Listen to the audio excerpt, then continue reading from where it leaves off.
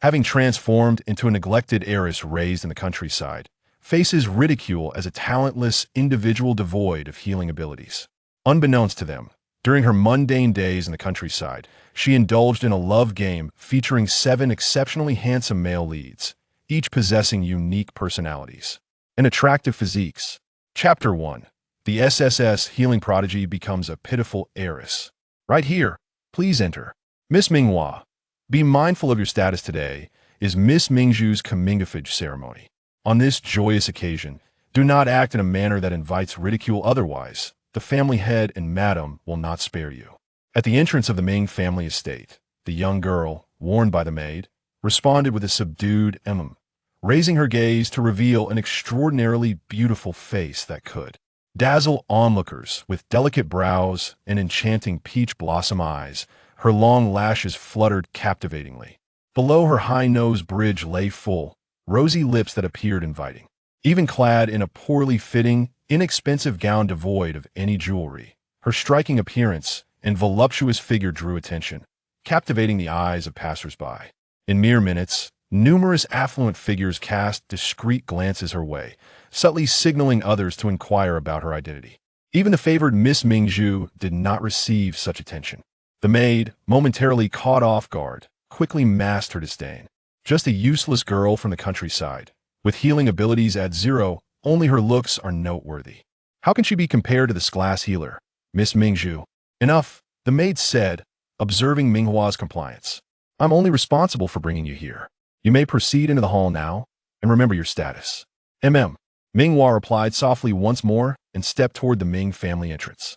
The dazzling light illuminated her exquisite features as she gazed upon the lively interior of the mansion, bustling with distinguished guests, including familiar faces from the Star Network. All were gathered to celebrate the 18th birthday of glass healer, Miss Mingju. However, none were aware that today also marked the original owner's 18th birthday. Indeed, Ming Hua had traversed realms. Awakening, she had transformed from an esteemed SS-level healer into a mere supporting character in a tale of the affluent. In this interstellar age, humanity awakened psychic powers to combat alien beasts, ranging from the lowest D grade to the highest SSS grade. Yet, psychic powers are prone to chaos, giving rise to healers, who are exceptionally rare. One healer emerges for every 100,000 psychic beings, with the highest grade. Being some desolate planets cannot even produce a single healer. Thus, healers are regarded as the Empire's invaluable treasures, ardently sought after. Upon their birth, twins Mingju and Ming Hua were sent by the Ming family for healing ability testing. Mingju emerged as the Empire's first-ever glass healer, garnering immense attention and adoration. Conversely, the original owner was deemed worthless and discarded to a desolate planet. Had it not been for her astonishing beauty in adulthood, which the Ming family recognized as useful, her existence would have been forgotten long ago. By the time Ming Hua arrived, the original owner had perished during a chaotic event on the desolate planet. Now that she inhabited this body, she would not idly accept the fate of being exploited by the Ming family. Useless? Merely a stepping stone for Mingju's lifelong utility? Ming Hua murmured, recalling the disdain and mockery she had endured along the way, her lips curling into a sardonic smile. What a pity!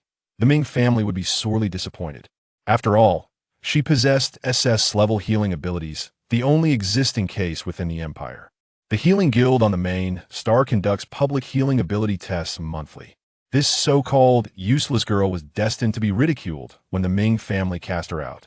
Nothing is more painful than having once possessed something so easily lost, akin to spilled water, beyond retrieval. Ming Hua devised her plans, indifferent to the grandeur of the ongoing ceremony. Alas, her calculations were flawed. With a smile lingering on her lips, Ming Hua made her way to a quiet corner of the banquet, settling onto a sofa. Her black stiletto heels accentuated her slender calves and fair ankles. The sound of her heels clicking against the floor drew the attention of several guests near the entrance, their hearts racing at the sight of her stunning beauty. Which family's young lady is this? I have never seen her before. She is so beautiful. If marrying her meant giving up everything else, I would gladly do so. If she is the betrothed, I would agree to the union. Amidst the murmurs surrounding her, Ming Hua remained unfazed, comfortably taking her seat on the sofa in the banquet's corner. To the affluent and powerful, she was merely a pretty plaything. She was not one to seek favor, rather, she preferred others to seek her approval. Seated on the sofa, Ming Hua opened her personal terminal, preparing to play a game to pass the time. On the second floor of the banquet hall, a private lounge was designated for the privileged elite and top tycoons. This space was a refuge from the crowd's clamor, enveloped in serene quietude. Tall, bright floor-to-ceiling windows offered a panoramic view of the bustling hall below. Before the windows stood a tall, handsome man, exuding an air of chilling authority. Half hidden in the shadows, only his sharply defined profile was visible. Since Ming Hua's arrival, his icy gaze had been fixated upon her. The aide behind him keenly observed the shift in his boss's demeanor, noting the subtle change in his presence, even his breathing becoming slightly heavier. As the aide pondered their relationship, he couldn't help but wonder how he had never encountered such a breathtaking face before. Moments later, the man's deep voice resonated, "Bring her to me." The aide was taken aback. Had he reached such a level of urgency? In the corner of the banquet, Ming Hua was blissfully preparing to play her game. Limited Time Romance was a love game she had played while on the desolate planet, characterized by a charming, girlish icon in soft pink. The opening screen featured a handsome man's chiseled abs, enticing her to lick the screen. Within the game were 7 male leads, each possessing distinct appearances and personalities, yet all strikingly handsome and well-built. Only children make choices, adults embrace them all. She eagerly declared, "I want them all." However, she had inquired along the way in this interstellar era. Everyone was now purchasing holographic pods to play immersive games. Her previous terminal on the desolate planet was too inferior, limiting her to flat-screen gameplay. In the morning, she would kiss the lips of a top tycoon. In the afternoon, she would touch the abs of sporty wolf, and at night, she would sleep beside a gentle star. How could that not be delightful? Ming Hua grinned as she clicked on the game icon, wondering if her 7 virtual husbands missed her after such a long absence. Chapter 2. The beautiful Ming Hua, encircled by schemes and mockery after 3 consecutive attempts to log into the game. Ming Hua found herself unable to access the interface. What on earth is going on? Could there be a bug in the Interstellar game? She muttered, having previously believed that such issues were non-existent in this realm. Determined, she sought out the intelligent assistant on her terminal, intending to initiate a re-download. "Apologies, but the game you described could not be found. Perhaps you are looking for..." The assistant proceeded to recommend a plethora of games, none of which were the one Ming Hua desired. Furrowing her brow, she sensed something was amiss and directly searched the StarNet for any discussions related to Xianshi. A game of such exquisite craftsmanship surely could not lack a discourse. If it were on Earth, the 7 male protagonists would undoubtedly have their own fan clubs in reality. The search results, however, were disheartening. There was nothing, absolutely nothing as if the game had never existed. Not a single relevant discussion thread surfaced. Moreover, at this moment, Ming Hua found herself unable to launch the game at all. Her 7 charming husbands. Had she known it would come to this, she would not have switched to a new terminal. She longed for her beloved companions. Feeling dejected, the beauty of her peach blossom eyes drooped slightly, revealing an air of pitifulness that would soften anyone's heart, making them wish to cradle her in comfort. This display irked Ming Zhu and her entourage, who had come to witness the unfolding drama, causing them to grimace in disdain. "How eager she is to attract men," someone scoffed, redirecting their scornful gaze towards Ming Zhu, who was enveloped in her lavish, bespoke gown, surrounded by admirers. "Ming Zhu, I truly feel for you. I wonder what your parents think, allowing a worthless individual with 0 healing ability to linger in the refuse star for eternity." Upon catching sight of Ming Hua's captivating visage that drew the attention of the entire gathering, a flicker of surprise crossed Ming Zhu's face. She had heard whispers of Ming Hua's enchanting beauty, but had not anticipated such a striking appearance. Despite being twins, their looks could not have been more disparate. Ming Hua seemed like a cherished creation of the divine, delicately sculpted by the hands of God, her skin exuding an iridescent glow. In stark contrast, Ming Zhu's features were merely ordinary and unremarkable. However, her status as the Empire's first S-grade healer rendered her appearance beyond reproach. Only lowly individuals would be judged by their looks, much like Ming Hua's situation. Suppressing her disdain, Ming Zhu reproached the girl who had spoken out. Do not speak, so Ming Hua is my sister, and the Ming family is her family as well. With that, she turned her gaze towards Ming Hua, a hint of sorrow in her eyes. I apologize, Hua Hua, I was unaware of your existence until now. Your lack of healing ability is not your fault, and besides, Ming Zhu smirked, pride evident on her face, you have an S-grade healer for a sister. I have already told our parents that you should remain on the main star from now on. You have suffered on the refuse star for far too long. I will support you, no matter what happens. As she spoke, Ming Zhu delicately wiped away a tear from the corner of her eye, feigning extreme sadness for Ming Hua's plight. Some onlookers whispered their disbelief at her theatrics. Given Ming Zhu's status as the Empire's only S-grade healer, a national treasure, no one dared to openly contradict her. Ming Zhu's performance had been meticulously orchestrated. Her parents would play the villain while she assumed the role of a caring sister, coaxing the beautiful Ming Hua into submission for the Ming family's benefit. Ming Zhu's lips curled into a self-satisfied smile, anticipating Ming Hua's emotional collapse and desperate embrace. However, to everyone's astonishment, Ming Hua displayed no reaction whatsoever. Propping her chin on one hand, her demeanor languid, she resembled a beautiful cat, her enchanting peach blossom eyes observing the spectacle before her with apparent amusement. Hua Hua, Ming Zhu tentatively inquired. Only then did Ming Hua lazily lift her gaze, bestowing upon Ming Zhu a glance filled with unmasked derision. With a subtle smirk, she extended her alabaster palm towards Ming Zhu, her tone dripping with sarcasm.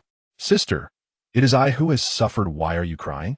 Your feigned sympathy and grievances seem rather cheap, merely words without substance. Why not present me with something of real value instead? As her words settled, the crowd began to scrutinize her more closely. They had initially been captivated by her exquisite beauty, overlooking her attire. If she were indeed as valued as Ming Zhu claimed, she would not be clad in a cheap gown, devoid of even a single accessory at this grand event. Moreover, today marked not only Ming Zhu's comingafage ceremony, but also Ming Hua's. If memory served correctly, they were twins. Twins, indeed. From the moment they were born, they had been vying for resources. Several young ladies from prominent families exchanged knowing glances among themselves. On the other hand, Ming Zhu had never before encountered someone who spoke so directly to her, tearing away the facade of her hypocrisy. Ming Zhu's hand, which had been dabbing at her tears, froze in place, while the other young ladies who had been comforting her fell silent. The silent communication among the young ladies intensified Ming Zhu's embarrassment and fury. Meanwhile, Ming Hua, the instigator of this turmoil, appeared exhilarated, her peach blossom eyes gleaming with excitement. What a farce! Did they think they could play the role of virtuous lilies in her presence, as if she had not read countless novels and watched myriad dramas? An S-grade healing talent, a national treasure of the Empire soon. It would be rendered inconsequential. In the face of SSS, Ming Zhu's S-grade was but a trifle. Moreover, her S-grade talent was nothing but a facade.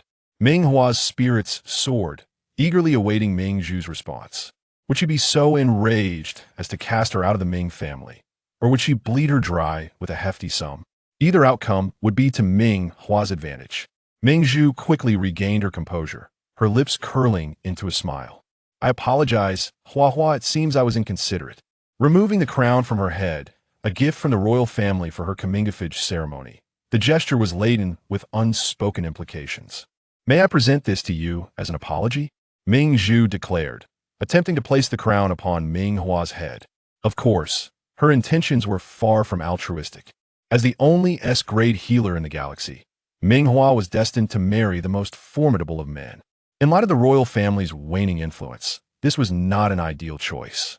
Yet, it was certainly not a prospect for someone who had grown up on a refuse star with zero healing ability.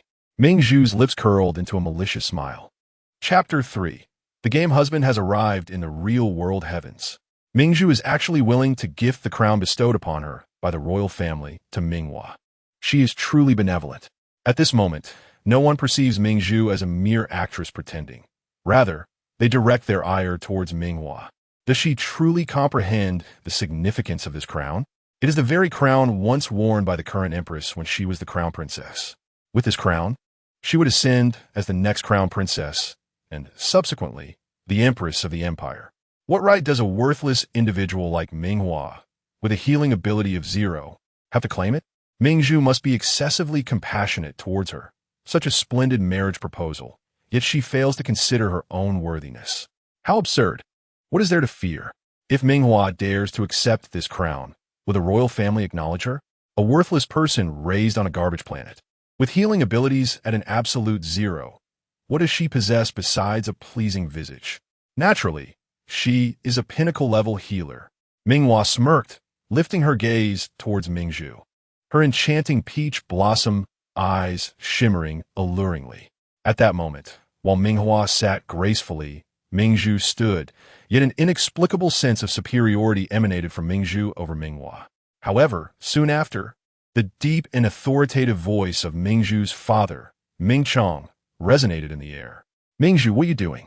Do you not realize that you have come to the banquet without proper attire? Not a single piece of jewelry adorns you. As Ming Zhu spoke, she pretended to wipe her eyes, her eyelids reddening slightly. Over the years, Ming Hua has endured hardships outside. Today is her birthday, and I wish to bestow this crown upon her as a birthday gift. This was her flimsy explanation for Ming Hua's earlier inquiries, which she had only feigned sorrow over. Yet she had immediately rushed to the banquet upon disembarking from her starship, deliberately appearing before everyone without proper attire, clearly indicating that her issues were far more significant. Looking at Ming Hua's dress, although cheap and outdated, she wore it with an elegance that drew all eyes. It was evident that this was intentional, a ploy to mislead everyone regarding Ming Zhu's character. Such cunning. Nonsense, Ming Chong scolded, turning his gaze towards the seemingly indifferent Ming Hua, a flicker of disdain crossing his eyes. How could he have fathered such a worthless creature? Ming Hua, recognize your place. The royal crown is not something a person with 0 healing ability like you can wear. It is utterly disgraceful. Apologize to your sister at once, or else. What else? Ming Hua interjected lazily, remaining sprawled on the sofa. Are you going to expel me from the Ming family?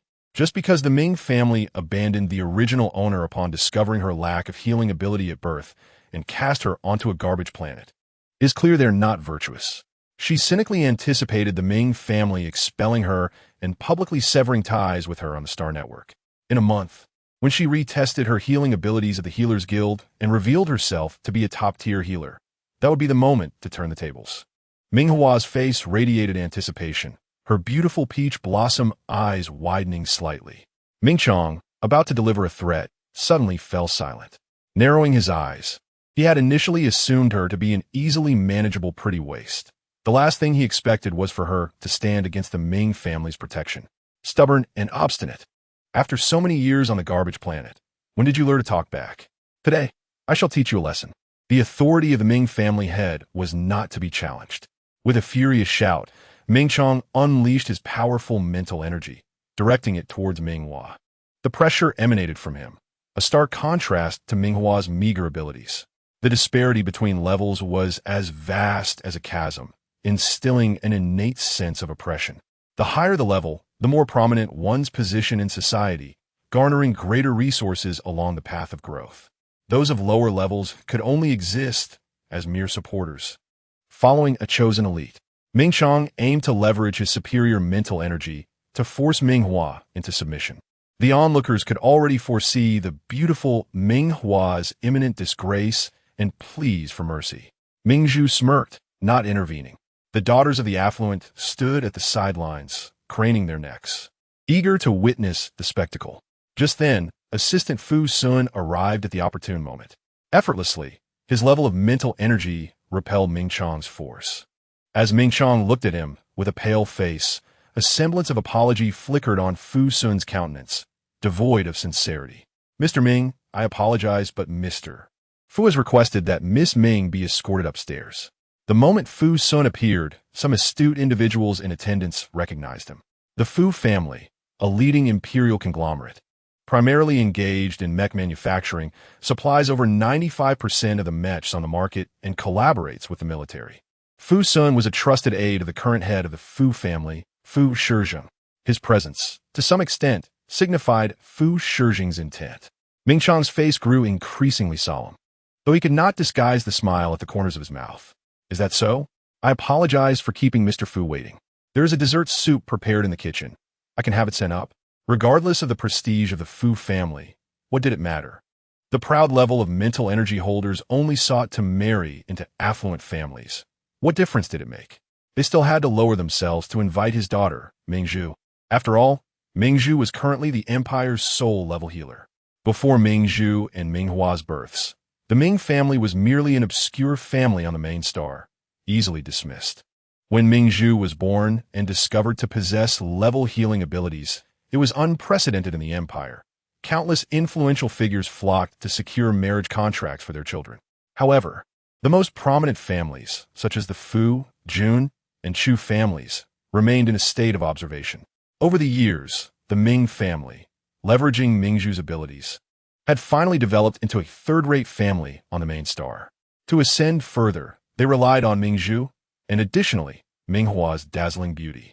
Regrettably, Ming Hua had grown up on a garbage planet, her wild nature requiring refinement. Ming Chong silently devised plans. Ming Zhu, with her skirt in hand, prepared to follow Fu Sun towards Fu Shizheng, eliciting envious gazes from the crowd. To his surprise, Fu Sun's expression shifted to one of astonishment and embarrassment. I apologize. Miss Ming Zhu, I failed to clarify. Mr. Fu has invited Miss Ming Hua. Miss Ming Hua, please. Mr. Fu has been waiting for you upstairs for quite some time. He gestured respectfully, bowing slightly. A level healer, even if just an aide to Fu Shizheng, commanded respect. No one dared regard him as a subordinate. At that moment, Fu Sun's respectful demeanor towards Ming Hua further confirmed her significant standing in Fu Shizheng's eyes. But why? Why? A worthless individual raised on a garbage planet, with zero healing ability, possessing only an attractive face. Could it be that a level healer would be so superficial? The crowd was disbelieving, their gazes filled with jealousy and resentment directed at Ming Hua, who had been invited by Fu Sun. A discarded waste had become the center of attention, while the self-important Ming Zhu, overwhelmed by this sudden reversal, turned pale, her body trembling. Ming Hua found amusement in this unfolding drama, her brows arching, her face instantly brimming with life and allure. Am I truly being invited? Then I shall go and see. Ming Hua rose, following Fu Sun's guidance as she ascended to the second floor. Please, mister. Fu is waiting for you inside. Fu Sun opened the door to the lounge, gesturing for Ming Hua to enter while dutifully standing guard at the entrance. Ming Hua nodded, stepping inside, the sound of her high heels echoing on the floor. Simultaneously, the man seated on the sofa lifted his gaze, revealing an extraordinarily handsome visage. Ming Hua instinctively pressed her hand to her chest, her beautiful peach blossom eyes widening in disbelief. Oh, my husband? The game husband has come to the real world? Chapter 4. Sign here to become my lover. Ming Hua was momentarily dazed for 2 to 3 seconds. The frustration she had felt due to the inability to access limited-time romance dissipated in an instant. Seated across from Fu Shizheng, Ming Hua exhibited an air of genuine interest. With her head tilted slightly, her enchanting peach-colored eyes widened, scanning the contours of Fu Shizheng's handsome visage. His deep-set brows, prominent nose, and supple lips exuded an aura of superiority and arrogance. Could it be? Was this not her game's illustrious tycoon husband, Fu Shizheng? After the initial surprise, an anxious gulp followed as Ming Hua struggled to comprehend the unfolding situation. How audacious could someone be to pilfer the faces of such eminent figures for a game? Was it possible that the game had materialized into reality? After all, she had engaged with no less than 7 husbands within that virtual realm. If it had indeed come to life, the implications were staggering. Awkwardness, confusion, and helplessness enveloped her as she sat quietly on the sofa, her delicate profile and fair neck revealed in a graceful silhouette, resembling a beautiful swan from the side. The atmosphere fell into a profound silence. Ming Hua's expressions shifted rapidly. Yet Fu Shizheng, who had been observing her closely since her arrival, did not miss a single nuance. He could not suppress a cold snicker. On the first day after awakening from his dream, Fu Shizheng had dispatched individuals to search for her, but despite the vast population of billions across the galaxy, he could find no trace on the intelligence network. He had thought it merely a dream, allowing himself to indulge in the exquisite fantasy, even feeling a hint of intoxication. That was until Ming Hua made her entrance at the banquet. In that instant, Fu Shijing's defenses heightened dramatically, prompting him to swiftly seek out her information. The data was scant. She had merely made a brief appearance at the banquet, yet had captured the attention of countless onlookers. Even a few inept scions began discussing marrying her with their families. Fu Shijing's lips curled into a disdainful arc as his gaze landed on Ming Hua's visage. Such beauty could hardly be satisfied by mere wealthy playboys. Naturally, it was men of higher power and status that would suit her best. He recalled how he had been utterly enchanted by Ming Hua in his dreams, pursuing her like a love-struck fool, kissing her lips and yielding to her every whim. The thought sent a shiver through him. Was she truly so irresistible? Fu Shijing's keen gaze lingered on Ming Hua's rosy lips, which were perfectly shaped and slightly reddened, possibly from sip of wine. The mere thought of kissing those lips invoked memories of a sweet, fruity aroma. No one understood the exquisite pleasure of kissing her better than Fu Shijing. His throat felt parched, and he swallowed hard as a glimmer flickered in his eyes.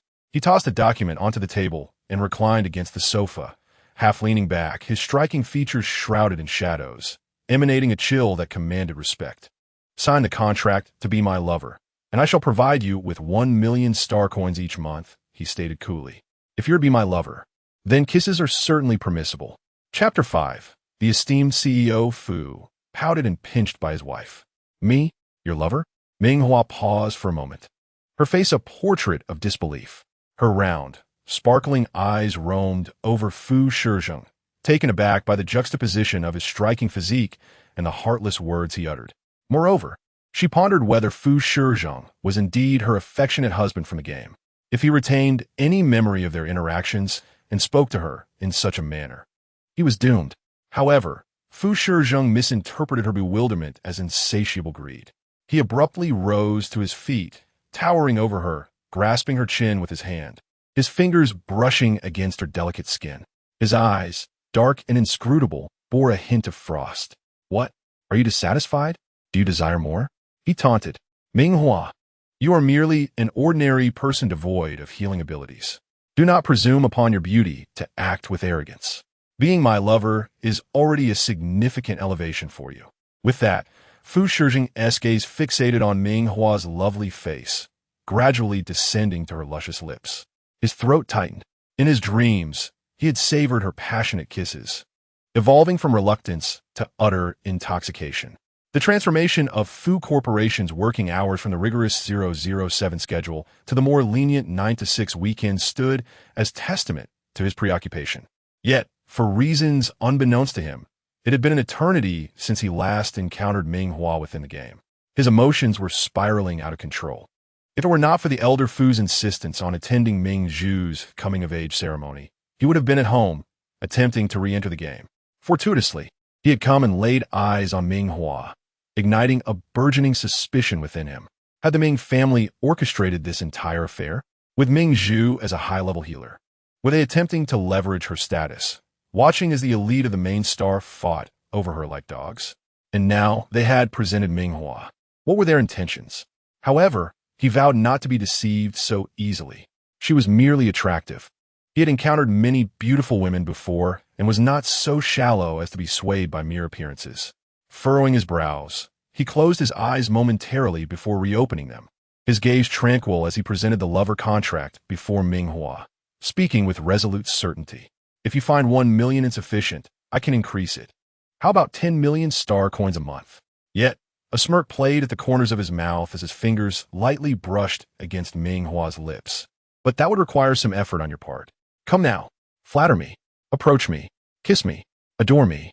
After uttering those words, Fu Shijing retreated to the opposite sofa, anticipating that Ming Hua would sign the contract, allowing them to share an exquisite evening together. A young, handsome man, born to privilege, he was the pinnacle of the financial elite. Upon reaching adulthood, he had transformed his family into the largest mecha manufacturer in the galaxy, even commanding the respect of the royal family. He had distanced himself from such indulgences, even doubting whether it was a ploy devised by his family.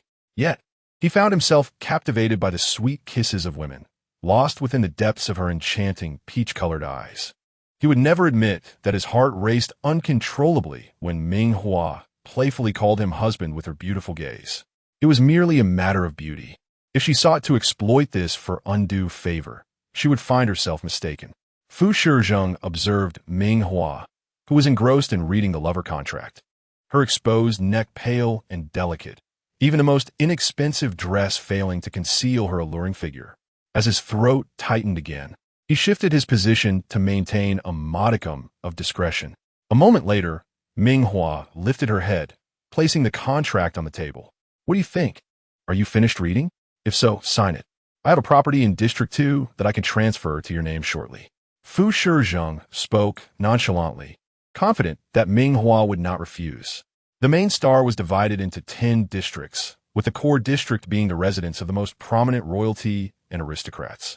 As the foremost mecha manufacturer of the main star, the Fu family resided in the core district, boasting numerous properties. However, he believed it prudent not to indulge Ming Hua too much initially. A villa in District 2 would suffice for now. Should she behave, he might consider relocating her to District 1 later. Thus, Fu Shizheng contemplated. The next moment, he heard Ming Hua's melodious voice. I find it rather unimpressive. One must admit, the Fu family is indeed generous. 10 million star coins a month, not including various properties, jewelry, or attire. However, Ming Hua blinked her eyes. If she were merely an ordinary person with zero healing abilities, she might have expressed her gratitude and readily agreed. The issue lies in the fact that she possesses exceptional healing powers. After a month, once she severs ties with the Ming family and publicly reveals her identity at the Healing Masters Guild, will she truly be in need of money? Ming Hua placed the exceedingly generous lover's contract on the table with a sense of indifference.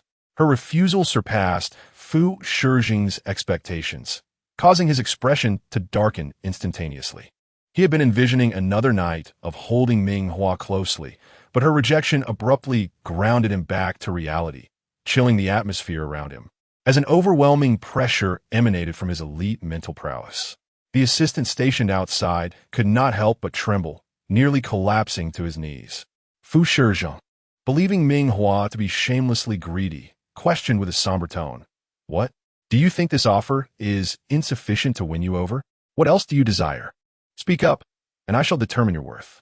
In his indignation, Fu Shizheng's words carried an air of disdain typical of the privileged elite. Yet, Ming Hua playfully blinked at him. Suddenly, she stepped forward and leapt into Fu Shizheng's embrace. She felt delicate, even more so than in her dreams. No, she was softer and finer. The sweet fragrance wafted into her nostrils, intoxicating.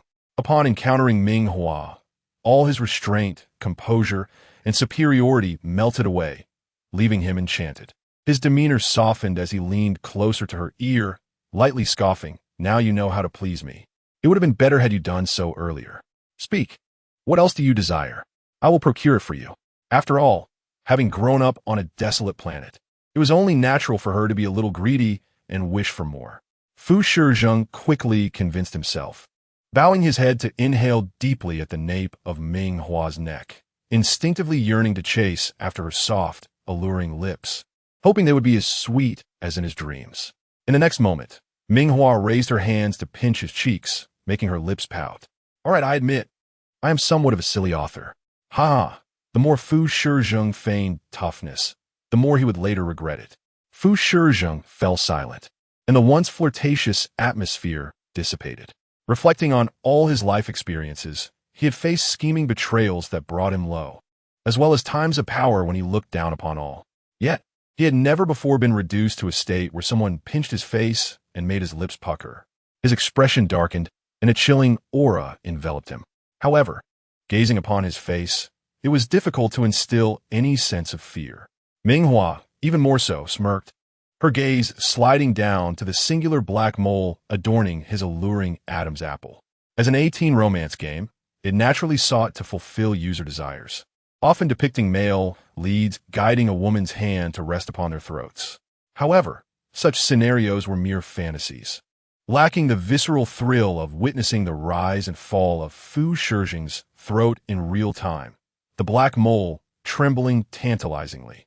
It appeared even more seductive. Unable to resist, Ming Hua extended her delicate fingertip to lightly tap the mole on his throat. The moment their skin met, a muffled groan escaped Fu Shijing's lips. Ming Hua erupted into laughter, her peachy eyes sparkling with mischief. Although Fu Shijing was stubborn, his body betrayed him. Seizing the opportunity while Fu Shijing was still taken aback, Ming Hua gracefully leapt back, akin to a beautiful swan gliding through the air, withdrawing from his embrace. Standing under the warm light, she gazed at him with a smile. Rejecting, "The offer is indeed generous, but I must decline." Yet, her tone shifted. "However, if Fu Zong wishes to pursue me, I can grant you an opportunity to court me. Miss this chance, and you may find nothing left."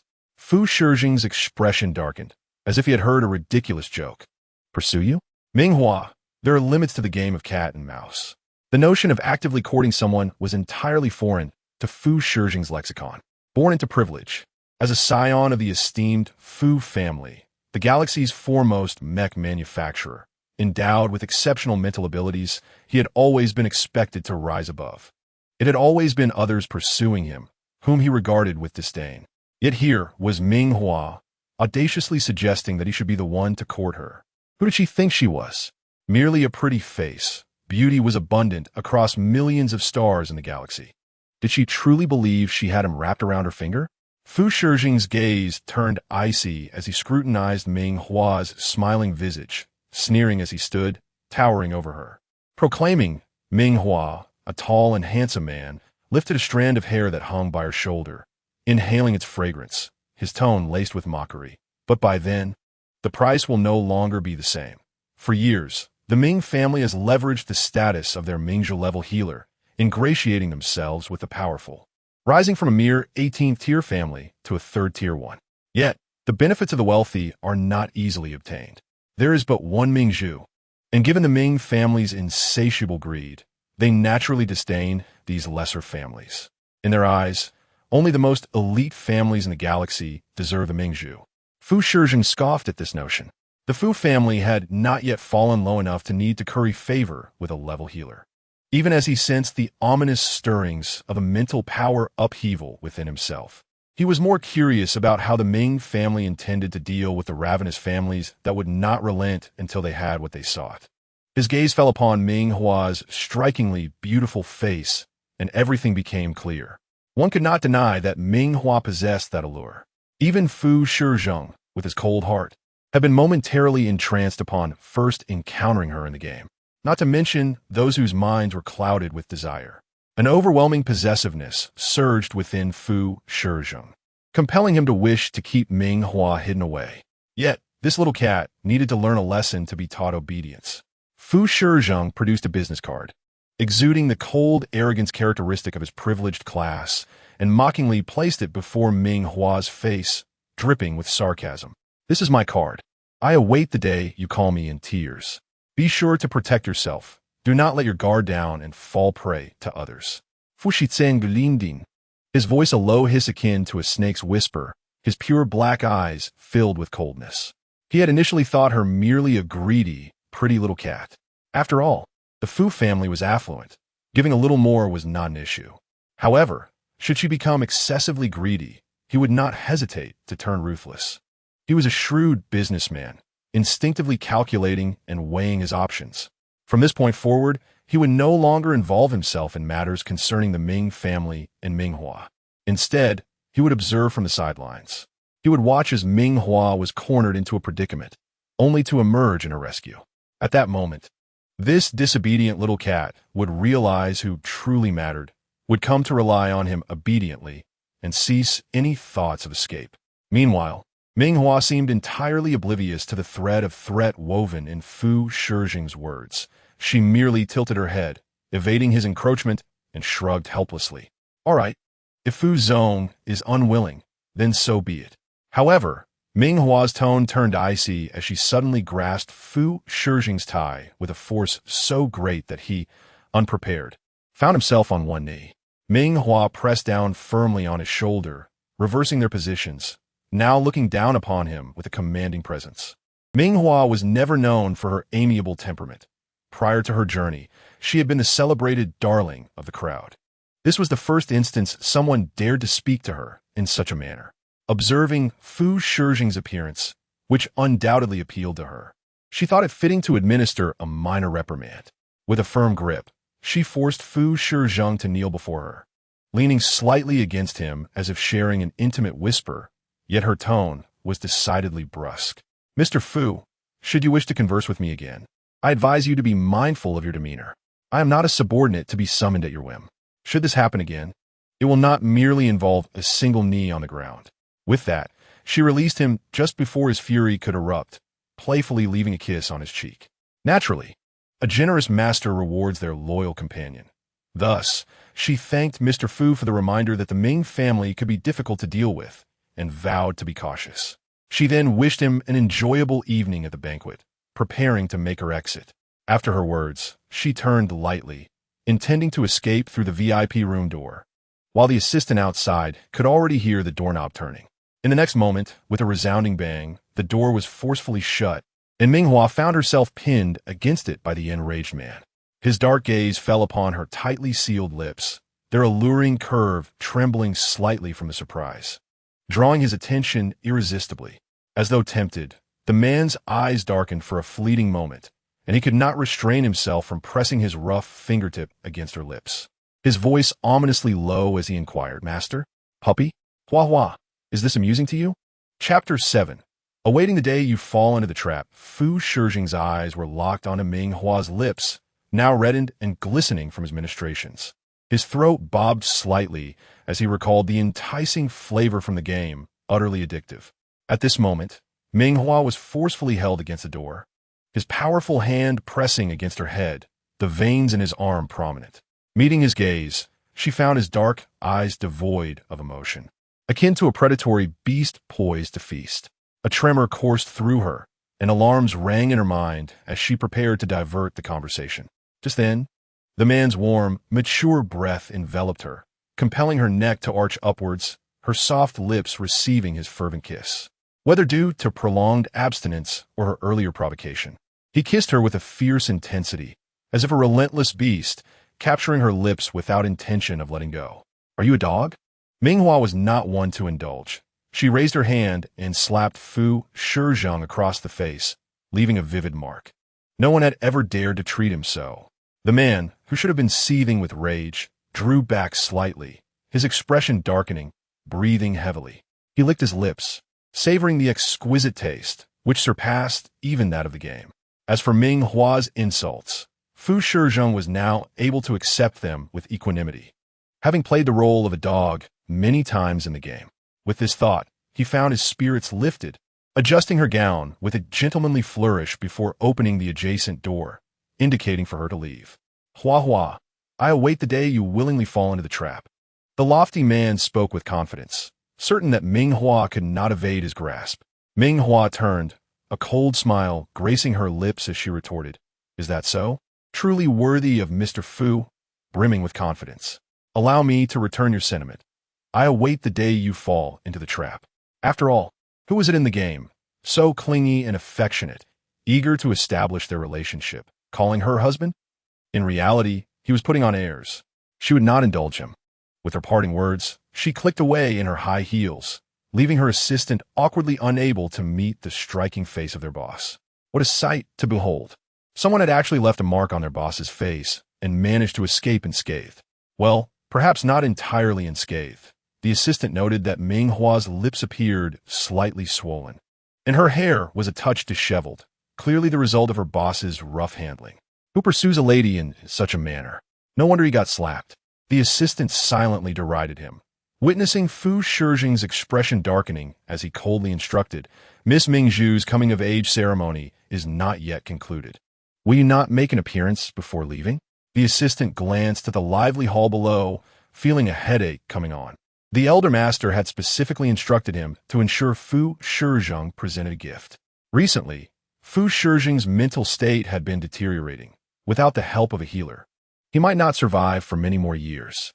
In the past, Fu Shizheng could disregard his family's arrangements due to his formidable strength. However, with the current situation and the elder master's direct intervention, he had no choice but to acquiesce. As the Empire's foremost healer, Ming Zhu had naturally caught the attention of the Fu family. The assistant fell silent. Upon receiving news of Fu Shijing's early departure, Ming Zhu was livid. She had dressed up specifically for his arrival, hoping to win him over and have him fall at her feet. Who would have thought Fu Shijing would invite Ming Hua alone, subjecting her to public humiliation, and now he was leaving without a second thought. The sight of Ming Hua's restless face only fueled her irritation further. That wretched girl. With a crash, Ming Zhu smashed a delicate teacup to the floor. Zhuang Mei winced at the sound, stepping forward in concern. Be careful, Ming Zhu.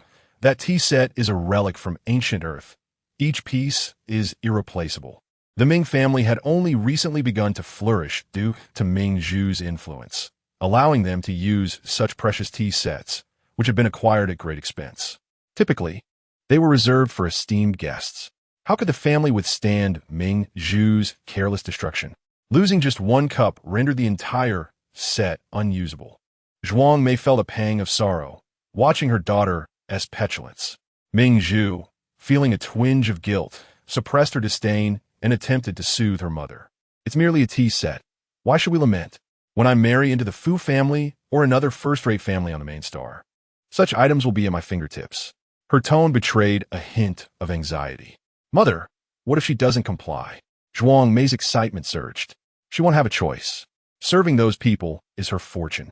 However, recalling Ming Chang's comment at the banquet regarding Fu Shijing's invitation to Ming Hua, Zhuang Mei's thoughts began to shift. Her eyes flickered, and after all the guests had departed, leaving only the Ming family, she maintained an amiable smile. Hua, come here. Zhuang Mei beckoned warmly. I'm your mother. I was too preoccupied at the banquet to attend to you. How was your journey aboard the starship? Were you tired? As she spoke, she gestured toward a room on the second floor. Tonight, you will rest in that room. Your older brother is next door, so you can seek him out if needed. Ming Hua glanced up at the room on the second floor, finding it far superior to the basement she had anticipated. Nodding in understanding, she recognized the reasons behind the Ming family's sudden change in demeanor. However, upon hearing Zhuang Mei's arrangements for her, Ming Zhu's expression darkened, though she restrained her anger. The next moment, Zhuang Mei tentatively inquired, By the way, Hua, I heard your father mention that Mr. Fu invited you to the VIP room. Do you know him from before? What did he say to you?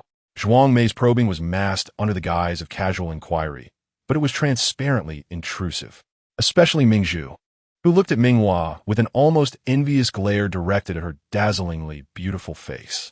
Ming Hua took in everything with a calm demeanor, lowering her gaze and seeking an excuse to divert attention. I don't know. President Fu sought me out to inquire about some matters concerning my sister, but I am entirely in the dark. Oh, so that is how it is. Zhuang Mei instantly lost interest.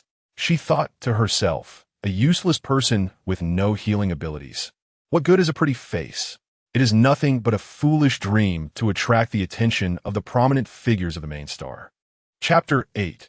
Mingda Academy. Upon learning the truth, the members of the Ming family felt a sense of ennui. Zhuang Mei's smile faded, and she was the first to release Ming Hua's arm, stepping instead to Ming Zhu's side with a cold tone. If there is nothing else, you should go upstairs and rest. Tomorrow morning, we will arrange for someone to take you to Mingda Academy for studies. As Zhuang Mei spoke, her brow furrowed, a hint of regret flashing in her eyes. Had they known Ming Hua would grow up to be so beautiful, they would not have hastily cast her aside to the garbage star. According to the information gathered, Ming Hua had never attended school on the garbage star, being nearly devoid of any merit apart from her looks. They were apprehensive that sending her to serve others would offend them, as the elite of the main star had certain standards, even if it was merely based on appearance. Reluctantly, the Ming family had to spend a significant sum to enroll Ming Hua in the prestigious Mingda Academy on the main star.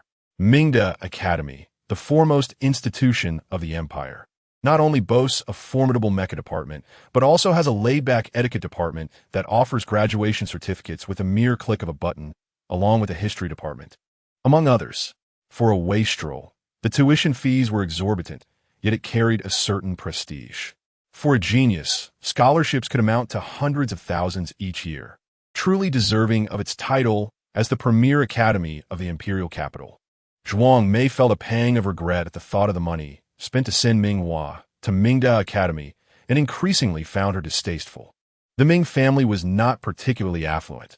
They simply believed Ming Hua to be unworthy. Ming Hua murmured in response, acknowledging her desire to study. I understand. After Zhuang Mei finished speaking, she affectionately linked arms with Ming Zhu and headed upstairs, their conversation occasionally punctuated with mentions of Fu Shizhong. Ming Zhu wore an unmistakable expression of pride, chiding Zhuang Mei, "Mother, I told you, if Brother Xing didn't make an appearance, it must be because he had urgent matters to attend to. After all, I'm the first-level healer in the history of the Empire. How could he not be fond of me? I've heard that his mental energy has been becoming increasingly volatile lately. Even if it's not for matters of affection, he would still have reasons to be drawn to me." "You've gone off script," she added with a hint of annoyance, recalling the initial plan for Ming Hua to be relegated to the basement. As a good sister, Ming Zhu could not bear it and intervened to arrange for her to have another room. Zhuang Mei, feeling a bit embarrassed from the reprimand, replied with irritation, "How was I to know she was so useless? What good is a beautiful face?" Today at the banquet, with so many men present, not one of them was worth pursuing. Ming Zhu aimed to use her allure to entice the elite for personal gain, hoping to leverage her position as a stepping stone into a top family on the main star. Yet, the top families on the main star were notoriously difficult to approach. From the moment Ming Zhu's top-tier talent was revealed, other families eagerly sought to cultivate relations with them. This elite circle remained aloof, sending only minor gifts on Ming Zhu's birthdays, as if her first-level healing abilities were unremarkable and afforded her no special treatment. They all understood that these individuals were merely waiting for Ming Zhu to come of age before making their plans. Who would have expected that Ming Hua, with just one appearance, would capture Fu Shizhong's attention, prompting his assistant to seek her out, even if it were merely to make her a mistress? It would be an immense gain for the Ming family. Thus, Zhuang Mei's expression soured immediately. Now, upon learning the truth, she quickly adjusted her demeanor and patted Ming Zhu's hand, advising, "Today marks your coming of age. You may now begin to soothe mental energies. The elite mentalists who have previously been observing you will gradually come forward seeking your assistance." Naturally, Ming Zhu's eyes sparkled with ambition. As the first-level healer in the Empire's millennia-long history, she had garnered immense attention across the stars. She would not be content to marry just one man. She desired all the top-tier mentalists to kneel at her feet, crowning her as the new queen without a throne. It must be said, Ming Zhu harbored grand aspirations. Unfortunately, Ming Hua's superior healing talent would render her ambitions futile. Second-floor bedroom. After a simple wash, Ming Hua lay on her bed, searching for information about Mingda Academy using her light brain. The technology of the Interstellar era was leagues ahead of the apocalyptic age.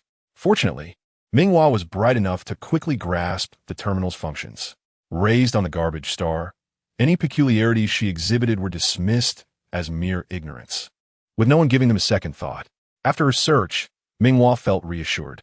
It was indeed a university teeming with opportunities. Mingda Academy offered individual gaming pods connected to the star network. She could register a shop dedicated to helping others soothe their mental energies and earn money. With financial independence, she would have the means to stand her ground against the Ming family. First, she needed to escape the garbage star, where a first-level healer was merely treated as a plaything amidst the chaos. Only on the main star could she maximize her benefits. Second, she was devoid of funds. Arriving with empty pockets, she had to scavenge in the garbage fields, barely scraping by. Even her desire to spend on her favorite male lead in games was thwarted. Ming Hua sighed, reflecting on her encounter with Fu Shizhong. She found herself unable to discern whether he retained memories of the game. If it were only Fu Shizhong, it might be manageable. However, there were 7 male leads in limited-time romance, and if they all emerged, it would certainly lead to complications. Never mind, she thought. She would take it one step at a time. If all else fails, she could simply unleash her healing abilities. With that thought, Ming Hua closed her eyes and drifted into a deep slumber. District 1 with a swift motion, he angrily tossed his tie onto the bed, his shirt collar pulled open, revealing his tawny skin beneath. He paced the room in circles, seething with rage. How dare she hit him? How could Ming Hua strike him? Was tea just a kiss? It's not as if there hadn't been kisses in the game before. Today, however, he was in a furious uproar. While at the Ming residence, Fu Shizhong had managed to suppress his emotions, acting as if nothing had happened. With his first-level mental energy, he was physically robust and full of vigor, needing little rest. But today was different. He had encountered Ming Hua in reality. What would happen if he saw her again? Fu Shijing swallowed hard, determined to show her just how formidable he could be. Chapter 9. Help. Another new husband appears the following day. Mingda Academy after breakfast with the Ming family. Ming Hua was escorted to school, where she was guided through various administrative processes. The room assigned to her was a double-occupancy dormitory, and her roommate was busy organizing her belongings. Upon seeing Ming Hua, the girl was momentarily mesmerized by her beauty before regaining her composure. You must be the new roommate. Hello. Em Qin Shishi. As a prestigious academy of the empire, Mingda Academy offered a variety of student accommodations. There are even small villas specifically designed for the offspring of nobility, while commoners, often lacking wealth, typically reside in shared accommodations. Upon encountering Ming Hua, Qin Cixi instinctively assumed that she, too, hailed from a humble background and, with a spirit of eagerness, inquired, "By the way, classmate, what major have you chosen?" "I am in the Healing Masters program, specializing as a level 1 healer. I am studying ancient Earth history," Ming Hua replied with a calm demeanor. The Ming family had chosen a commendable field for her. In this era, thousands of years after humanity's exodus from Earth, the most coveted pursuits revolved around the cultural attire of ancient Earth. This choice not only exudes sophistication, but also protects the Ming family's reputation. And there is little concern that Ming Hua might struggle with the coursework. After all, countless civilizations had long since perished during the Great Migration, rendering the study of their histories rather limited. "Oh, so you are studying ancient Earth history," Qin Cixi remarked, nodding in understanding. Suddenly, her eyes widened in disbelief as she gazed at Ming Hua. You are the one studying ancient Earth history. You are the Ming family's disgrace they were discussing on the forum today." Realizing her slip, Qin Cixi quickly halted her words, offering an embarrassed glance at Ming Hua as she murmured an apology. "I'm sorry, I didn't mean to." "It's nothing," Ming Hua replied with a shake of her head, brushing off the comment as she continued to organize her belongings. Meanwhile, Qin Cixi, seated nearby, began to surreptitiously steal glances at Ming Hua. Being part of the healing program, Qin Cixi was privy to various rumors. She scoffed at the notion that mere appearance could hold significance. In this technological age, one could easily sculpt their visage in a hospital. However, among nobility, there remained a preference for natural beauty. Soon after, rumors circulated that Ming Zhu had fortuitously discovered the existence of her sister and subsequently persuaded the Ming family to send someone to retrieve her. Truly, she was the first level 1 healer in nearly a millennium, possessing both remarkable talent and kindness. It was hoped that Ming Hua would not disappoint Ming Zhu's goodwill, despite the fact that the history program was notorious for being a mere gilded facade for the nobility. Nevertheless, Mingda Academy offered resources accessible to all students, and should Ming Hua apply herself diligently, she could acquire substantial knowledge. Recognizing that Ming Hua had grown up on a desolate planet and likely lacked exposure, Qin Cixi suggested after Ming Hua finished organizing her things, this afternoon, their SA basketball game over at the Mecha Combat Department. "Would you like to join me to watch? A basketball game? Mecha Combat Department? Is that even a feasible combination?" Ming Hua wondered, questioning whether she had misheard, perhaps confusing it with a mecha combat competition. Noticing her evident confusion, Qin Cixi quickly clarified, "You've grown up on a deserted planet and might not be aware. It's quite simple. Everyone competes to shoot the ball into the hoop, and whichever team scores more wins. It's quite entertaining, and there is always a large crowd to witness the event." The school even constructed a new basketball court. Ming Hua remained silent, nodding in agreement. Since it was an interstellar basketball match, it could indeed be worth attending. "That is splendid. Let us hurry. We must secure a good spot before the front rows are taken," Qin Cixi exclaimed. As she spoke, she reached for a bottle of mineral water from her desk and handed it to Ming Hua. "Here, take this water." "Thank you, but I'm not thirsty right now," Ming Hua replied quietly, accepting the bottle. This isn't tea for you to drink now. Just hold on to it for later." Qin Cixi smiled mysteriously, withholding further explanation. After the basketball game concluded, sweat would evaporate from the players as they required hydration during halftime. This was a trivial matter. Students at Mingda Academy were generally well off, and adequate supplies of water were already prepared at the basketball court for anyone to take. Following the match, the two remained together, and the atmosphere became charged with excitement as everyone began to mimic each other. During halftime and after the game, spectators would rush to deliver water to their favorite players. When players accepted the offerings, it signified mutual interest, paving the way for potential connections. The Mecha Combat Department, being the crown jewel of Ming Hua Academy, boasted men who were formidable forces on the field. With Ming Hua's striking beauty, it was hoped she might capture the attention of one of them, potentially enhancing her future prospects. Although Ming Hua lacked healing abilities, her captivating appearance might attract someone who valued looks.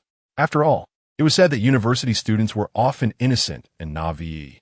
Qin Cc, unaware of Ming Hua's true feelings, insisted that she accompany her with a bottle of water to the basketball court.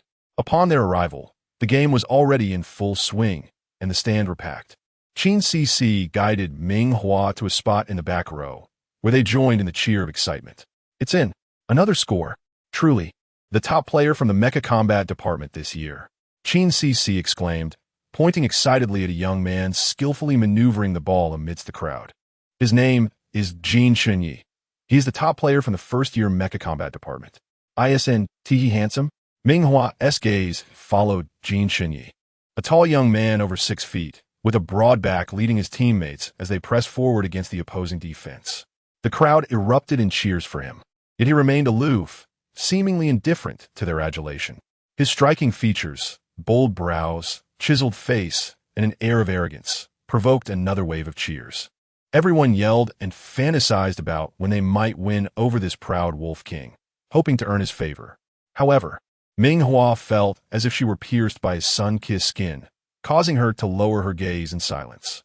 Oh dear, another potential suitor has emerged. Chapter 10. A thirsty chase. Is it possible that all 7 of my virtual suitors will materialize in the real world? Ming Hua felt a headache coming on. Just as she pondered how to navigate this situation, a whistle blew, prompting all spectators to rise hastily and head towards the court. Qin Cc, brimming with excitement, grasped Ming Hua's hand and urged her downward. "Quickly, Hua, we must hurry. If we wait too long, we'll miss them as they disperse. By the way, did you spot any players you found appealing?" she inquired. "With your looks, aside from Jin Chunyi, I doubt anyone would refuse you." "Why except for Jin Chunyi?" Ming Hua questioned, subtly seeking more information. Qin Cc explained matter-of-factly, "Because Jin Chunyi wouldn't look our way. He is a paragon among men.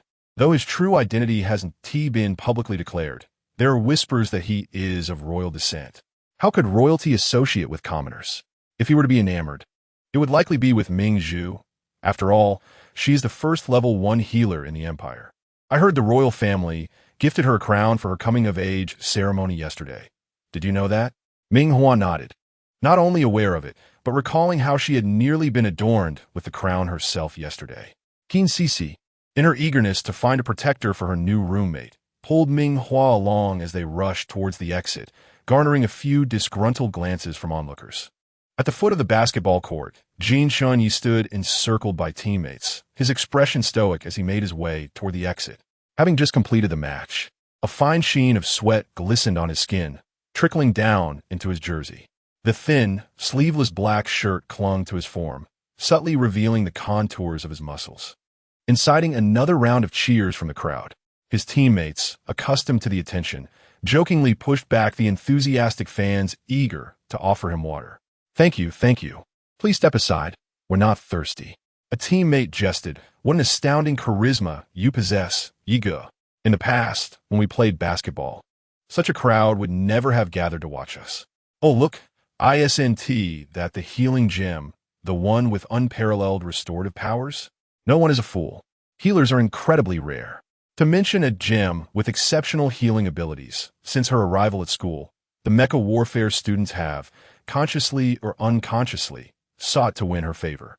The few who refrained knew their own capabilities. They understood that the gem could never choose them. Who would have imagined that this gem, accustomed to adoration, would take the initiative to watch Jin Chunyi play basketball, holding a bottle of mineral water in her hand? The others turned their gaze towards the stoic Jin Chunyi, who seemed indifferent and hurriedly urged, "Ye go. Look, the gem has come to see you play basketball. Shouldn't you go say a few words to her?" Unlike the throng of teammates chasing players to deliver water, the gem exuded confidence, standing high in the stands. Her gaze fixed on the court, certain that someone would notice her, and that Jin Chunyi would approach her. Upon hearing their words, Jin Chunyi merely glanced her way and coldly uttered, "Not interested." He had been feeling particularly irritable lately, troubled and vexed. After a brief period of happiness, his dreams had vanished.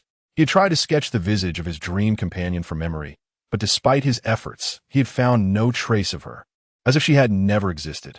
In his agitation, he resorted to shedding excess sweat on the basketball court, disdainful of the so-called unwritten rules about delivering water.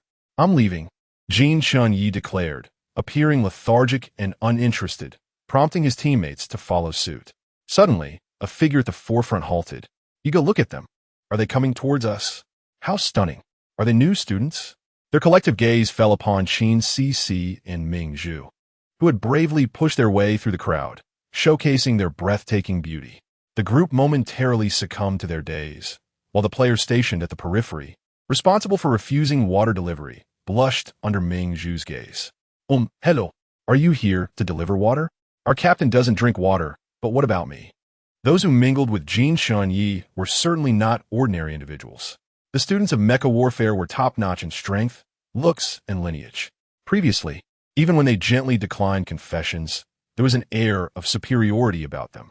Now, not only did they refrain from cold refusals, but they also spoke gently, as if to charm others, pushing themselves forward. Instantly, envy radiated from those around them. "Who is she? Where did she come from? I've never seen her before. She is somewhat attractive, but what is her major? Is she a healer?" In Mingda Academy, there are no secrets. Soon, someone uncovered Ming Zhu's identity, and those who had harbored subtle wariness about her presence began to laugh. Who was I back then? A worthless individual with zero healing ability, daring to appear on the basketball court. Why shouldn't she show up? Can't you see she is here to attract suitors? Without strength, she can only be a noble's mistress. Now, while still in the academy, she might get lucky and snag a Na'vi young noble. Who do you think she is rushing towards? The mocking voices echoed. Everyone stood by, eager to witness Ming Zhu's embarrassment. Even the teammate who had just promoted herself flashed a hint of regret upon learning of Ming Zhu's identity. Qin Cc, realizing the shift, felt a pang of impulsivity. It was she who had dragged Ming Zhu here, yet now the narrative shifted to Ming Zhu's audacity. As Qin Cc attempted to explain, the crowd was in an uproar, and no one could hear her. Everyone awaited the spectacle of Ming Zhu, knowing she would face rejection regardless of whom she offered water to. Amidst the escalating tension, Ming Zhu sighed softly. "Who says I'm here to deliver water? Can't I quench my own thirst?" With that, she unscrewed the bottle's cap and tilted her head back, exposing her porcelain neck. In the next moment, a warm, powerful hand seized the bottle from her grasp. It was Jin Chunyi. After taking it, he promptly tilted his head back, gulping down the entire bottle of water. "Yigo," a teammate exclaimed in surprise. No one had anticipated that Jin Chunyi would forego Ming Zhu's offer in favor of seizing the water from Ming Zhu. The onlookers, along with Ming Zhu, who considered herself above the rest, were left dumbfounded. Chapter 11. Consent to date, but must remain discreet. The crowd exchanged glances, while Jin Chunyi appeared unfazed, standing before Ming Zhu after finishing the water, raising an eyebrow with an air of arrogant understanding. "Shall we talk?" He tilted his head toward the corner outside the basketball court. Ming Zhu followed his gaze, but the bustling crowd trapped her at the forefront, akin to a monkey in a circus performance. With a delicate furrow of her brow, she nodded in agreement. The onlookers were once again astonished by Jin Chunyi's actions, now intrigued by what the two might discuss. Within a few minutes, they had thoroughly investigated Ming Zhu's background. Curiosity and jealousy filled the air as Ming Zhu took the lead, causing the crowd to part and create a pathway. Jin Chunyi sauntered behind her, one hand in his pocket, resembling a languid cat. Yet no one dared to underestimate him. The newly appointed leader of the Mecha Warfare Department, young, handsome, and with an aloof demeanor, his remarkable abilities were the subject of fervent gossip throughout the academy. Did they know each other before? Surely, it can't be their first meeting, and Jin Shunyi is already infatuated. It seemed implausible. Jin Shunyi was not so superficial, merely attracted by looks. She had no healing ability, while he possessed a mighty spiritual talent. His partner would need to be at least a level healer, with the ideal being the exceptional gem. Yesterday's adult ceremony for the gem had attracted a significant portion of the aristocracy from the main star, with even the less prominent families unable to secure an invitation. The crowd's gaze shifted towards Ming Zhu, eager to observe her reaction. Watching Ming Zhu and Jin Shunyi together, her expression betrayed a flicker of irritation. For the first time in years, she faced rejection, as she had always been the one pursued, standing tall among her peers. Whispers of her adult ceremony circulated, with rumors that a member of the Fu family had attended. Ah, did Fu Shizheng attend? I didn't see him. The empire's most eligible bachelors were well known, and the distinguished Fu family, with its remarkable lineage and strikingly handsome scion, was the dream of countless noble women. The informant, who had been present, revealed. He didn't make an appearance, but he did send an aide to invite Miss Ming to a small gathering. A collective gasp reverberated through the crowd. Fu Shizheng, who has long taken over the family business and is known for his decisiveness, seems to possess a competitive edge over Jin Shunyi. If it is indeed Fu Shizheng who initiates the pursuit, the likelihood of Ming Zhu marrying into the Fu family becomes significantly greater. Before I could fully contemplate this, the noble young lady who had leaked the information met Ming Zhu's icy gaze and promptly unveiled the ultimate mystery. Ah, did I forget to mention? Fu Shizheng's invitation was not extended to Ming Zhu, but rather to her sister, Ming Hua. Upon meeting Ming Hua, he immediately departed from the Ming family, without making an appearance. What? Fu Shizheng took the initiative to invite Ming Hua? This is simply unbelievable. It is utterly insane. Even if Ming Hua is beautiful, one might argue that it cannot be so superficial. Yet, it is evident, as demonstrated by Fu Shizheng and the earlier Jin Shunyi, that no one is able to voice such sentiments.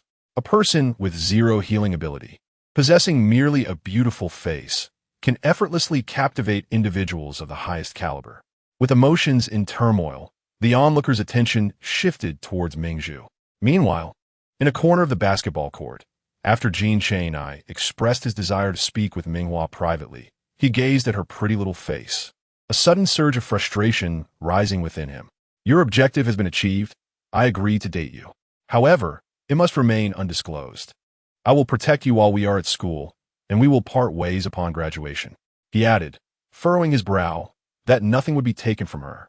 She would receive all that was due, and she should not consider playing tricks to make their relationship public, for the Jin family would never allow her entry. This was akin to the preposterous yet somewhat amusing lover's contract Fu Shizheng had shown her last night.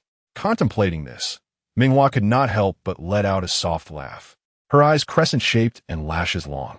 Jin Shunyi, initially irked by Ming Hua's deliberate schemes, found his agitation dissipating, and he too could not resist a slight smile. What's your terminal number? I'll add you.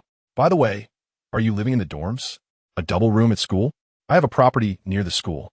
I'll register you there, and we can meet up, Jin Shunyi stated, already raising his hand to open his terminal. This display of readiness to connect elicited envy from the onlookers nearby. Having just engaged in vigorous activity, Jin Shunyi leaned in somewhat close, allowing Ming Hua to catch a hint of his faint, clean scent of perspiration, reminiscent of sunlight. One can only say that the tactile experience was delightful. It was indeed regrettable that this game could not be played. Ming Hua blinked and raised her gaze towards Jin Shunyi, who awaited her acceptance of his friend's request. Knowing full well that he had likely misunderstood something, she hastily declined. There's no need. Why not? If you don't add me, how will we stay in touch? Jin Shunyi frowned, a hint of displeasure evident in his expression as his gaze fixated on Ming Hua's exquisitely beautiful face. Suddenly, his demeanor shifted to one of darkness. Could it be that you truly aspire to be the young mistress of the Jin family? Don't be foolish. Ming Hua can only marry beneath her station. Yet, with her captivating beauty, she is destined to become merely a lover to the nobility. That is already her best outcome. Chapter 12. The abs are truly tempting to touch in response to Jin Shunyi's mockery. Ming Hua merely raised her brows slightly, her lovely pupils reflecting his figure, as if he were her entire world. Jean Chenai fell silent, swallowing hard, holding his breath, awaiting Ming Hua's response. As long as she obediently complied. Aside from the need for discretion, he would naturally provide her with ample compensation. The next moment, Ming Hua's infuriatingly nonchalant voice rang out. So what? Even if I date others, I will not date you. With that, she scrutinized Jean Chenai from head to toe before letting out a derisive laugh. You haven't even fully matured yet. Do you know how many invitations I received last night? Even for fun, I only engage with the most powerful and wealthy. To speak plainly, Ming Hua's words dripped with provocation and humiliation. Although Jean Chenai concealed his identity while studying at Mingda Academy, his extraordinary spirit power talent led many to speculate whether he was the elusive young prince who had never made a public appearance. Judging by his attire, possessions, and the haughty demeanor he exuded, it was clear he did not hail from the impoverished districts. Upon entering the academy, he became the center of attention, far from the uselessness Ming Hua implied. Unsurprisingly, Jean Chenai's anger flared. Date others? Who else do you wish to pursue? Fu Shitsing? He met you last night and made you what promises? Did you agree to him? Jean Chenai's ire intensified as he observed Ming Hua's perpetually indifferent expression. To date others meant not to date him? How could that be? In the game, she was already his girlfriend. Who else could provide her with such an experience? In a fit of emotion, he seized Ming Hua's hand and placed it on his defined abs, which were particularly pronounced after his recent exertion. Ming Hua was suddenly compelled to press her hand against his firm, powerful abdomen, her lashes fluttering. Although Jean Chenai was bothersome, his abs were undeniably pleasurable to touch. Clearly, Jean Chenai harbored immense confidence in his physique. Go find someone else. Does anyone else possess a physique as fine as mine, allowing you to touch at will? Onlookers, witnessing the scene, were left utterly dumbfounded. What was happening? Initially, they anticipated seeing Ming Hua attempting to seduce Jean Chenai, only to be rejected. Yet the plot had taken a complete turn. What was Jean Chenai doing? Why was he actively pulling her hand to his waist? It appeared that Jean Chenai was the one attempting to seduce her. The crowd exchanged glances, bewildered. Ming Hua, having been given permission to touch, did so freely. Who knew if such a fortunate opportunity would arise again? She extended her hand to explore, and Jean Chenai's expression shifted from one of anger to one of submission. If he had a tail, it would surely be wagging furiously by now. How is it? My physique isn't bad, right? Add me on terminal. Jean Chenai boasted, believing he had won Ming Hua over. I won tea. As she spoke, she glanced at the time and frowned. I have a class soon. I must leave. With that, she turned decisively and departed. Jean Chenai stood there, stunned. Instinctively, he raised his foot to pursue her, but quickly composed himself, his expression turning cold. It had to be a tactic, a ploy to entice him. She was surely waiting for him to chase after her. Impossible. Ming Hua, aside from her beauty, had no healing ability and could never become his true wife. Moreover, the dreams he had of dating Ming Hua in the game were riddled with uncertainties. Upon abruptly encountering Ming Hua, he had cast aside his doubts to keep her close. Now, with her unrelenting refusal, clarity returned to his mind, prompting him to question whether this was all part of Ming Hua's scheme to ensnare him, drawing him in only to rise in status. Impossible. Jean Chenai resolved to show Ming Hua his true colors. Pursuing her was out of the question. As he made this decision, his teammates from the Mecha Combat Department approached, standing behind him with teasing glances. What are you just doing, bro? Why did you pull that pretty girl-ass hand to your waist? TSK. That hand is so delicate and soft. It must have felt great. Get lost. Jean Chenai shot them a cold glare, silencing them as they exchanged knowing smiles. Jean Chenai felt an overwhelming irritation.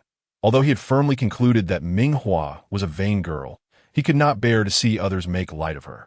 With a scowl, he finally inquired, what major did she choose? As for Ming Hua, her claim of attending class was indeed not a mere excuse. This group of aristocrats, in their pursuit of refinement, arranged a painting course within their history studies. As they made their way to the art studio, a sudden sharp outburst erupted among the scattered peers heading to the same class. Quick, look at the campus network. Hurry, hurry. We must get there before all the spots are taken. Those shameless students from other departments will surely compete with us. With that, The previously languid group of idle rich suddenly stirred with excitement, rushing towards the art building, leaving Ming Hua alone. Juniching? Ming Hua frowned, her heart fluttering. Could it be her husband again? Everyone was eager to secure front-row seats, but she decided to take her time, leisurely making her way, unhurried. Truly, she felt no urgency. However, her curiosity was piqued. Why was everyone rushing to see Juniching's class? Did her husband possess some extraordinary status?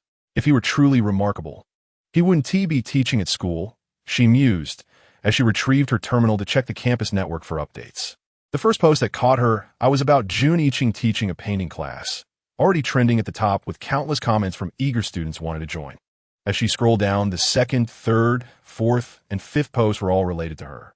Ming Hua delivers water. Jean Chenai actually accepted it. Do Ming Hua and Jean Chenai know each other? Freshman Ming Hua has zero healing ability, a waste. Curiosity led her to click on one of the posts, where the comments were rapidly accumulating. I want to get rich. Who is this Ming Hua? I've never seen her before. She delivered water to Jean Chenai, and he actually accepted it? ISNT it said that he never takes water from girls. I'm Jean Chenai's dog. Just to add, Jean Chenai doesn't even accept water from male students. Since he entered school, he has maintained that cold and aloof demeanor, looking down on everyone. According to rumors, today didn't he receive water from Ming Hua. He actually snatched it from her. Bored to death, the problem is, Jean Chenai not only drank the water she brought, but also let her touch his abs. Who could be so lucky? In the melon field, so, has anyone found out who Ming Hua is? She is so beautiful. How come we've never seen her before? Eating, sleeping, playing video games, what? Daydreaming. Seeing how stunning she is, I might even like her a bit. Truly, one cannot judge a book by its cover. As the 13th chapter began, the icy, aloof male artist made his appearance. In the melon field. What, it's actually her. I'm a land dog. Jean Chenai has never accepted water from anyone before. She had to get close to him. We criticized her a bit, and she pretended to be wronged, causing Jean Chenai, out of kindness, to take her water. Poor Mingzhu was also present, embarrassed and forced to smile. I'm a land dog.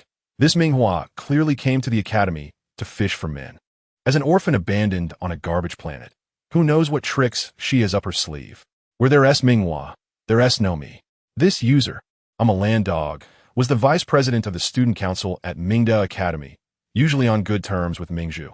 Witnessing Jean Chenai ignore Mingzhu and allow Ming Hua to touch his abs at the basketball court ignited her anger. Regardless of the actual circumstances at the time, her few words would lead everyone to believe her version of the truth. Moreover, Ming Hua's beauty was undeniable. Even cosmetic surgery couldn't replicate such allure, as she was entirely natural, serving to undermine her rivals. This group of noble girls would certainly not let this opportunity slip away.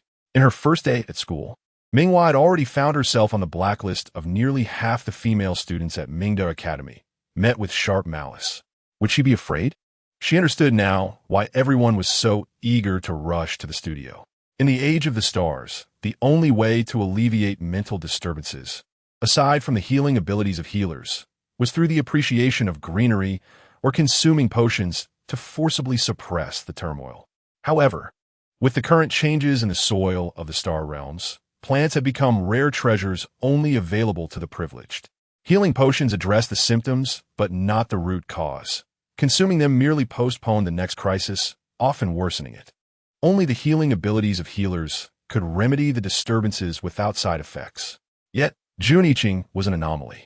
Although various families showcased ancient earth relics like paintings and porcelain as symbols of their wealth and status, it did not imply that contemporary artists held any significant esteem.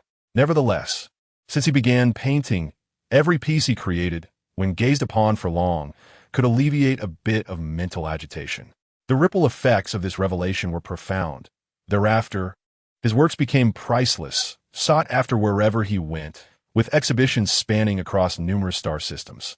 For Mingda Academy to invite him to teach these idle aristocratic youths was indeed a labor of love. Naturally, Ming Hua was eager to see whether this Juniching could indeed be her other husband. Upon entering the classroom, she found the front rows already filled, with only a few spots left at the back. As she appeared in the studio, the previously lively discussions fell silent. Everyone's gaze shifted toward Ming Hua, as if to discern how she could possibly attract Jean Chen. Once they recognized her, their eyes widened, and the discussions intensified, fingers dancing rapidly on their terminals as they messaged each other. She actually dares to show up. I thought she'd left the school by now. Has she not seen the posts on the campus forum? But does she just not care? TSK. She is indeed beautiful. No wonder so many like her. But she embarrassed Mingzhu today. Those from the healing department, 1T let her off easily. Her days ahead will be tough. ISNT, she's supposed to be Mingzhu's sister? Mingzhu is so kind. Perhaps she'll protect her a bit. Right? Huh. You actually believe in Mingzhu's kindness? We all know she has a sister stuck on a garbage planet. How could she not know? It's just a front for the commoners outside. It's all for show. Ming Hua maintained her composure, pretending to hear nothing, and settled into her seat at the back. Within moments, a cool and detached male voice resonated through the room. The appearance of Jun Yiqing seemed to press a pause button on the heated atmosphere, instantly silencing the crowd, as if awaiting his every word. Meanwhile, Ming Hua lounged languidly, propping her head on her hand, her eyes gleaming with appreciation as she observed him. Dressed simply in a white shirt and black trousers, with the top button fastened to conceal his throat, he exuded an air of icy aloofness. Yet, Ming Hua recalled a moment in the game when she had boldly unbuttoned his shirt, leaving a vivid mark on his throat. Unlike her passionate encounters with Fu Shizheng or Jean Chenai, which always left her craving more, her interactions with Jun Yiqing were often initiated by her. Akin to a studious young scholar from ancient times, each kiss felt like a promise of lifelong responsibility, flushing her cheeks crimson and awakening her primal instincts. Now, as she gazed at Jun Yiqing, her feelings were anything but innocent. Well, encountering him always stirred a certain excitement within her. So, how would Jun Yiqing react?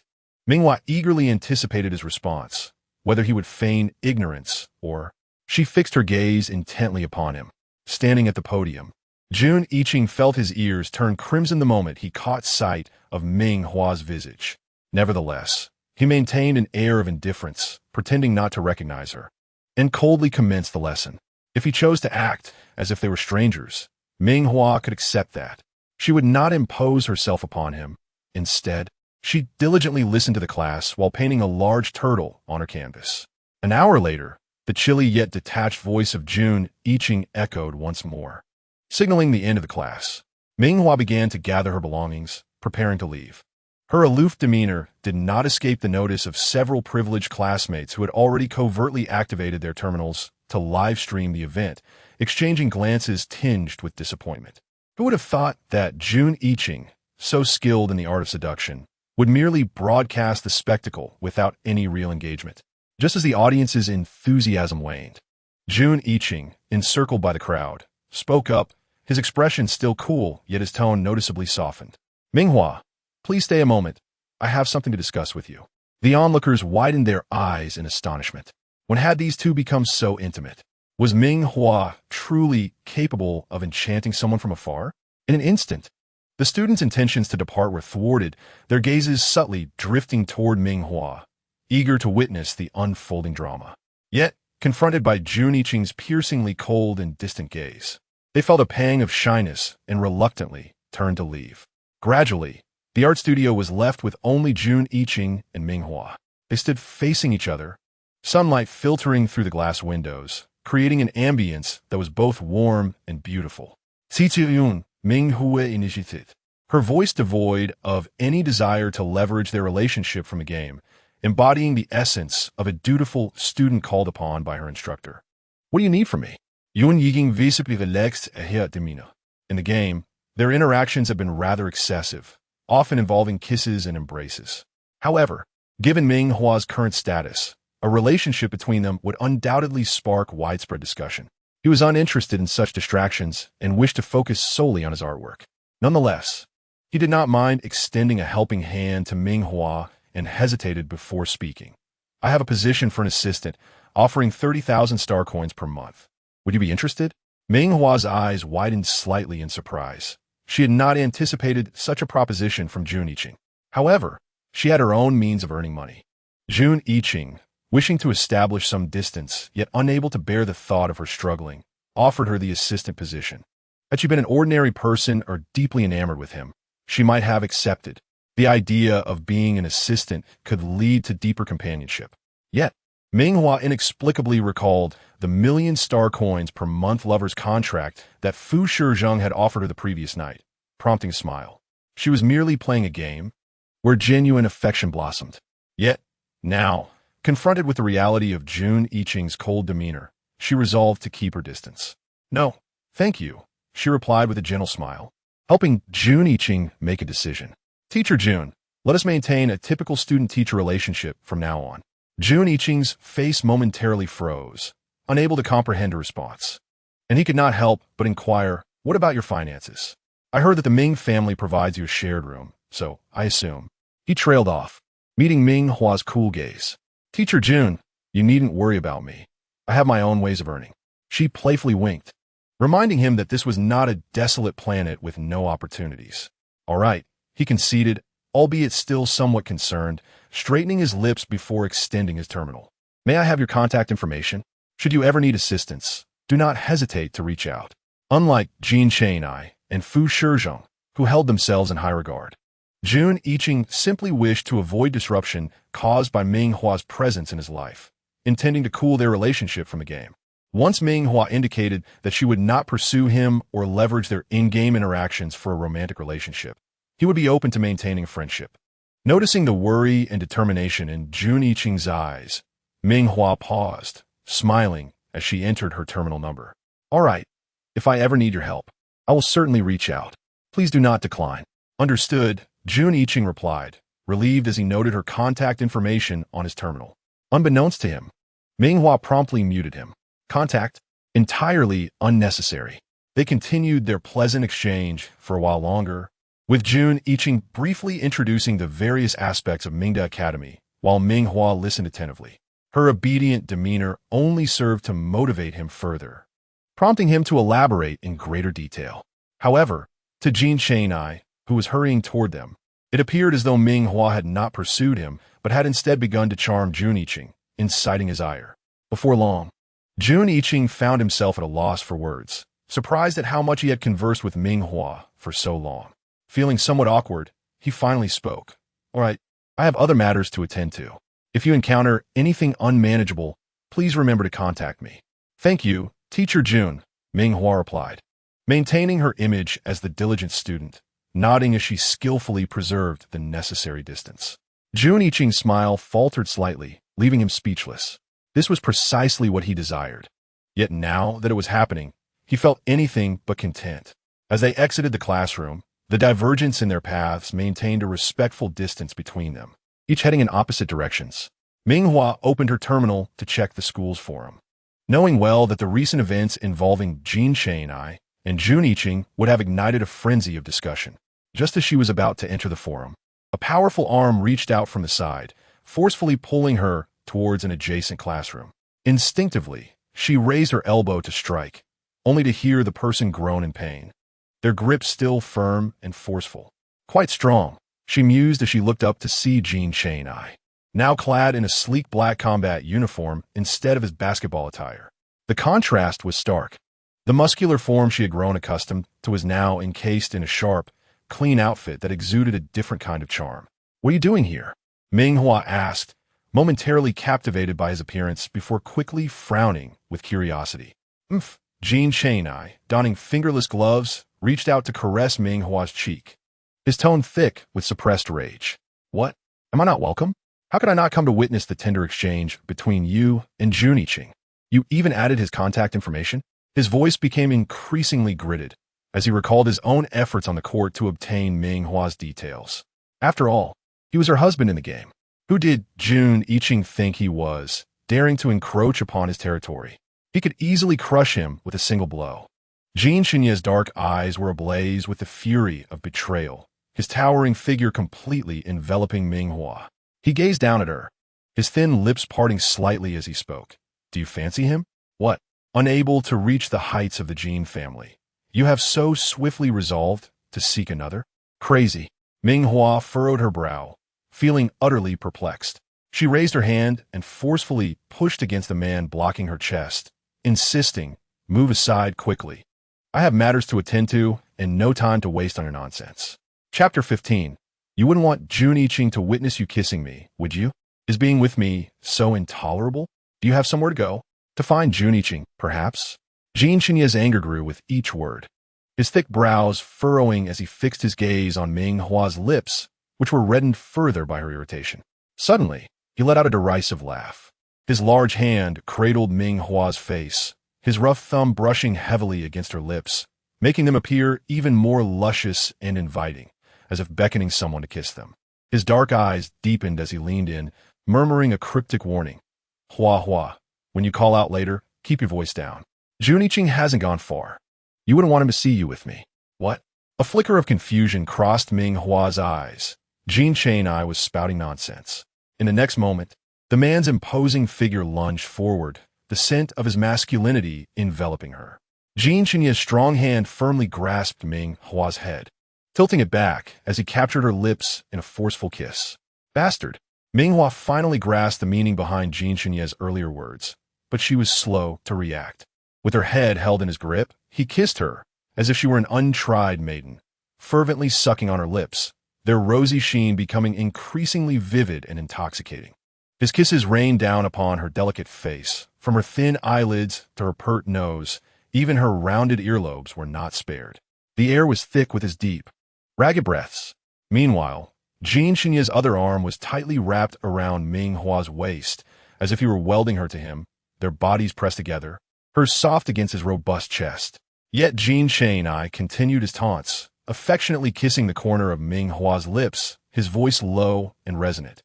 Hua Hua, do you think if Jun Iching were to discover that you kissed me, he would still want to be with you? Ming Hua was infuriated. This scoundrel. She had no intention of rekindling anything with Jun Iching, nor did she harbor any desire to resume ties with Fu Shizhen. It was infuriating that these two men, so shamelessly pursuing her, would utter such absurdities. Having kissed his fill, Jean Chenye was now cradling Ming Hua, and in a moment of self-indulgence, he added himself to her contacts with a moniker husband, a smile tugging at his lips as he placed a heavy kiss on her cheek. 3 hours prior, on the basketball court, the first thought that crossed Jean Chenye's mind upon seeing Ming Hua was to prevent her from getting too close. However, he quickly reconsidered, thinking that dating was acceptable, but it must remain undisclosed, and they would break up after graduation. Now, looking at the affectionate title he'd given himself, he smirked, deciding it was only natural for a girl to crave a bit of vanity. If they were to date publicly, so be it, as long as she didn't overstep her boundaries. Moreover, being openly in a relationship would mark her as his, preventing incidents like the one with Jun Iching from occurring again. After clarifying his thoughts, Jean Chenye felt his spirits lift, his smile becoming increasingly difficult to suppress. He cleared his throat. I've sent you my class schedule. You can come find me whenever you have no classes. During our years at Mingda Academy, we can date publicly, and I will protect you. But incidents like today with Jun Iching must not happen again. From now on, you must keep your distance from other men. How does that sound? Are you happy? Don't hold back. Let that smile shine through. Jean Chenye prided himself on his noble upbringing, having received elite education and now serving as the new chief of the Mecha Combat Department at Mingda Academy. In contrast, Ming Hua had grown up on a garbage planet, lacking any healing abilities, her sole asset being her pretty face. Yet, in the vast expanse of the starry universe, beauty was abundant. If it weren't for that inexplicable game, Jean Chenye believed he would never have crossed paths with someone like Ming Hua. Nonetheless, he couldn't help but be drawn to her captivating visage.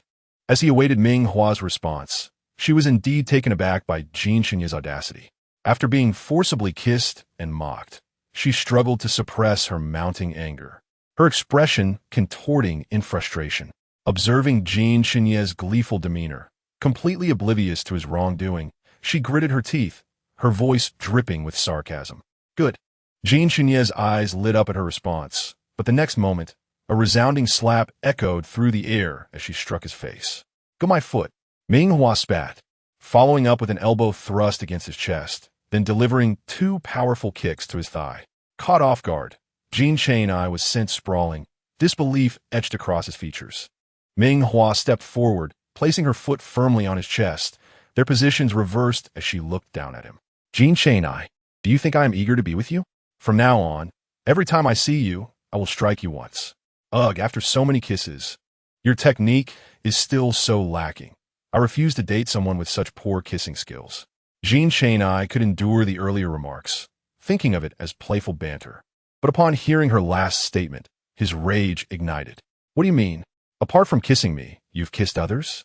With a smirk, Ming Hua pressed her foot down harder, restraining the struggling Jean Shane, lifting her chin in a moment of triumph. Yes, I've kissed others, and in comparison, your skills are the worst among them. How ridiculous! As an 18 dating game, wasn't it normal to share a few innocent kisses and touches? She certainly wouldn't abandon all for just one. It was only natural to enjoy a kiss here and a hug there. Ming Hua's words were also a strategic move, considering she would be at Mingda Academy for several more years and could not tolerate Jean Chenye's incessant appearances. She knew him well. He was a quintessential arrogant noble, high-handed and possessive, with an obsessive cleanliness. Upon realizing she had kissed more than just him, a flicker of disgust crossed Jean Chenye's face. Though your kissing skills leave much to be desired, your lips are quite warm, and you are the youngest among them. Care to give another try?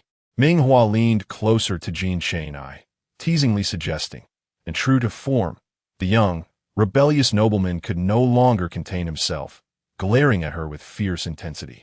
Get lost. If I ever kiss you again, I am a dog. Chapter 16.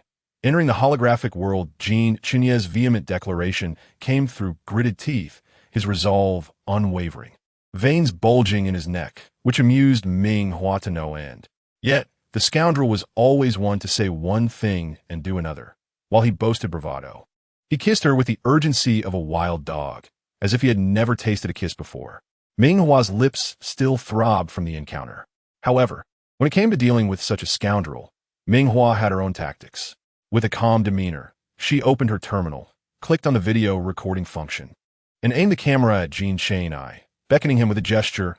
Come, Jean Gongzi, repeat what you just said. I must carefully record this, just in case some individuals regret their decisions in the future and find themselves enamored with me once more. Ming Hua spoke, her head tilting playfully, her lovely face brimming with skepticism, as if to suggest that Jean Shane was merely acting out of embarrassment and would inevitably succumb to her beauty. Jean Shane felt a surge of frustration, realizing that the bold move he had just made, kissing Ming Hua, had rendered him a fool. Struggling to raise himself from the ground, he fixed his gaze upon the camera, his dark eyes clouded with gloom. Very well. If you wish to record this, then do not regret it later. I, Jean Shane, hereby vow that in this lifetime, I shall never kiss Ming Hua again. If I do, I shall be a dog. The last statement was nearly a shout, reflecting the gravity of such a promise from a man of his stature. Should he ever be proven wrong, it would undoubtedly create an epic spectacle. Their pride and self-respect could not allow for such a humiliation. Ming Hua, reassured, nodded contentedly and tucked away her device. Outside the classroom, a keen observer noted Ming Hua and Jean Shane exiting in succession, and with remarkable acuity, he discerned that their clothing was disheveled. A smirk curved his lips. Ah, no wonder she only wants to be ordinary friends with him. It seems she has already found someone else.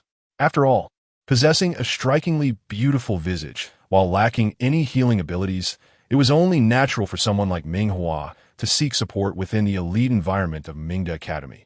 Otherwise, her experience there might not be so pleasant. Logically, one would expect Ming Hua to have recognized this reality and acted swiftly, rather than clinging to him. He should feel pleased about this. Indeed, he ought to feel pleased. Jun Yiqing struggled to contain the surge of emotions that threatened to erupt from within him. Usually composed and aloof, his hands clenched tightly at his sides, revealing an undeniable sense of reluctance, which he had yet to acknowledge. At that moment, Jean Shane, walking ahead, seemed to sense something amiss. He abruptly turned to look in their direction, his wild brows arched defiantly as he shot a challenging glance their way. Jun Yiqing's typically cool demeanor shattered in an instant. The next moment, Ming Hua's device emitted a notification. Her terminal displayed only 3 contacts: her roommate Qin Cici, the Do Not Disturb Jun Yiqing, and the blacklisted Jean Shane. Jean Shane was too proud to send her message now. Ming Hua opened the Do Not Disturb chat, and indeed, it was Jun Yiqing. Ming Hua, is there anything you need help with in your studies or life? Feel free to reach out to me at any time. I will assist you. By the way, what is your Interstellar bank card number? Such generosity. Was he intending to transfer her money? Ming Hua raised an eyebrow, perplexed by Jun Iching's motives. Wasn't he trying to create distance? Over the years, due to his artwork's unique ability to soothe turbulent minds, he had garnered the attention of wealthy patrons, amassing considerable wealth. One of his paintings had previously auctioned for over 1 billion star coins. Thus, Jun Iching resolved that once Ming Hua provided her bank card number, he would transfer her a sum of 100 million without hesitation. It must be admitted that he felt provoked by Jin Shane-I. A notification chimed. Ming Hua replied, "Thank you, Teacher Jun, for your concern. My studies and life are going well. I don't need any assistance, but I appreciate it." Jun Iching pressed his lips together, unwilling to let it go. "You need not worry about me. I'm quite wealthy." Jun Iching. In the year 3679 of the Interstellar era, my painting star C auctioned for 98 billion star coins. His eagerness resembled that of a peacock courting a mate, anxious that the girl he admired might choose another, striving desperately to showcase his worth. Even in the interstellar age, not everyone could afford to purchase a holographic pod. In large shopping centers, there were pods available for rent, allowing people to experience the holographic world for a fee. However, Mingda Academy stood apart. Being a prestigious institution, it offered these facilities to its students free of charge.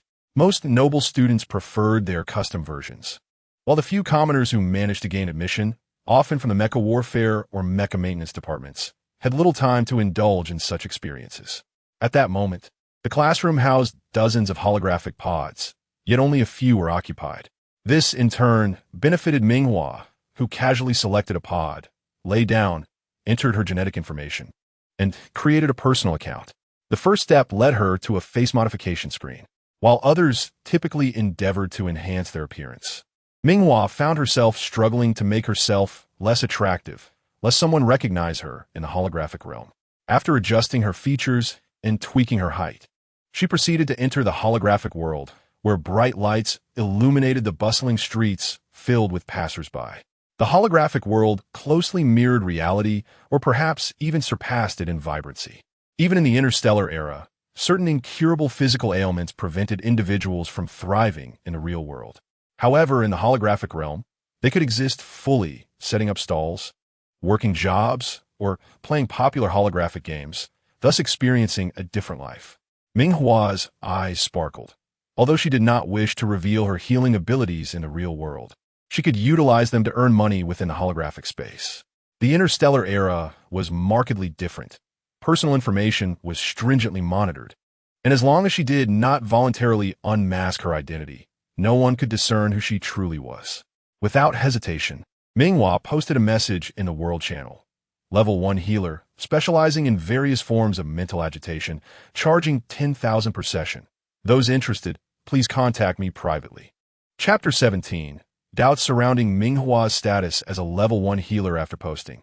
Ming Hua happily explored the holographic world, spending a few coins to sample various delicacies. The flavors were delightful, comparable to those in the real world, providing a satisfying experience without the risk of weight gain. However, unbeknownst to her, her post had incited a frenzy in the chat channels. World chat, what a joke. Level 1 healer? Do healers need to earn money online? Where did this fraud come from? Admin, please close this thread immediately. Concerned bystander.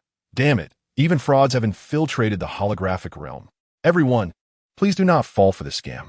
It is well known that healers are scarce, and level 1 healers are even rarer. They receive substantial payments from the Healers Guild every month, not to mention that those of this caliber typically hail from prominent families. They certainly wouldn't need to earn money on their own. Concerned bystander. Even if there are a few common level 1 healers, once their talents are detected in childhood, noble families will offer to support them financially. How could they possibly resort to making money independently? Concerned bystander. Hey, little artist, are you so desperate for money that you're resorting to exploiting the sick? Is this the kind of filthy money you wish to earn? Concerned bystander. Everyone must be cautious not to be deceived. It is common knowledge that finding a level 1 healer in reality would cost hundreds of thousands for assistance with mental agitation. Her price of 10,000 is nothing short of an affront to our intelligence. Mental collapse is not to be feared. If we hold on to our star coins, we still have a chance to find a healer who can help us. Concerned bystander, don't let yourself be scammed. You might end up unable to pay for treatment later. Ming Hua wandered aimlessly through the streets, her ears filled with the incessant chime of notifications. She initially thought numerous individuals had come to place orders with her, filling her heart with delight. However, her joy was abruptly interrupted by a bold red notification from the system. Due to multiple reports, you are involved in publishing false advertisement posts. Your claims of being a level healer specializing in various mental disturbances, charging 10,000 for a session, and soliciting private conversations have resulted in the post being banned. What? Huh? Her prospects of earning wealth crumbled in an instant. After meticulously reading the comments of the complaints, she was infuriated. As a distinguished healer, was it necessary to resort to deception? If it weren't for her ongoing connection to the Ming family, from whom she wished to distance herself, she would have revealed her true identity long ago. No. She fervently shook her head. The path to wealth and prosperity could not end before it even began. After some contemplation, she decided to post again. Authentic level healer. No deception. No tricks. Currently accepting signups. First mental clarity session for only 1,000 star coins. The individuals who had been clamoring in the comment section were quick to notice her post. Upon seeing the title, they burst into laughter. An enthusiastic elder brother remarked, "I told you so. This is definitely a scam, a colossal fraud." A bystander chimed in, "But only charging 1,000 star coins? It might be worth a try. What if it's real?" Another bystander added, "You're thinking too simply. What if she is merely aiming to scam that 1,000 star coins?" Ming Hua initially believed that with her new post, people would eventually trust her. However, she found that it only exacerbated their skepticism. Contemplating whether to offer her services free of charge for the first time, she reasoned that the mental clarity process wouldn't consume much of her time. In a remote border star, Hong Yuan lay in a holographic chamber, chancing upon her post which caused him to chuckle, and soon tears streamed down his face. A soldier with level mental power, he had become ensnared in the battlefield against alien beasts, leading to a severe mental disturbance. Even now, the doctors were forcibly sedating him to quell the chaos and restore his calm, yet he was acutely aware that he was nearing death. His head throbbed as if it would explode, and even the holographic imagery before him began to flicker ominously, an ominous precursor to the imminent collapse of his mental faculties. Upon seeing Ming Hua's post and recalling the string of zeros in his account balance, he thought, only 1,000 star coins? That's hardly a fortune. If this scammer sought to deceive him, then he would offer her the coins, considering it a final act of goodwill in this world. Hong Yuan commented on the forum, "I will provide the 1,000 star coins. I'll help everyone by testing her out." The enthusiastic elder brother cautioned, "Don't do it, brother. You're being foolish. She is undoubtedly a scammer." After posting, Hong Yuan immediately initiated a private chat with Ming Hua and transferred the 1,000 star coins. "Hello. I saw your post. The star coins have been transferred. When shall we commence the mental clarity session?" Having sent the message, he harbored little hope. The holographic interface was growing increasingly indistinct. He braced himself for her to accept the coins and then block him, so he could expose her true nature in the post, saving others from falling into her trap. Meanwhile, Ming Hua, who was frowning in distress over her next steps, brightened upon receiving this message. "I will send you the coordinates. You can come here directly. I will collect the payment after the treatment is completed." Clenching her fist, Ming Hua resolved to excel in her first transaction, determined to showcase her abilities. She provided Hong Yuan with her initial login room in the holographic realm. Everyone has a modest initial login room, akin to a small dormitory, devoid of furniture with stark white walls. Those who lived in the holographic world could apply to modify their room size or purchase holographic furniture. The industry of constructing holographic furniture was also flourishing and lucrative. As she pondered, Hong Yuan appeared before her in the next moment, his expression cautious as he scrutinized her. His voice hoarse. "Are you the painter?" Ming Hua nodded, recognizing that Hong Yuan was on the verge of mental collapse. The body he had constructed through his mental power was beginning to dissipate. If allowed to continue, death awaited him within half an hour. Ming Hua's expression turned gravely serious as she pointed to the floor. "Lie down. I will help you with your mental clarity. Chapter 18. Successful mental clarity session misinterpreted as a scam. Hong Yuan was momentarily caught off guard. Were they starting the mental clarity session already? Was she not a fraud? His face was a mix of disbelief as he scrutinized the chat history, noting that Ming Hua had yet to accept the payment. Yes, you came to me for a mental clarity session, right? Now, please lie down. Ming Hua frowned, assuming Hong Yuan was discontent with the conditions. However, she had no other choice. The Ming family restricted her finances, providing only the bare minimum, leaving her unable to offer more. Hong Yuan, perplexed by her nonchalant demeanor, was taken aback. How could someone lie so effortlessly? Are you truly a healer capable of conducting a mental clarity session? Despite his myriad concerns, he complied and lay down. What did he have to lose? After all, his life was already hanging by a thread. As he lay there, the mental image he had constructed flickered like an old television set from ancient Earth, periodically going black. Seeing his condition, Ming Hua furrowed her brow. It seemed she would need to revise her pricing structure. For someone as severely afflicted as Hong Yuan, charging 10,000 was simply unwise. She resolved to double the fee. As these thoughts crossed her mind, she extended her hand, channeling what seemed like a magical force. A warm, white light surged from her palm, entering Hong Yuan's mind and vanishing. As Hong Yuan lay with his eyes closed, he felt a sudden darkness envelop him, realizing he might be nearing death. Though he thought he could accept his fate calmly, an overwhelming sense of unwillingness surged within him. He wished to live and see the world once more. Just as he was engulfed in regret, a warm current flooded his mind. It was as if a crystal-clear stream had calmed the previously tumultuous and chaotic mental energy. Sighing softly, he reopened his eyes, clarity restored, and even the holographic image he had constructed appeared more solid. It was akin to an entangled ball of yarn that had been set ablaze. Now, it was being meticulously unraveled into neat strands. Hong Yuan felt a lightness and comfort in his mental state that he had never experienced before. Every person who awakened their mental power had suffered from disturbances since childhood, often leading to death when the burden became unbearable. Only healers could alleviate this issue through mental clarity sessions. Yet, Hong Yuan could swear that no healer had ever achieved the level of efficacy that this individual had. He was not merely suffering from mild disturbances. He was on the brink of death, and even the Empire's finest military doctors had been unable to assist him, yet she had succeeded. She was undoubtedly more than what her post claimed. Could she be? Breathing rapidly, Hong Yuan stood still, overwhelmed by the realization that exploded in his mind, causing his face to flush. Ming Hua furrowed her brow, her wrist subtly twitching, prepared for any eventuality. Do you have any questions? No. How could you possibly be a fraud? Hong Yuan finally grasped the situation, flustered as he gazed at Ming Hua. Your kindness, gentleness, and compassion as a healer are truly unparalleled, and one would be hard-pressed to find another like you throughout the vast cosmos. At this moment, I am at a loss for words to praise Ming Hua. Upon opening the post, I was startled to encounter a slew of comments branding her a fraud. Stealing a glance sideways, I noticed Ming Hua, seemingly engrossed in her messages, her head bowed, and my heart tightened with apprehension. I feared that she might become distressed and cease accepting requests altogether. It is well known that each year, more individuals succumb to mental disturbances than those who perish at the hands of alien beasts.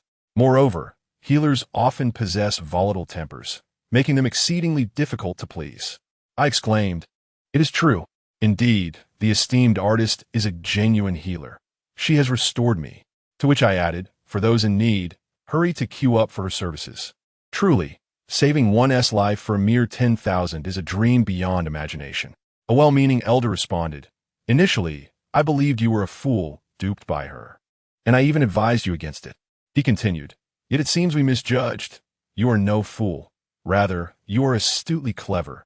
Surely, you are in league with her." The straightforward and honest Hong Yuan, who had always been blunt and direct, found himself utterly bewildered by the situation. "What do you think you have discerned?" He pondered. She is indeed a healer, and not merely an ordinary one. He recalled the only level 1 healer, Ming Hua, who had emerged in the Empire in a millennium, possessing extraordinary abilities. No wonder everyone spoke of her kindness and gentleness, akin to that of an angel. Her actions now were not unlike those of a celestial being. These foolish individuals were pushing away their fortune, right before their eyes. Han Yuan was so incensed that he contemplated leaving, anticipating the day when the truth would be unveiled, and these people would regret their foolishness. However, upon observing Ming Hua's furrowed brow as she scrutinized the comments, their eyes met, and despite her ordinary appearance and lack of expression, he felt an overwhelming sense of pressure akin to standing before a commanding general. How could they be so fortunate to encounter such a benevolent healer as Ming Zhu? He instinctively rationalized her posting as a means to earn a living. After all, she was the Empire's sole level 1 healer, born into nobility. A single session of mental clarity could fetch upwards of 1 million, and she only catered to the aristocracy. Rumor had it that she might soon marry into royalty. It must be that she could not bear to see ordinary folks suffer under mental turmoil and perish, thus concealing her identity in the holonet. Her good intentions had been misinterpreted by these ignorant individuals. Han Yuan was filled with a competitive spirit. Having been saved by Ming Zhu, he could not bear to witness her being maligned by these ruffians. Chapter 19. Confirming the healer's identity. Regrets and apologies flood, and I urged, "Dear elder, indeed, you are astute. What is it that you think you have uncovered?" I continued, "Should she truly be a healer? What then? The efficacy of a level 1 healer is quite limited, typically marrying into noble families solely to assist a singular individual with mental clarity. Relying on a level 1 healer for their needs would be more futile than hoping for a spontaneous recovery amidst mental chaos." The elder's remarks garnered a wave of responses, with many eager to observe the unfolding drama. At this point, Ming Hua's post had ascended to the pinnacle of the global chat community. The elder, now irate, could not believe this fraud remained undeterred, thus issuing a bold proclamation. "If she is indeed a level 1 healer, I shall apologize publicly for an entire year, performing a live stream of myself washing my hair upside down and transfer her 1 million star coins. Would that suffice?" He then challenged, "But what if she is not a level 1 healer?" I replied, "You seek proof. Allow me to present it clearly." I shared the previous doctor's assessment, which concluded that I had only half an hour remaining before succumbing to mental turmoil, recommending I say goodbye to my family and indulge in my favorite foods. Upon revisiting this verdict, I could not help but sigh, flooded with a sense of fortune. How fortunate I was to have seen Ming Hua's post and to have acted upon it. I stated plainly, "This conclusion is from the doctor's recent assessment of my condition. I feel incredibly lucky to have come across this post. Initially, I too shared your skepticism, intending to expose her as a fraud in my final moments. Little did I realize we were truly blessed with a compassionate healer." Tears streamed down my face as I spoke. Healers are precious and rare. It is impossible for one to remain on the border planets. Each year, countless lives are lost in battles against alien beasts, resulting in mental disturbances. As this realization struck me, I momentarily forgot my tears. The tall man, looking at Ming Hua, inhaled deeply and knelt before her. Ming Hua raised an eyebrow, astonished by the sight. I hurried to explain, "I have several brothers in similar conditions. Might I beseech you to save them first? Rest assured, I will compensate you generously." Transferring the entirety of my account balance, I ensured no coin was left behind. As Ming Hua observed the sudden influx of 567,893 star coins into her account, she marveled at the neat sum. "Go summon your brothers. I shall attend to them one by one," she instructed, proceeding to amend her location on the holonet to a storefront accessible only to those she approved. She then activated the system to accept appointments, revising the pricing details accordingly. Pricing for mental clarity by Hu Y Shi O Hu Ji. 1. Level 1 mental clarity, 200,002. Level 2 mental clarity, 100,003. Level 3 mental clarity, 50,004. Level 4 mental clarity, 30,005. Level 5 mental clarity, 10,000. Note: the above are initial quotes. Fees will double based on the severity of the mental disturbance. After dispatching the pricing list, Ming Hua felt a twinge of anxiety, uncertain if her rates were appropriate. However, based on the transfer from Han Yuan, it appeared to be quite reasonable, and she anticipated many would seek her services. Not merely many, but an overwhelming flood. Following Hong Yuan's dissemination of his diagnosis and corroborating evidence, the global chat community was engulfed in shock. The astute among them wasted no time, promptly transferring amounts far exceeding the initial 10,000 star coins Ming Hua had mentioned. A cacophony of regret echoed through the comments, as people lamented their earlier disbelief. Lacking any other means of contacting Ming Hua, they frantically posted apologies beneath her post, fearing this rare healer might vanish. Onlooker A lamented, Huaishi oh hu ji, we were wrong. Please do not be angry. The world erupted with similar sentiments. Huaishi oh hu ji, we apologize. Please forgive us. Another added, Huaishi oh hu ji, we regret our actions. Please do not take offense. The well-meaning elder also joined the chorus of apologies. Huaishi oh hu ji, I sincerely apologize for my earlier doubts. I will fulfill my promise to you shortly. And everyone can help monitor my commitment. As everyone eagerly awaited Ming Hua's acknowledgement of their sincere apologies, someone suddenly clicked on her profile once more, revealing the shop and price list, along with the order button beside it. Their excitement was beyond words. They had indeed encountered a benevolent deity. In a mere 3 minutes, the system processed 10,000 orders. For Ming Hua, even if she served 100 customers a day, it would take her 100 days to complete the tasks. Meanwhile, in the holographic chat room, Hong Yuan was rallying his comrades who were on the brink of collapse due to their chaotic mental states. Hong Yuan exclaimed, Brothers, are you still alive? Hurry over. Something wonderful has happened. In Chapter 20, the emotionless healing machines embodied the harsh reality of their aspirations to eradicate the interstellar beasts. One friend quipped, What is the matter? We're barely hanging on. Do you really care about us? Another added, We know you're reluctant to lose us. But there is no need to be so coy. The camaraderie was palpable, with friends exchanging playful banter while Hong Yuan, touched by their concern, wiped away his tears. Had he not been fortunate enough to meet Ming Hua, he might have already faded away into obscurity. He sent his location, urging, Stop joking around, get here quickly. I've met a kind healer who can help us restore our mental stability. I'm already feeling better. You all should come and bring the others too. His message ignited a frenzy in the chat room, as everyone expressed disbelief while hastily clicking the link that transported them to Ming Hua's location. Fortunately, she had upgraded her room after receiving payment from Hong Yuan, transforming a modest space into one resembling a cozy living room.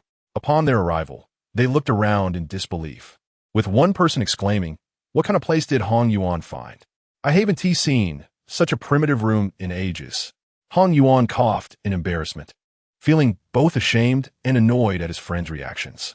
Their teasing was interrupted as they noticed Ming Hua standing beside Hong Yuan, prompting a wave of incredulity.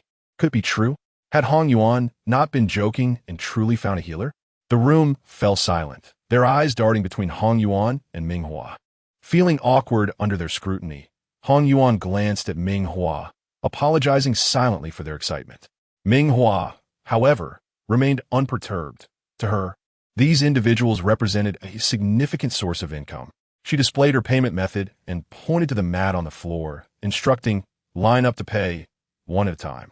The group of inexperienced soldiers dutifully formed 2 lines. After paying, they lay on the mat with their eyes closed. Ming Hua swiftly cast a healing spell, and when a minute passed without movement, she nudged them, saying, All right, you're done. The astonished individuals questioned, Is that it? Was it really that quick? I never imagined it would be this fast. Even those standing by, eagerly watching, were taken aback. Was it said that healers took a long time to treat patients? Hong Yuan, feeling the awkwardness, stepped up to assist, encouraging his friend, If she says you're healed, then you are. Try using your mental power. The man, bewildered, discovered his newfound clarity and excitement, exclaiming, I'm truly healed. I feel so clear-headed. I can head back to battle the star beasts. In sheer exuberance, he knelt before Ming Hua, expressing his gratitude. Thank you, Miss Hua. If you ever need anything, just ask, and I will oblige. Ming Hua, maintaining her stoic demeanor, replied, No need for thanks. Payment is required for services rendered. Next, please. The following individual promptly paid and lay down, positioning himself perfectly. Ming Hua cast another healing spell, while Hong Yuan kept track of time. The rhythm continued, pay, lie down, pay, lie down. Those who had been healed and wished to express heartfelt thanks found themselves at a loss for words. The efficiency was astounding. This was a business devoid of personal sentiment. It was no wonder that transactions were so straightforward. If everyone insisted on expressing gratitude, Ming Hua would have no time to heal. As the queue continued, the soldiers eagerly took the payment method from Ming Hua, each rushing to pay, fearful that she might refuse them. At this moment, anyone daring to obstruct their transactions would likely face the wrath of the group. Unbeknownst to these naive soldiers, they could not fathom the true significance of someone like Ming Hua. No healer had ever achieved such efficiency, healing a person in just a minute. Even the most skilled healers required immense effort and rest. Ming Hua, appearing unfazed, treated over 30 individuals without a hint of fatigue. If word of her abilities spread, she would soon be under imperial protection, potentially necessitating an entire legion. While Ming Hua reveled in her profitable healing sessions, the sound of incoming payments invigorated her further. Who could accept waking up as an outcast on a garbage planet, destitute and reliant on scavenging for survival? Wealth was synonymous with security, and Ming Hua had grander plans that necessitated financial resources. Simultaneously, on the other side, Fu Sun, the assistant closely monitoring Ming Hua under Fu Shijing's orders, stumbled upon a photo on the Ming De Academy forum. The image of Ming Hua touching Jin Changai's abs rendered him momentarily stunned. He thought, how dare someone encroach upon my boss's territory? It appears to be quite a bold move. Reflecting on his boss's obsessive possessiveness, Fu Sun felt the weight of impending madness. Chapter 21. Fu Shijing's jealousy and preparations to confront at the school with an imminent warning of chaos as anticipated. Upon witnessing the photograph of Ming Hua touching Jin Changai's abdominal muscles, Fu Shijing's expression darkened instantaneously, resembling a man whose beloved was being snatched away. Despite Fu Shijing's verbal assertions that he would never marry Ming Hua into the Fu family, claiming that the family did not require a wife lacking in healing abilities, it did not imply that he could accept Ming Hua being with another. In his heart, he had long regarded Ming Hua as his possession. How could a member of the privileged elite tolerate the idea of his wife associating with others? Under the overwhelming pressure of his superior mental prowess, Fu Sun stood by, intimidated into silence. After a prolonged silence, the man's icy voice finally broke through. I recall that the principal of Mingda Academy has consistently invited me to give lectures at their school. Let us schedule it for tomorrow, and you shall arrange the details accordingly. Understood. Fu Sun nodded in quick agreement. As he exited, a fleeting thought of amusement crossed his mind. Was this not the very essence of his boss's claim that he was indifferent and would never marry Ming Hua? Yet, here he was, hastily heading to the school upon merely seeing her touch another man's abdominal muscles. He could only imagine how he would react if he were to witness Ming Hua kissing another man. Men, after all, often spoke contrary to their true feelings. Fu Sun silently scoffed, yet his actions were swift as he made a call to the principal of Mingda Academy, Yu Chengwen. At that moment, Principal Yu was comfortably reclining in his office, savoring a cup of tea from ancient earth. The sudden call startled him. Fu assistant, what brings you here? Is there something I can assist you with? Each year, the Fu family generously donated a substantial sum and numerous mechas to Mingda Academy. And as long as it did not violate any rules, Yu Chengwen was more than willing to oblige with small favors. Clearing his throat, Fu Sun responded with a hint of mirth in his voice. Indeed, I have some free time over the next few days and wanted to reach out to you. Would tomorrow work for you? This year, we are adding an additional 100 million to our donation. Yu Chengwen gasped in surprise. Just for a sharing session? There should be no issue whatsoever. Even if Mr. Fu wishes to come tonight at midnight, I would agree, ensuring a lively and splendid event. He quickly acquiesced, eager to prepare for Mr. Fu's visit, promising to make it an extravagant affair. Principal Yu, there is one more matter, Fu Sun interjected. Regarding the person you send, please ensure they are not only capable, but also outstanding in appearance. When the media captures the moment, it should reflect the esteem of our Ming De Academy students. As soon as Fu Sun finished speaking, Yu Chengwen immediately grasped the underlying intent. Both were cunning individuals, well aware of each other's motivations. It was evident that the lecture was merely a facade. The real purpose was to present someone exceptional. Yu Chengwen pondered and jested. What about Ming Hua? With her healing abilities, she would be a perfect match standing alongside Mr. Fu. Fu Sun reiterated, Principal Yu, our Fu group prides itself on fairness and impartiality. Healing abilities are secondary. The primary concern is that the photo looks appealing. Oh, I must have misspoken. Yu Chengwen's mind raced with possibilities. I heard Ming Hua's sister. Ming Hua has also enrolled in our academy. She is exceptionally beautiful and made quite the splash on several campus forums today. I wonder if you have seen her photos. Fu Sun and Fu Shizheng were both alumni of Mingda Academy, having studied in the Mecha department. Naturally, they possessed accounts on the Academy's network, which allowed Fu Sun to see the infamous photo of Ming Hua touching Jin Shenye's abdominal muscles. It seemed that whenever others were mentioned, the conversation would veer elsewhere. But when Ming Hua was brought up, it was always about arranging her involvement. Earlier that morning, Yu Chengwen had also caught sight of Ming Hua's photos, which, even in a slightly distorted form, could not diminish her striking beauty. No wonder Jin Cheng'ai had gone wild upon her arrival. And Jun Yiqing was determined to remain at the academy. Now, even Fu Shizheng was keen to approach her. It appeared that Mingda Academy was destined to produce an extraordinary individual this year. Thus, after Ming Hua had profited immensely from assisting others in calming their mental disruptions and emerged from the holographic chamber, she received an email from the principal's office on her personal terminal. A lecture at 9 o'clock tomorrow morning in the performance hall? Is this for me? Ming Hua looked around, utterly convinced that the message indeed referred to her, a first-year student in the history department, with no possibility of another individual sharing her name. Yet, why was this happening? She had only just enrolled and, on the surface, was perceived as a person devoid of healing abilities. She could already envision the scorn she would face while standing on that stage, subjected to the scrutiny of countless eyes. How many would be indignant, questioning why someone like her, with zero healing power, was chosen over them? Moreover, Ming Hua, an esteemed healing master, was also present.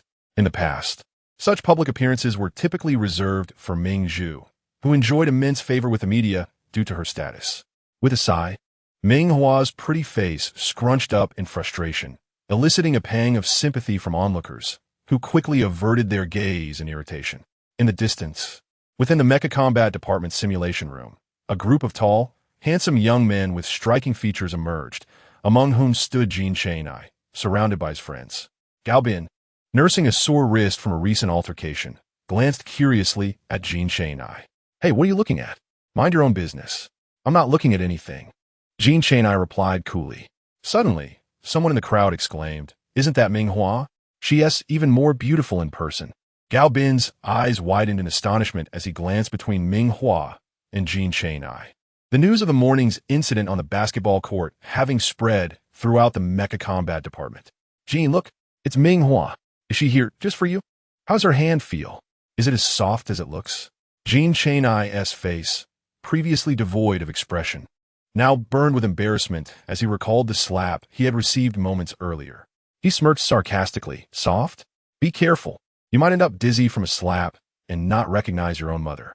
Chapter 22. Fu Shizheng's visit to the academy for a lecture. Jin Cheng'ai preferred silence.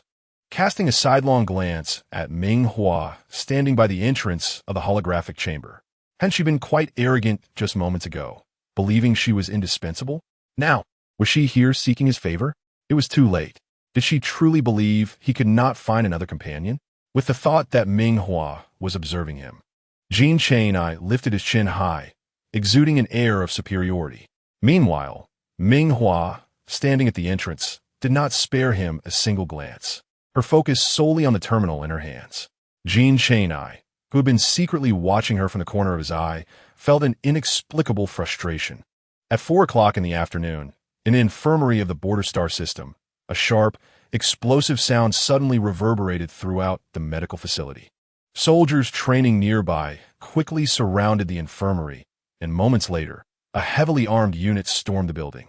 However, the scene within the infirmary was entirely different. Doctors and nurses were gathered around Hong Yuan, who was supposed to be deceased yet stood alive before them. You. Weren't you supposed to be in a state of mental chaos? exclaimed a bewildered nurse, recalling that she had administered the last tranquilizing agent to him. Now, witnessing a person standing right before him, it can only be described as miraculous. Hong Yuan chuckled softly, ruffling his hair, and candidly admitted that it was merely a stroke of luck. He had wished to catch a final glimpse of the holographic world and unexpectedly encountered a great healer. He proceeded to recount the entire situation. The doctors and nurses nodded in acknowledgement, patting Hong Yuan on the shoulder, asserting that luck is indeed a facet of strength. And it seems destiny has spared you. After all, while others merely observed the spectacle, it was Hong Yuan who chose to invest 1,000 star coins for a chance. The doctor suggested, "You should express your gratitude to this healer afterward. Healers are a rare breed, seldom engaging for less than 1,000,000 star coins, and their preparations are lengthy. Thus, this healer's ability to restore you must have come at a significant cost. Shortly, you should visit the examination room for a thorough checkup to ascertain if any other issues persist. The healer's capacity to mend the mental turmoil through the holographic realm is unprecedented. You are the first case, and I could compose 2 papers on this." "Oh." Hong Yuan scratched his head. "Dr. Bai, I feel particularly well now, absolutely devoid of any issues. A checkup is unnecessary." He then inquired cautiously, "By the way, Dr. Bai, is it truly difficult for a healer to treat someone?" Dr. Bai rolled his eyes, responding, "Naturally, if it were easy to heal someone, healers wouldn't be so precious." "However," Hong Yuan retorted, "but she made it seem effortless. 1 patient per minute, her expression unchanged." "Oh, perhaps it's because she is the Empire's sole great healer. If only we had more of her caliber." "What do you mean effortless?" Dr. Bai frowned, uncertain of Hong Yuan's musings. The soldiers stationed at the border had never encountered a healer and lacked understanding. Surely they did not think healing mental turmoil was simple. Just as he was about to speak, a nurse rushed in, breathless. Dr. Bai, it's terrible." "No, wait, it's actually wonderful. Many soldiers next door have come back to life." The revelation was startling. "What?" Dr. Bai was indeed taken aback. "I must investigate immediately. This matter should be reported to the marshal at once. The medical building is now under lockdown. No one may enter or exit." Only Hong Yuan, feeling somewhat guilty, touched his nose. It appeared that healing truly demanded considerable effort. Witnessing Ming Hua's ease in treating her comrades within the holographic realm stirred conflicting emotions within him. He had initially believed the Empire was deliberately sidelining them, hence the external portrayal. Let us momentarily set aside the immense shock and excitement triggered by the complete revival of Hong Yuan and his comrades in the border star system. As an emergency meeting was convened, Dr. Bai promptly arranged for a comprehensive health examination of Hong Yuan, leaving no detail overlooked. Once the results emerged, the collective inhalation of breath was palpable. The border star system instantly entered a state of alert, with even a mosquito unlikely to escape. The following day, at Mingda Academy, at 9 in the morning, the news of Fu Shijing's upcoming lecture had spread throughout the academy, igniting fervent discussions. Members of the student council were busy preparing the venue. Qin Cici stood beside Ming Hua, her eyes sparkling at the freshly arranged auditorium, and secretly wagered with Ming Hua. "I dare say, Mr. Fu is not merely here for a lecture." Ming Hua raised an eyebrow, still feeling somewhat troubled about her impending speech. "Why do you suddenly say that? The school has invited numerous successful entrepreneurs in previous years to share their experiences." "Oh, you don't understand." Qin Cici nudged Ming Hua lightly. "The entrepreneurs invited in previous years cannot compare to Mr. Fu. I heard from a student council that his visit was announced only yesterday afternoon. Think about what happened yesterday."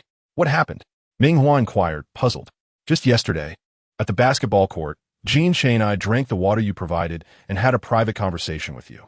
The healing department claims you've taken Ming Hua's man." She hesitated before continuing, and there are even more unflattering remarks. If she were not Ming Hua's roommate, she might have believed Ming Hua to be shamelessly pursuing her sister's man. Yet, it was Ming Hua who had dragged herself to the basketball game and requested the water, making her an innocent party. Who knew what had come over Jean Shay and I? He must have been captivated by Ming Hua's beauty, momentarily losing his senses. In any case, the rumor circulating now is that Mr. Fu disapproves of Ming Zhu being wronged at school and has come to support her. Ming Hua's eyes widened. Fu Shizheng is backing Mingzhu? How curious.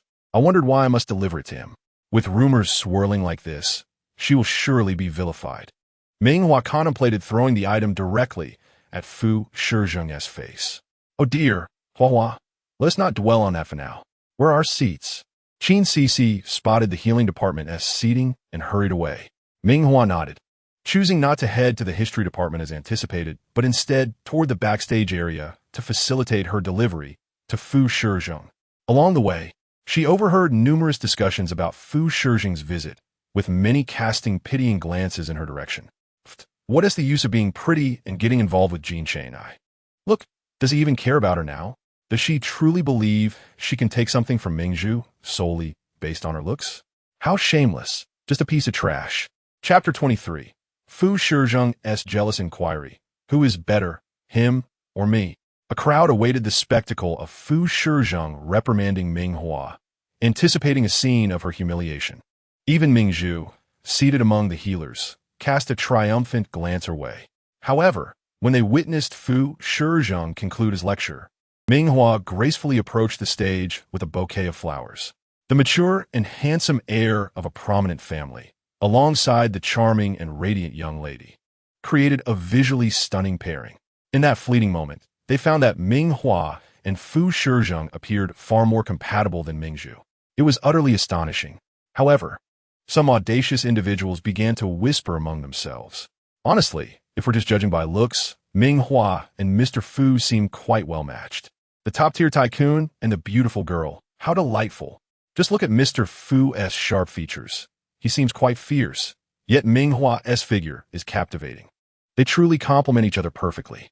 I can hardly fathom how they would look kissing. It must be exhilarating. Seated just behind them, Jin Chang'ai's expression darkened significantly upon hearing this. To make matters worse, Gao Bin fanned the flames. Actually, I think Ming Hua and Mr. Fu make a great couple. After all, Mr. Fu is quite wealthy. A mere fraction of his wealth would suffice for Ming Hua's lifetime. Moreover, with the Fu family under Mr. Fu's leadership, if he genuinely likes Ming Hua, marriage is certainly a possibility.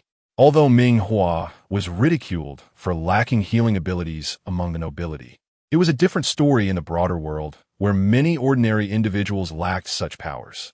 It was merely unfortunate for Ming Hua that her contrast with Mingzhu was too stark, leading to the current situation.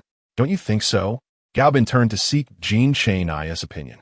Having previously asked Jin Chang'ai if he liked Ming Hua, he had received a vehement denial, with Jin Chang'ai insisting he had no interest, even twisting the context of the basketball court photo. As for never accepting any girl's drink, how coincidental it was that he drank the one handed to him by Ming Hua, which he explained away as genuine thirst. Strangely, Gao Bin actually believed him. At this moment, with an earnest expression, he inquired of Jin Chang'ai whether Ming Hua and Fu Shizheng were compatible. If it weren't for Jin Chang'ai's understanding of Gao Bin, one might think he was deliberately mocking him. From the moment Ming Hua took the stage to present, his expression darkened completely. Upon hearing the question, his mood only worsened, and he retorted irritably, "Compatible? A businessman who seeks fame and fortune, older than Ming Hua by several years. What common ground could they possibly share while lying in the same bed at night?" Gao Bin still wanted to say something, but just then the presentation concluded. Jin Chang'ai, ever observant, noticed Fu Shizheng whispering something to Ming Hua as they both entered the backstage area, with his lips pressed tightly together. Despite being angered by Ming Hua's comment about his kissing skills, he was still concerned about her safety and promptly stood up to follow. "I have a few matters to attend to. Let us talk later." With that, he hurried towards the backstage. "Hey, where do you think you're going?" Gao Bin exclaimed, bewildered, as he watched Jin Chang'ai rush off. Backstage, only Ming Hua and the exceedingly furious Fu Shizheng remained, with Fu's assistant, Fu Sun, guarding the door. The man no longer resembled the successful, refined figure he had presented to all the students from the podium. His expression was as dark as iron. In a fit of anger, he twisted his tie, revealing his bronze skin and a prominent Adam's apple, which had been praised by netizens for its sensuality. Fu Shizheng advanced towards Ming Hua, his broad shoulders effortlessly enclosing her in his embrace. His dark eyes were devoid of light as he gazed down at Ming Hua, who was backed against the wall. He reached out, gripping her chin to raise her gaze, and coldly demanded, "Did you touch another man's body yesterday?" Ming Hua's round, beautiful eyes widened in disbelief, and she was both amused and angered by Fu Shijing's accusatory tone. "What do you mean, touching?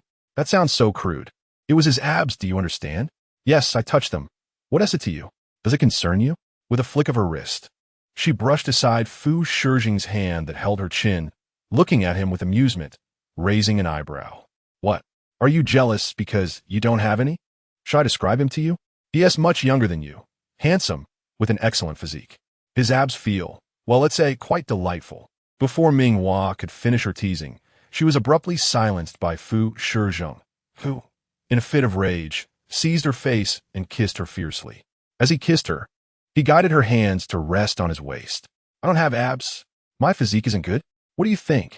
Who has better, him or me, huh?" Fu Shijing leaned closer to Ming Hua's ear, his final word rising in tone, accompanied by his husky, magnetic voice, which was utterly intoxicating. Any girl lacking resolve might find herself weak-kneed just from the sound. At that moment, they were pressed tightly together, Fu Shijing's previously pristine shirt now disheveled, revealing a hint of his bronze skin beneath, exuding an undeniable sense of strength. Ming Hua's delicate hand was drawn into the hem of his shirt, resting on his hard, iron-like abs. The sound of his deep, steady breathing filled her ears, akin to a siren's whispers, each breath a tantalizing invitation. Ming Hua's cheeks flushed, her body enveloped in warmth. Jean Chang'ai possessed a youthful allure, with a thin layer of abs that were beautifully shaped and delightful to the touch. In contrast, Fu Shijing's physique seemed forged by time and experience, as solid as iron, mirroring his very nature. Ming Hua's hand trembled slightly in Fu Shijing's firm grasp, her palm slick with perspiration. His large hand enveloped hers, the veins on his hand bulging, effortlessly wrapping around her delicate fingers. His rough fingertips grazed her tender skin, igniting a thrilling sensation. This was a man of extreme sensuality, well-versed in the art of seduction. However, Ming Hua was not one of those foolish women who swooned at the sight of a handsome man. She held grudges and repaid offenses. She had not forgotten Fu Shijing's earlier intentions to make her his mistress. Now, why was he acting all jealous? With her lips slightly parted, she provocatively remarked, "So what? I prefer the young. I don't like the old. They're too hard, they hurt my teeth." Jean Chang'ai, rushing over, happened to overhear this, his ears instantly turning crimson. He let out a low hum, unable to suppress the smile tugging at his lips. Meanwhile, Fu Shijing's expression darkened further. He had never anticipated Ming Hua would say such a thing. "Am I old?" Fu Shijing chuckled darkly, reflecting on his life experiences, where he was constantly pursued and adored.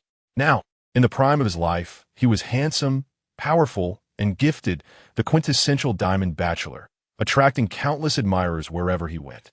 If he had accidentally been called husband in a dream by Ming Hua, how could he have possibly become involved with her? Being slapped and still approaching her.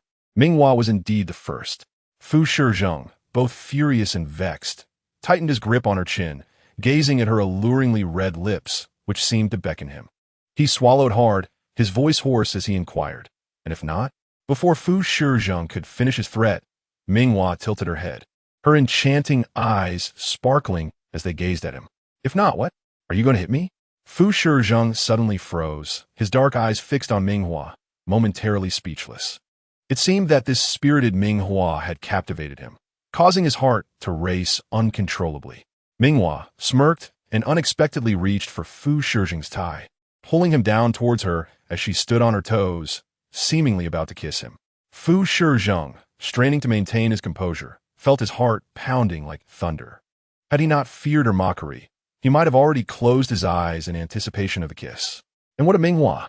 She leaned closer, whispering softly into Fu Shijing's ear, exhaling gently. This breath seemed to flow into the depths of his heart, causing him to inhale sharply. As he caught the faint scent of her allure, he watched, entranced, as her ears flushed from a natural hue to a vivid crimson within moments.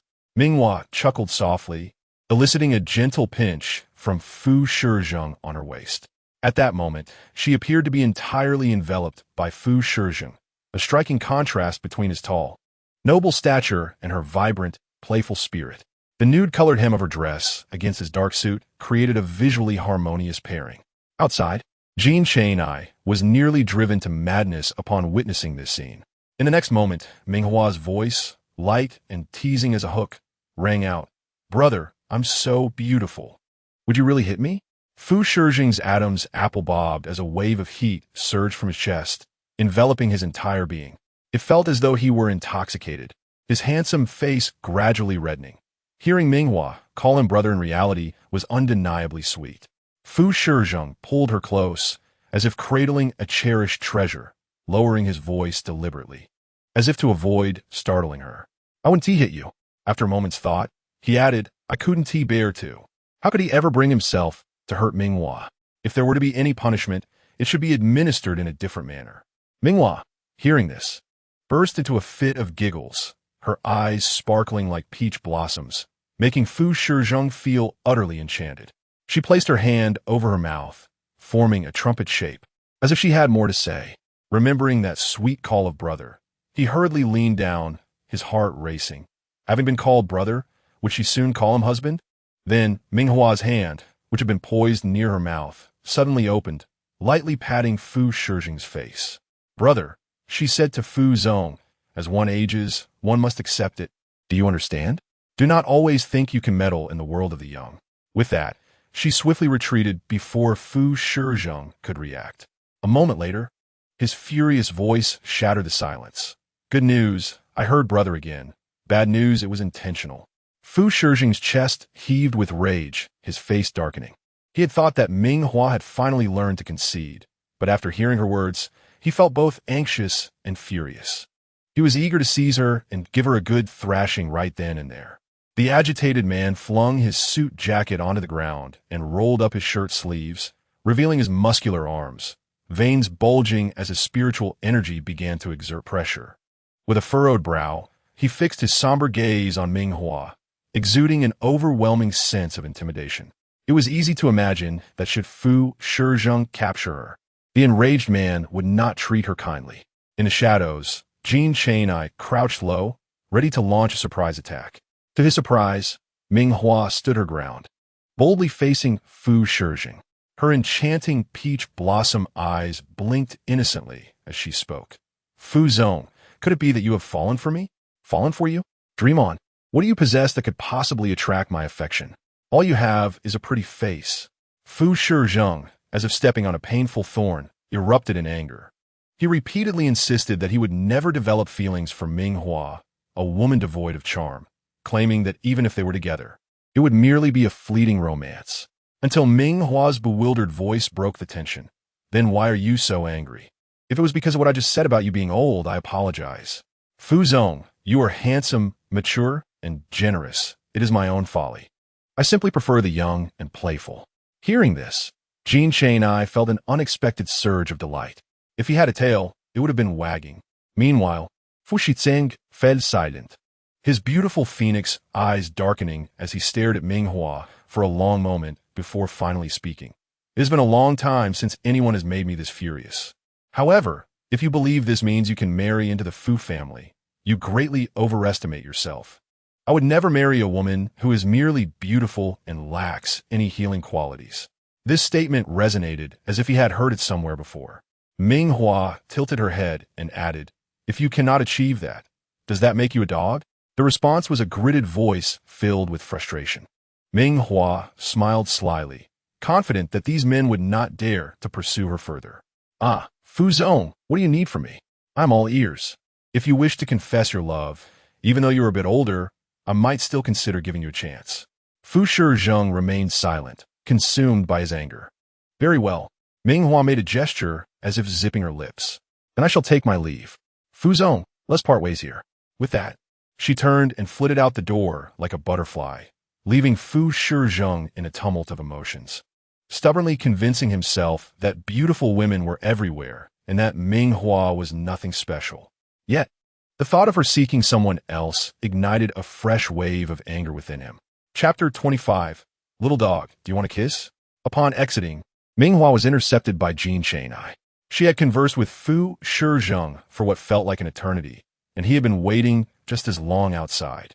The moment he stopped her, his dark eyes immediately fixated on her lips, akin to a predator sensing its prey, frowning at the thought of someone else's scent lingering on what he considered his. "Did you kiss Fu Shizheng?" It was evident. Ming Hua twirled a strand of hair around her finger, knowing the cunning old fox had been difficult to handle, but now, encountering this little dog, she felt confident. She smiled coyly, her lips appearing inviting. "What is the matter, little dog? Do you want to kiss too?" Feigning contemplation, she recalled how someone had said, "If I kiss Ming Hua again, I'm a dog. Little dog, woof woof."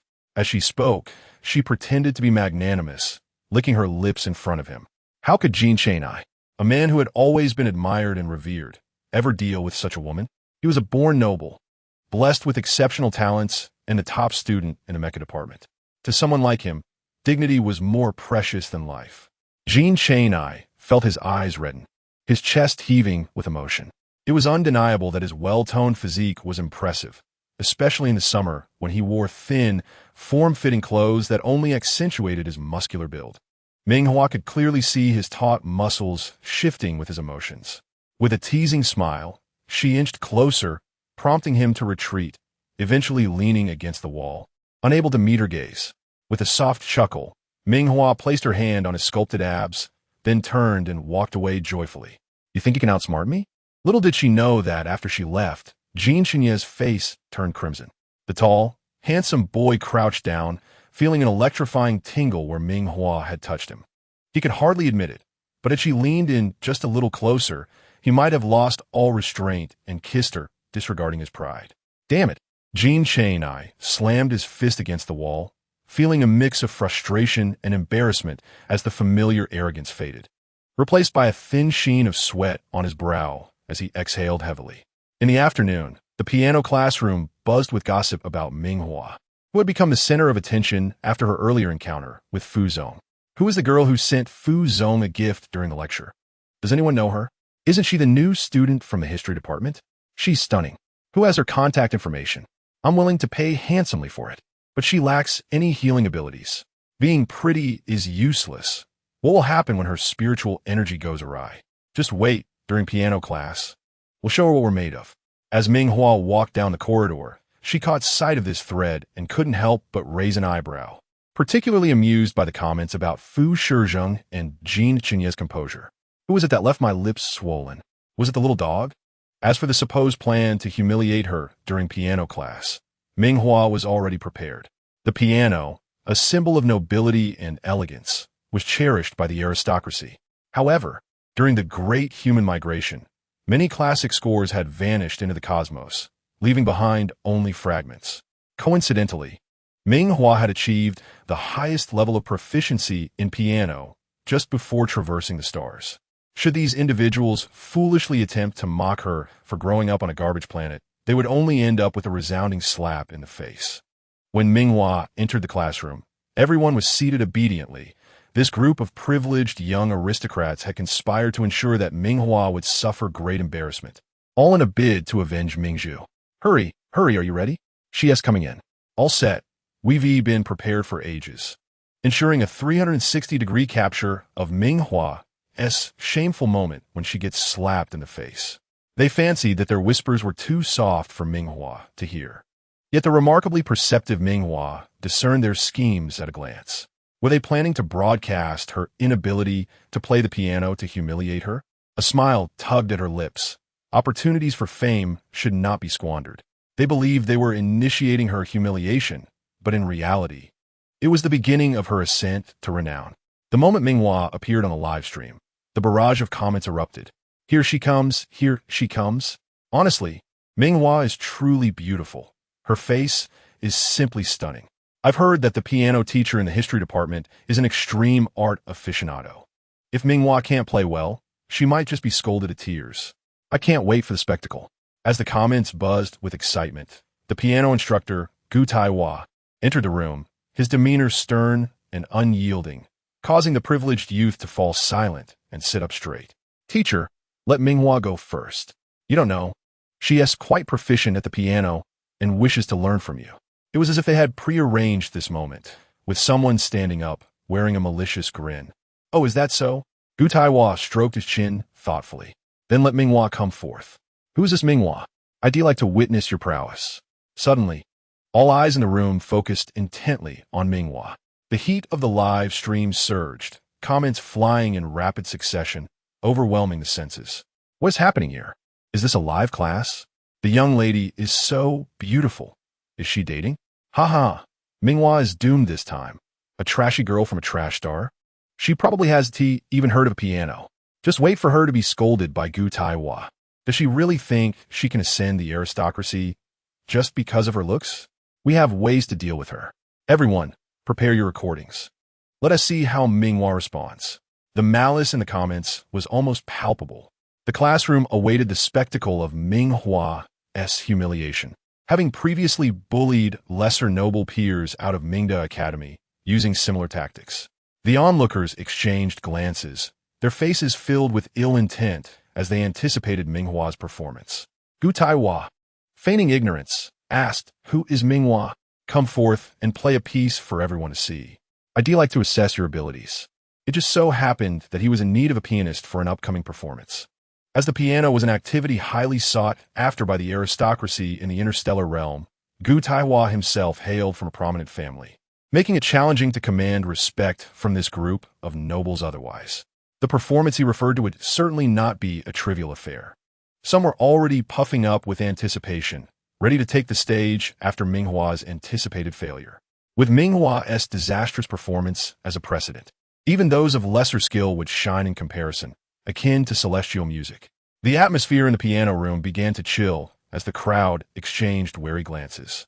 Just then, Ming Hua rose gracefully, her posture straight, her figure poised and elegant, and most importantly, she was exceptionally beautiful. Gu Taiwa had noticed her the moment he entered the classroom and now smiled warmly as he gestured toward the piano, inviting her to play. In his mind, every student in the history department of Mingda Academy was a noble, so it was inconceivable that anyone would be untrained in piano. As Ming Hua settled on the piano bench, those in the live comments who were aware of the truth began to chuckle. Not far away, the healing arts students, who relied more on talent than formal training, gathered to watch the live stream. "Mingzhu, come look, your sister is about to embarrass herself." Mingzhu watched Ming Hua, who sat motionless before the piano, a smirk on her lips, feigning concern while reveling in her siblings' impending failure. How could she perform when she's never even seen a piano on the trash star? "Oh, Ming Hua dear." Mingzhu feigned helplessness, prompting those who sympathized with her to further scorn Ming Hua. They chimed in, "Mingzhu, don't worry. We're only doing this for her own good. This is merely a small lesson to help her recognize her place and understand what she should and shouldn't do to avoid future troubles." "Is that truly the case?" Mingzhu pretended to question innocently. "Of course, we would never deceive you," they responded in agreement.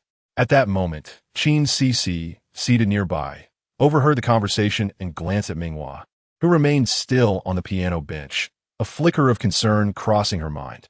As the comments resumed their merciless onslaught, "If she can't play, why not just admit it? I can't stand pretentious people who have a show off. Let us see how Ming Hua performs. She has finished. Just as Gu Taiwa frowned, about to speak, Ming Hua finally moved. She extended her hands, testing the piano's tuning, then placed her fingers on the keys. In the next moment, a magnificent and soaring melody erupted from the piano as she played Croatian Rhapsody by Tchaikovsky, a piece that is both grand and exhilarating. The notes soared and dipped, echoing the rise of hope from the ruins. Although we may be in the depths, we still possess the right to gaze up at the stars. As the final note resounded, the fervor settled into a serene calm. Yet beneath the surface, the tumult swelled. The heartbeat of the audience quickened in rhythm with the music, lingering in the atmosphere created by her performance. "Well played, Ming Hua. Your music surpasses that of everyone present. They seem like mere monkeys in comparison to you." During the interstellar migration, countless exceptional musical scores have been lost. When Ming Hua played the long-forgotten Croatian Rhapsody, it captivated Gu Taiwa entirely. "When I first learned music, my teacher told me that music possesses the power to touch the heart. I never believed it until I heard your cry within your melody. You are a remarkably strong young woman, capable of rebuilding hope from despair. Gu Taiwan marveled, having observed the audience's anticipation for a spectacle when Ming Hua stood up. He initially intended to intervene, expecting her to admit her inability to play and take her seat. To his surprise, Ming Hua approached the piano and delivered such a stunning performance. I wonder if I have the fortune to be your teacher, he mused, his aged yet powerful gaze fixed on Ming Hua. She smiled and nodded, calling out, "Teacher, excellent, excellent." Gu Taiwan exclaimed joyfully, announcing to all, from this day forward, "You shall be my student. Should you have any questions, feel free to seek me out." As for you, Gu Taihua's gaze swept over the dazed young nobles seated before him, a cruel smile curling at the corners of his lips. The next individual to perform is to learn this piece, as it will be used for an examination next week. Should they fail to execute it well, their parents will have to come and discuss matters with me.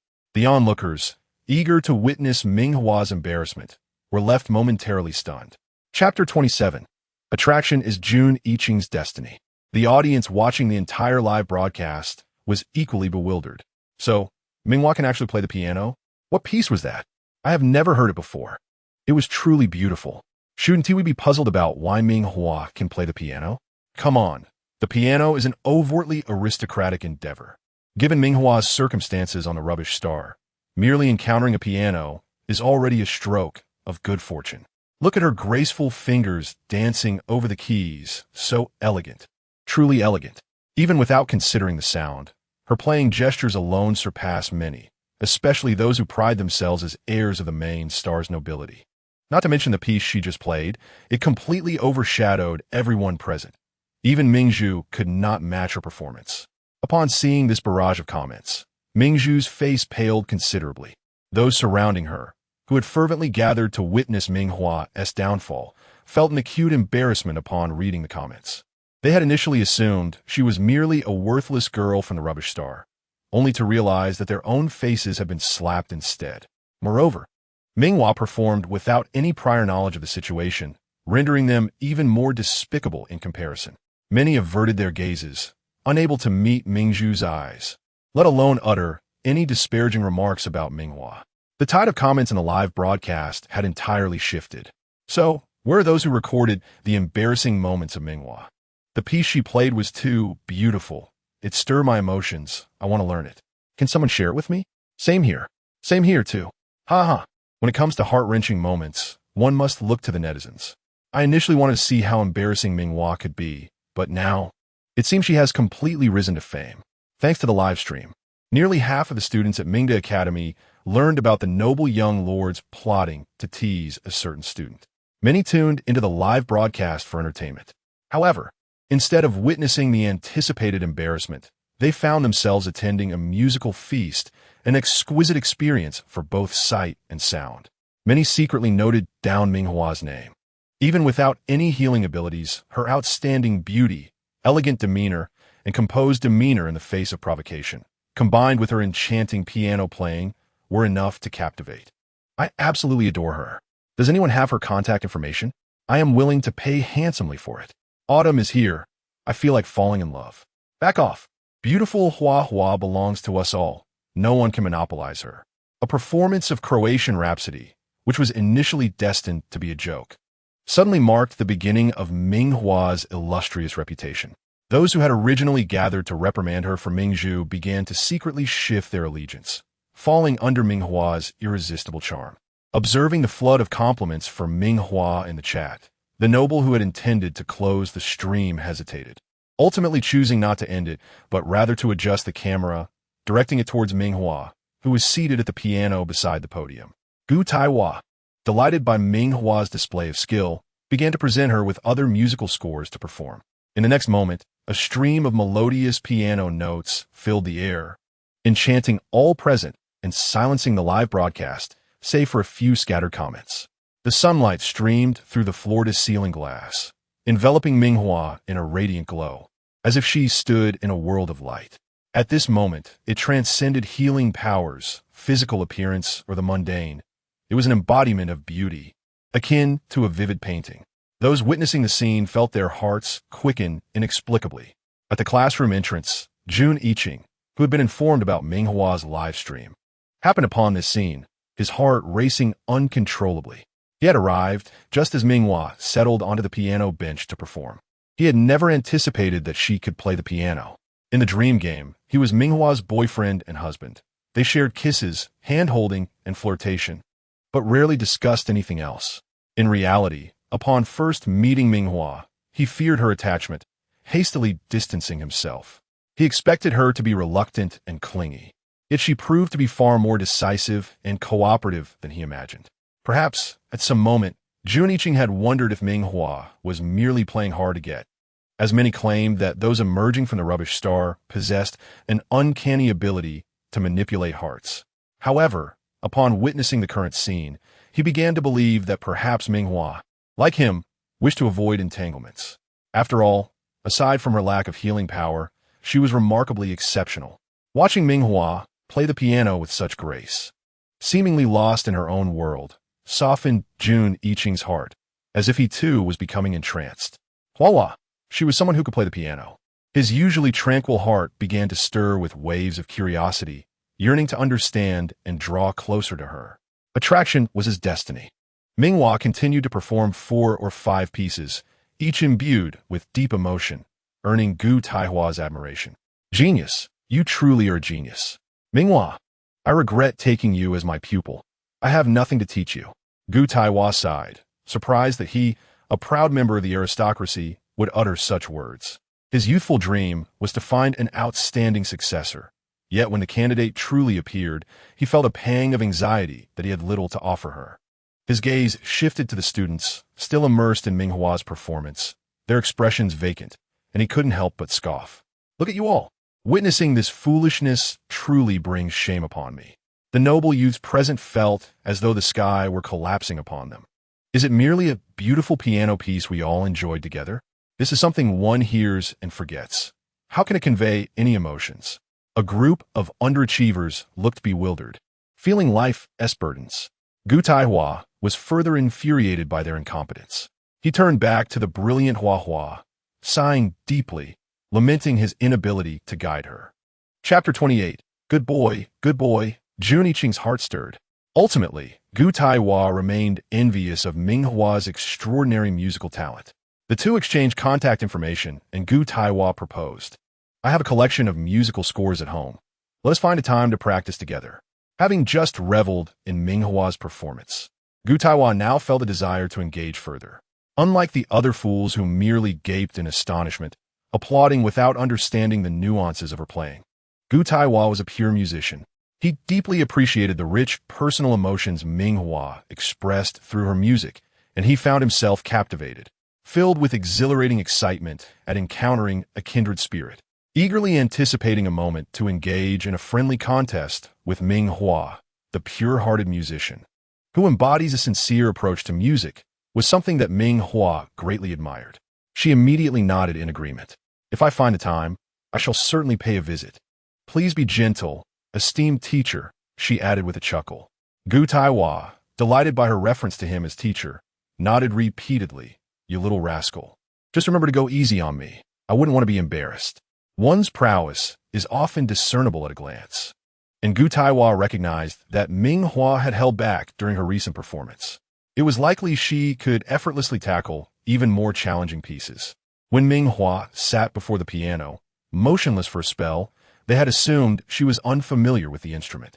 However, it now appeared she was merely selecting a piece that showcased both technical skill and emotional depth. The previously indifferent glances from the affluent youth in attendance had transformed entirely. Where once they were quick to flee the classroom, several lingered awkwardly, their eyes fixated on Ming Hua. Now, as her talent unfolded, her striking beauty rendered them hesitant to meet her gaze, as though the mere act could burn them. The more they averted their eyes, the more flushed they became, yearning to draw closer. Gu Taihua, seasoned in age, was not oblivious to the situation. Stroking his chin, he chuckled, I shall take my leave now. Should you have any queries regarding music, feel free to approach me anytime. All right. Thank you, teacher, Ming Hua replied. With Gu Taihua's departure, she too prepared to leave, intending to borrow the school's holographic chamber for her endeavors. The prospect of earning money was of utmost importance. As Ming Hua made her exit, the boys who had been waiting in the classroom could no longer contain themselves. They exchanged glances before boldly approaching her. Ming Hua was halted in her tracks by a tall boy with a buzz cut, who stood before her, cheeks flushed with an unusual excitement. After a moment of hesitation, he stammered, "Hua Hua, I like you." "I'm sorry," Ming Hua interjected, entirely uninterested and not affording him the chance to finish. "I have other matters to attend to. Please step aside." "Thank you." Despite being rejected, the boy found it impossible to harbor any resentment towards her lovely visage. He quickly stepped aside, inquiring if she needed assistance. "My family's involved in pharmaceutical research. My surname is Chun." The boy hoped to leave a lasting impression on Ming Hua, eagerly introducing himself. However, it was apparent to any observant individual that Ming Hua had no romantic inclinations.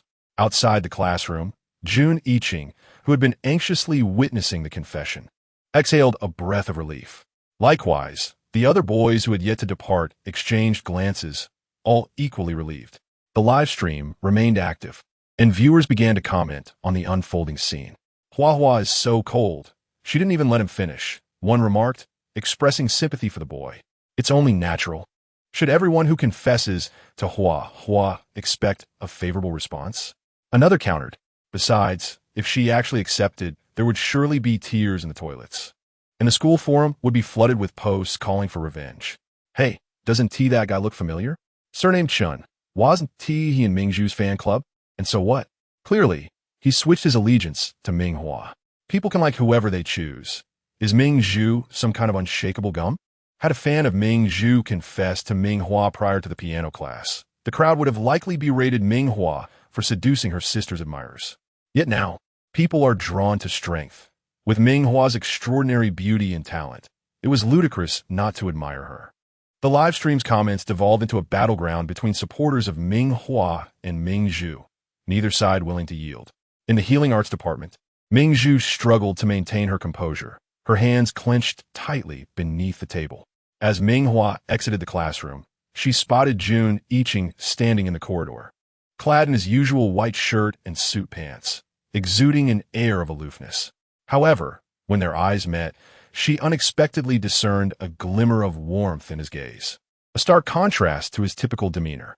For a moment, he resembled a character from a game, blushing at her touch, evoking a sense of shyness that stirred her own feelings. Ming Hua swallowed hard, suppressing her thoughts, and raised her chin slightly, reminding herself to maintain a respectful distance. "Hello, when did you learn to play the piano?" they both queried simultaneously. Jun Yiqing paused, momentarily taken aback, his smile shifting to surprise, as if he had not anticipated Ming Hua addressing him in such a manner. Their interaction felt distant, as though they shared no connection. Jun Yiqing pressed his lips together, visibly displeased. Ming Hua, however, remained unfazed by his change in demeanor. When he inquired further, she tilted her head and offered a casual explanation. "It's not that difficult. Really, I grew up on a garbage planet, but I learned by watching videos. It wasn't too challenging to pick up after a few viewings." Her tone carried a hint of mockery, as if to imply that growing up in a less-than-ideal environment did not equate to ignorance. Unbeknownst to her, Jun Yiqing's heart raced. The usually composed individual found himself losing control, utterly captivated by her simple gesture.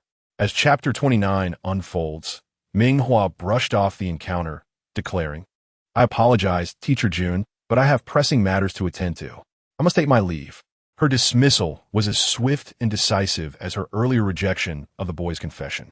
With that, she strode away, leaving Jun Yiqing momentarily stunned, a mix of confusion and disappointment clouding his expression. Did he not deserve a unique connection with her? Yet, he quickly rationalized that she must be genuinely busy. After some contemplation, he opened his terminal and sent a tentative message. "Tomorrow morning, I have an art exhibition on the main star. Would you care to join?" He felt a twinge of frustration. It was he who had suggested maintaining distance, yet now he was the one extending an invitation. What was he truly after? Surely, he wasn't merely enchanted by her piano performance. Ming Hua shook her head, dismissing such thoughts. Earning money remained her priority. Upon entering the holographic chamber, She was astounded by the transformation of her initial login room. The walls had been painted, and furniture, appliances, including a television and refrigerator, adorned the space, creating a warm atmosphere, except for the unfamiliar man seated on the sofa alongside Hong Yuan. As Ming Hua entered, the man's penetrating gaze met hers. His eyes icy yet inquisitive, as if he could see right through her. Most would have been intimidated, but Ming Hua merely smirked, unperturbed, and met his gaze head-on, almost unable to resist the urge to whistle in appreciation. His nose was prominent, his eyebrows thick, and his lips thin. He sat upright, with a commanding presence that exuded the ironclad strength of a man forged in the fires of battle. He was a man of formidable resilience, akin to a drawn sword, unyielding and fiercely powerful. This reminded her of her other virtual husband, the imperial Marshal Jean Lifeng. At that moment, Hong Yuan stood as a guard behind the man, hastily stepping forward to clarify the situation upon seeing Ming Hua's arrival. As the saying goes, ignorance is bliss. Hong Yuan had no idea the immense effort required for a healer to treat someone suffering from mental breakdown. Observing Ming Hua manage one after another effortlessly, he subconsciously assumed everyone could do the same. He even questioned why they had previously incurred great cost to send individuals to the main star when they could be treated in the holographic chamber. It was only after exiting the chamber and relaying everything to the doctors that the military hospital was immediately locked down, and he was thoroughly educated by Dr. Bai, leading him to realize Ming Hua's capabilities were truly profound. Once the matter was reported, it gained immediate attention, prompting Jean Lifeng to wait here for Ming Hua to log in. Little did he know, as a mere squad leader, he had no right to be in the presence of a marshal. Before Ming Hua appeared, he wished he could shrink into the ground. As for Ming Hua, upon hearing Hong Yuan's explanation, she became rather smug. It turned out they saw her assistants. What was Jean Lifeng so arrogant about? Lazily reclining on a single sofa with her legs crossed, she mused that such collaboration was not out of the question. However, she wondered what price the esteemed marshal would be willing to pay. As she spoke, her gaze wandered nonchalantly toward Jean Lifeng. Unsurprisingly, her flippant demeanor caused his brows to furrow, and his aura grew increasingly stern. This man, as solid as iron, cold and fierce, with unyielding principles, was most amusing when teased. Taking advantage of her altered appearance in the holographic world, Ming Hua felt emboldened to tease him without restraint. Jean Lifeng, typically above such matters, would normally send his aide to convey his stance. Yet upon hearing Hong Yuan describe Ming Hua's swift and decisive actions in healing, he decided to meet her amidst his busy schedule. Now, observing her lax posture on the sofa, seemingly entranced by male beauty, he could not help but wonder if he was being played. With a cold chuckle, he parted his lips slightly, his imposing presence radiating a clear warning. It was evident that they would offer whatever she desired, but whether she could afford it was another matter entirely. Ming Hua found his haughty demeanor utterly delightful. After all, they were in the holographic world, and Jean Lifeng was far away on the border planet. She could not resist the temptation. A sudden surge of competitive spirit arose within her, and she smiled coyly, her eyes bright. Even though her appearance had been adjusted to blend in, Jean Lifeng found himself momentarily entranced by her striking gaze. The next moment, under Hong Yuan's terrified gaze, Ming Hua lazily stood and sauntered over to Jean Lifeng. Leaning closer, she whispered in his ear, playfully blowing a gentle breath. "Marshal, how about you stay with me for a night? In exchange, I'll treat 100 cases of mental breakdown for free." It was an offer too good to refuse. Surely the marshal would not decline. As she spoke, her delicate hand brushed against his ear. His hair was coarse, prickling against her palm. Her slender fingers traced down his high nose, glided over his thin lips, and finally rested on the tightly fastened collar of his uniform. Her soft fingertips gently tugged at the collar, swaying it slightly. Then a light, playful voice chimed, "Marshal, do say something." At that moment, Hong Yuan's relief at Ming Hua's arrival dissipated entirely. He wished he could find a hole to hide in. How had the situation evolved into this? But all it required was a night with Miss Hua for the promise of healing 100 cases. His heart raced nervously. Surely the marshal would agree. Hong Yuan's anxious, yet hopeful demeanor amused Jean Lifeng. as the esteemed marshal of the empire. When had he ever fallen to such depths of desperation? To appear so openly vulnerable in front of Ming Hua was utterly disgraceful.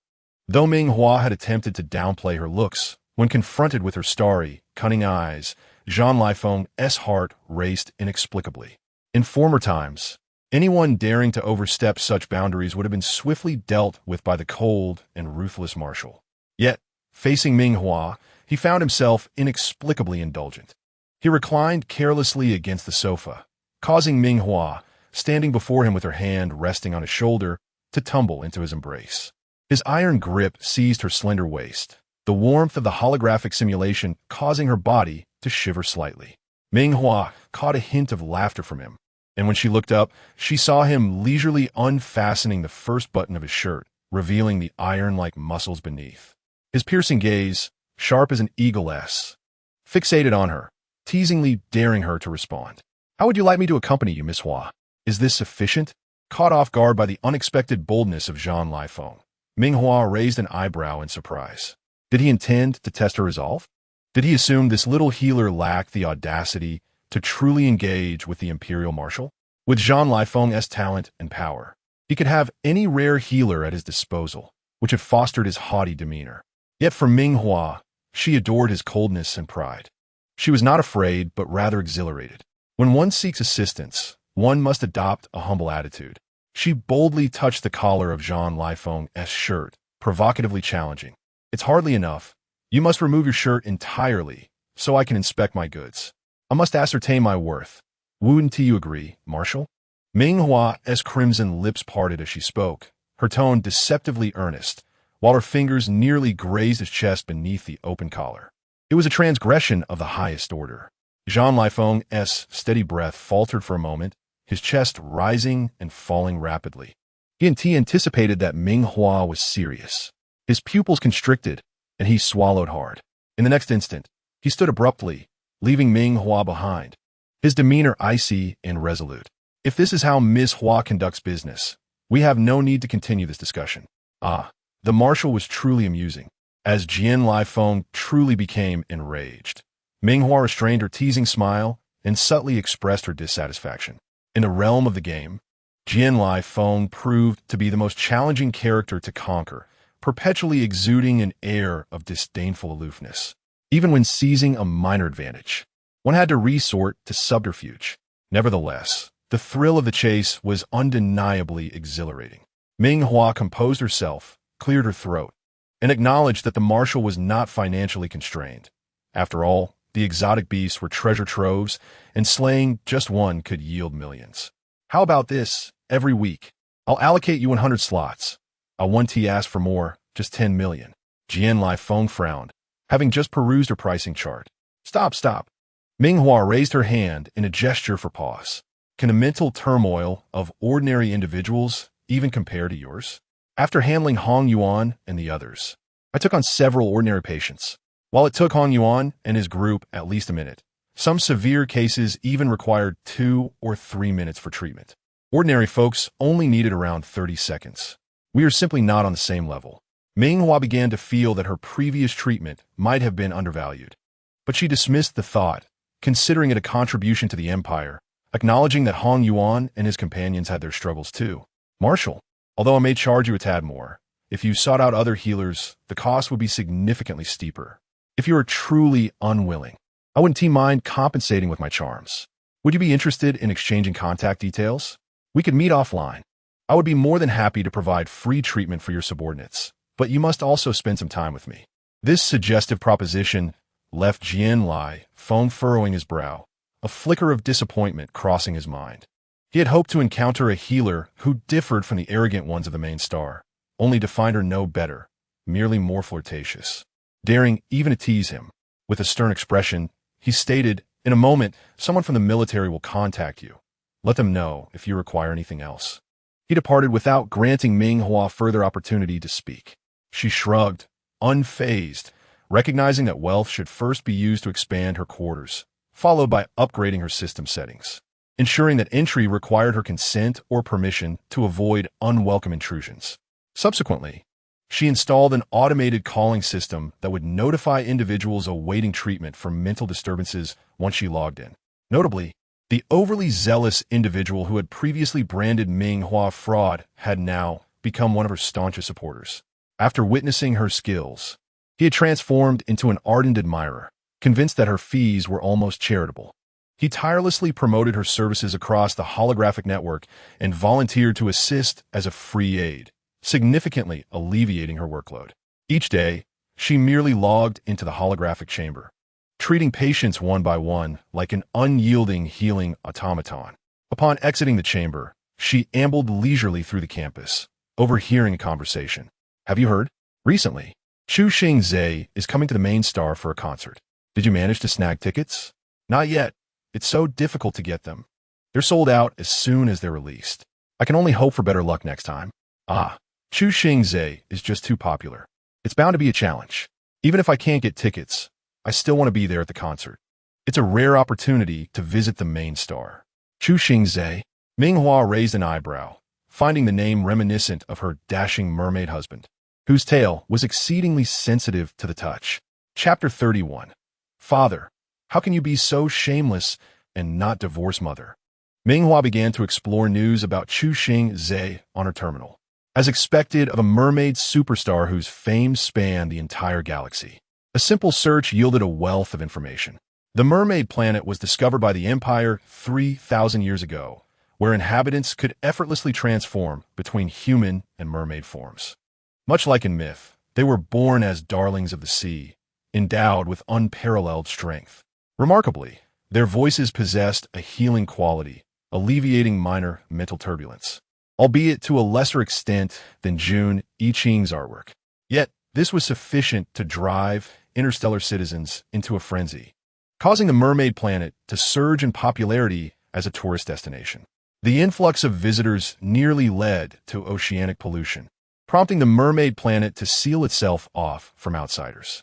Occasionally, however, a mermaid would venture into the cosmic expanse, like Chu Xingzhe, the gentle mermaid with a passion for singing, whose appearance sent shockwaves throughout the galaxy. No wonder she had captivated so many hearts. Ming Hua scrutinized the image of the seemingly gentle, yet emotionally distant Chu Xingzhe, contemplating whether to seek out the enchanting mermaid. At that moment, she was intercepted by Ming Zhu. Lifting her gaze, Ming Hua set her terminal aside, revealing her dazzlingly beautiful face, though her expression remained decidedly cold. "What is it?" Upon seeing her face, Ming Zhu recalled the recent limelight that had been stolen from her. "She can even play the piano," Ming Zhu begrudgingly admitted, acknowledging that she couldn't team match Ming Hua's skill. Moreover, Ming Hua's beauty was undeniable. Having witnessed one of her former admirers confess to Ming Hua during a live stream, Ming Zhu, despite her disdain for that individual, could not accept Ming Hua usurping her spotlight. Now was the moment to teach her a lesson. A smirk curled on her lips as she feigned sisterly affection, stepping closer to grasp Ming Hua's hand, only to have Ming Hua deftly evade her grasp, fueling Ming Zhu's resentment. "Hua, I haven't had the chance to ask how you've been settling into the dorms at school these past few days." Ming Zhu emphasized the word surprise, laden with intent. Ming Hua raised an eyebrow, a hint of sarcasm flickering across her face. "A surprise? A good thing? Are Ming Chang and Zhuang Mei really bringing good tidings for me? I suspect it's more akin to a weasel wishing a chicken good luck with ulterior motives. Regardless, if they concealed their intentions, how could she maneuver to extricate herself from the Ming family?" Subtly withdrawing her hand from Ming Zhu's grasp, she nodded indifferently and replied, "Fine. I understand." At 7 that evening, in the Ming family dining hall, Ming Chang occupied the seat of honor, flanked by Ming Zhu and Zhuang Mei on either side. Ming Hua sat beside Ming Zhu. Whether intentional or coincidental, Ming Zhu continued to regale tales of school life, while Zhuang Mei and Ming Chang occasionally chimed in.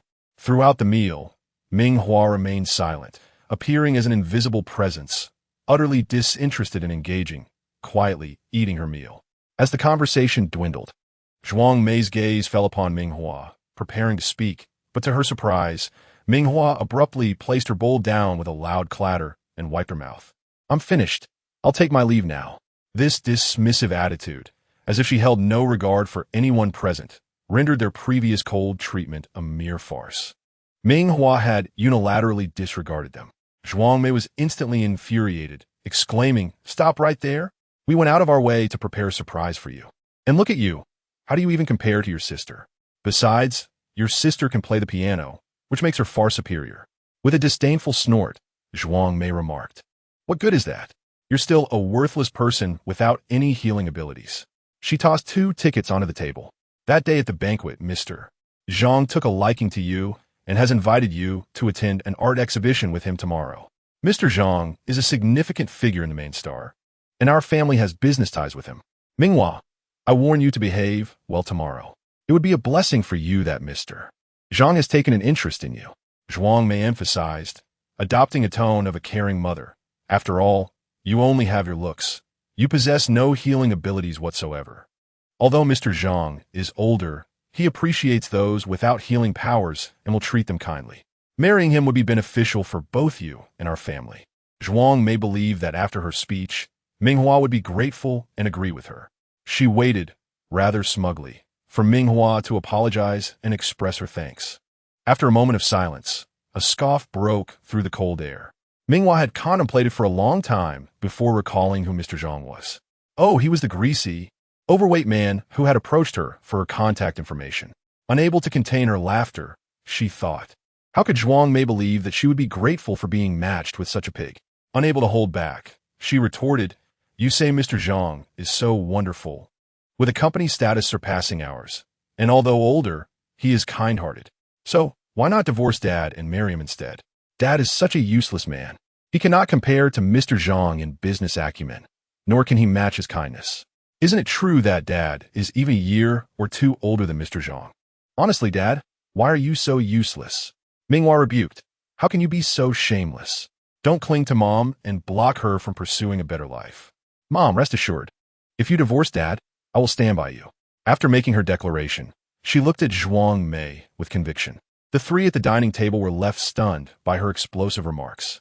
After a long pause, Ming Chang's furious voice echoed throughout the hall. "Rebellious daughter, kneel down." The Ming family prided themselves on their dignity and did not wish to bicker with Ming Hua. Ultimately, they summoned several bodyguards to guard her door. "Tomorrow you must go. Whether you want to or not, you have to attend. I advise you to make a good impression on Mr. Zhang. Otherwise, you won't want to know the consequences." Zhuang Mei stood at the bedroom door, casting a warning glance at Ming Hua. "What consequences?"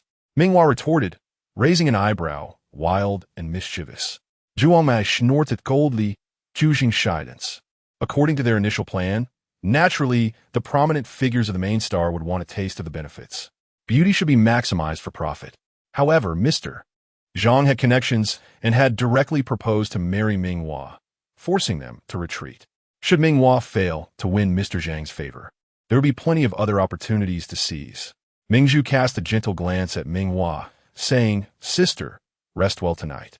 Although Mr. Zhang is much older than us, age can have its advantages. He knows how to treat people well. If he is so considerate, would you not want him?" She was unaware that this white lotus was merely watching her excitement. Indeed, as soon as she countered, Mingzhu's expression shifted instantly.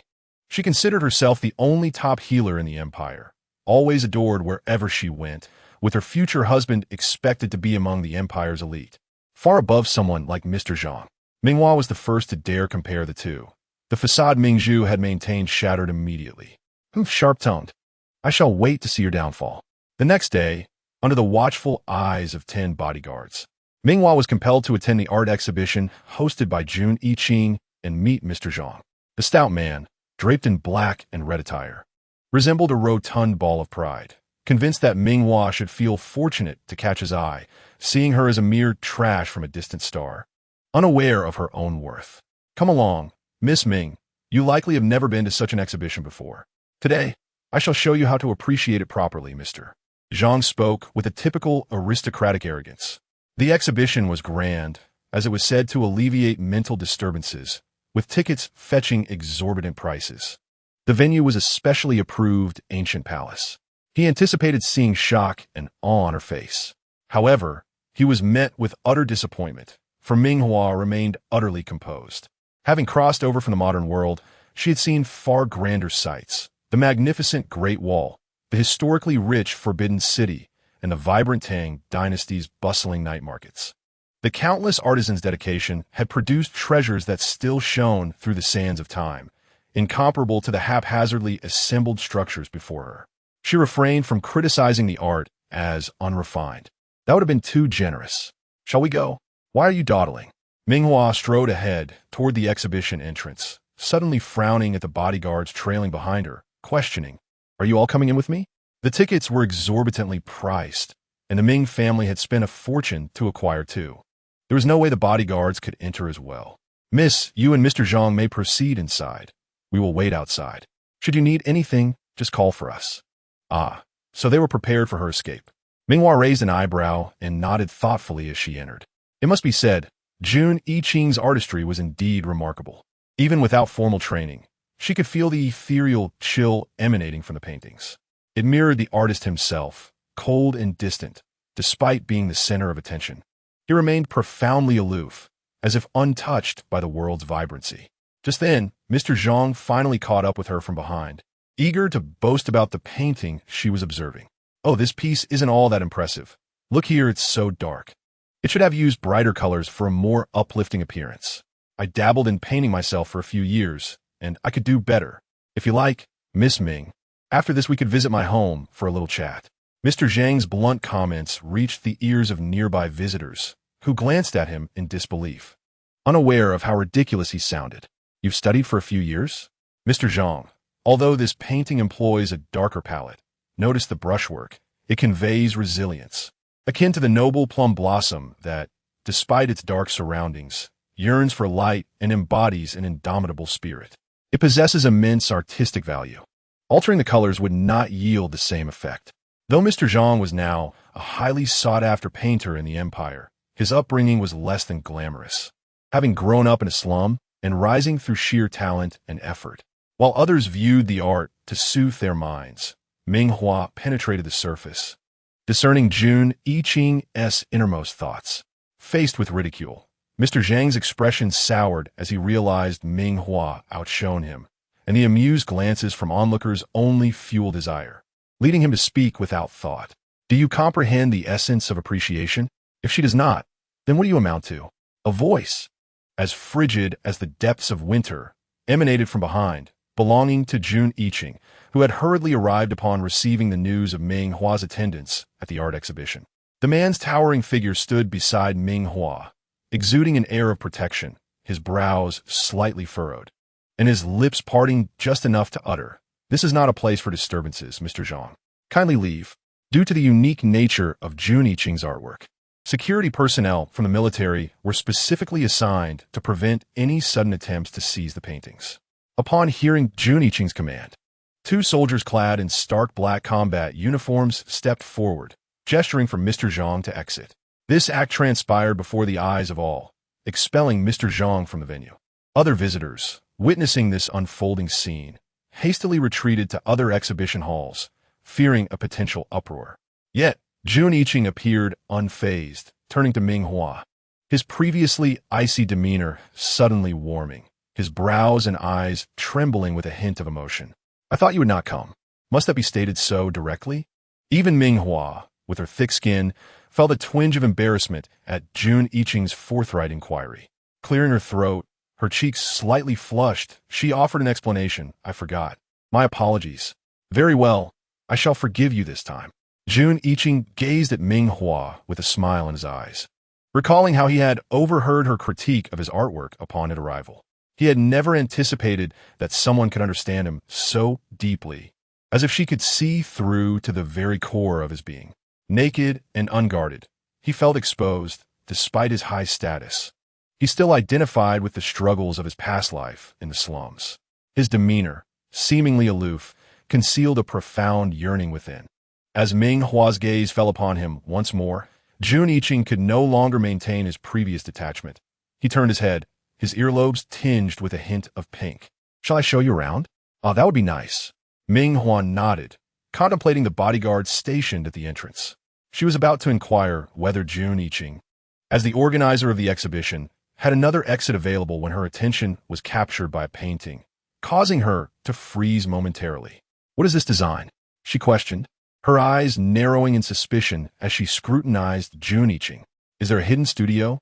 Ming Hua had heard whispers of eccentric masters who, when hosting exhibitions, would isolate a small room to showcase unconventional works.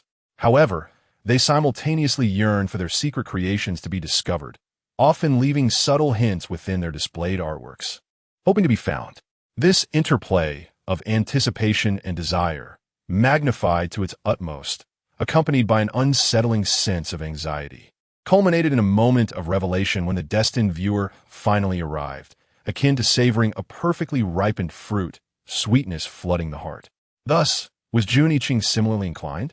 Ming Hua's enchanting eyes locked onto him, and under such scrutiny, Jun Iching's breath slowed. A hum echoed within him, his heart racing, the world appearing to shrink until only the two of them remained. The Pandora's box lay open before Jun Iching, yet the authority to unveil its contents had shifted to Ming Hua. Jun Iching's cool gaze momentarily closed, a myriad of thoughts flashing through his mind. Yet ultimately, he regarded Ming Hua and raised his index finger to his lips, signaling silence, his voice cool and composed. Ming Hua, shall we see if you can uncover the mysterious studio? Mysterious studio? Ming Hua echoed playfully, tilting her head with mischief. Oh, if I find it, what reward awaits me? Surely it does not house teacher Jun's secrets? Though her words were light-hearted, her curiosity had been thoroughly piqued. Her gaze began to flit over the nearby paintings, for there is an undeniable thrill in unearthing other secrets. Initially, she intended to linger just a while longer before making her exit. However, with the prospect of a hidden studio tantalizing her, leaving was no longer an option. She was determined to uncover it. To her surprise, the seemingly aloof Jun Iching engaged in such a playful game, which only deepened the enigmatic allure surrounding him, inciting her desire to explore further. As Ming Hua admired the artwork while searching for clues, Jun Iching remained at her side, neither obstructing nor assisting her. Yet, Ming Hua, being somewhat mischievous, would deliberately point out minor clues she discovered, sharing her speculations and requesting Jun Iching's judgment on her deductions. This was truly a wicked game that amplified both the anticipation and the anxiety of a secret about to be unveiled. Even Jun Iching, who had made up his mind, found himself teetering on the edge of regret, contemplating whether to retreat. The thought of Ming Hua uncovering his secret felt ominous. Their figures gradually meandered away from the bustling exhibition hall, appearing intimate as they shared laughter, akin to a couple in love. Meanwhile, Jean Chain I, coerced by family to attend the exhibition to soothe his spirits, scanned the room with visible impatience, planning to leave once the time was right. Suddenly, his gaze sharpened, landing upon the captivating scene before him. His brows furrowed, a storm brewing in his demeanor, resembling a husband catching his wife in an act of infidelity. He strode forward, his intentions clear. How infuriating! Has Ming Hua transformed into a seductress? Yesterday, I caught her in a questionable situation with Fu Shizhong, and now she is frolicking with Jun Iching. She is playing with fire, straddling two boats, oblivious to the disaster that may ensue. In that moment, Jean Chain I embodied the essence of a jealous husband, youthful yet volatile, ready to confront Jun Iching with a fist. Yet, his furious march abruptly halted as memories of his previous vow surged back, captured on video by Ming Hua herself. His countenance shifted from anger to a pallor of uncertainty. Calm down, calm down. What is there to be angry about? Ming Hua and I share no connection. The one deserving ire is Fu Shizhong. If he were to discover Ming Hua's clandestine rendezvous with Jun Iching, he would surely be livid, being part of the same social circle. Jean Chain I understood the fierce possessiveness and pride that thrived among the elite. He realized that if he could not confront Jun Iching directly, he could at least find someone who could. Ideally, he wished for the two to engage in a conflict that would leave neither standing. Jean Chain I pushed aside his inner turmoil and swiftly retrieved his device, capturing a photograph of Ming Hua and Jun Iching, who stood perilously close, and sent it directly to Fu Shizhong. Look, I stumbled upon your wife at the exhibition. No, Jean Chain I frowned. Ming Hua was no one's wife, least of all Fu Shizhong's. For what right did he have to lay claim to her? After a moment of indecision, Jean Chang ultimately decided to send the photograph, erasing the accompanying text he had initially crafted. As he observed Ming Hua and Jun Yiqing's retreating figures, he hesitated briefly before choosing to follow them. He would not resort to barking like a dog. He would merely shadow them. After all, Fu Shizheng was unaware of this unfolding drama and could arrive at any moment to confront Jun Yiqing. Fu Shizheng was no saint himself, being significantly older than Ming Hua, yet still entangled with younger women. It was evident that Ming Hua had been deceived by these two rogues. As the top student of Mingda Academy, Jean Chang felt justified in offering his assistance. Rest assured, Jean Chang would not remain passive. He was merely biding his time. Chapter 34. The exceptionally gifted and cool painter will also have a day of madness. What do I see? At that moment, Ming Hua, who was walking ahead, finally discovered the key hidden by Jun Yiqing, a key to his inner self. With a smug smile gracing her lips, she dangled the keychain playfully before them. So it was a key. Teacher Jun, don't we all use smart locks now?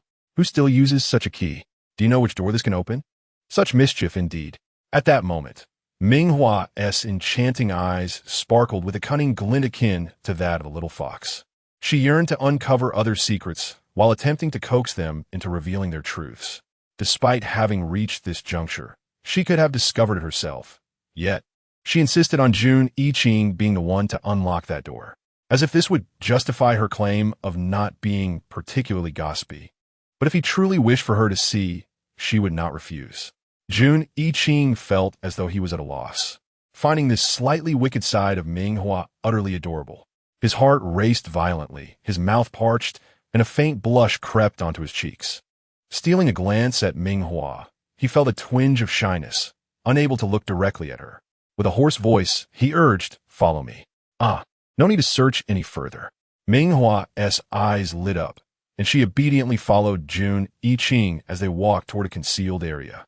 Jun Yiqing pressed against the wall, and instantly, the previously seamless surface parted to reveal a wooden door behind it.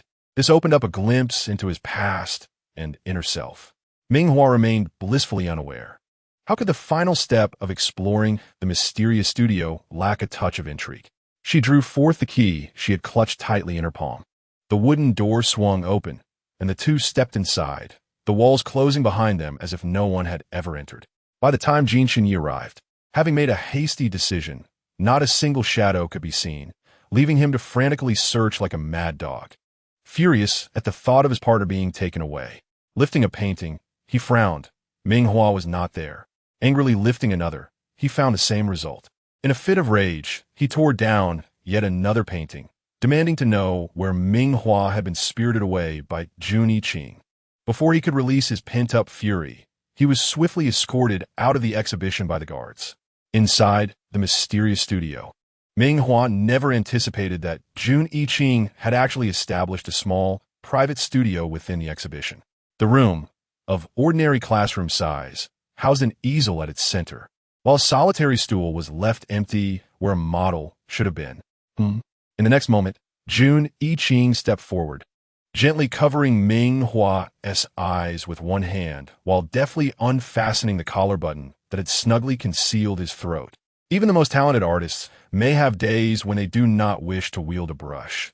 Even those who are typically composed may yearn for a moment of madness. The greatest secret of the studio lies within himself.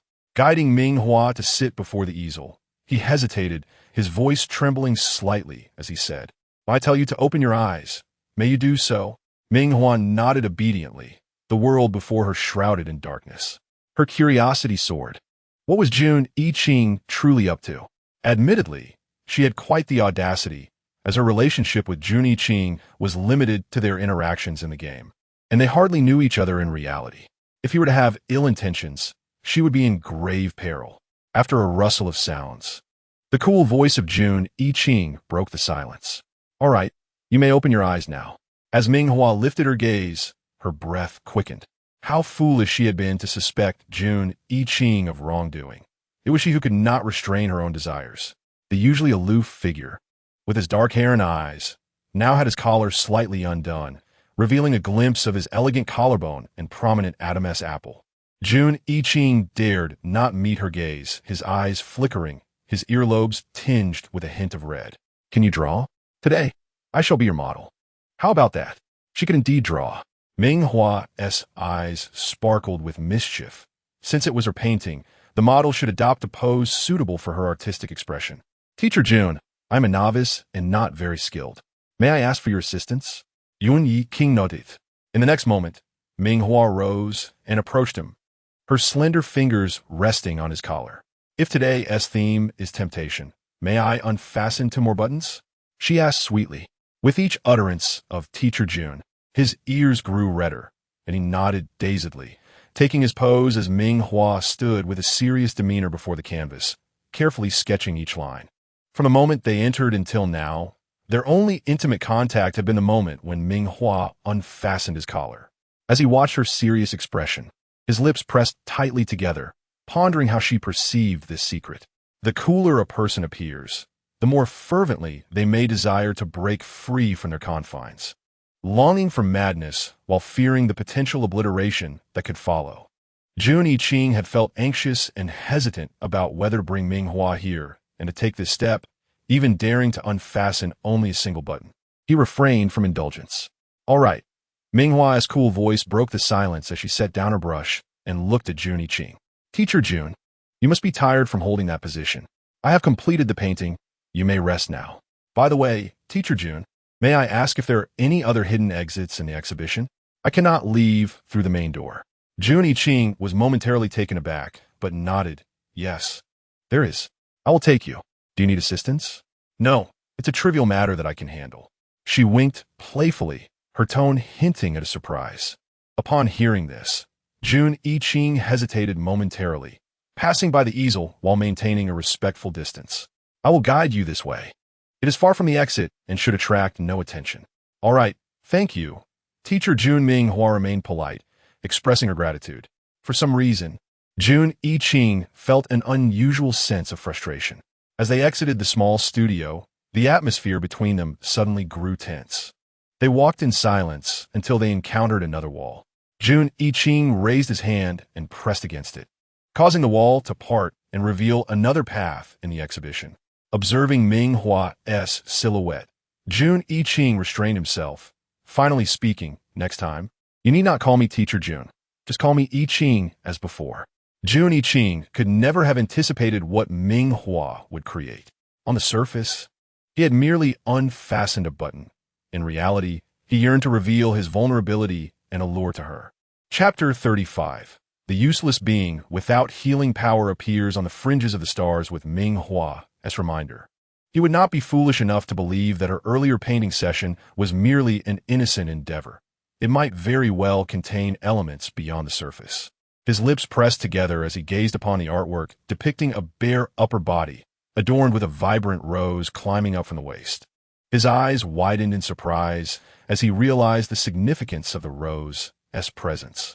In that moment, it dawned on Jun Yiqing what Ming Hua meant by suggesting they could paint together in a different place next time. No one would ever guess that this cool and aloof genius painter, akin to the snow-tipped peaks, harbored a rose of such vulgar beauty at his core. With this thought, Jun Yiqing found himself eagerly anticipating his next encounter with Ming Hua. Meanwhile, as Ming Hua walked along the path, she sensed that someone was following her.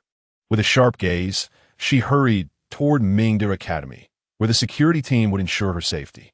Unexpectedly, not long after feeling at ease entering the school, she was struck and rendered unconscious on the ground. Before losing consciousness, she overheard her assailants discussing. The freshman competition for this year's Mecha Combat Department will commence tomorrow. Just toss her onto the starship and hide her away. Ha! A waste with no healing abilities who will only drag others down. I can't wait to see how she'll be berated when she appears in the live stream of the freshman competition. The perpetrator was Ming Zhu. It was also mentioned that she had visited an art exhibition with Zhang Zong, but after getting entangled with Jun Yiqing, Ming Zhu's sense of crisis reached its peak. She couldn't bear to lose the benefits that Ming Hua's beautiful face could bring, so the only option left was to find a way to shatter her pride. Beauty on a perilous battlefield is but original sin, especially for Ming Hua. A worthless individual devoid of any healing capabilities, she would surely become the target of collective attacks. On the following day, the Mecha Combat Department, as per tradition, led the freshmen to a remote planet for field training. The alien beasts within had been previously cleared by military personnel, leaving only a few adult beasts, most of which were smaller, immature creatures, allowing these freshmen, who had yet to see true combat, to hone their skills. Whether slaying small beasts individually or collaborating to take down larger ones, through this blood-soaked baptism, each individual would rapidly grow. Additionally, to distinguish prowess, each freshman would be equipped with a personal scoring device. The one who slays the most beasts would be crowned the top freshman of the year. Almost all freshmen this year would rally behind him, acquiring the most resources and accelerating their growth. Upon graduation, they would join the military, forming their own teams with him at the helm. However, this year, after all the freshmen had landed and the starship departed, an unforeseen incident occurred. For reasons unknown, among the fully armed male students of the Mecha Combat Department, a young girl in a skirt appeared. What on earth? Is there an emergency? How could a girl be here? Indeed. While this is meant to be a training ground for the freshmen, let us not forget this is a remote planet. The alien beasts do not discriminate. When they strike hard. No way. Which young lady is this? Even if she wants to play, there should be limits. Appearing in a skirt on a battlefield, she would be the first to perish if a real fight broke out. The barrage of comments erupted in chaos, and, at that moment, the recently landed individuals were equally bewildered. Ming Hua's face, highly recognizable, was instantly recognized by everyone. Ming Hua, how did you end up here? Someone immediately inquired. Where's this place? Ming Hua frowned, feeling a throbbing pain at the back of her head. This is the border of the 18th star system. This year's freshmen are undergoing field training here. A deep male voice from behind provided an explanation for Ming Hua's confusion. Clad in a black Special Forces uniform, with broad shoulders and long legs. Only his dark eyes were visible. Ming Hua still found him exceptionally handsome. Jin Cheng-ai, upon seeing Ming Hua standing among the crowd in the skirt, furrowed his brows beneath his helmet and made a resolute decision. From now on, you will follow me. Everyone else focus on your own tasks. Scoring is paramount. Scoring equates to resources. The combat department requires substantial resources to train formidable warriors. Thus, they operate under a set of jungle rules. All precious resources are exchanged for points earned by hunting alien beasts. Alternatively, instructors might observe through the live stream and send assistance. However, Ming Hua's well-known inability to heal posed a significant problem. She could neither alleviate their mental turmoil nor assist in hunting the beasts. Protecting someone so seemingly delicate would be a burden. This was the immediate thought of the crowd. Yet, since they were all from the same academy, abandoning her was not an option, especially with the live stream capturing everything. At this moment, Jin Cheng-ai spoke up. Regardless of his motives, everyone felt a wave of relief. Some, dissatisfied with his decision, contemplated that perhaps Jin Cheng-ai was dragging along a liability, which could open up the competition for the title of top freshman this year. Jingu, take care of yourself. If anything happens, signal for help. I will come to your aid. Gao Bin cautioned as he departed, visibly concerned. Jin Cheng-ai nodded. His tone icy, I know. Turning to regard Ming Hua, who appeared deep in thought, he sneered coldly. Have you come to any conclusions? Speak up. Did Jun Iching abandon you? Remembering his unsuccessful search for Jun Iching and Ming Hua the previous day, he felt anger rise within him, his tone laden with irritation. Ming Hua frowned and explained helplessly. Believe it or not, I have no idea how I ended up here. I just opened my eyes and found myself in this situation. What should we do next? If Jin Cheng-ai intended to abandon her, she could understand. After all, he was essentially the de facto top freshman. And if she caused him to falter in this field training, it would be quite embarrassing. After some contemplation, Ming Hua suggested, you could find a safer place to set me down. I can wait for the starship to come for me. She paused, sensing the sudden surge of anger emanating from Jin Cheng-ai, and tentatively added, are you sure you can handle the beast by yourself? Huh. Jin Cheng-ai scoffed disdainfully, stepping forward to effortlessly hoist Ming Hua onto his shoulder. Is that how you perceive me, Ming Hua? Jin Cheng-ai seethed with indignation. How could his wife doubt him? Disobedient wives deserve a firm reprimand. Under the gaze of onlookers, Jin Cheng-ai carried Ming Hua nonchalantly on his shoulder, suppressing his desire to act out more. His fierce gaze directed at the nearby live stream camera. This immediately ignited a flurry of excited exclamations in the comments, declaring him stunningly handsome. The mere fact that he was interacting with Ming Hua was enough to spark extensive discussion. What does this mean? Do these two know each other? Is this a joke? Do they think we are outsiders? Can anyone lip read? What on earth did they just say? Why did he suddenly lift her? Let us not overlook how strong he is. He lifted her with one hand, and she seemed completely caught off guard. The combat department does not harbor cowards. I deciphered it. It seems the girl suggested he find a safe place to set her down and go hunt the beasts alone, and he just exploded. While it is quite disconcerting to see a girl in the training area, her request is somewhat reasonable. Why does he refuse? It's curious, though. A girl appearing here should be a healer, right? Logically, having a healer would make things easier. Of course, it's because she is a worthless individual with no healing abilities. As Ming Hua watched the live stream comments, she felt a sense of satisfaction at the commotion her sudden remark had caused. What does it mean for someone without healing abilities to show up at the freshman training ground? Freshmen are already lacking in combat experience, and there have been accidents leading to fatalities in training.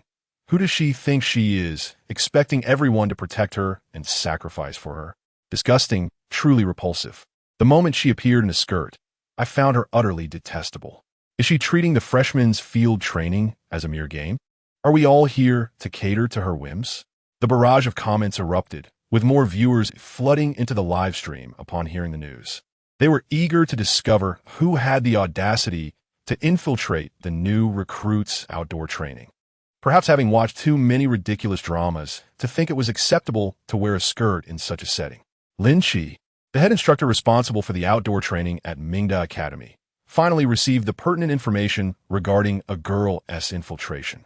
His face darkened to a shade akin to a soot-blackened pot, and in a fit of anger, he crushed the terminal device in his hand.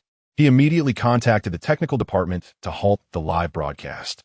This was the first time Ming Hua Academy had found itself in such a predicament, with the viewership soaring within just half an hour, rivaling the current hottest streamers on Xinhua. It was no joke. With the live broadcast ongoing, things were somewhat manageable. However, if the broadcast were to be interrupted and any student encountered danger, it would be an irreparable disaster.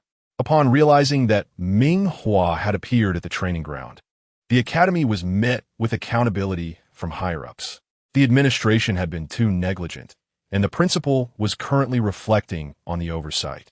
Lin Chi wiped his face in exasperation, explaining that the new recruits' training typically lasted about a month and a half. They had originally planned to find a transit star to recharge before heading to the front lines. Just then, someone brought in a young man, subdued and forced to kneel on the ground. Instructor, someone knocked Ming Hua out and stuffed her into the energy storage room, then tossed her out during the new recruit's parachute jump. He reported, the details still murky. Lin Chi was at a loss for whether to commend Ming Hua's luck or to express admiration. Falling from thousands of meters in altitude was routine for students of the Mecha Combat Department, and those who hesitated to jump would be kicked out. Yet Ming Hua, a mere ordinary girl without healing abilities, managed to leap without sustaining any injuries. Perhaps one could consider her exceptionally fortunate. Observing the pale-faced youth who had clearly been dealt with, Lin Chi frowned and waved his hand, ordering, take him away and secure him properly. Once at the designated location, deliver him to the local regulatory agency. After the others departed, Lin Chi turned his gaze back to the live stream, hoping that both Ming Hua and Jin Shanai were safe. If anything were to happen to the most exceptional scions of the royal family during outdoor training, everyone present would likely face dire consequences. In the outdoor training ground, where sand swirled through the air and vegetation was sparse, Jin Shanai finally found a sheltered cave from the wind and set Ming Hua down. Throughout the ordeal, she had attempted to struggle free multiple times, resorting to various ineffective tactics including slapping him. The gear was too bulky to feel anything, and tugging at his ear, the helmet made it impossible. Now free, she was visibly annoyed, complaining, what was that frenzy about earlier? I only said that for your sake. I've heard a bit about your combat department's point system, so don't worry. Even though I have no idea how I ended up here, I won't hold you back. I'll be careful, so you can go on your way. Jin Shanai's gaze roamed over Ming Hua's face inch by inch. Realizing that she genuinely believed he was abandoning her to face the beasts alone. His heart surged with frustration. Was he really perceived as such a cold-hearted person in her eyes? Amused by the absurdity of it all, he laughed in exasperation and then playfully slapped her pale cheek, scoffing, I'm not that useless G-Iching who can't even protect his own. He then inquired, by the way, where did you go after the art exhibition yesterday? You didn't do anything, did you? His gaze darkened as it flickered to Ming Hua's rosy lips, wondering if they had shared a secret kiss behind his back. Ming Hua was taken aback, puzzled at how the conversation had veered in this direction. She raised an eyebrow. What? Are you concerned about me? What is your basis for asking? Well, no. I want to tell you. At this point, Ming Hua understood why she had encountered Jin Cheng-ai at the art exhibition. He was hardly an aficionado of the arts. It seemed he was merely trying to ease his mental state before the rigorous outdoor training. Lost in thought, she suddenly noticed Jin Cheng-ai, clad in full combat gear except for his piercing black eyes, quietly undressing. Was he trying to provoke her? Seeking to prove his masculinity? What are you doing? Ming Hua frowned at Jin Cheng-ai, who was removing his upper armor, revealing a glimpse of his tanned abs. What do you think? I'm taking off my clothes, he replied, his tone teasing. Are you afraid? Ming Hua chuckled lightly, though she would never admit to being frightened. In the next moment, the warm armor he had just removed was draped over her shoulders.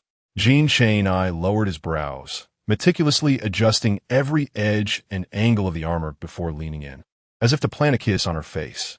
However, he seemed to have a change of heart, and a glint of mischief flickered in his dark eyes as he lifted her chin, turning the tables. Or are you eager for me to do something? Perhaps you might feel a tad disappointed. You're insane. I don't need this. If we encounter beasts, you'll need it more than I will. Jin Cheng-ai chose to interpret this as Ming Hua's concern for him. His lips curled in a smirk, a hint of pride swelling within him. What? Are you worried about me? You'll get to witness my abilities soon. As he spoke, his eyes roamed over Ming Hua, a spark of admiration igniting within. Her fair skin looked even more radiant in the red dress, which accentuated her slender waist and long legs. Now, donning the black armor, her figure was further enhanced, showcasing her elegance and beauty. Jin Cheng-ai suddenly felt reluctant to let her step outside and be seen by the live stream audience. His irritation surfaced as he said, If you continue to speak drearily, I'll put the helmet on you. Ming Hua, who was about to offer another piece of advice, promptly fell silent and shifted the conversation. So what are we doing now? Of course, we're hunting beasts. You think so little of my capabilities, Jin Cheng-ai replied, his youthful spirit radiating. By the way, take this knife. You can use it to carve tree bark or play with grass when you're bored. He pulled out a sharp short blade from his gear and handed it to Ming Hua, his concern for her masked by his stubborn demeanor. Thank you. Ming Hua politely acknowledged. In such a perilous place, having a weapon for protection offered a glimmer of hope. Just knowing is enough. Come on, let us head out. After speaking, Jin Cheng-ai crouched down in front of Ming Hua, turning to her with an urging look in his eyes. Why are you just standing there? Hurry up and get on. You want to carry me? Ming Hua froze, hurriedly refusing. No, I can walk on my own. She might be weak, but she wasn't weak to that extent. You should conserve your energy for when we face the beasts. We need to find a water source today. Jin Cheng-ai dismissed her protests, presenting her with two choices. Either let him carry her to find the beasts or allow him to give her a ride. Oh, thinking about it, having a live stream is quite beneficial. Everyone will know I'm carrying Ming Hua, he thought. Could Jun Yiqing and Fu Shizheng do the same? Those old men posed no threat. Hurry up. If you don't get on soon, I'll carry you myself. Jin Cheng-ai urged, his eyes brimming with eager excitement, reminiscent of a puppy ready to sprint forward. Ming Hua remained silent for a couple of seconds, feeling an overwhelming itchiness in her hands, a strong desire to strike someone. Had it not been for the concern that injury might delay their mission, she would have already acted upon that impulse. However, in this wild training ground, where the two of them relied on each other, Ming Hua took a step forward, gently resting her head on Jin Cheng-ai's broad shoulder. In the next moment, the man, who had been half squatting, stood up abruptly and strode outside. Out of Ming Hua's sight, his lips curled into a smile, inexplicably filled with delight. To avoid any awkwardness, his rough hand grasped Ming Hua's slender calf, and he marveled at the impossibly smooth skin beneath his touch, so delicate and tender that he couldn't resist the urge to caress it lightly. In the blink of an eye, As Ming Hua tightened her arms around Jin Chun Ye's neck, a muffled groan escaped from him. Her face flushed slightly as she warned him to behave, cautioning him to watch out lest she tighten her grip around his throat. In truth, Ming Hua slightly regretted her decision to cling to him. They were pressed far too closely together. Jin Chun Yi felt as if he were a furnace, now that he had shed his armor. The heat radiating from him permeated Ming Hua's being. Yet, her legs were firmly pinned by his large hand, her upper body leaning against his ear, allowing her to hear the low gasps escaping him with each stride, while her side profile caught sight of his prominent Adam's apple, occasionally bobbing up and down, exuding an irresistible allure. Admittedly, Ming Hua recognized that she was not entirely innocent, as evidenced by her engagement in such youthful romantic games. However, Jin Chun Yi made her question whether he was intentionally seducing her. At that moment, Jin Chun Yi too felt a peculiar discomfort, both a blend of happiness and unease. They were so close, the air thick with Ming Hua's alluring fragrance, and he pondered how her petite leg could be so delicate that his single hand could encircle it entirely. As he inhaled her scent, a wave of heat surged through his body, even causing his head to spin slightly. It was utterly maddening. He had done nothing yet felt utterly entranced. Suppressing the rising impulse within, Jin Chun Yi cast a sharp gaze around, beginning to track the presence of the exotic beast. The hovering orb above them silently recorded every moment. When Jin Chun Yi reemerged with Ming Hua on his back, the audience was left in stunned silence.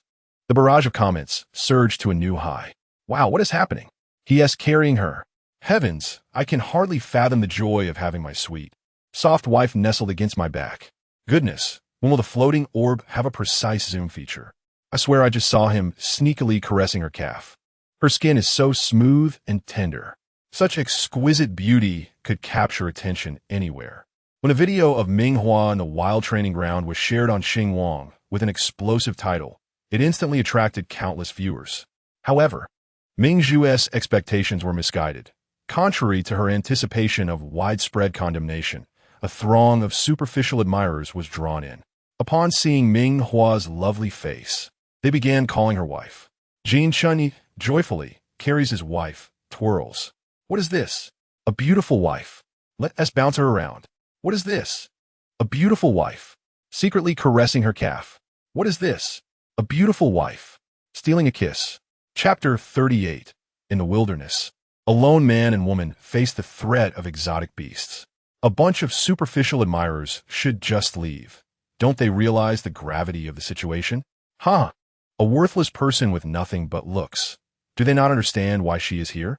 Who doesn't know that the Mecha Combat Division is filled with elites?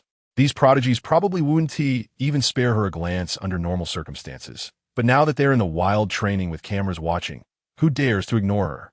They can't let her get away with it. Breaking news. Ming Hua's schemes have likely failed. Jin Chun Yi will never marry her.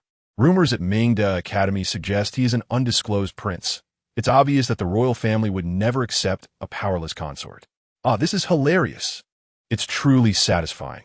It seems the prince saw through Ming Hua's true nature at a glance, deliberately staying behind to keep an eye on her lest others get ensnared. She is truly a disgrace to the women of the main star. Wait, what is this?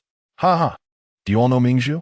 The Empire's first-class healer, Ming Hua's twin sister. Unlike her sister with top-tier healing abilities, Ming Hua was born without any power and sent to grow up on a trash star. If that is the case, no matter how beautiful Ming Hua is, she could never enter the royal family. They would never accept a scheming consort. Some stubborn admirers attempted to argue, suggesting that Ming Hua was too stunning. Hadn't they just seen Jin Chun Yi sneakily caressing her calf? How could he possibly not be fond of her? Who would treat someone they disliked so affectionately and carry them on their back, even if he was wary of Ming Hua being a liability? They were currently in the wild training, with basic supplies still unfound and survival a pressing issue. Shouldn't conserving energy be the priority? Wasn't it tiring to carry her? However, all rebuttals were drowned out by the tide of criticisms in the comments. An extraordinarily beautiful face, a worthless person devoid of healing power, entangled with the esteemed healer Ming Zhu and the royal family. Discussions in the comments were ceaseless. especially with the revelation of Jin Chun-yi's identity. Many began to suspect that Ming Hua's presence in the wild training ground was intentional, a calculated move to forge a connection with him and rise to prominence.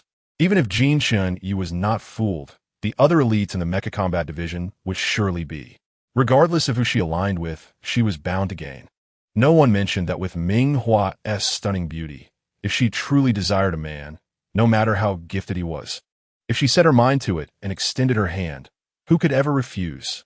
At this moment, Jin Chun-yi found himself unable to resist. The temperature in the wilderness fluctuated greatly, with scorching heat during the day and a chill at night, while Jin Chun-yi's gear concealed much of this. Now that he had stripped down to a snug black undershirt, beads of sweat began to trickle down his rugged brow, disappearing beneath the collar of his dark attire. With each labored breath, the contours of his abdominal muscles became vaguely visible. To make matters worse, Ming Hua's fair face was also glistening with beads of sweat, which rolled down her exquisite features, dripping onto Jin Chun-yi's face. The intoxicating fragrance overwhelmed him. Jin Chun-yi swallowed hard, his heart racing, wondering how anyone could sweat and still smell so delightful.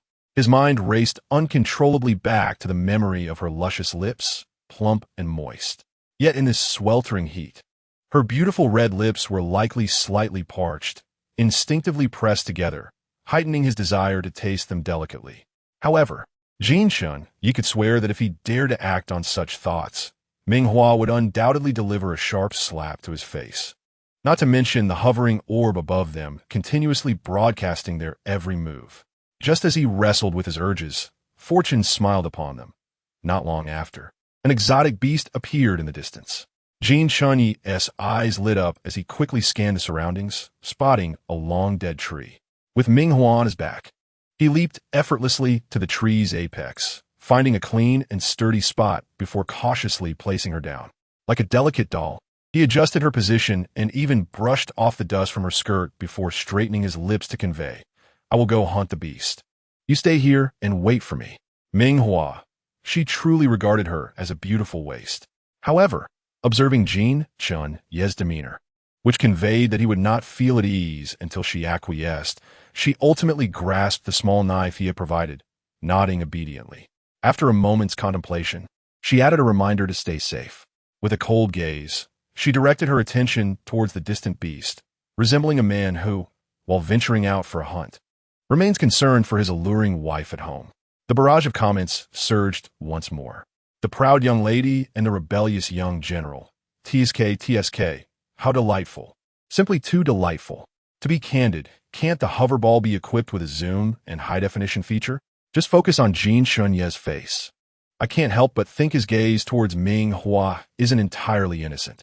Ha! The beauty enthusiasts are at it again. Jin Chun-yi is clearly worried that Ming Hua might perish, placing the responsibility upon himself. Can we refrain from conflating every male-female interaction with romance? Besides, considering Ming Hua is a waste without healing abilities, why would Jin Chun-yi even look her way? Oh, so despite possessing the strength to decisively slay the beast, he deliberately takes his time? Is he attempting to show off for us, the audience? As soon as Jin Chun-yi's identity was revealed in the comments, others naturally began to investigate his combat capabilities. Given the diminutive beast they currently faced, there was no need for concern. He could charge in without hesitation. Yet, the comments were filled with admiration, portraying him as a man in his courtship phase, fervently showcasing his prowess and charm. Every movement he made was imbued with grace. And only when the beast collapsed did he sheathe his weapon, lift his head proudly, and exclaim, "Wife, praise me." Chapter 39. Jin Chun-yi's fury and threats toward Ming Hua. The comments section, which had been rife with disputes, fell silent. The beauty enthusiasts occupied the high ground, showering Jin Chun-yi with gifts. I envy Ming Hua for being able to enjoy such a splendid sight. Even from this distance, I can almost see Jin Chun-yi's chiseled abs. His physique is truly admirable. Broad shoulders, long legs, striking looks, and a youth not much older than Ming Hua. My heavens, together they are utterly captivating. Irresistible. Upon receiving a secretly taken photograph of Jin Chun-yi, Fu Shizheng, who had come to witness the live broadcast, darkened his expression. That inexperienced boy has no match for his own handsome and affluent self, nor for Ming Hua. Only these online enthusiasts would create such a ruckus. Similarly, Jun Yiqing, who had hoped to invite Ming Hua out for painting, furrowed his brow at the absurdity of the comments. Jin Chun Ye's temper was well known. There was no way Ming Hua would take a liking to him. Moreover, he and Ming Hua shared a connection through their dreamscape games, with plans for her to paint him next. Both were uncertain, yet firmly believed that Ming Hua would not develop feelings for Jin Chunyi. The incessant comments about their compatibility were vexing, prompting a notification to the principal's office at Mingda Academy to request the implementation of a filter for certain words. The principal, who had just been summoned by the royal family for tea and to write a guarantee letter, was baffled. What is going on? Why are both of them saying this? Yu Chengwen squinted at the barrage of comments. Jin Chunyi, having slain the beast and earned points, was now racing towards Ming Hua's location. As a young, vigorous man eager to share his accomplishments with the one he admired, he sought the validation of her gaze. Having experienced similar feelings in his youth, the principal found the situation perplexing. Why should a perfectly fine couple be subjected to such scrutiny? Observing the broadcast should not restrict the audience from expressing their opinions. However, Yu Chengwen suddenly recalled that during Fu Shizhang's recent visit to the academy for a speech, Fu Sun had subtly suggested that Ming Hua should be brought to him. Just moments ago, Jun Yiqing had also contacted him, promising to donate a few of his paintings to the school. At this moment, the principal wished the hoverball could draw closer, enabling him to see Ming Hua's appearance more clearly. Although the distant and somewhat distorted images still showcased her exquisite beauty, it was astonishing that three exceptional young men would go to such lengths for her. Regardless of her lack of healing abilities, could she truly create such a stir? Yu Chengwen's eyes sparkled with the thrill of witnessing such drama unfold, even as he instructed the administrator to apply a filter to the comments. Meanwhile, in the wilderness training ground, Jin Chunyi leaped effortlessly to Ming Hua's side, exuding an untamed aura as he raised an eyebrow. How about it? Am I impressive? Even with you by my side, this year's top score is still mine. His intention had been to assure Ming Hua that she would not be a burden. Yet his unabashed confidence and the sparkle in his eyes, coupled with his slightly upturned lips, conveyed a silent plea for her praise. The barrage of comments was urging him on. Praise him quickly. Can't you see his tail is wagging like a blur behind him? Ha ha. Is this really our formerly aloof, indifferent chief? TSK. Men truly become the same when they are near women. Look at him. Who could possibly claim he was merely worried about others being entangled with Ming Hua? He is clearly smitten. Hee, sweet couple, don't be shy. A kiss wouldn't hurt, especially after such a grueling hunt. The comments had gone wild, and Jin Chunyi, captivated by Ming Hua's delicate features, found his gaze fixated on her slightly parted, rosy lips. He envisioned the soft pink of her tongue hidden within, and his throat constricted as his heart raced, a wave of warmth flooding over him. Should Ming Hua truly kiss him, he might just acquiesce. However, he couldn't let the comments see his reaction. He needed to think quickly and find a nearby hill where they could retreat. Anticipation glimmered on Jin Chunyi's face. Ming Hua, however, slightly parted her lips, her expression revealing a clear sense of confusion. Why didn't you just kill the beast with one swift strike? She remained still, fully aware of Jin Chunyi's capabilities. Although the beast was formidable, Jin Chunyi possessed extraordinary mental prowess and immense physical strength, along with commendable equipment. He had the power to deliver a fatal blow. So she genuinely couldn't comprehend why he had been dancing around the beast earlier. This thought prompted her to ask directly, even adding thoughtfully, is there a requirement from the school regarding how to kill beasts for points? The anticipation and fervor on Jin Chunyi's face evaporated in an instant due to Ming Hua's words. Notably, the clarity in her beautiful peachy eyes only deepened his sense of dejection. After this brief moment of disheartenment, he swiftly transitioned to confusion. What was he feeling? He had intended to distance himself from Ming Hua. So why was he feeling so low? He even experienced a strange sense of shame regarding his earlier display. Reminiscent of a peacock flaunting its feathers during courtship, especially with so many viewers watching live, it could very well be trending across the universe. With a heavy sigh, Jin Chun-yi observed Ming Hua's unyielding demeanor, gritting his teeth in frustration. She was truly as dense as a block of wood. With an indignant huff, he leapt down from a tree several meters high, oblivious to the fleeting smile that danced in Ming Hua's eyes. Ha ha! Jin Chun-yi was utterly adorable for acting this way. The branches, spanning 3 to 4 meters, did not pose a significant height for Ming Hua. In her previous life, she had leaped from even greater heights. Moreover, after traversing the cosmos, she had specifically enhanced her capabilities in this regard. Judging her landing spot, she poised herself and leaped downward. By the time Jin Chun-yi turned to assess the commotion behind him, he was met with the sight of Ming Hua plummeting straight to the ground, his heart racing to his throat. His body reacted swifter than his mind, propelling him at full speed toward the spot where Ming Hua was destined to land. The barrage of comments erupted in chaos. What's going on? A useless person with no healing abilities is actually jumping to the ground. Ha! Probably trying to feign vulnerability. She 1T die from a fall. Yeah. Be careful. Mere seconds felt like an eternity. Ming Hua landed steadily, just as she was about to exchange words with Jin Chun-yi when he rushed in, unable to halt his momentum, and enveloped her tightly, crashing to the ground together. Ouch, what are you doing? Ming Hua complained. What am I doing? Jin Chun-yi's heart raced uncontrollably, a mix of panic and anger darkening his expression as he leaned over her, his dark eyes fixed intently upon her. I haven't even asked you why you jumped from such a height without any safety measures. If there's a next time, I swear I will make you regret it. His words were meticulously articulated, as if he were forcing them out through gritted teeth, his breath a threatening whisper against her ear, a palpable pressure enveloping her as the furious man wished for her to be infused with his essence, down to the very last strand of hair. In the face of Jin Chun-yi's overwhelming proximity, Ming Hua instinctively raised her hand, ready to deliver a slap. However, upon noticing the floating sphere hovering nearby, she suppressed her impulse.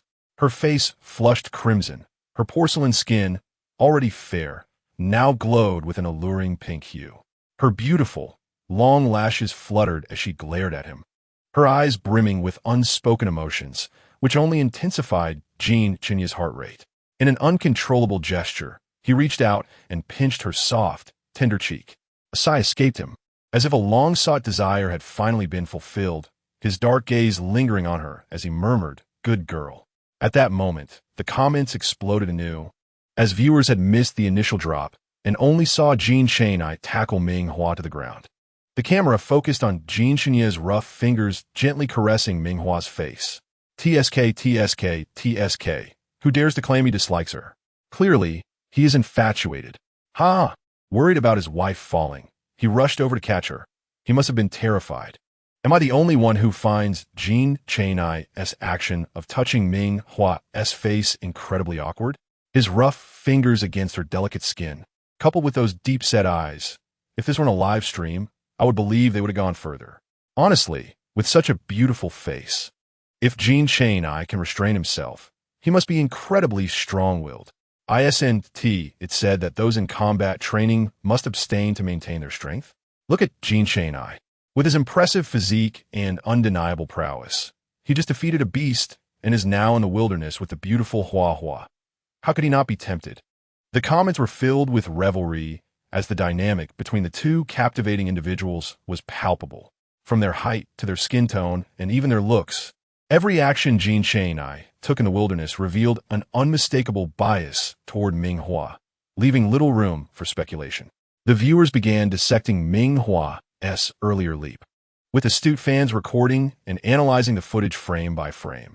Look, Ming Hua actually landed steadily when she jumped. If Jin Chun-yi hadn't rushed in out of concern and lost control, they wouldn't have fallen together. So, she does have some skills, even without healing powers. Not everyone can awaken them. Haha, just because she jumped from a branch, some are already elevating her. Just wait. With her temperament, she might end up being a hindrance later. Am I the only one who finds Jin Chun-yi overly doting? From a moment, he dashed over. He couldn't wait to pull Ming Hua close, cushioning her fall with his own body. TSK. Having such a soft and beautiful wife fall into his arms must be delightful. It seems he whispered something to her while pinning her down. Look how flushed her face has become. Meanwhile, Fu Shizheng and Jun Yiqing, watching the live stream, furrowed their brows in unison. It was no fault of Ming Hua's that her beauty attracted adoration wherever she went, yet Jin Shanai, even as a minor prince, was behaving excessively. After hearing the demands from the call, they felt numb. They gazed at Ming Hua in the live stream with admiration. She was truly formidable, balancing her affections with multiple suitors. However, this live stream seemed destined for disaster, especially recalling the jealousy and resentment displayed by Fu Shizheng and Jun Yiqing during their phone call. It was more than just a tempest. It was a storm brewing. Did Jin Shanai in the live stream even realize this? Because of Ming Hua's restraint in not slapping him, aiming to spare his pride, she worried he might retaliate with a forceful kiss, leading to an embarrassing spectacle. Yet, allowing him to escape unscathed left her dissatisfied. With her other hand concealed beneath them, she seized Jin Shanai's abdominal muscles and gave a sharp tug. Jin Shanai, leaning over her, instinctively gritted his teeth and gasped. He then leaned closer to her ear, holding her hand and guiding it to his abs, his tone laced with amusement. "Come on, give me a couple more tugs, leave a few marks for me. In a bit, I'll lift my shirt for everyone to see and let them judge how you repay my kindness." Insane. Ming Hua's face, already flushed with anger, deepened in hue. Observing Jin Shanai's teasing demeanor, with her hand forced atop his heated muscles, she felt compelled to unleash her frustration by biting his neck. "You're infuriating." Ultimately, Jin Shanai conceded, fearing that remaining on the ground for too long would raise suspicions among the viewers. He was the first to rise, extending his hand to help Ming Hua up. Annoyed, she stood, and as Jin Shanai reached for her hand once more, she sharply swatted it away, turning her face in defiance. Jin Shanai stepped forward, restraining her, his voice low and threatening as his dark eyes bore into hers. "Are you being disobedient again? Come here. I'll carry you." Truly insane. Jin Shanai was surely deranged, remembering how he had initially appeared aloof and proud during their first encounter at the basketball court, declaring their romance must remain a secret, swearing he would never kiss her again or engage in intimate contact. What a fickle-minded man he was. Ming Hua pursed her lips, eventually conceding in their standoff. Watching the tall, broad-shouldered man crouch before her, she leaned softly against his back. The comments erupted once more. "TSK, TSK. This young couple is back to being affectionate. Who wouldn't he want to carry such a beautiful wife?" For Jin Shanai, it's a stroke of luck. Did they just have a quarrel? If I'm not mistaken, Ming Hua seemed upset earlier, and when Jin Shanai reached for her, she pushed his hand away. What words ought not to be spoken in our presence cannot be expressed. We could assist in analyzing them. Correct, Jin Shanai. I wager a spicy strip that had it not been for Ming Hua's recent capitulation, an entirely different scenario might have unfolded between the two. The barrage of comments erupted in laughter as the live broadcast focused on Jin Shanai, who was carrying Ming Hua on his back while traversing the ground. In the office of the Fu Corporation at the June Art Exhibition, both Fu Shizheng and Jun Yiqing's expressions darkened simultaneously. Jin Shanai exhibited audaciousness beyond measure, coercing Ming Hua into his plans. "Prepare the starship," he commanded. Chapter 41. The crisis of exotic beasts and counterattack. Filled with exhilaration at having devised a means to counter Ming Hua, Jin Shanai was brimming with enthusiasm, intent on locating a water source and sustenance before addressing the matter of exterminating the exotic beasts. If his conjecture was correct, the news of Ming Hua's presence in the wilderness training ground had surely reached those sent to retrieve her. Each moment he spent with Ming Hua was fleeting, and rather than obsessing over slaying exotic beasts for points, it would be more prudent to allow them to rest and appreciate the alien scenery, thus enhancing his own standing. He had not forgotten about the two competitors lurking nearby, watching him closely. Wasting time hunting exotic beasts would be the folly of a fool. He would undertake such endeavors after Ming Hua was safely escorted away. Then, an unforeseen calamity struck. Without warning, a multitude of exotic beasts emerged, darkening the skies and overwhelming the ground. Most alarming was that nearly all of them were fully matured, making humans appear as diminutive ants in comparison. As Jin Shanai stood on the ground, an approaching beast lunged forward, attempting to crush the two beneath its massive form. "Hold on tight," he urged, sprinting forward with unparalleled speed. The comments erupted once more. How could there be so many exotic beasts here? Wasn't it stated that the military would clear them annually, leaving only a handful of mature beasts, most of which are young ones? Otherwise, they wouldn't have designated 18 Star as the wilderness training ground for freshmen. With so many beasts, how can they possibly escape? Oh heavens, the attack and defense of mature beasts are formidable. If Jean Chanai summons his mech, he might still evade. The mech is a single-pilot cockpit. Seeing his current state, he clearly abandoned that useless Ming Hua. From the audience's perspective, Jean Chanai, burdened with Ming Hua, struggled to evade as the beasts attacked relentlessly, each dodge draining his energy. Lin Chi's heart raced, the starship barreling towards 18 Star with reckless abandon. If anything were to happen to the young prince, they would all face dire consequences. Honestly, Jean Chanai should just leave Ming Hua behind and escape alone. Had she not foolishly snuck into the training ground, would she have faced the beasts? Her demise would be her own fault. Exactly, she had no business being in the training ground. Historically, women have not appeared on battlefields. Perhaps the beasts were drawn by her presence. That statement is overly harsh. Women have served in logistics and medical roles on the battlefield. It's merely that men tend to awaken their mental powers and possess superior physical capabilities. All genders contribute to the Empire's safety. And Ming Hua's presence was simply bad luck. Look, it's over. All eyes were glued to the screen, where Jean Chanai was desperately sprinting. Two exotic beasts charged from either side, while another aimed to block their path ahead. Retreating backwards would only lead them into the jaws of a waiting horde. In an instant, they found themselves utterly cornered, with no escape route in sight. Oh my, Jean Chanai, summon the mech and abandon Ming Hua. Indeed, she is utterly useless. Devoid of healing abilities, she should have anticipated the consequences of entering the training ground. If she perished, it would be her own doing, and Jean Chanai bears no responsibility. Yes, he has already carried her for so long. Even if he were to abandon her now, he would not be at fault. The Ming family would not dare confront him. Let her go. Cast her aside.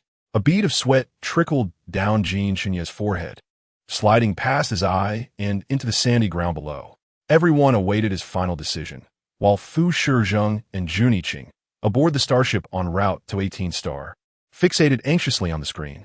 The beasts attacking from both sides began to shift, preparing to pounce. At that moment, Ming Hua, still firmly on Jean Chanai's back, leaned close to his ear, her voice cool and commanding. Run to the left. She then turned, her dagger aimed at the approaching beast, her gaze fierce. They had anticipated either witnessing their demise or Jean Chanai fleeing alone, but the comments fell silent for a brief moment as a counterattack unfolded. What is happening? Wasn't Ming Hua supposed to be useless? How did they manage to strike back against the beast? It's not quite a counterattack. She merely struck its eye, buying them a chance to escape. But that's terrifying. The beast's breath was upon them, and Ming Hua's skirt flew up. Could you remain so composed under such circumstances and land a precise blow? I maintain that Jean Chanai and Ming Hua are well matched. Get lost. Even at death's door, you still cling to your beliefs.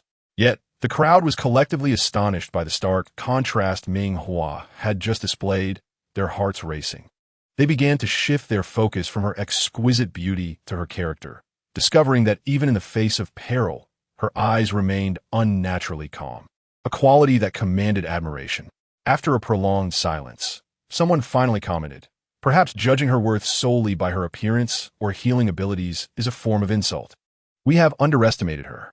At that moment, Lin Qi, Fu Shizheng, and Jun Yiqing, all aboard their respective starships racing towards 18 Star, exhaled in relief. However, while Lin Qi felt relieved that Jean Chanai was unharmed, Fu Shizheng and Jun Yiqing's hearts raced with intensity as they focused intently on Ming Hua on the screen. She appeared serene, wild, and exquisitely beautiful. Jean Chanai was indeed unworthy of being compared to her. Chapter 42. Plummeting into the abyss. Seeking the living and the dead, the comments momentarily fell silent. Yet the peril faced by Jean Chanai and Ming Hua remained unresolved. The wounded beast, in a frenzied rage, began to wreak havoc on the ground and in the air, causing the earth to tremble, with numerous beasts following suit as if cheering on their companion. occasionally launching themselves at the two. Ming Hua and Jin Cheng-I found themselves beleaguered by the relentless assault of exotic beasts, making escape nearly impossible. Was death truly to be their final destination? Even if Ming Hua possesses some strength, what does it matter? The reality is harsh. With her in tow, Jin Cheng-I cannot even save himself. I refuse to believe she can succeed once. Can she truly conjure another miracle? Just now she seemed quick to react, not noticing Jin Chenye's betrayal as he left her to feed. This time, I shall see how she weeps. Such a beautiful face, destined only to be fodder for the... What a pity, truly a pity. Despite the earlier incident where Ming Hua turned the tables, the crowd remained pessimistic about the fate of the two. After a chase, as they prepared to launch another coordinated attack, everyone braced themselves to witness Ming Hua's demise at the hands of the... Suddenly, the hovering sphere ascended, expanding their field of vision.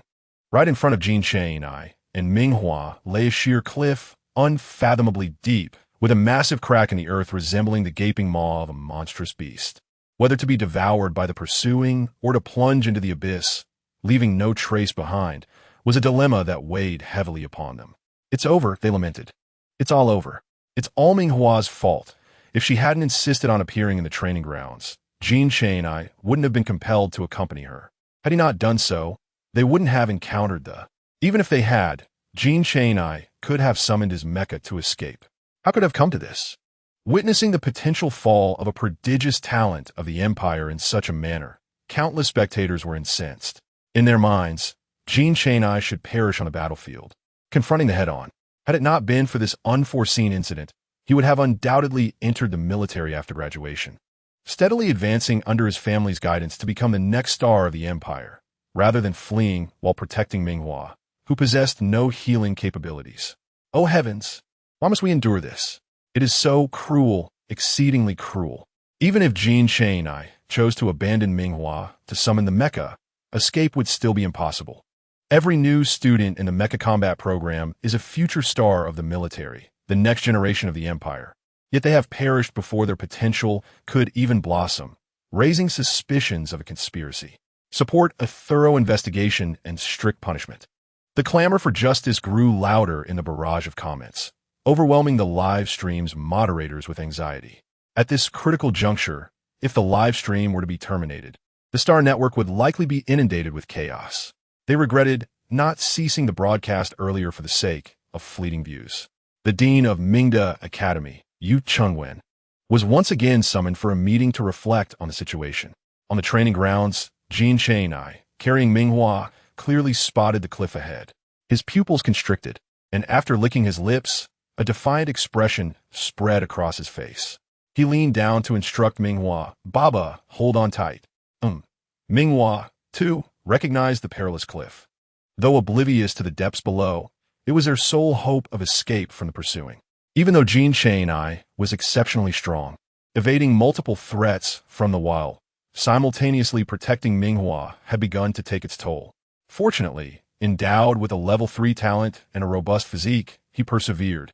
Despite the mounting exhaustion, both understood that if this continued, he would eventually reach his limit.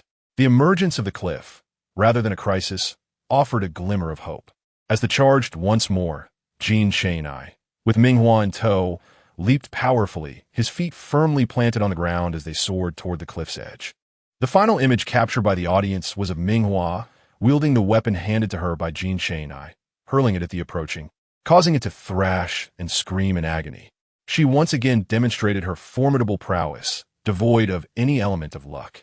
In her flowing red dress, with a slight smile and a face radiating confidence, she, at that moment, even compelled her staunchest critics to acknowledge her beauty, dazzling in its brilliance. Together, they plummeted into the abyss, the hovering sphere trailing behind, only to be swatted away by an enraged. After a series of crackling sounds, the screen went dark. The last memory was Ming Hua's radiant smile, defiant even in the face of death. Unfazed, she calmly countered the once more. From this moment onward, no one would dare to label her foolish for wearing a dress to the training ground. Her strength was indisputable, and the powerful possessed the freedom of choice. The crowd could only lament her tragic fate. This was a routine outdoor training session for new students. As Jin Cheng-ai and Ming Hua fell from the cliff, they instantly surged to the top of the star network, inciting fury within the royal family. Even though the royal family had diminished in influence, their wrath sent ripples of fear through those below. They desperately dispatched individuals to the 18th star, not to mention Fu Shizheng and Jun Yiqing. Upon witnessing Ming Hua's last exuberant smile, felt as though they were witnessing a cosmic meteor shower for the first time, their hearts racing with an indescribable sense of shock. The typically aloof elite, unaccustomed to emotions, were left bewildered, struggling to comprehend the unfolding events. Yet in the next moment, when they witnessed the radiant rose plummeting into the abyss, an indescribable fury surged through them. The cries for the grew louder, "Damn it, damn it!" Following closely behind the trending topic of Ming Hua and Jin Cheng's fall, the next headline announced Fu's group's generous donation of 10 billion for research into weapons against the. After a long silence, the Jun group once again hosted an auction, donating the proceeds of 10 billion to the military as rewards for soldiers who eliminated on the battlefield. The Star Network erupted with fervor, filled with a myriad of discussions. In the midst of this, Lin Chi finally arrived at the 18th star, promptly summoning the first-year mecha combat students of Mingda Academy to cancel this year's outdoor training. Furthermore, all efforts were directed towards the search for Jin Cheng-ai and Ming Hua, vowing to find them alive or bring back their remains. As the cold night enveloped the 18th star system, the air was as frigid as iron. Their clothes soaked through with cold water weighed heavily, exacerbating the chill. A gust of night wind sent shivers down their spines. Neither Ming Hua nor Jin Cheng-ai had anticipated that their desperate leap into the abyss would hinge on their robust physiques, hoping they wouldn't be unfortunate enough to perish from the fall. In the starry expanse, specialized medical capsules awaited, ensuring that as long as they had breath, they could be treated. Since their arrival at the 18th star for training, a hovering sphere had followed them for live coverage, intended to ensure fairness and prevent cheating. Jin Cheng-ai was merely gambling, wagering that once the Empire saw them pursued by all resources will be mobilized for their rescue. All he needed was to hold on, to survive until help arrived. As they plummeted down the cliff, Jin Cheng-ai attempted to use his weapon to slow their descent, but ultimately failed. He then shifted Ming Hua in front of him, holding her tightly. He believed that, given his robust physique, he would have a better chance of survival than her delicate form. With her soft skin, a mere pinch would leave a mark. A fall could prove disastrous for her. Jin Cheng-ai prepared himself to cushion her fall, but unexpectedly, they landed in cold water at the bottom of the cliff. As they hit the water, the impact created a tremendous splash. Falling from such a height, even into water, pain was inevitable, but their immediate reaction was simply to feel the cold. The biting cold seemed capable of freezing a person entirely, leaving them eternally trapped in this frigid pool. Fortunately, both individuals possessed commendable swimming skills, and, just as they were on the verge of becoming completely numb, they managed to reach the edge of the cold water. Jin Cheng-ai, taking the lead, swiftly drew Ming Hua into his embrace, his large hand vigorously rubbing her face. A look of relief evident on his features, as if he had narrowly escaped a disaster. "Are you cold? Is anything hurting?" he inquired, his concern rooted in the fear that she might have been injured during their escape. After Ming Hua shook her head and shivered slightly, she hurriedly gathered branches and other materials to quickly start a fire, positioning Ming Hua beside it before attempting to remove her dress. However, Ming Hua raised her hand to grasp Jin Cheng's, who had placed his hand at her collar, coldly reminding him, "I can warm myself like this." Jin Cheng-ai, having already stripped off his own shirt and placed it near the fire to dry, emitted puffs of steam as the fabric heated up. Seated next to Ming Hua, he displayed his bare upper body, showing off his well-defined physique, utterly unfazed by the cold. The faint scars from their recent escape only added a rugged charm to his appearance. Ming Hua could almost see his chest muscles ripple with each breath he took. She gazed silently at the flames, gradually warming her dress. They were now truly isolated in this desolate wilderness, having just worked in tandem to survive. Just when their camaraderie was at its peak, Ming Hua attempted to create some distance between them, fearing that uncontrolled events might transpire. But Jin Cheng-ai had no intention of acquiescing. Noticing her pale face, He snorted derisively and rubbed her cheek, muttering, "You said you were fine. But look at you. Your face is freezing." With a reproachful glance, Ming Hua quickly complied. All right, don't be angry. I know you're shy." Jean Chainai, with his long limbs, effortlessly retrieved his shirt that had just been cleaned and hung by the fire, presenting it to Ming Hua. "Will this suffice?" After a moment's pause, his low voice broke the silence, and he affectionately tousled her hair. "Hua, be good." 3 minutes after Jean Chainai departed, Ming Hua realized she could no longer hear his footsteps, indicating he had wandered off. In the pitch darkness beneath the cliff, surrounded solely by the cold pool, finding a suitable spot to rest her feet was challenging. Jean Chainai's search for food was merely an excuse to change clothes conveniently. However, Ming Hua's gaze remained fixed on the black short-sleeved shirt before her. Her pale skin accentuated the stark contrast with the fabric. And even though Jean Chainai had thoroughly cleaned it, it still bore the lingering scent of his masculinity. While not unpleasant, it made Ming Hua feel somewhat uneasy.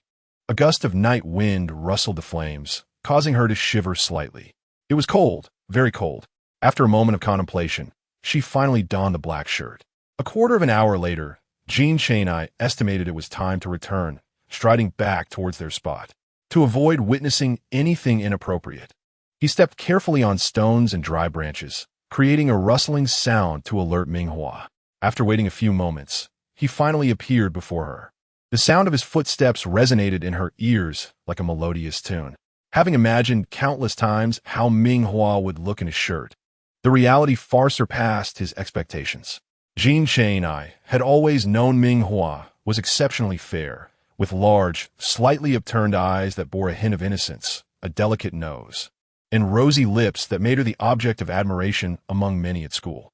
She was stunning even on ordinary days, but now, with her damp hair sticking to her forehead and droplets of water cascading down, she resembled a mythical sea siren, captivating and ethereal.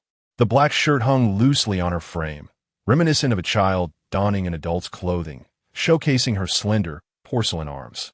The hem of the shirt conveniently covered the upper part of her legs, yet her waist was undeniably petite. He could easily encircle it with one hand.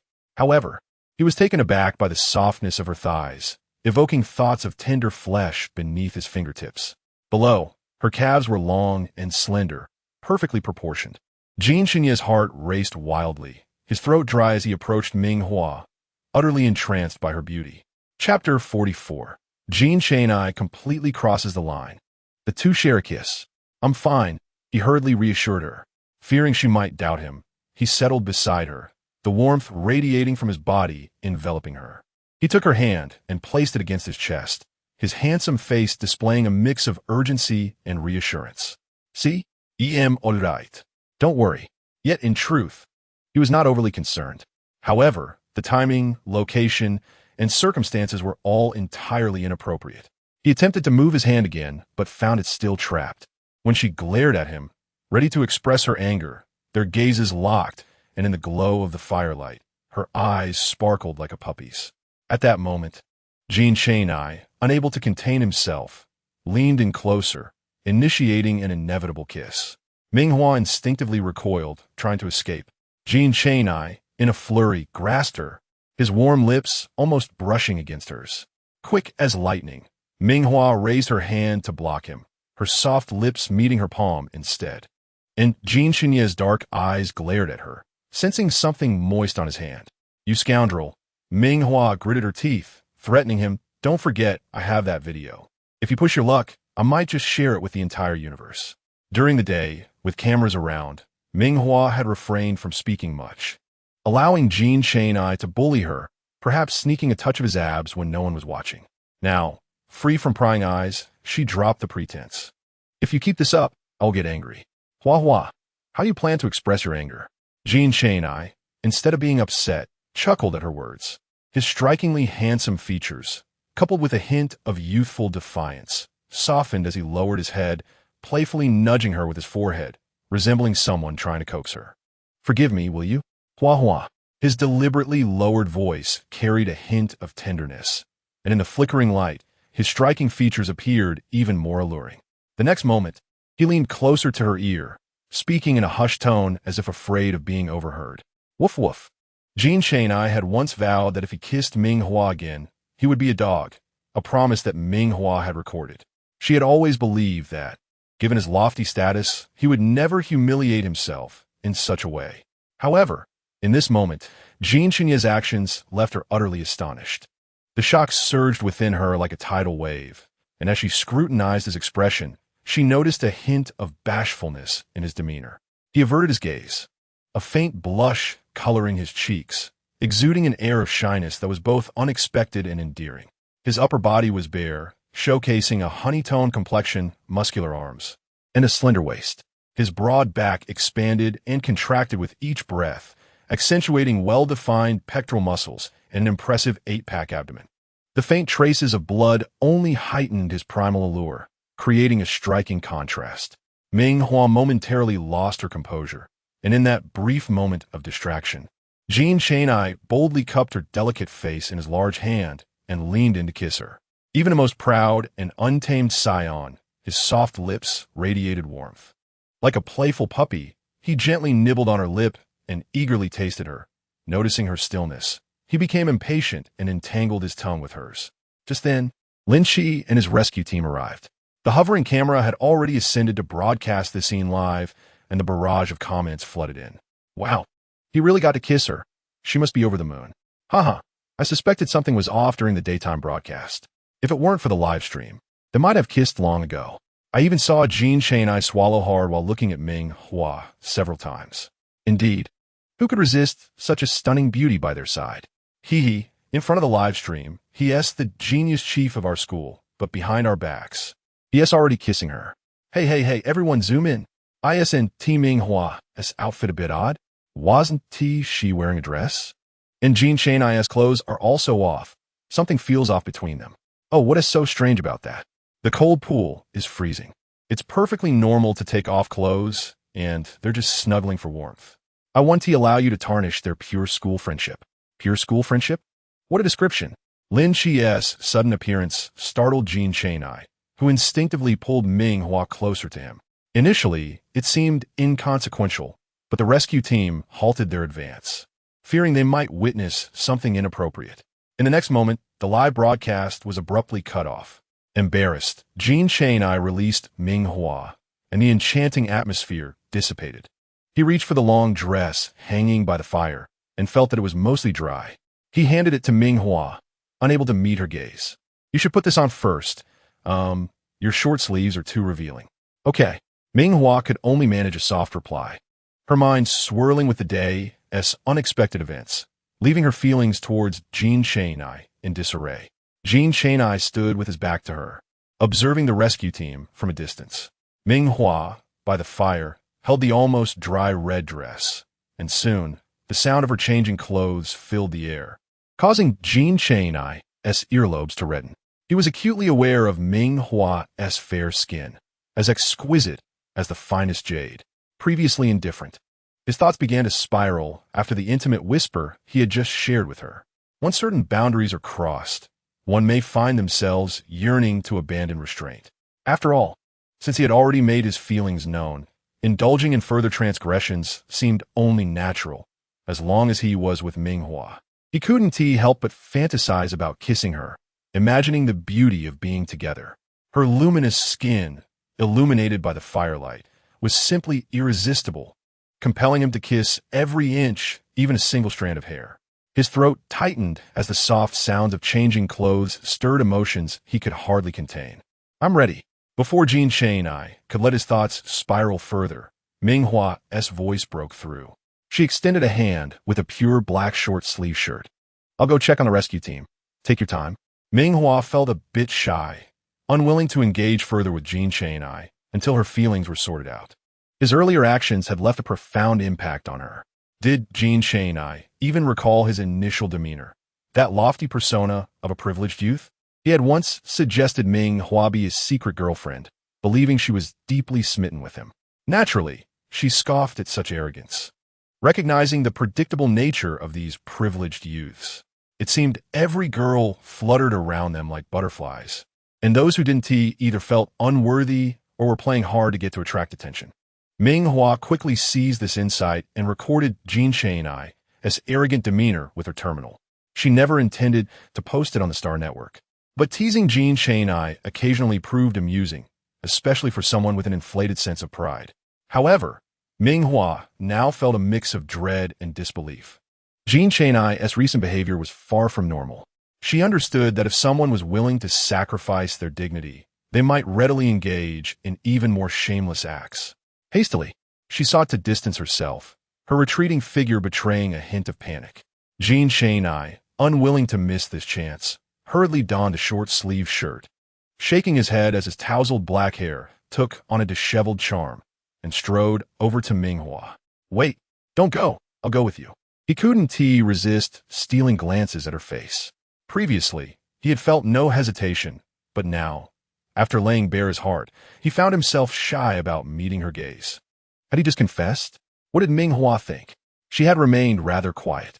Jean Chang'ai felt a twinge of anxiety before quickly regaining his confidence. Throughout the empire, could he find anyone more exceptional than himself? Fu Shizheng was too old, and Jun Yiqing, well, he was merely a pretty boy. There was no comparison. He was of the same age as Ming Hua, both attending Mingda Academy.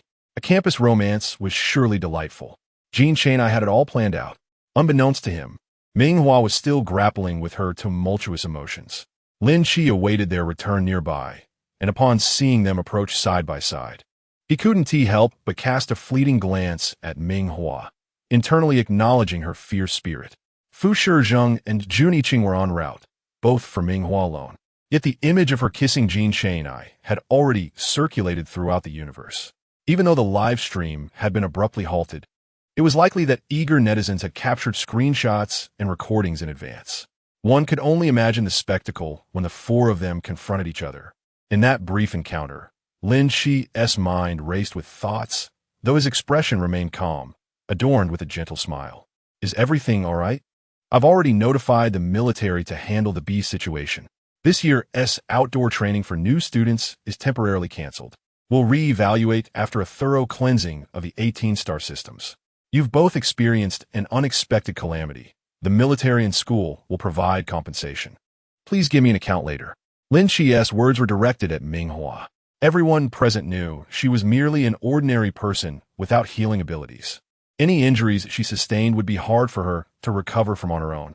As for Jean Chang'ai, with his level 3 physique, he could easily take down a bull, and his wounds from fleeing the beast were already healing.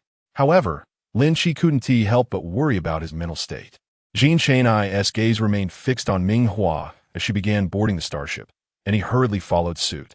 Meanwhile, Fu Shizheng stood behind, and even Su Fu couldn't help but wipe the sweat from his brow. 3 minutes ago, upon witnessing the scene where Jean Chang'ai kissed Ming Hua in the floating ball, the atmosphere shifted dramatically. An overwhelming chill permeated the air, unmasked and unrestrained, replacing the previously anxious expressions with a somber, dark countenance. The oppressive aura weighed heavily, rendering one breathless, particularly for Fu Shizheng, who, despite his elevated status, remained imperious and aloof, accustomed to being revered wherever he went. This was the first time he had specially summoned a starship out of concern for someone, only to be met with the sight of her sharing an intimate moment with another. His assistant thought that if it were him, he would also be incensed. However, upon reflection, he realized that since the two had never been together, there were no commitments binding them. Thus, it was entirely reasonable for Ming Hua to express affection towards another man. Such thoughts dared to linger, but remained unspoken. Fu Sun observed Fu Shizheng's expression and inquired. The old master just sent a message. There are rumors that Zhang Lifeng has recently been in contact with the Ming family, suggesting that you visit them tomorrow. Historically, the elite of the major stars had refrained from acting against Ming Zhu, as she was yet an unseasoned level healer. However, with her upcoming coming-of-age ceremony, the tides were changing. Zhang Lifeng, stationed at the border star, had inexplicably tasked someone with looking after the Ming family, which puzzled the old master and prompted him to advise Fu Shizheng to pay the Ming family a visit. While Fu Shizheng often disregarded the old master's directives, this time he let out a cold laugh, his dark eyes barely concealing his fury. Fu Sun fell silent and retreated. In contrast to Fu Shizheng's tempestuous demeanor, He remained calm, even though he was equally displeased by the kiss between Jin Cheng-ai and Ming Hua. However, he rationalized that Ming Hua, with her innocent beauty, was likely deceived by Jin Cheng-ai. Alone in that desolate place, she would have felt powerless to resist. A few sweet words could easily sway her. Jun Iching, standing beside him, clenched his fists, veins bulging, eyes tightly shut before reopening. Thankfully, the rescue team arrived in time. They needed to head to the main Stars police station. After all, the tumultuous events were primarily instigated by Ming Hua's unexpected appearance. In previous years, first-year students from Mingda Academy did not cause such an uproar. This time, Ming Hua and Jin Cheng-ai had become the talk of the Star Network, trending as an adorable couple. Their kiss by the cold pool hailed as the most atmospheric photo of the year. The officer in charge of the case kept glancing at Ming Hua's face, fully aware of Jin Cheng's background. Arrogant and indifferent, he maintained that aloof demeanor, which was why he had been forced to conceal his identity upon entering Mingda Academy. The officer had intended to teach him a lesson, yet the prodigy continued to bask in adoration wherever he went, only revealing a stark contrast when in the presence of authority. The officer couldn't help but marvel, drawing an irritated glare from Jin Cheng-ai, who slammed his hand on the table, reminding, "Is there anything else? Feel free to ask me any questions." The young wolf cub may have been fierce, but he was fiercely protective. They had clarified everything, asking a few more questions to investigate Ming Hua's social circle for potential leads. The only suspect highlighted was Ming Zhu, whose name was circled in the documents. However, given her status as the Empire's soul-level healer, delving deeper into this matter posed significant complications. "All right, we will dispatch someone to investigate promptly and will keep you informed of any developments. You may leave for now." Ming Hua had originally promised Zhang Lifeng to heal a batch of patients daily, but this incident had delayed her. She worried he might find her unreliable. With a slight headache, she failed to notice Jin Cheng-ai closely trailing behind her. Not far away, a floating vehicle awaited her outside the police station, where an elderly man dressed in a tailcoat stood, resembling a butler. Upon seeing him, Ming Hua's certainty about Jin Cheng's identity solidified. But did this imply he was no longer concealing it? Perhaps she could still provoke the genius chief. But if he publicly revealed his identity and continued a vague relationship with her, perhaps leading to altercations, the royal family would surely not spare her. Instinctively, Ming Hua quickened her pace, eager to distance herself. Jin Cheng-ai, feeling increasingly frustrated, shot a glare at the imposing butler and stepped forward, taking Ming Hua's hand and drawing her into his embrace. He suppressed the urge to kiss her again, ruffling her hair gently while solemnly declaring, "I will give you an explanation." With that, he strode toward the floating vehicle, exuding an air of resolute determination.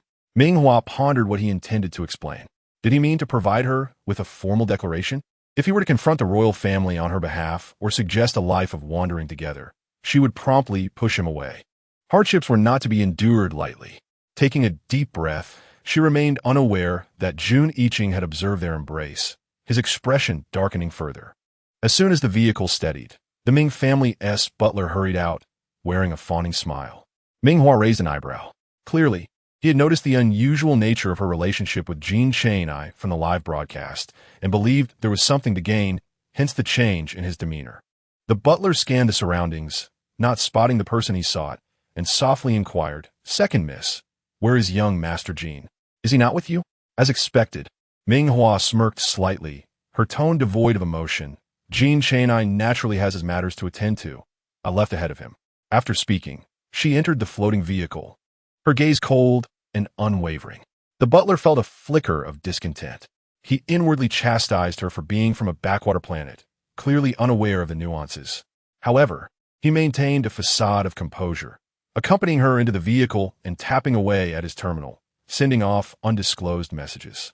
Half an hour later, the floating vehicle arrived at the Ming residence. Upon disembarking, Ming Hua spotted Ming Chong conversing with a tall, imposing man, while Ming Zhu stood nearby, occasionally interjecting, creating an atmosphere of warmth and camaraderie. This must be the esteemed guest. Ming Hua's gaze danced with intrigue, eager to discover who was unfortunate enough to be ensnared by the Ming family. The group, having noticed her arrival, turned their attention to her. The man, who had been facing away, slightly turned, revealing an exceptionally handsome profile, his dark, penetrating eyes locking onto hers. It was Fu Shizheng, with the presence of Jin Chang'ai, a notorious individual known for his repeated humiliations. One cannot help but wonder if Fu Shizheng has also developed feelings for her, only to face potential embarrassment himself.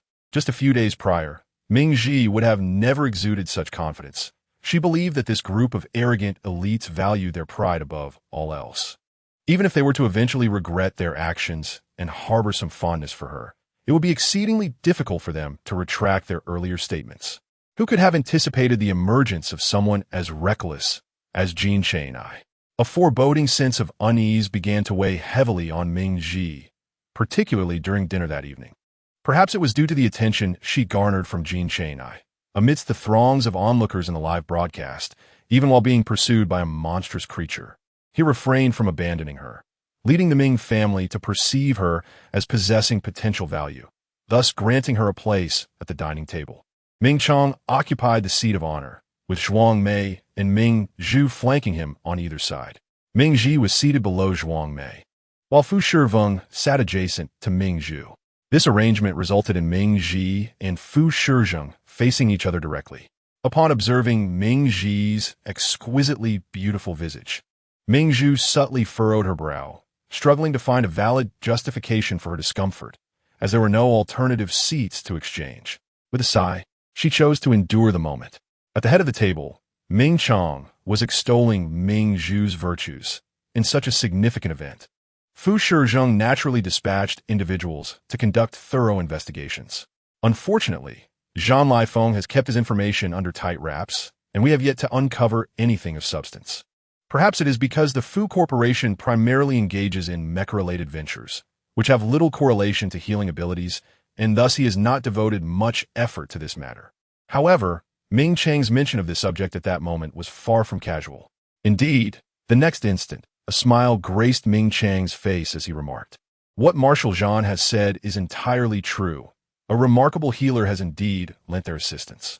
However, President Fu is likely unaware that this healer is none other than our Ming Zhu." As he spoke, he turned his gaze towards Ming Zhu, his expression radiating the joy of having uncovered a concealed truth. Oh dear, had it not been for the personnel from the Marshal's residence seeking me out personally, I would have remained oblivious to the fact that Ming Zhu can now assist others in mental clarity through a holographic chamber. You gave me quite a scare. I thought I had done something wrong. Dad! Ming Zhu's previously smiling countenance stiffened, bewildered by Ming Chang's statements.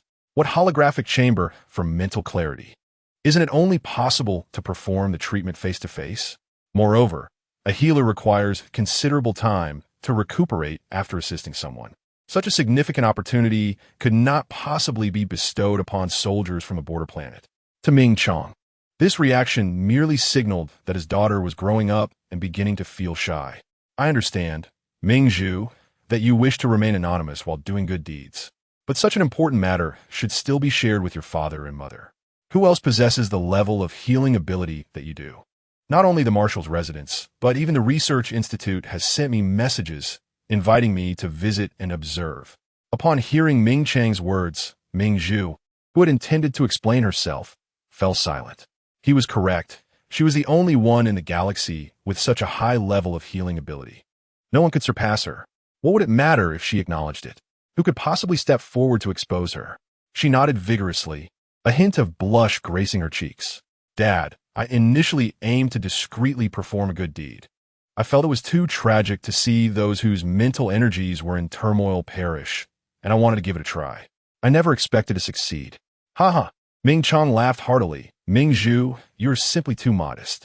We have even received invitations from the Research Institute now. Ming Chang beamed with pride, recalling how he had never before received such honor. The Imperial Research Institute was not a place accessible to ordinary individuals. The projects undertaken there had the potential to alter the trajectory of the entire empire's future. He truly had a remarkable daughter. Ming Chang, filled with pride, turned to Fu Shizheng, praising, "Our Ming Zhu is not only the empire's first-level healer, but also a national hero, as stated by Marshal Zhan." President Fu, you must agree. Men are inherently competitive, and Ming Chong sought to incite rivalry between Fu Shizheng and Zhang Lifeng over Ming Zhu.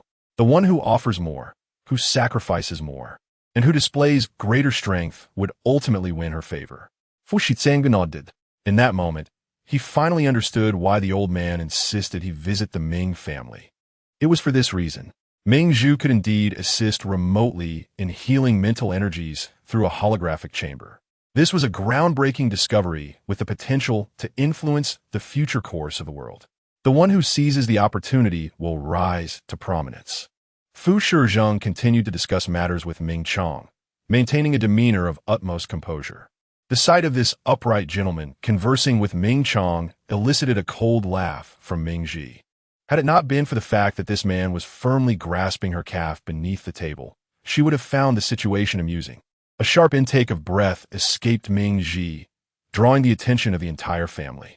Hastily, she shoved a morsel of food into her mouth, feigning an expression of delight and embarrassment as she explained, "This is delicious." Ming Zhu stifled a laugh, observing, "It seems she hails from a garbage planet, having never tasted fine cuisine." "Hua Hua, do eat more. This is also quite tasty." Ming Ji nodded eagerly in agreement, her demeanor prompting Fu Shizheng to scrutinize her intently, his grip on her tightening with each passing moment. Ming Ji shot him a resentful glare, thinking him utterly insufferable. Unbeknownst to anyone, the seemingly dignified Fu Shizheng, engaged in conversation with Ming Chong, was secretly gripping Ming Ji's calf with fervent intensity beneath the table, claiming his territory inch by inch, leaving no space unaccounted for. Had it not been for the fear of causing a scene, Ming Ji would have gladly kicked him. In Chapter 48, Fu Shizheng was both anxious and envious, consumed by jealousy. The man's fingers grew increasingly inappropriate, the coarse pads of his fingers brushing against her ankle in a teasing manner, sending shivers cascading up her leg. Ming Ji could not help but tremble slightly, glaring at Fu Shizheng with fierce indignation, her foot instinctively striving to escape his grasp. At that moment, Ming Chong initiated another conversation with Fu Shizheng, allowing the man to leisurely release his hold and redirect his attention to more serious matters. Who would have thought that a man who appeared so refined and poised would engage in such behavior? Ming Ji lowered her gaze, poking at the food in her bowl, utterly bewildered by Fu Shizheng's inexplicable madness. She had believed that their previous encounter backstage at the speech had irrevocably offended him, leading him to wish never to see her again. As this was a specially arranged dinner, after the meal, Ming Chong, adhering to custom, extended an invitation to stay overnight. The man who was supposed to leave, for reasons unknown, glanced at Ming Ji, who stood in the corner, and nodded in agreement. Ming Chong was immediately elated, assuming that Fu Shizheng had chosen to remain for Ming Zhu's sake. I knew it. With a first-level healer and Zhang Lifeng lurking nearby, how could Fu Shizheng not be tempted? Zhuang Mei, filled with excitement, instructed the staff to prepare a room, while Ming Chong and Ming Zhu engaged Fu Shizheng in conversation. Meanwhile, Ming Ji excused herself to the washroom. As she turned on the faucet and lifted her gaze, she found herself locking eyes with Fu Shizheng's dark, brooding gaze. The man turned and locked the door, slowly advancing towards her. "What do you want?" Ming Ji frowned. She was already quite displeased with Fu Shizheng's earlier behavior at the dining table, and his current approach, as if to confront her and settle accounts, was equally unwelcome. Reflecting upon it, she felt she owed him nothing. The man, who had just moments before exuded elegance and charm, now wore a dark scowl, his expression tinged with jealousy. As he stood before Ming Ji, towering over her, and spoke in a low voice imbued with weighty authority, "You went on a date with Jun Yiqing and kissed Jin Chang'ai. Hua Hua, have I been too lenient with you?" At the beginning, Fu Shizheng could not comprehend why Jin Chang'ai sent him a photograph of Ming Hua and Jun Yiqing visiting the art exhibition together, until he witnessed the live broadcast of Jin Chang'ai kissing Ming Hua. This belated realization ignited an overwhelming fury within him. He perceived this as a provocation from Jin Chang'ai, and believed Ming Hua was complicit in this behavior. As someone who has always wielded immense power and dictated countless fates, how could Fu Shizheng tolerate such an affront? Jin Chang'ai had the audacity to encroach upon his territory, and he felt compelled to administer a small lesson, prompting the royal family to hastily whisk him away. As for Ming Hua, the moment he encountered her at the Ming residence that afternoon, the pent-up anger within him transformed into a fierce desire, compelling him to kiss her in front of everyone and assert his claim. What did Jin Chain I and Juniching matter? Beneath the dining table, it was merely an appetizer. Now, with Ming Hua caught off guard, she would be his alone. Under Fu Shijing's gaze, which was tinged with anger and jealousy, Ming Hua felt uneasy. Standing at nearly 6 feet tall, with broad shoulders and long legs, Fu Shijing's imposing presence made her tilt her head back to discern his expression. Unable to withstand the intensity, she instinctively took a few steps back, her lower back colliding with the cold washstand, causing her to shiver and freeze momentarily.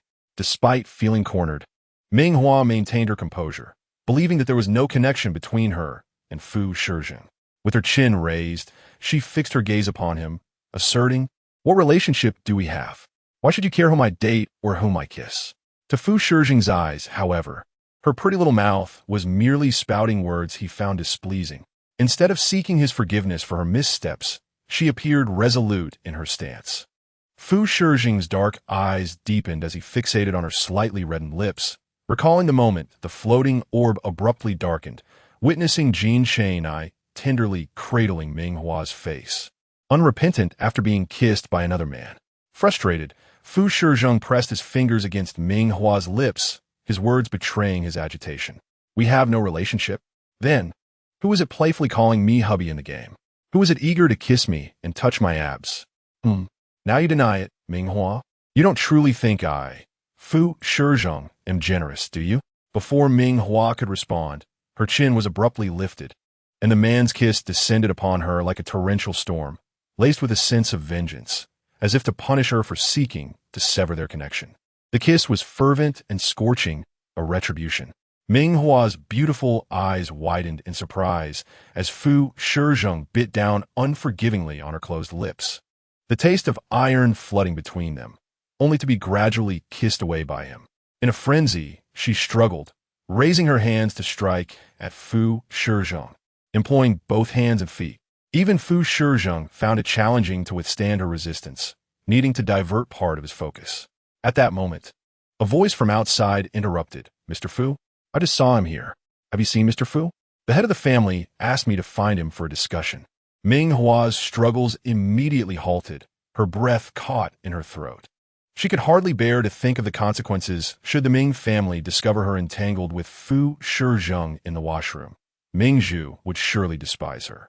If this got out, it could unleash a storm of scandal. Ming Hua's retreat sparked Fu Shijing's fury further, inciting him to be even more audacious. Leaning close to her ear, he whispered, "So, you fear that others may discover our relationship?"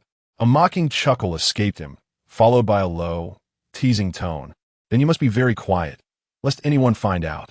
With that, he resumed his fervent kissing, seemingly intent on depriving Ming Hua of all breath. Teasing her forehead with a smirk, Ming Hua remembered to breathe. This provoked a glare from Ming Hua.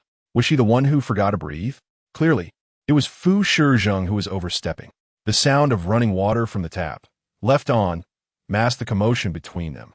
Standing at the sink, Fu Shijing washed his hands leisurely, reverting to the demeanor of the aloof and imperious head of the Fu family. Upon glancing at Ming Hua's flushed lips, marked by his traces, he nodded in satisfaction and commanded from his elevated position, "If you enjoy painting, I can arrange for someone to teach you again." Chapter 49. Confronting Ming Zhu. "Are you the little painter?" Such assertions flowed naturally from him, befitting the head of the illustrious Fu family. Ming Hua gazed at him with a simmering anger. "That may be so, but might I inquire, Mr. Fu, what exactly is our relationship? If I am not mistaken, you are currently pursuing my sister, are you not?" The words brother-in-law rolled off her tongue slowly, igniting an inexplicable rush of forbidden thrill through her veins. Fu Shijing paused momentarily before responding in a low voice. "I can assure you that even if I marry in the future, you will always be the only one for me. Power, wealth, status, anything you desire I can provide, except for the title of Mrs. Fu." Indeed, he was a member of the privileged elite, and one could hardly mistake this for a gesture of generosity towards her. It must have been a considerable struggle for Fu Shizheng to make such a decision. After he spoke, he raised his chin slightly, anticipating Ming Hua's soft approach to praise him. Making such a decision was not trivial for him. The intricate relationships among the top financial magnates meant that Fu Shizheng's wife needed to come from a similarly noble lineage. There was no need for profound affection between them. A business marriage would suffice as long as it remained discreet. However, Fu Shizheng had never contemplated such matters before. To him, women signified complications. Until he met Ming Hua. He was willing to break that rule. After all, aside from her beauty, she possessed no other notable qualities in terms of family background or healing capabilities. Fu Shizheng's expression darkened in an instant, equivalent to another rejection from Ming Hua. As she exited the washroom, the servants in the Ming family's living room had nearly dispersed. Passing by the rooms of Ming father and Ming mother, she overheard Ming Zhu's accusatory voice. What does father mean regarding Ming Hua's arrangements? Following that, Zhuang Mei's voice chimed in. Oh, Zhu, do not be upset. Your father is merely concerned about Ming Hua's unusual relationship with Jin Shanai. You saw the broadcast. She did not abandon him even in the face of danger. Jin Shanai is also a prince of the empire. Zhuang Mei's voice grew softer, clearly recognizing Ming Hua's rising value and beginning to alter her strategy. However, this only served to undermine Ming Zhu's significance. How could she accept Zhuang Mei's explanation? She could not tolerate the idea of someone she had always looked down upon rising above her. After a contentious conversation with Zhuang Mei, Ming Zhu stormed out, only to come face to face with Ming Hua, who had been eavesdropping outside the door. With a cold snort, she remarked, Ming Hua, are you feeling quite pleased with yourself? Ming Hua smiled. Why should my situation concern you, dear sister? I'm merely curious. Leaning closer to Ming Zhu's ear, she whispered, Are you truly the little painter? The Ming family had graciously accepted the gifts sent from the marshal's residence. On the Xinguang network, netizens had almost unanimously concluded that Ming Zhu was indeed the little painter. She had just checked her terminal, and Ming Zhu's fanbase was rapidly expanding at an astonishing pace. The esteemed healer is worlds apart from ordinary individuals, and it is unlikely one would ever have the opportunity to encounter such a figure in a lifetime. However, if this exceptional healer were to discreetly conceal their identity and generously assist the common folk in treating their mental turmoil at a modest price, it would indeed be a game changer. Currently, the healer's personal fan base is on the verge of surpassing that of the superstar Chu Xingze. A smile played on Ming Hua's lips as she thought that if she were to log into the holographic chamber now and reveal that she had no connection to Ming Zhu, she would likely face a torrent of vitriol. Yet, Ming Hua chose to endure, pondering whether it would be wiser to wait until she could leave the Ming family and confirm her level 3 healing ability with the Healers Guild. For now, she would allow them their moment of arrogance, knowing that their eventual backlash would be all the more formidable. Indeed, upon witnessing Ming Hua's demeanor, which hinted at some hidden truth, Ming Zhu's expression darkened as she demanded, What do you know? But she quickly regained her composure, scoffing, There is only one healer in the entire empire, and I am not some mere painter. Are you, a talentless wretch devoid of healing power, challenging my position simply because you gained a few days of favor from Jin Shanai? The real spectacle is yet to come. Many admirers of Jin Shanai from Mingda Academy were eager to confront Ming Hua. Moreover, with the presence of her paid online army stirring the live broadcast, even if it were revealed that Ming Hua had innocently reached 18 stars, it would not matter. The ultimate truth is that Ming Hua had indeed captivated Jin Shanai. This alone was sufficient to make her a target for public scorn. Once Ming Zhu finished speaking, she turned and left, her eyes flashing with malice. The following morning, Ming Hua appeared at the campus entrance, immediately capturing the attention of countless onlookers. At Mingda Academy, nearly every student and faculty member had memorized the visage of this striking beauty. Her unexpected presence at the Mecha Combat Department's outdoor training ground had nearly led to her and Jin Shanye's demise as they were pursued by a ferocious beast, only to be discovered later, precariously close to a cliff in the midst of a kiss. This was compounded by the fact that Mingda Academy had been summoned for no fewer than 10 profound self-reflections by higher authorities, even raising suspicions about whether the Academy harbored a calamity resulting in the security team sealing off the premises. The unfolding scenes were reminiscent of a grand interstellar film. In the moment the leading lady appeared, an instant wave of collective admiration washed over the crowd. Ming Hua silently cursed herself for neglecting to wear a mask as she hurried towards class. In her path, her roommate Qin Cici suddenly emerged from nowhere. "Oh my goodness, Hua Hua, you are absolutely incredible. I watched the entire live stream. That move of yours." Qin Cici demonstrated with her hands, one strike for each beast. "How did you manage that? Can you teach me? It was simply too cool." After this display, no one dared to label Ming Hua as a mere pretty face devoid of substance, fearing she might retaliate with a swift dagger. Even the beasts could hardly evade her prowess, let alone them. Ming Hua smiled amiably. "Sure, I'll teach you when I have the time." Qin Cici's excitement was palpable as she pulled Ming Hua along, eager to continue the conversation, but suddenly smacked her forehead. "Oh no, Hua Hua. Aren't you supposed to be in class now? The first period is ancient Taihua's music class." As she spoke, Qin Cici produced a sheet of music. "I found this score at home. Give it a try and see how you play." Ming Hua gracefully accepted, her delicate fingers dancing across the black and white keys. Enchanting ancient Taihua, who, upon the conclusion of the piece, scanned the classroom and asked, "Is there anyone else who would like to perform?" The audience, enthralled by Ming Hua's performance, suddenly lowered their heads in unison, causing ancient Taihua to fume and scold them for their cowardice. Amused and exasperated, Ming Hua watched as ancient Taihua, hands behind his back, declared, "Since you are all unwilling, I have an opening for a supporting role at a concert, and I will give it to Ming Hua. Do not later accuse me of favoritism. Give it to her. Teacher, who can compete with your fairness?" The group of rascals chimed in, unfazed by ancient Taihua's mention of the concert role. After all, they were students of Mingda Academy, with families that lacked for nothing. Performing at a concert was hardly appealing to them, as they preferred to enjoy the performances from the comfort of their seats. Ming Hua delicately opened the exquisitely crafted invitation adorned with intricate patterns, and her heart skipped as she saw Chu Xing's name inscribed on it. She raised her gaze to meet ancient Taihua's knowing wink, signaling her to remain discreet. Could it truly be Chu Xing's? Was it fate that intertwined her with these individuals, regardless of their endeavors? Unlike ancient Taihua's ecstatic anticipation, the thought of sharing a stage with the immensely popular Chu Xing's, revered by millions across the stars, would surely send the other students of Mingda Academy into a frenzy. Yet, Ming Hua felt only trepidation, contemplating the possibility of passing the invitation to someone else. However, she recognized this as ancient Taihua's well-meaning gesture, leaving her uncertain about how to respond. Ultimately, she resolved to take things one step at a time. After the music class concluded, Ming Hua followed the throng of students out of the classroom and made her way to the holographic chamber. She had been absent for several days and was unaware of the situation with Jean Lifeng. However, recalling that Jean Lifeng had sent gifts to Ming Zhu, she felt it was only fitting to keep him waiting. Upon entering, a chilling voice greeted her. "Miss Ming, I trust you have been well."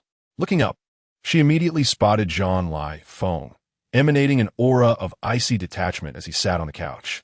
Having just finalized their collaboration, he must have thought she was a swindler who had vanished after securing a sum of money. A flicker of guilt crossed her face as she averted her gaze. "Mifine, has Marshal Jean been busy lately?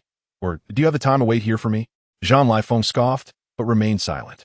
After all, Ming Hua had single-handedly healed hundreds of soldiers who would have perished due to mental turmoil. This was indeed commendable. Rubbing his temples in annoyance, he waved his hand, dismissing the matter of her unexplained absence, and coldly stated, "I have prepared 20 cases for you to address. They are soldiers nearing mental breakdown." "Understood," Ming Hua replied, swiftly addressing the cases. Afterward, she raised her hand to confirm a few more orders. Then, noting the time, she prepared to seek out Chu Xing's. Following the address on the invitation, Ming Hua took a hover car to the temporary residence of Chu Xing's, situated far from the core area of the main planet, closer to serene mountains and lakes. If his fans were to discover her presence, they would surely swarm the place, as the security in other regions could not compare to the core area. Upon arriving at the villa's entrance, she knocked but received no response. Placing her hand on the door, she gently pushed, and to her surprise, the door swung open. A look of astonishment crossed her beautiful face as she feared something might have happened to Chu Xingze. Gripping the dagger at her side, she cautiously stepped inside. "Hello, Teacher Chu, are you home? Do you need assistance?" Suddenly, a cacophony of splashing water erupted. Ming Hua's eyes brightened, and she dashed towards the backyard, only to be taken aback by the sight before her. A vast outdoor pool housed a stunning silver mermaid, her upper body bare, joyfully flicking her tail. Upon noticing Ming Hua's arrival, the mermaid furrowed her brow, and with a gentle flick of her tail, a torrent of water surged towards Ming Hua. Reacting swiftly, Ming Hua attempted to evade, but for some inexplicable reason, she found herself ensnared by the water, helplessly pulled into the pool. She swiftly emerged from the pool, her hand pressed against her chest as she coughed vigorously, expelling the water that had just entered her lungs. This dead fish, Ming Hua's heart, was nearly bursting with frustration. She simply could not fathom what Chu Xingze was up to. At this moment, Ming Hua was completely drenched, her dark hair clinging to her forehead, her skin, glistening with moisture, appeared even more translucent than jade. The coughing had left a faint flush on her cheeks, and her clear, glistening eyes gave her an unexpectedly pure aura. As the sunlight graced her face, she resembled a mesmerizing siren of the deep sea.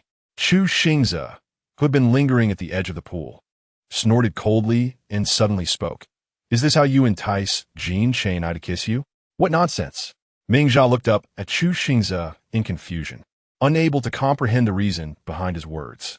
Shouldn't he pretend not to know her first? In the next moment, a silver tail flicked up to lift Ming Hua's chin. Droplets of water cascading down her face. Unable to control herself, she closed her eyes, and in her final gaze, she saw the silver merman swimming directly toward her. When she opened her eyes again, a strong hand firmly grasped her waist, while a beautiful fish tail stirred the water below. Chu Xingze leaned down, his beast-like azure eyes fixated on Ming Hua, reminding her, "You still haven't told me. Is this how you enticed Jin Chainai to kiss you? Dressed so lightly once wet, everything is revealed." Ming Hua frowned as she glanced at her attire. Having come to visit Chu Xingze through Gu Taihua's introduction, she had deliberately chosen a modest, white dress to convey elegance. However, the summer dress was quite thin, especially when soaked, clinging to her figure without reservation, revealing her enchanting curves. Ming Hua found herself at a loss for words, unsure how to respond. What did he mean? Did Chu Xingze truly believe she had dressed like this to seduce him? She had suspected that the male leads assigned to her in the game Limited Time Affection had some serious issues. They were arrogant, aloof, and the moment she appeared, they seemed to wish to keep their distance, fearing they might be tainted or covet her beauty, always seeking a pretext to disdain her and avoid any formal connection. Ming Hua's eyes turned cold. If her attire was deemed seductive, what about his state? Chu Xingze was currently clad in nothing. His upper body was bare, his skin pale and cool from frequent immersion in the water, and his silver hair cascaded casually over his shoulders, flowing down along his merman physique, with his fishtail swaying in the water. As she spoke, she boldly touched his bare abdomen, marveling at its defined muscles. The coolness of his skin serving as a perfect remedy for the summer heat. Unable to restrain herself, she exclaimed playfully, "I remember in the game. You loved it when I touched you like this. And your tail." Before Ming Hua could finish, Chu Xingze let out a sharp intake of breath. His tail stiffened, and in the next moment, he released his hold on her and swam swiftly to the other side of the pool, appearing to flee. What a child! If it came to a contest with Ming Hua, even 7 of them combined would not be a match for her. Ming Hua squinted, preparing to scrutinize him further, only to see his beautiful tail slap the water, sending up a towering wave. When she opened her eyes again, she found Chu Xingze, now fully dressed and transformed into human form, standing before her, his lips pressed into a straight line, gazing down at her from a height. "Hey," Ming Hua called, extending her hand. "You pull me down. Aren't you going to pull me up?" The drenched dress had dried completely. Even the droplets in her hair had vanished. Truly, he was a natural ruler of the sea. His water manipulation skills were exceptional. Ming Hua marveled internally. She then looked up at Chu Xingze, composed herself, and retrieved an invitation from her bag, respectfully handing it to him. "Teacher Chu, I was recommended by Teacher Gu. I heard you need a supporting performer for your upcoming concert. Chu Xingze glanced at the invitation before tossing it aside, coldly stating, I have an assistant who, upon arriving at the main star, was unwell and unable to attend the subsequent concerts. She is responsible for playing the piano. Can you play the piano? Chu Xingze had initially been prepared to abandon the performance.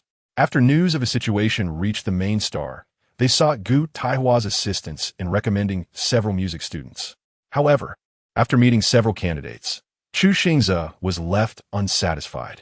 Now, upon encountering Ming Hua, he doubted she could play the piano. Moreover, the myriad of suitors attempting to woo Ming Hua only added to his headache. He would never admit that at the moment he witnessed Jean Chang'ai kissing Ming Hua, he had crushed his terminal in frustration. He did not believe Ming Hua could play the piano, yet there she was, undeniably present. Chu Xingze swallowed hard, and just then, he heard Ming Hua's voice. If Teacher Chu does not believe me, I can perform for you right here.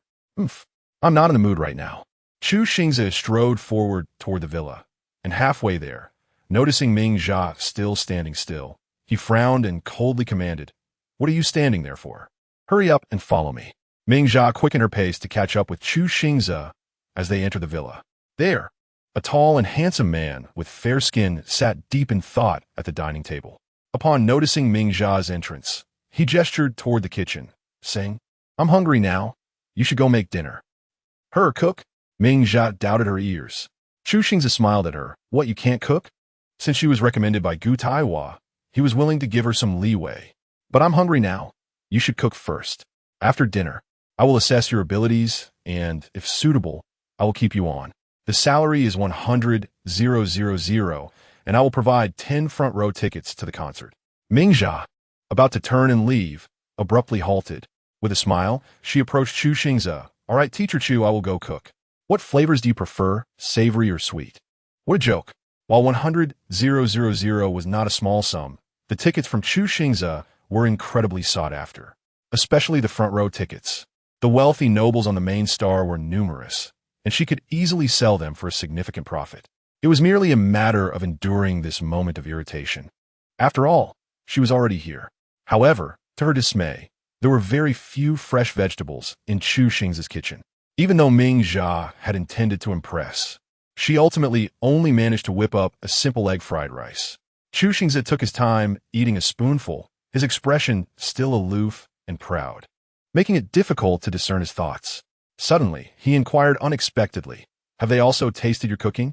Who do you mean by they? Jin Chang'ai, Zhu Niqing, or Fu Shizheng?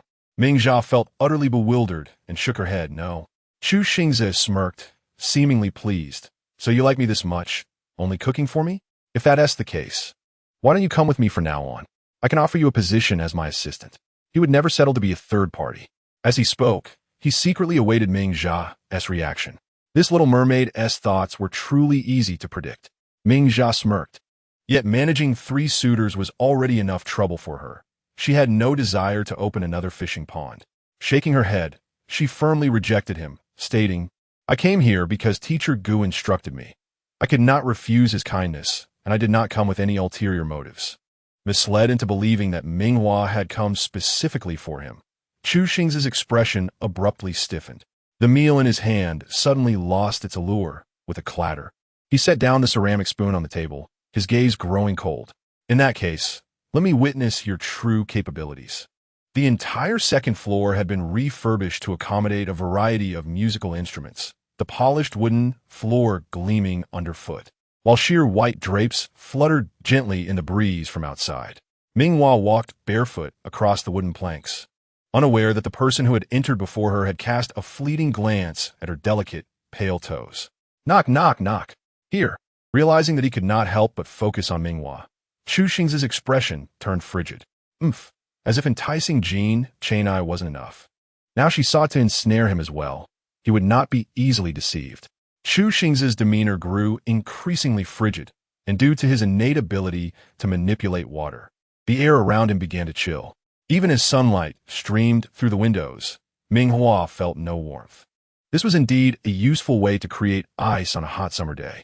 Casting a glance at Chu Xingze, who seemed to be deep in thought, she approached him and softly inquired, Teacher Chu, what are the next arrangements?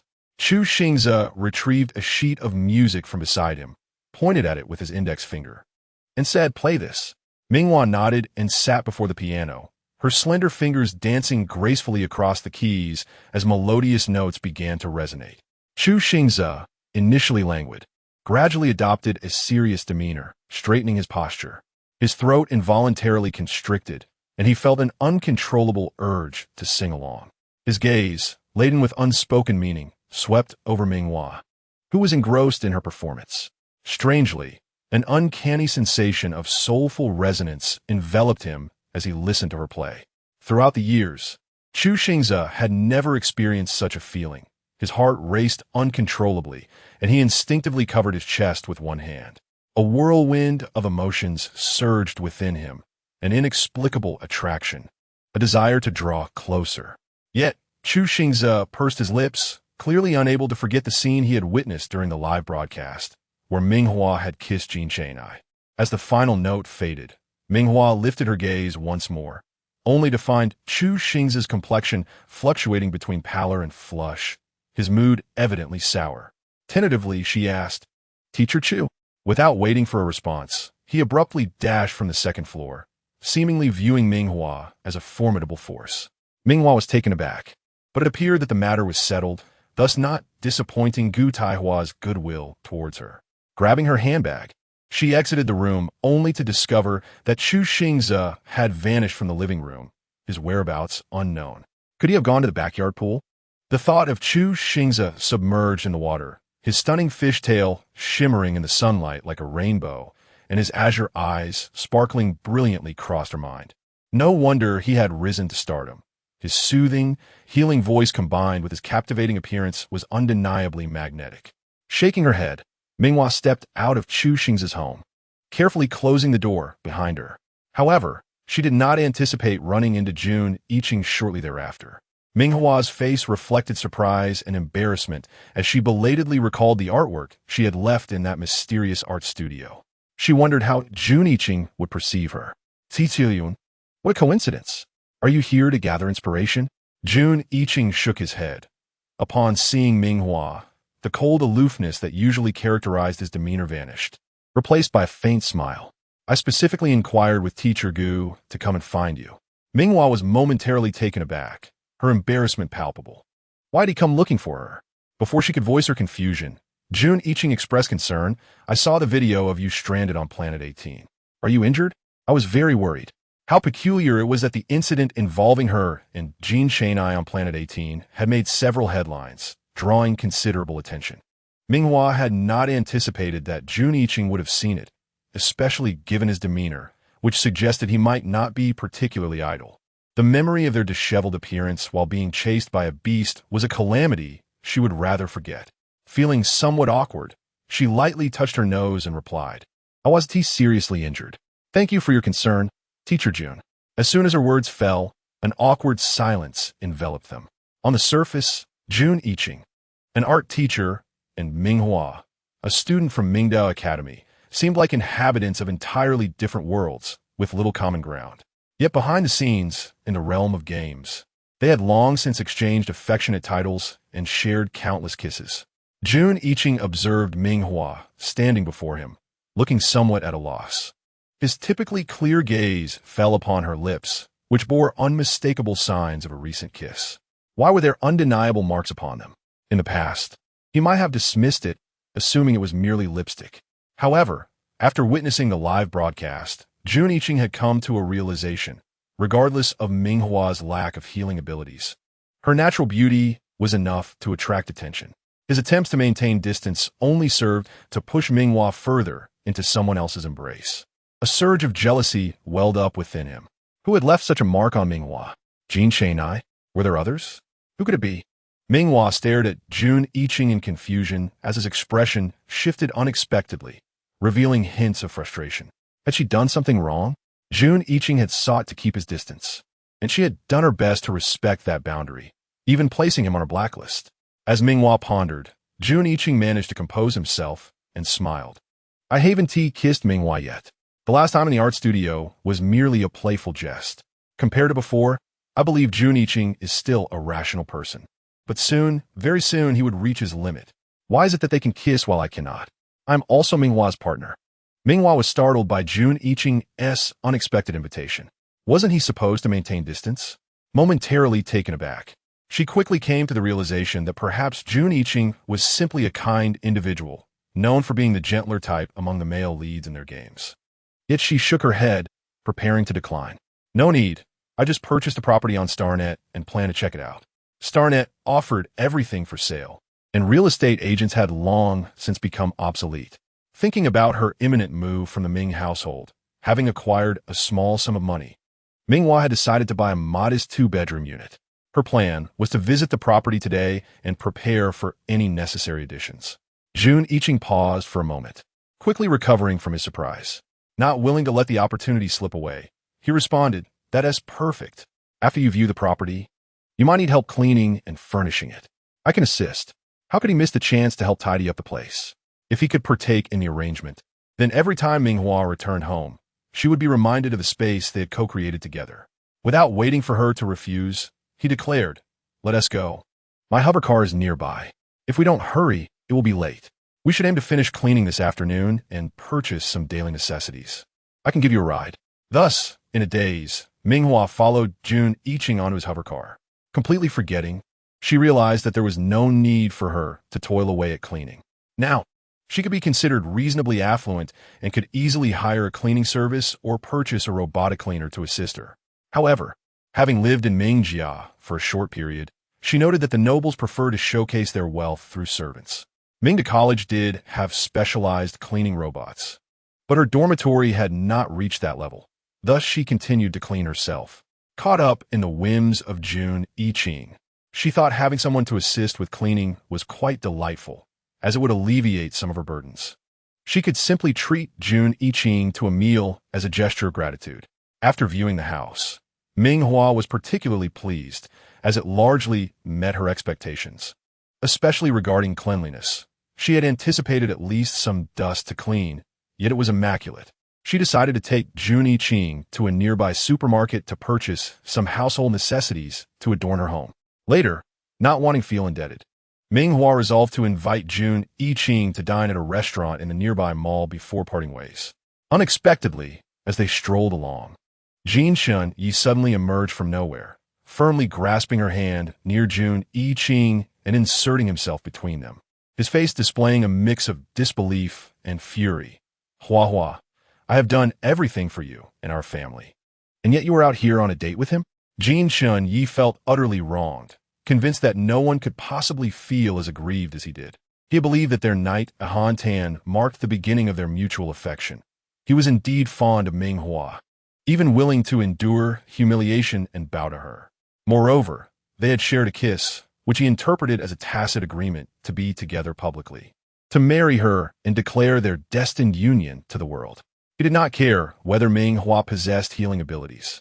This endeavor faced intense opposition from the royal family, and Jin Shun had expended considerable effort, making numerous promises to ensure that the royal family would not act rashly against Ming Hua for the time being. Since being picked up by the steward outside the police station, he had not slept a wink, consumed by an overwhelming rage and a profound sense of betrayal. Gripping Ming Hua's hands, his eyes burning with fury, he noticed the red mark on her lips, and his anger intensified. He raised his hand and forcefully rubbed her lips, attempting to erase the traces left by another man.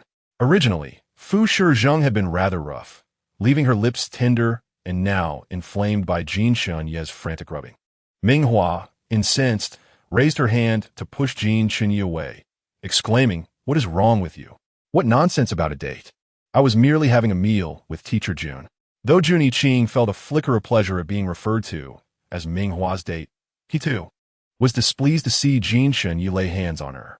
The previously cool demeanor shifted to one of icy severity, his eyes darkening as he stepped forward to shield Ming Hua, defiantly stating, "This is between Ming Hua and me. What business is it of yours? Little prince, you seem to be overstepping your bounds. What business is it of mine?" Jin Shun Ye retorted, nearly laughing in his rage, "I am Ming Hua's boyfriend. How can it not concern me? Jun Yiqing, release my princess. Are you intent on opposing the royal family?" The two men's gazes locked, each brimming with possessiveness, both eager to claim the treasure for themselves. Are you and Jin Chenyi together? Ming Hua quickly shook her head, wishing to avoid entanglement in royal affairs. Don't listen to his nonsense. I am an innocent girl, and I have never been with him. Jun Yiqing chuckled lightly, clearly enjoying the moment, contrasting sharply with Jin Chenyi, who was incredulous, insisting, Ming Hua, we kissed at Han Tan. I even humiliated myself for you. The sweetness of that moment now felt utterly unbelievable. Jun Yiqing countered with scorn. Just because you kissed her, does that make you your boyfriend? Are all men who kiss her to be your suitors? From Jin Chenyi's reaction, Jun Yiqing surmised that the mark on Ming Hua's lips was not his doing, indicating the presence of a third man lurking in the shadows. How many admirers had Ming Hua attracted, and how many were infatuated with her? Jun Yiqing's heart sank, and he tightened his grip on Ming Hua's hand. Jin Chenyi, rendered crimson by Jun Yiqing's taunts, turned to Ming Hua, demanding, you choose. Will you go on a date with me tonight, or with him? The atmosphere thickened with tension, with both men gazing intently at Ming Hua, awaiting her final decision. The stakes were high. Whoever lost would suffer public humiliation, while only the victor could stand proudly. Ming Hua was bewildered, struggling to comprehend why Jin Chenyi would propose such an absurd ultimatum. A date? This was insanity. She merely wished to express gratitude to Jun Yiqing for his assistance with a meal. As Jin Chenyi had unceremoniously interrupted, Jun Yiqing now stood beside him, his gaze fixed on her with intense expectation. In the midst of the confrontation, Ming Hua felt nothing but embarrassment, her toes digging into the ground in distress. She noticed someone nearby, seemingly recognizing her, already holding up a device to capture the moment, sending a chill down her spine.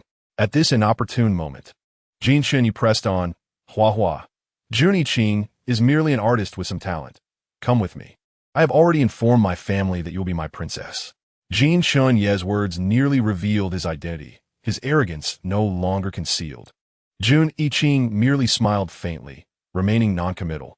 The intricacies of royal affairs were complex. Could they genuinely accept a princess without healing abilities?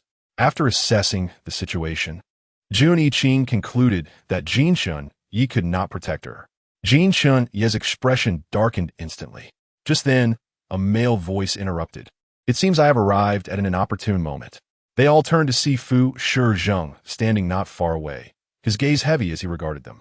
Jun Yiqing frowned, unsure of Fu Shizheng's intentions. He had yet to witness Ming Hua and Fu Shizheng's interactions and was puzzled by their connection. Mr. Fu, what brings you here? Fu Shizheng ignored him, striding purposefully toward Ming Hua. Jin Chenyi's lips pressed into a thin line, his eyes darkening as he recalled witnessing Ming Hua and Fu Shizheng backstage at a seminar, now consumed by a surge of rage at yet another competitor. Standing before Ming Hua, Fu Shizheng was equally handsome and imposing, lowering his gaze to lift her chin, his voice laced with cold anger. It seems my arrival has disrupted your gathering. No one appears particularly pleased. However, since it has come to a choice between two, I trust you one team mind, adding a third option. Ming Hua, who do you wish to accompany tonight? The three men formed a complete encirclement, embodying the iron triangle model that surrounded Ming Hua in the center. Each man possessed his own unique charm. Jun Yiqing exuded a chill reminiscent of high mountains, radiant as the bright moon in a clear sky. Yet when he warmed up, he became as soothing as a gentle stream. Jin Chenyi was wild and untamed, youthful and vigorous, akin to a young wolf king leading his pack through the wilderness. However, when he gazed sincerely at you, he transformed into a figure of utter tenderness, filled with genuine sincerity. As for Fu Shizheng, the head of the Fu family conglomerate, he was in the prime of his life, exuding an aura of authority that commanded respect with every move he made. His cold demeanor deterred anyone from provoking him, and his actions were unapologetically fierce. Each of these three men was tall and handsome, making it impossible for Ming Hua to make a poor choice. With Fu Shizheng's arrival, another wave of excitement rippled through the crowd, causing some onlookers to stifle their gasps. Yet, as Ming Hua's eyes slightly lifted, her enchanting peach-shaped eyes captivatingly fluttered, casting delicate shadows across her face with her long lashes. Her red lips parted ever so slightly, and the three men held their breaths, awaiting her response. Intense glances were exchanged, and Jin Shun Yi was already poised to sweep Ming Hua away. Regardless of whom Ming Hua chose, all three men simultaneously entertained this thought. The palpable tension of male rivalry made Ming Hua frown. She had no desire to become the epicenter of their contest. With a huff, she turned on her heel, abandoning her meal, and strode towards the inn. None had been chosen. It was a stalemate. Likewise, no one had been selected, leading to defeat for all. As for the group of spies, there were subordinates who would handle them. The bizarre arrangement drew curious glances from passers-by. Not wanting to attract attention, Ming Hua quickened her pace. As she walked, the heavens began to drizzle, and the rain gradually intensified. Ming Hua glanced at the dim sky, then at the three men who were now vying for the privilege of shielding her from the rain, and she broke into a run. Jin Shunyi was lifting his coat, Jun Yiqing was loosening his collar, and Fu Shizheng had taken several strides forward. The three exchanged glances and hurried after her. Ming Hua reached the building first, halting her sprint and turning to face the three men who were still pursuing her. Under her watchful gaze, the three figures gradually came to a standstill, raindrops cascading down their brows and pooling into their garments, their perfect physiques becoming hazy silhouettes in the downpour. Jin Shun Ye's youthful, flexible body brimmed with explosive energy, his abdominal muscles rippling with each breath. Fu Shizheng was the epitome of maturity, his chest the most robust among them. Jun Yiqing appeared leaner, with a subtle abdomen, yet his physique was the most aesthetically pleasing. Noticing Ming Hua's gaze, the three began to subtly showcase their physiques. The competitive spirit and desire to win among them surged. Their dark eyes fixed on Ming Hua, brimming with an unsettling possessiveness. "Jia Hua, it's raining," they all spoke in unison. "It's raining, and we have no umbrella. Please take us in." Who knew how these arrogant elites had mastered the art of feigning vulnerability? The torrential downpour was perfectly timed. The unfinished choice of selecting one among three was once again thrust into the open. Fu Shizheng's atoms apple-bobbed as he fixed his hawkish gaze on Ming Hua. His arms exuded immense strength, capable of lifting her effortlessly. Jin Shun Ye's defiant brows drooped, his drenched appearance resembling a soggy puppy. His lips parting slightly as if to say something, silently enticing her. Jun Yiqing's refined features were accentuated by the rain, enhancing his allure. He sighed and smiled at Ming Hua, retreating strategically. "Jia Hua, please invite me to dinner next time." Cunning. This thought simultaneously crossed the minds of Jin Shunyi and Fu Shizheng. Indeed, as soon as those words left his lips, Ming Hua's expression shifted. Initially, she found the three excessively noisy. If they wished to be drenched, so be it, as they were all robust with thick skin and resilience. Attempting to evoke pity before her was merely foolish. However, Jun Yiqing's words caused her to hesitate. Fu Shizheng and Jin Shunyi were perplexing. She had no idea what they were after. Yet, Jun Yiqing had genuinely assisted her, not only by bringing her home, but also tidying up the room. It was all Jin Shunyi's fault. Her heart raced, and she disdainfully swept her gaze over Fu Shizheng and Jun Yiqing standing beside her. Jun Yiqing's expression remained unchanged, still aloof and detached, simply observing Ming Hua, patiently awaiting her decision. In the next moment, Ming Hua spoke. "Teacher Jun, the rain is pouring. You should come up with me to take shelter." The sheer excitement within Jin Shun Yi was doused like cold water, and he almost blurted out a protest. Fu Shizheng lowered his gaze, his lashes quivering, his pupils unfathomably dark. Following that, Jun Yiqing's calm and gentle voice chimed in. "All right." With that, he stepped into the building, standing beside Ming Hua as the torrential rain retreated from him. Watching Ming Hua and Jun Yiqing prepare to leave together, Jin Shun Yi felt a surge of indignation and was about to follow suit. If he couldn't have her, then neither should Jun Yiqing. Just as he was about to act, Fu Shizheng caught him by the collar, turning him to face the dark scowl on Fu Shizheng's face. Unable to contain himself, he exclaimed, "What are you doing? Let me go." Why should he be denied the chance to pursue her? Fu Shizheng regarded Jin Shunyi, who was displaying jealousy, his pupils devoid of emotion. And with a mocking smile, He retorted, "You overestimate Jun Yiqing. Just wait patiently." Based on his investigations, how special could Ming Hua be to Jun Yiqing? Why was he putting on such airs? If it better be so. Jin Chunyi adjusted his collar, feeling utterly disgruntled, his wild brows furrowed tightly.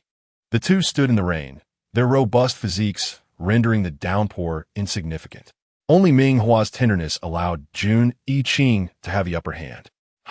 Just wait. Ming Hua may be soft-hearted, but she is no fool. Jun Yiqing should be wary of his cleverness backfiring.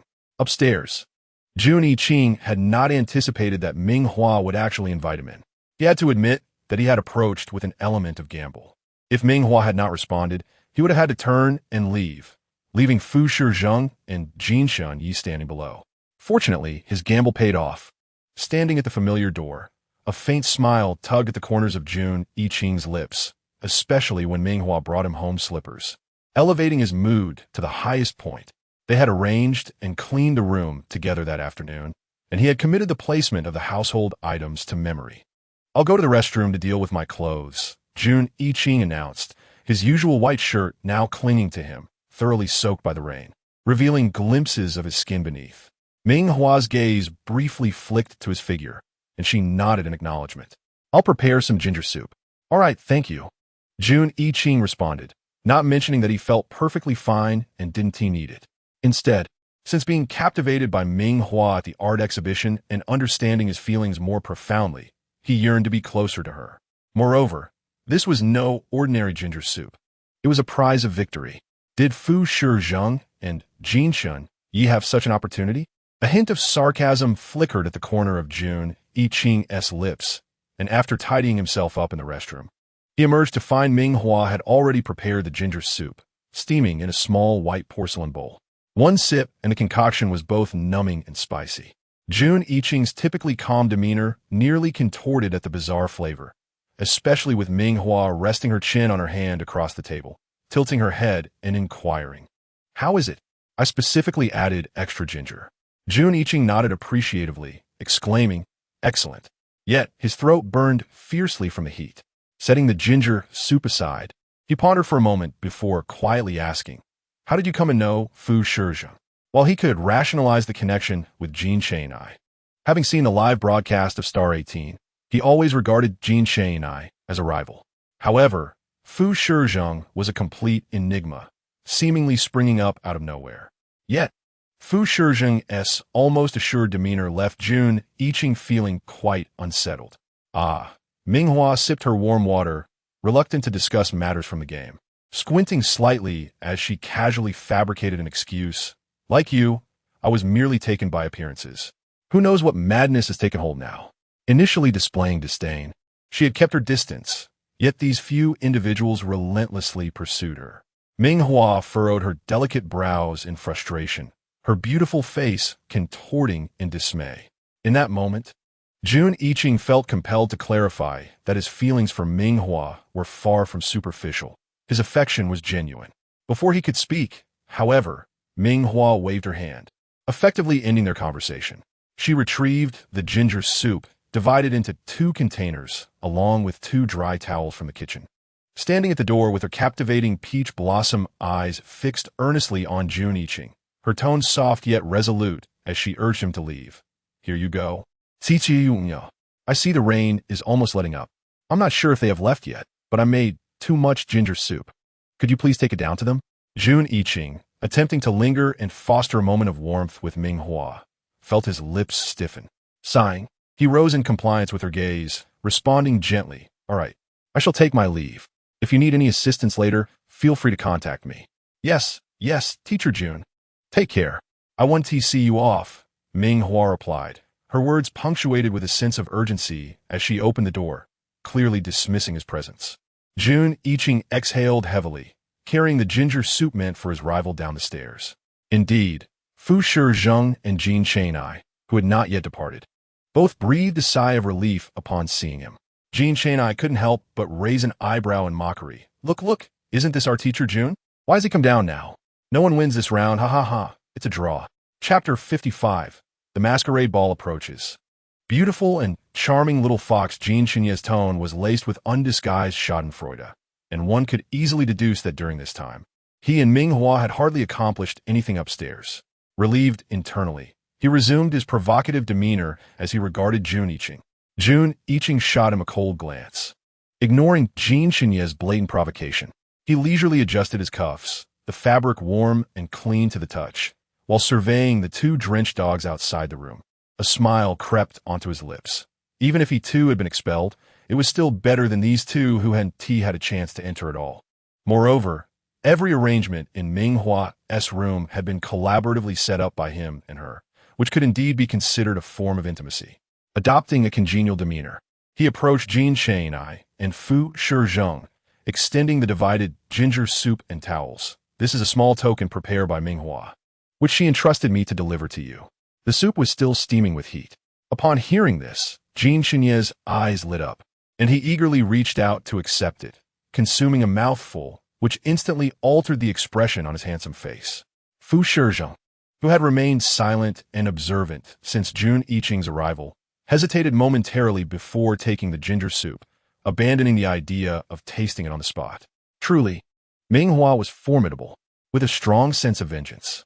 In the dormitory, Qin Sisi had already changed into her gown and was busy with her makeup. An excited Ming Hua explained, "I've been looking forward to the masquerade ball for so long. It's a unique tradition of Mingda Academy, hosted in conjunction with the Mecha Combat Department. At that time, appearances don't matter, nor does healing ability. Everyone wears masks, relying solely on instinct. Feel free to dance boldly and freely in the ballroom. Every year, the ball has fostered numerous budding romances." Qin Sisi, eager to find a partner, thought this might be her chance to meet someone compatible. However, upon hearing this, Ming Hua felt a headache coming on and hesitantly asked, "Is it possible not to go?" "Absolutely not." Qin Sisi quickly shook her head at Ming Hua. "You joined the school later than us, and participating in the ball counts toward credits. If you miss this, I fear you might not earn enough credits to graduate." Ming Hua had entered Mingda Academy shortly after the semester began, missing many initial activities. As Qin Sisi calculated, she ultimately concluded, "Ming Hua, if you wish to avoid graduation issues, you must attend the ball." Enthused, Qin Sisi continued, "You can mention it to Jean Chai. Have him come along too. You should choose him to dance with." Ming Hua's thoughts were interrupted by Qin Sisi's excitement as she emerged from the changing room in her little dress. Typically dressed plainly during classes to avoid unnecessary attention, Ming Hua's stunningly beautiful face was impossible to overlook. At that moment, Qin Sisi realized just how much they had missed. Oh heavens, why do some people possess such striking beauty, and their figures are equally exquisite, with curves in all the right places, a slim waist, long legs, and flawless, fair skin. Even the faint blue veins beneath were visible. Clad in a form-fitting red gown that accentuated her slender waist, she appeared utterly captivating. Qin Sisi felt herself nearly fainting in the presence of Ming Hua's soft allure. "Ming Hua." Qin Sisi grasped Ming Hua's hand, her face alight with excitement. "Promise me you'll dance with several different men tonight." "Huh. Those foolish, straight men who think Ming Hua only has her looks and no healing ability to match them. If that's the case, once the dance ends and the masks come off, let us see what they have to say." Qin Sisi's enthusiasm was palpable as she neglected her own makeup, rummaging through drawers. This, I found it," she exclaimed, pulling out a headband adorned with cat ears and swiftly placing it atop Ming Hua's slightly curled black hair. "Why were this?" Ming Hua curiously touched the ears atop her head, glancing at herself in the mirror and finding it somewhat incongruous, reaching up to remove it. Qin Sisi panicked, hastily stopping her. "Don't take it off. It looks lovely. I promise you, Ming Hua, with this look, you'll mesmerize a whole crowd tonight." With her alluring figure and innocent yet captivating gaze, complemented by the delicate cat ears peeking through her hair, Qin Sisi herself could hardly resist the urge to reach out and touch the ears. Seeing Ming Hua hesitating in front of the mirror, wanting to remove the cat ears, Qin Sisi quickly grabbed a mask nearby and placed it over Ming Hua's face. All right, it's almost time. Let us hurry to the ball." With that, she stood behind Ming Hua and pushed her out of the dormitory, donning her own mask without a moment to spare. For the seniors, having experienced it once already, It was merely a gathering, a chance to drink, revel in a tipsy state, and dance, rather unremarkable. Moreover, when the freshmen of their first year entered the school, they were well aware of the beautiful girls, their gazes not lingering on the approaching ball. Instead, they stood upon the high platform, observing the eager new students making their way to the ballroom, and then sighed with a semblance of maturity, reflecting on how swiftly time has passed. A year gone in the blink of an eye. Let us go. We should head to the training ground for a session. What are you looking at? Suddenly, one exclaimed, "Who is that?" On the path to the ballroom, a striking figure clad in a red dress drew all eyes. Adorned with a golden half-mask, the upper half of her face concealed, only a pair of enchanting peach-shaped eyes were visible, complemented by a delicate chin and soft, alluring red lips. Her slightly curled black hair cascaded casually over her shoulders, her slender waist and long legs accentuated by skin as smooth as jade, while her red dress fluttered gracefully with each step, not to mention the fluffy kitten ears perched atop her head, which seemed to beg for a gentle squeeze. With Ming Hua's appearance, many who had previously felt indifferent to the ball hurriedly primped their hair, eager to join the festivities, anticipating a wondrous encounter. Chapter 56, Release Her. Prelude to the arena of carnage on the other side, in the office of the principal of Mingda Academy. Yu Chengwen was reporting documents to the newly appointed president of the student council, Yin Wenjin. After their discussion, he sought to bridge the gap between them, saying, "President, today happens to be our academy's annual masquerade ball. I wonder if you would honor us with your presence." Yin Wenjin, known throughout the empire for his ascetic demeanor and disinterest in women, was merely tested by Yu Chengwen, who did not hold high hopes for an affirmative response, even preparing himself for an immediate rejection. To his surprise, Yin Wenjin, who had been standing straight, paused for a moment, then nodded slightly in agreement. "Very well. I shall leave the arrangements to you, principal." Yu Chengwen, already positioned at the door awaiting Yin Wenjin's departure, was momentarily dazed. He had actually agreed. Why? Recovering quickly, his face broke into a beaming smile, akin to a blooming flower, as he hurriedly summoned someone to bring forth a devil mask and black cloak for Yin Wenjin's disguise. With the mask on, no one will recognize your identity. You can truly immerse yourself in the charm of Mingda Academy. Yin Wenjin remained non-committal, donning the mask and cloak. The image of a tall, handsome demon with horns was strikingly vivid. He politely declined Yu Chengwen's insistence to accompany him to the ballroom and strode away. However, partway there, Yin Wenjin found himself regretting the decision. His appearance attracted the attention of several young girls, who shyly approached him with invitations. Yet, he held no interest in them or the masquerade itself. He was simply overwhelmed by boredom. Following the unexpected disappearance of a certain person, his once tranquil life had begun to feel tedious. Thus, when Yu Chengwen extended the invitation, he hesitated briefly before acquiescing. At the masquerade, Ming Hua, having arrived with Qin Sisi, found herself in unfamiliar territory, completely unaware of her surroundings. Upon entering, a server greeted them with a tray of cocktails. Qin Sisi's eyes lit up, and she eagerly pulled Ming Hua over, each taking a glass. "Hua, you must try this." After taking a sip herself, she exclaimed, "It's delicious." Ming Hua smiled and followed suit. Unbeknownst to her, Ming Zhu had already orchestrated the server's actions, ensuring that the tray contained concoctions laced with a potent substance. Since Ming Hua had dared to confront her at the Ming household, Ming Zhu had been plotting her retribution. After finishing her drink, Qin Sisi set down her glass, lifted her skirt, and headed toward the dance floor, declaring, Hua, enjoy yourself. I'll be off to seek tonight as fortune. Call me if you need anything."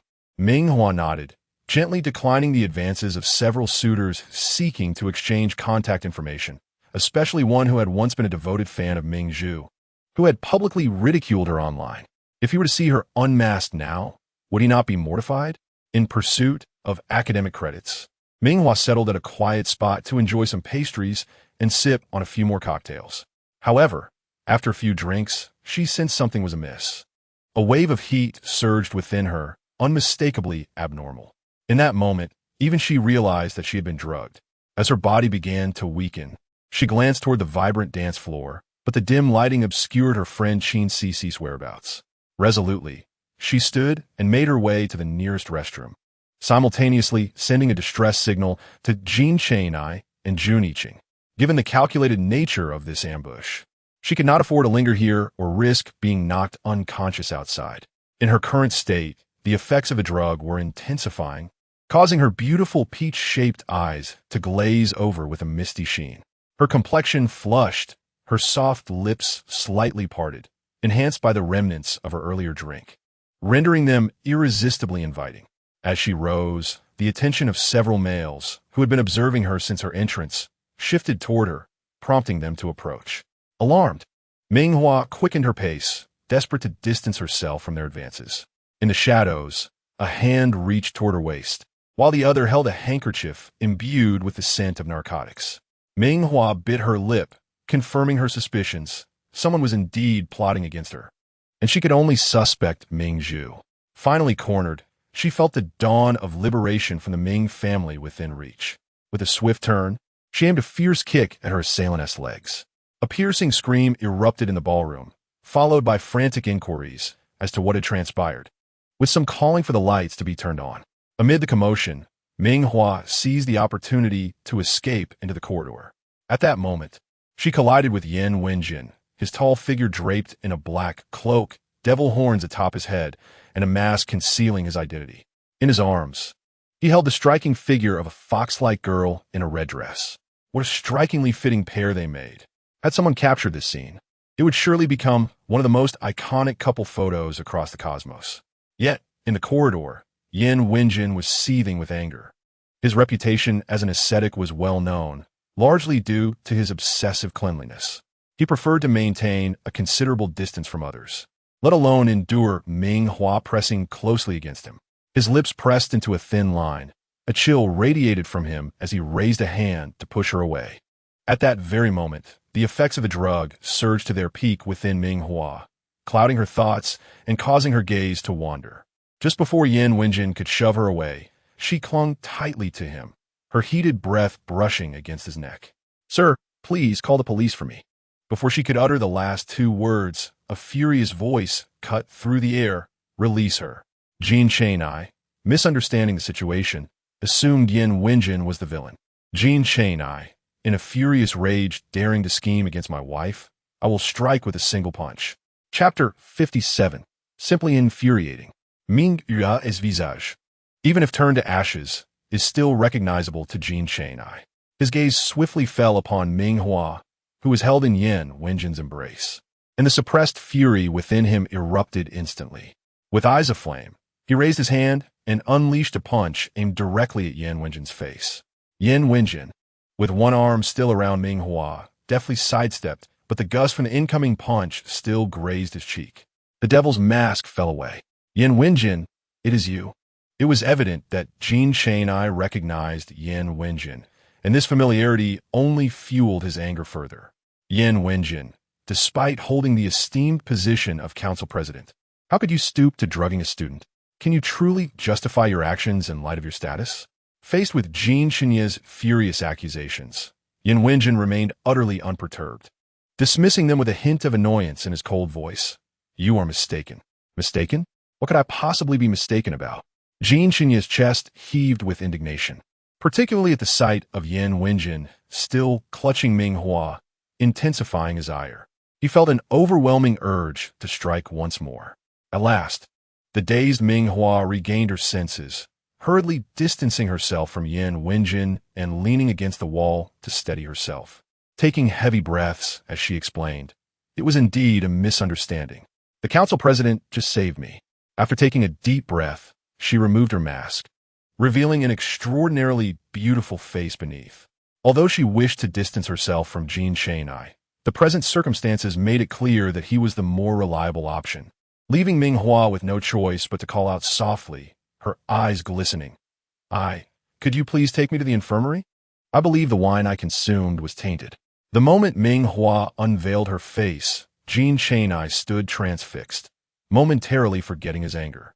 Ming Hua was already stunningly attractive, yet in her slightly intoxicated state, she appeared even more enchanting, her doe-like eyes sparkling, her cheeks flushed with a rosy hue, and her soft, glistening lips inviting a kiss. Jean Chang-I swallowed hard, captivated like a dog entranced by a treat, and stepped forward to grasp Ming Hua's hand, wrapping his arm around her waist to secure her. Before turning to Yin Wenjin with a hoarse voice, I apologize for the earlier misunderstanding regarding the council president. I will have my steward contact you regarding compensation. In that moment, Jean Chang-I resembled a placated pup, his tail wagging with delight, utterly disinterested in continuing the conversation with Yin Wenjin, eager to whisk Ming Hua away. Yin Wenjin cast a cold glance over Jean Chang-I and Ming Hua, pausing slightly at Ming Hua before curtly replying, "No need." With that, he turned and strode away. Jean Chang-I paid no heed to Yin Wenjin's apparent anger, his attention solely fixated on Ming Hua. "Hua Hua, you look exceptionally beautiful today, especially with those fox-like ears. I simply cannot resist touching them." Ming Hua shivered slightly. Although the fox ears were artificial, she felt an odd sensation at his touch. Jean Chang-I was uncomfortably close, his warm breath tickling her hair, stirring the remnants of the intoxicating effects once more. Ugh! Ming Hua could not help but emit a soft, distressed sound.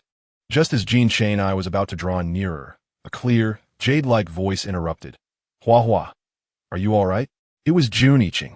Since realizing his feelings for Ming Hua, he often lingered around Mingde Academy. Upon receiving the news, he rushed over, arriving just in time.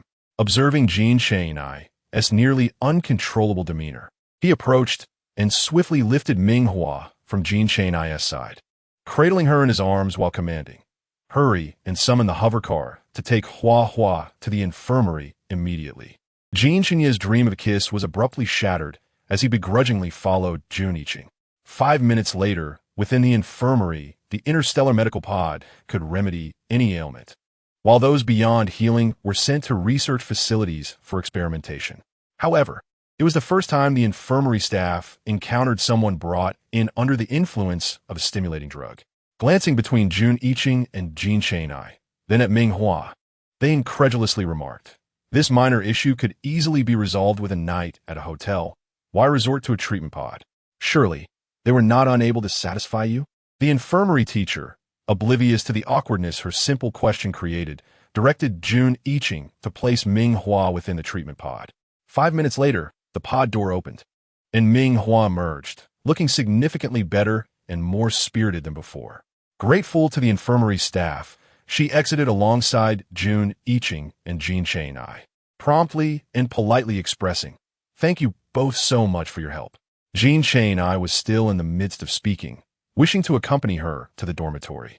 Jun Iching halted him, a glint of coldness flickering in his eyes. "See you tomorrow." "Until tomorrow."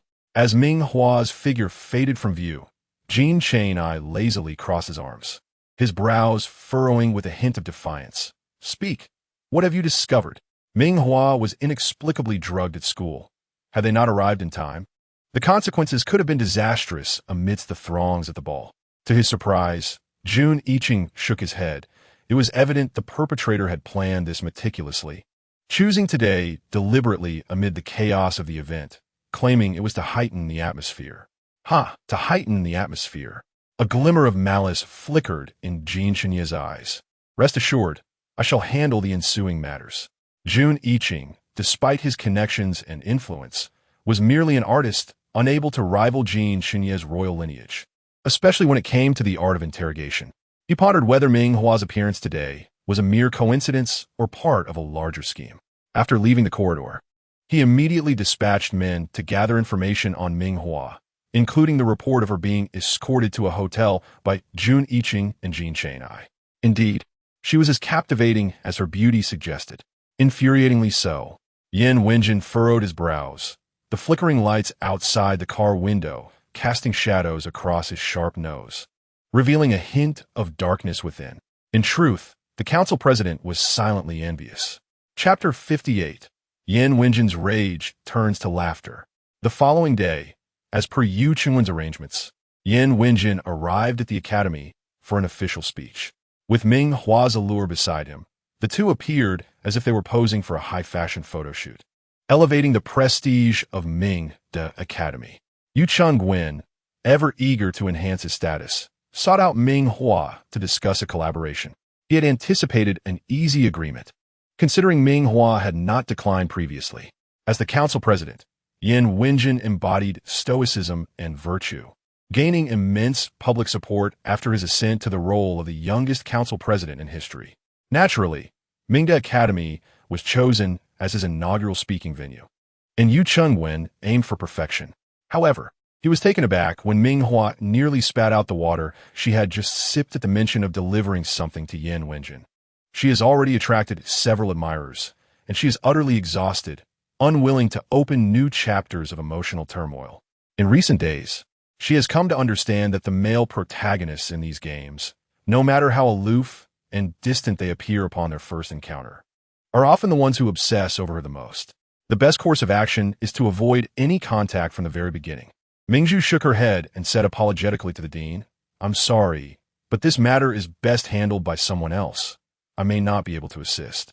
"Oh no, how can you say that? You did quite well last time," Yu Chengwen replied, panic rising within him. The crux of the issue was that he had already confirmed with Yin Wenjin that Mingzhu would be the one to deliver the message. Yin Wenjin had remained silent for a couple of seconds before nodding in agreement. Yu Chengwen sensed an underlying story. Had he not mentioned Mingzhu initially, it might not have been problematic, but since he had, and Yin Wenjin had approved, the current failure left him questioning how long he could retain his position as dean. Nevertheless, Mingzhu remained resolute, firmly declining while feigning vulnerability. "I become stiff and unappealing in front of the camera, and you wouldn't want the photos to turn out poorly, would you?" This was a fatal blow, and Yu Chengwen hesitated momentarily. Particularly when Mingzhu mentioned the 18-star rating, he couldn't help but wipe the sweat from his brow. Subsequent investigations revealed that Mingzhu had been knocked unconscious and taken away from the school. Luckily, they did not pursue him afterward, prompting him to hastily enhance the school's security patrols. Now, hearing this excuse, he was even less inclined to delve deeper into the matter. After a few sighs, he turned to seek assistance elsewhere. At 10 o'clock in the morning, the youngest president of the council, Yin Wenjin, commenced his address. "Hello, everyone. I am Yin Wenjin. It is a great honor to be here at Mingda Academy. Lastly, congratulations to Mingda Academy." As the final word left his lips, applause erupted like thunder. Dressed in a flowing white gown, Mingzhu gracefully approached Yin Wenjin, drawing the attention of the entire audience. "Why is it Mingzhu? I thought it would be Mingzhu coming forward. Why can't it be Mingzhu?" One is the youngest president of the council, while the other is the first-grade healer in the history of the empire. She is clearly a far better match than Mingzhu. Well, I wouldn't say that. I simply believe that if Mingzhu were to go up, the photos with the president would undoubtedly be stunning. The last picture with Fu Shizheng at our school went viral. Many envied us for having such a beauty as Mingzhu. At this moment, the media's clicking cameras were noticeably less enthusiastic than during Fu Shizheng's visit. Yu Chengwen felt this more acutely than anyone else, letting out a deep sigh as he gazed at Mingzhu, who sat not far from him. Although he had been rejected, he mused that such a beautiful face should not be denied the camera's lens, as it would be a great loss to the world. Seated in the front row, it was evident that shifting his gaze to Mingzhu transformed the event from an ordinary lecture into something akin to an opulent banquet. The air was thick with an aura of sophistication. Yu Chengwen had already observed numerous media personnel surreptitiously snapping photos, which filled him with a sense of pride. On the podium, Yin Wenjin cast an inscrutable glance at Mingzhu, who sat in the front row. His level 3 talent granted him exceptional eyesight, and given their proximity, he could even discern the fine hairs on her face.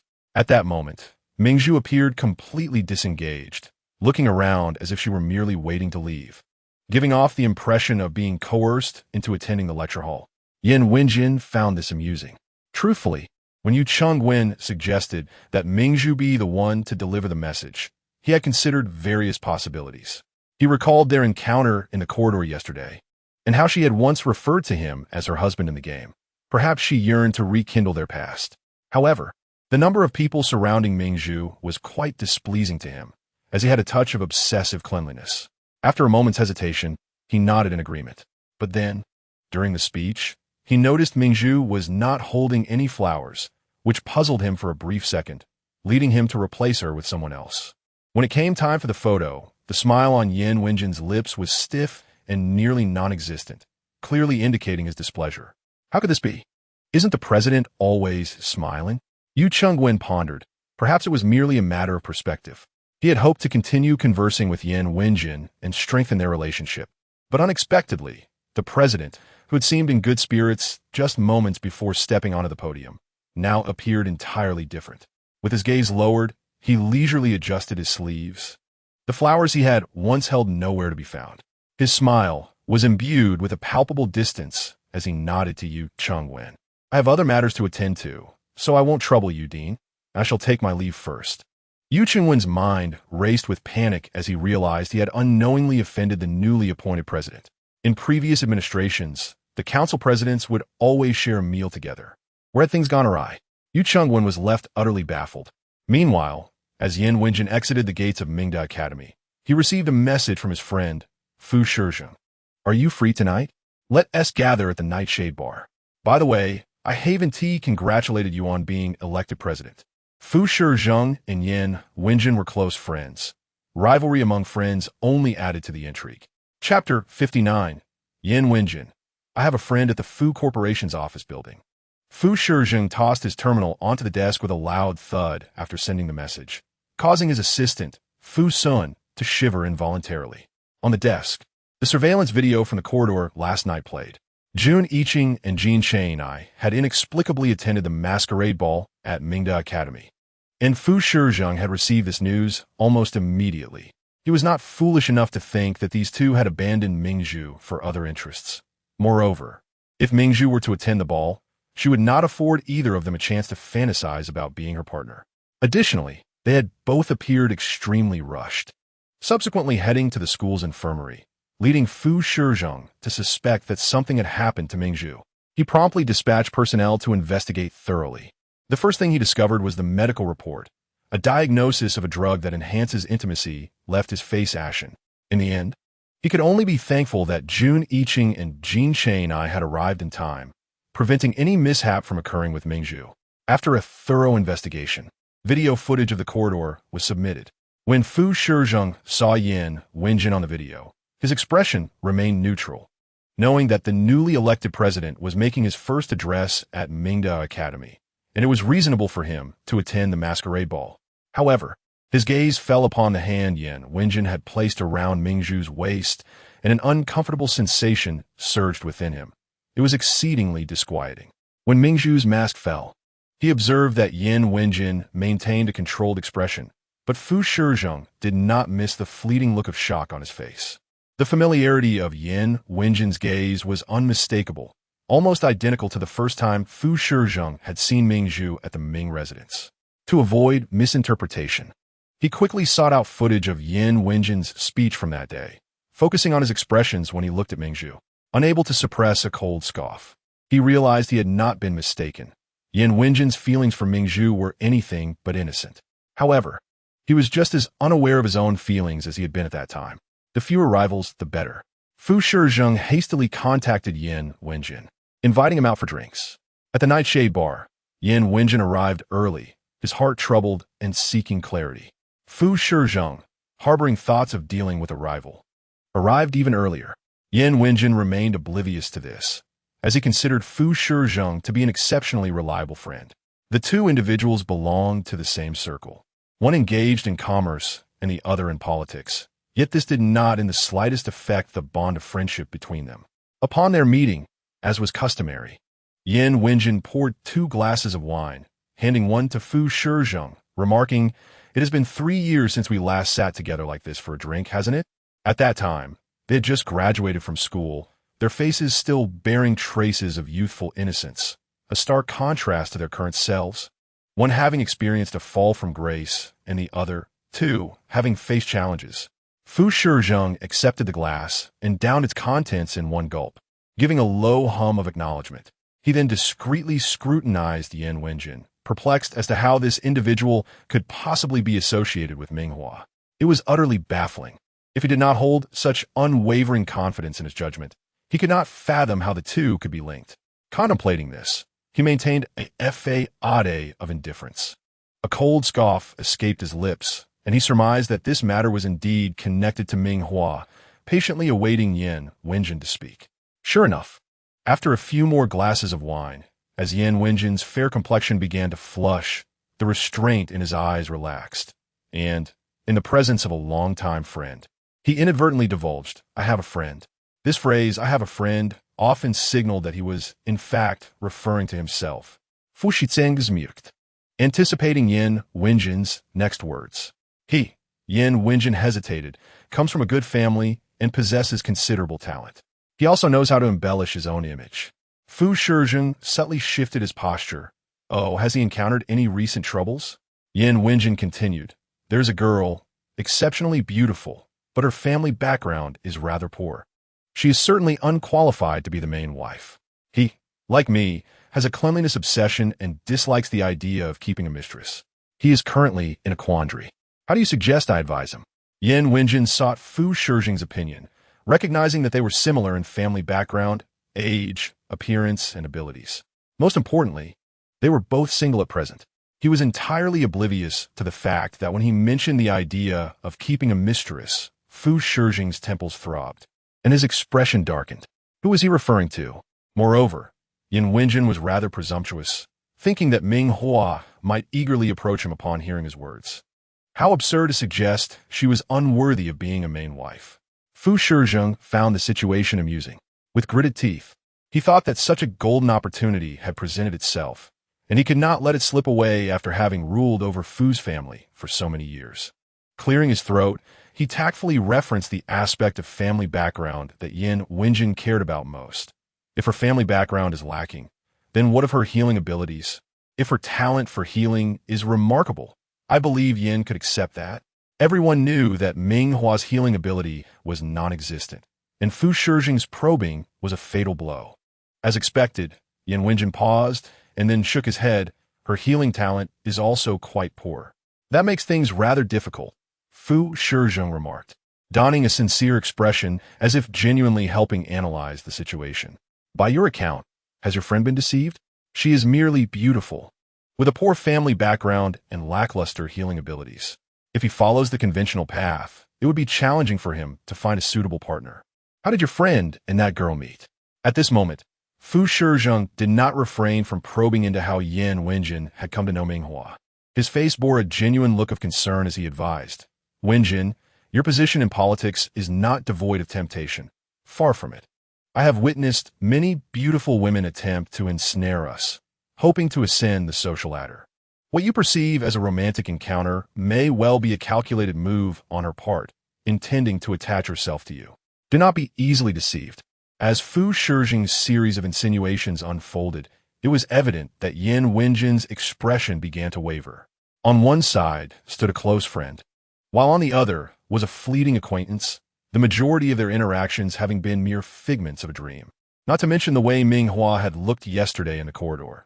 Even at a masquerade, where everyone wore costumes, she remained strikingly beautiful, almost provocatively so.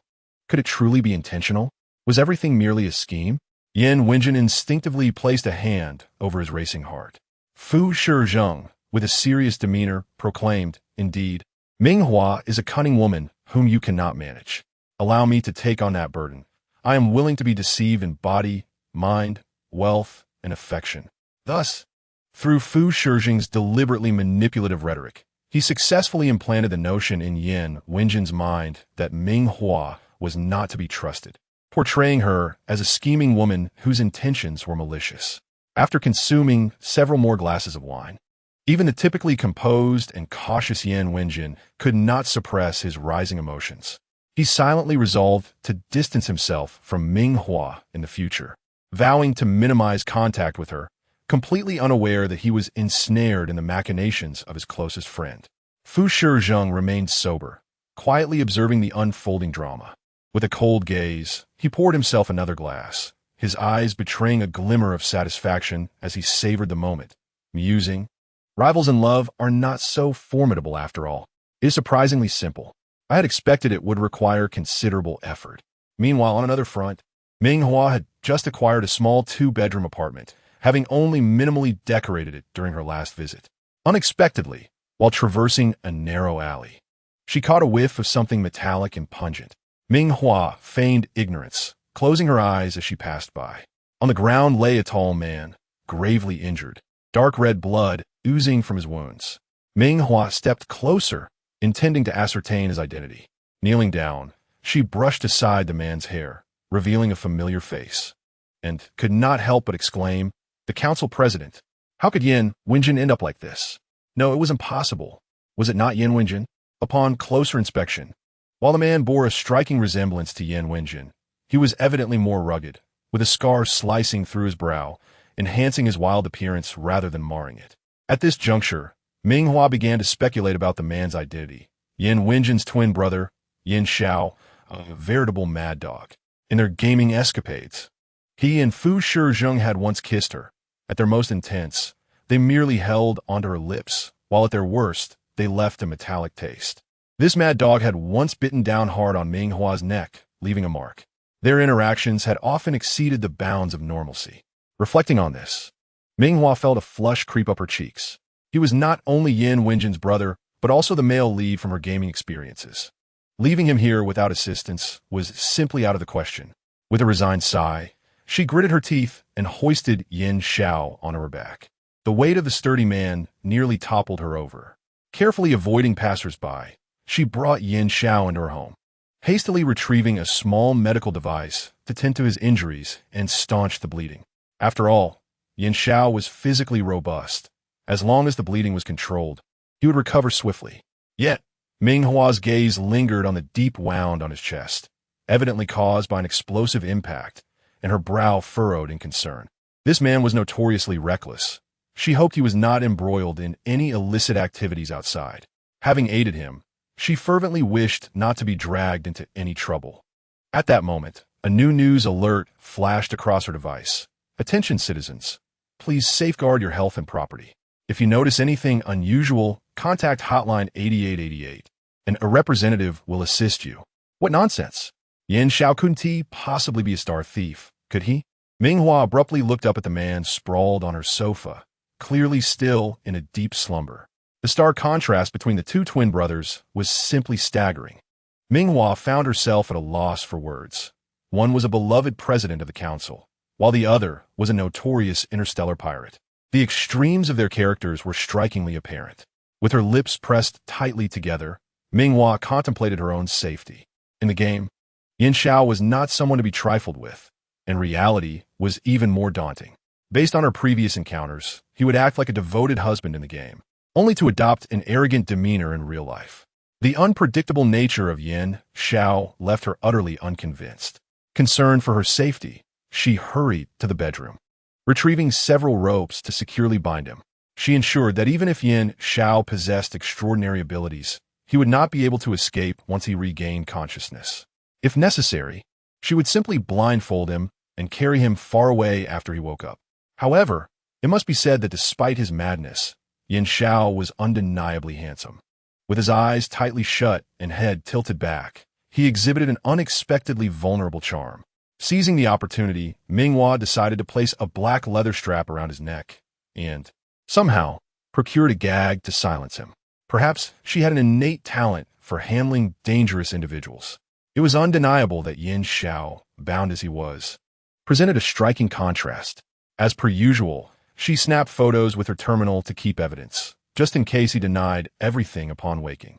Just as she finished with Yin Xiao, a message from Zhang Lufeng arrived on her terminal.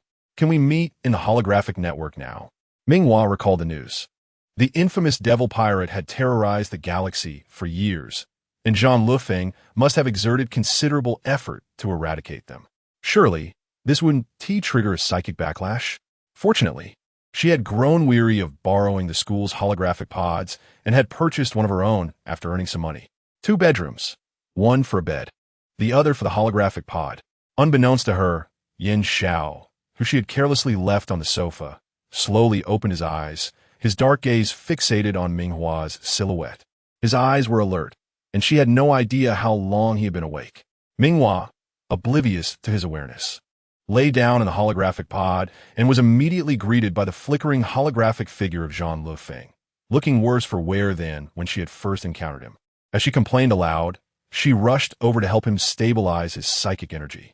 Zhang Lufeng's turmoil was even affecting the holographic world. She pressed her palm to his forehead, feeling the intense heat radiating from him. Without her, Jean Lufeng would have been left to his fate. Meanwhile, Yin Xiao, lying on the sofa, exerted force from his abdomen, launching himself off the couch and landing on his feet.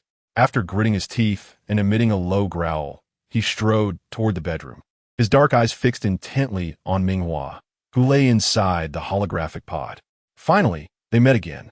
Yin Xiao, observing Ming Hua in the pod, was astonished to see someone who had once appeared in his dreams now materializing in reality. Over a month ago, he had dreamt every night of being a boyfriend to a girl, sharing kisses and embraces, but he never took it seriously. Naturally rebellious, he relished chaos. Yet Ming Hua was no pushover herself. What began as a romantic game had turned into a fierce battle, but as time passed, Yin Xiao found himself gradually succumbing to his feelings for her. Just like the chain she had fastened around his neck, she had tamed him. Standing still for a moment, he noticed his hands bound behind his back and decided to sit casually near the holographic pod, waiting patiently for Ming Hua to awaken. A smirk graced his lips. He had no qualms about turning their dreamlike encounters into reality. Half an hour later, Ming Hua emerged from the pod after urgently treating Jean Lufeng and several others on the brink of psychic turmoil. Upon opening the pod, she was startled to see Yin Xiao sitting at the door. Her heart skipped a beat. Had he not been supposed to be lying on the sofa? Yin Xiao quickly noticed her movements and raised his gaze to meet hers, his wild brows arched, a teasing smile playing on his lips. "Master, it's been a while. Did you miss me? And you haven't thanked me for the treatment yet." As he spoke, he gestured toward his bound form, the smile on his face growing more suggestive. "Are you so eager to play with me, Hua Hua?" The way he pronounced her name was slow and deliberate, his voice deep and mature, resonating like a cello. Ming Hua couldn't help but shiver. Although she was unaware of how he had managed to remove the gag, she was grateful that she had prepared more than one.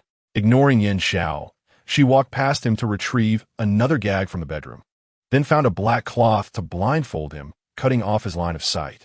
During this process, Yin Xiao attempted to struggle, especially when she was trying to gag him, nearly biting her hand before she smacked him twice to bring him to heel.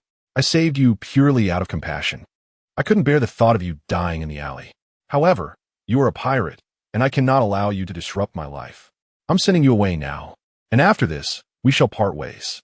As she spoke, Ming Hua summoned a hovering vehicle via her terminal, disregarding Yin Xiao's frantic struggles and apparent desire to speak. She transported him from the core area of the main star to one of the more affordable star systems. After a convoluted journey involving several vehicle changes, they finally reached their destination. Upon arrival, Ming Hua tore away the blindfold covering Yin Xiao's face, revealing that it was entirely blackened. The joy of finally meeting her had vanished from his expression, replaced by a heavy gaze that suggested he wanted to take a bite out of her once again. Ming Hua playfully slapped his face, chastising him for his disobedience. It took a moment for her to realize that this was no longer a game. She was confronting a living, breathing, real person, a notorious pirate at that. All the male leads in her game had extraordinary physical prowess. One punch could easily fell a cow. If it weren't for the specially crafted ropes she had purchased, he might have escaped long ago. Feeling a bit embarrassed, she cleared her throat. "I must take my leave now. You should try to do more good deeds from here on out. Abandon your life as a pirate. Consider yourself fortunate to have crossed paths with me this time. Next time, you might not be so lucky, and there might not even be anyone to collect your body." Yin Xiao was nearly beside himself with frustration. He was not a pirate at all. Throughout their encounter, Ming Hua had never acknowledged his true role. He had infiltrated as an undercover agent.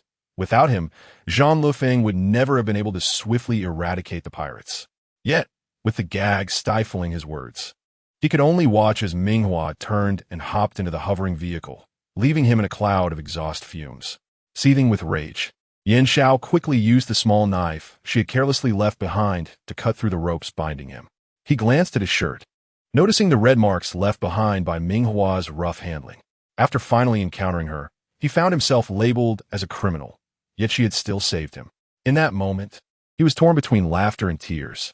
At that moment, a dozen hovering vehicles came to a halt before Yin Xiao. A throng of individuals emerged, and the leader respectfully bowed, addressing him as second young master. "We noticed your location was constantly shifting, and the eldest young master is quite worried about you."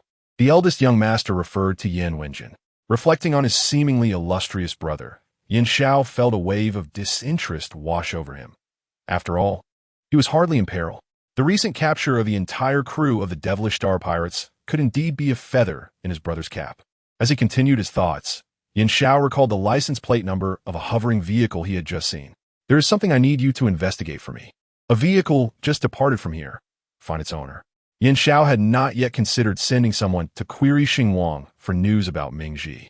It can only be said that he had fallen into a cognitive trap. After the dream vanished, he had scoured every corner for news of Ming Ji. Yet the outcome was predictably fruitless.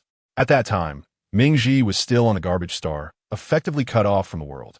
As for the present, the incident involving Jin Chang'ai in the 18-star system had garnered widespread attention, even making the headlines on Xinguang twice. Due to her extraordinary beauty, Ming Ji had acquired her own entry on the internet. Furthermore, the information regarding her on Mingda Academy's online portal was undoubtedly more extensive. This cognitive misstep resulted in a misconnection between the two. Chapter 62. Zhang Lifeng mistakes the person and directly ignores Ming Ji the day after Yin Zhao's departure. The citizens of the main star displayed immense enthusiasm for the hero who had long battled on the imperial border against alien beasts to protect the nation. More than half of the populace flocked to the main star's free port to welcome and observe. Mingda Academy was no exception. Given that the institution was a renowned noble academy, with students hailing exclusively from aristocratic backgrounds, a special area was designated for Mingda Academy students.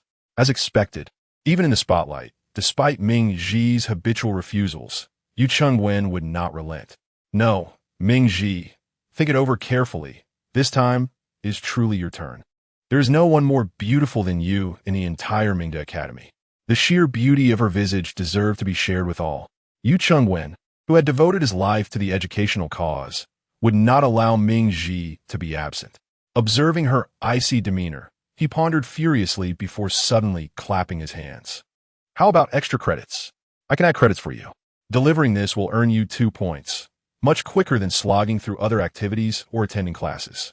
Ming Ji's eyes, which had been immersed in her reading, flickered slightly, revealing a hint of interest. Noticing this, Yu Chengwen waved his arms more emphatically, insisting, "For points, this time, I will add 4 points for you. What do you think? Miss this opportunity, and it will be gone forever." It should be noted that Ming Ji had only received 1 point for attending the last masquerade, and she had even been drugged during that event. If given the choice, she wished to abstain from any further activities at Mingda Academy.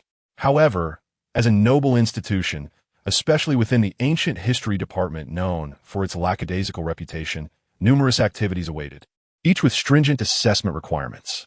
Failure to meet these standards could result in her being held back a year. Having entered late, most of the easy credit-earning activities were long gone, leaving only lengthy events with minimal points. The prospect of being held back weighed heavily on Ming Ji's mind. After contemplating the 4 points, she gritted her teeth and accepted. Looking up at Yu Chengwen, she declared, "All right, I agree." However, she suddenly recalled delivering a fresh bouquet to Fu Shizheng when he came to speak at their school. "Can I earn credits for that as well?" After all, she had been nibbled by Fu Shizheng in the background during that event. Yu Chengwen, who had initially sought leverage over Ming Ji through credits, hesitated for a moment before ultimately deciding, "That was a small lecture at school. I can only give you 1 point for it." "Fine." Ming Ji eagerly nodded in agreement, securing her 5 credits in one fell swoop. She cast aside her book, having deduced after considerable thought that obtaining a certificate could redeem 2 credits.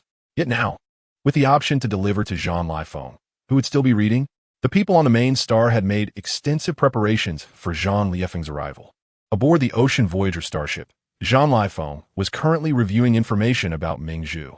He had nearly convinced himself that the artist on the holographic network, known as Little Painter, was indeed Ming Zhu.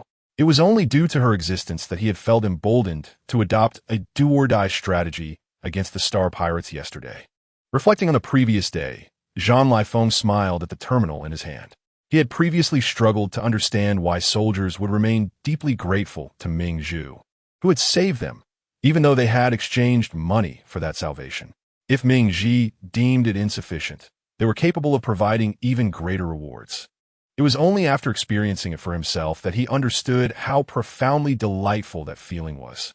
It was akin to a warm current flowing through a parched heart, soothing the tumultuous emotions within. The dark, oppressive feelings were swept away. Jean Lifong felt clearer and more at ease than ever before. The stormy and furious skies had revealed their true azure hue after the rain, even hinting at the fragrance of birdsong. To him, Ming Hua had also become a lifesaver. Clearing his throat, Jean Lifong paused, frowning at the news on his terminal. Upon seeing Ming Hua's appearance, a flicker of displeasure crossed his face. His affection for Ming Hua had soared to unprecedented heights, and when he gazed at Ming Hua, it was inevitably tinged with scrutiny and discontent. He vowed that if he ever encountered Ming Hua, he would ensure she received a small taste of retribution from Ming Hua. Yet, once the truth unfolded and he realized he had mistaken the person, it would be too late for regret. Amidst the eager anticipation of the crowd, the Ocean Voyager starship, piloted by Jean Lifong, successfully docked. As the ship came into view, gasps and shouts erupted from the audience. When the ship finally settled and the hatch opened, revealing Jean Lifong's hardened, battle-scarred visage, the shrieks reached a crescendo. The media clamored to rush forward for interviews. A red carpet had been laid out along Jean Lifong's path, and after a few personal photos were taken, Yu Chengwen gestured for Ming Hua to present the bouquet on stage. The fate of Mingda Academy's reputation in the galaxy hinged on this moment. Yu Chengwen's heart raced with excitement. However, as Ming Hua saw Jean Lifong's suddenly frigid gaze directed at her, a sense of foreboding began to blossom in her heart. It seemed that Yu Chengwen's calculations had gone awry. This young, stoic, and accomplished marshal was unwilling to cooperate with them. Sure enough, when Ming Hua, with a smile, stepped forward holding the bouquet in front of the camera, all present media were prepared, anticipating that Jean Lifong would accept it. A photograph of such striking beauty, a handsome man and a beautiful woman, would undoubtedly make for an eye-catching news cover. Unfortunately, it felt somewhat lacking as Ming Hua wore the Mingda Academy emblem on her chest, resembling an advertisement. Yet, an unexpected scene unfolded. As Ming Hua approached Jean Lifong, his gaze remained steadfastly forward, completely ignoring her presence. Chapter 63. Who exactly is the little painter? What is happening? The marshal just walked past without a glance. Did he not see her? How could that be? From Jean Marshal's perspective, Ming Hua was directly approaching him. There was no conceivable way he could have missed her. It can only be concluded that it was deliberate. Some individuals mistakenly believe that mere physical attractiveness grants them preferential treatment, unaware that the marshal is impervious to such tactics. Observe how she was publicly snubbed. Otherwise, why would the media find the marshal so accommodating until her arrival, at which point he chose to ignore her completely? It seems she has reached a point of humiliation so profound that the entire galaxy is now aware of it. However, Ming Hua does not feel embarrassed. In fact, she was fully prepared for this outcome. She does feel a twinge of regret towards Yu Chengwen, but in its own way, Mingda Academy has also garnered attention. It can be seen as another form of notoriety across the stars, Ming Hua mused. In the office, Fu Shijing noticed the identical expression on Jean Lifong's face and scoffed. A person unable to comprehend their own feelings certainly lacks the qualifications to be his rival in love. Yan Wenjin also watched the live stream. As a politician, Jean Lifong's emergence would undoubtedly reshape the dynamics of the main star. He needed to stay vigilant to strategize his next move. Yet, he was unaware that upon seeing Ming Hua approach Jean Lifong, his brow furrowed slightly in displeasure. He recalled his speech at Mingda Academy, where Yu Chengwen had hinted at her absence, only for her to now present herself to Jean Lifong. After all, he was merely a marshal.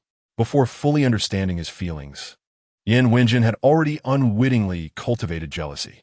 When Jean Lifong bypassed Ming Hua, handing the bouquet to another, he finally exhaled in relief. However, upon glancing at the barrage of comments in the live stream, his expression turned slightly grim. With Jean Lifong's smug demeanor, he could not fathom how Yu Chengwen orchestrated such a scenario, allowing Ming Hua to be humiliated in vain. Jean Lifong, after traversing the red carpet, directly entered the hovering vehicle awaiting him. As the door closed, he caught a glimpse of Ming Hua's face through the gap. Earlier, while researching online, He had mistakenly believed her to be someone with an uncanny resemblance. In this game, he was the male lead in a romantic storyline, sharing kisses and embraces with Ming Hua. It was difficult to articulate the warmth of that existence. A man typically impervious on the battlefield found solace in the idea of living a life filled with warmth alongside Ming Hua. Regrettably, dreams must eventually fade. One day, quite abruptly, he found himself unable to re-enter that dream of romance. Had it not been for his formidable self-discipline, he might have succumbed to the urge to investigate her identity, but being so far from the border star, he ultimately set the matter aside. Later, he encountered Ming Zhu in the holographic network, and a smirk crept onto his lips. If he were to choose someone to love or marry, he would prefer it to be Ming Zhu.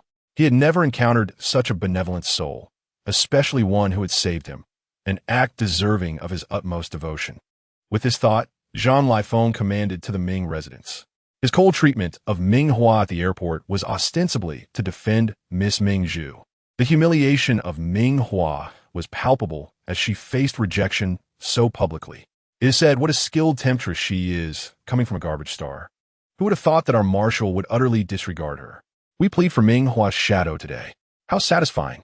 The moment Ming Hua attempted to engage, the marshal didn't even glance her way, yet he dashed off to the Ming residence.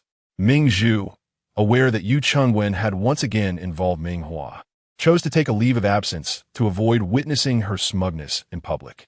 However, she remained glued to the live stream updates.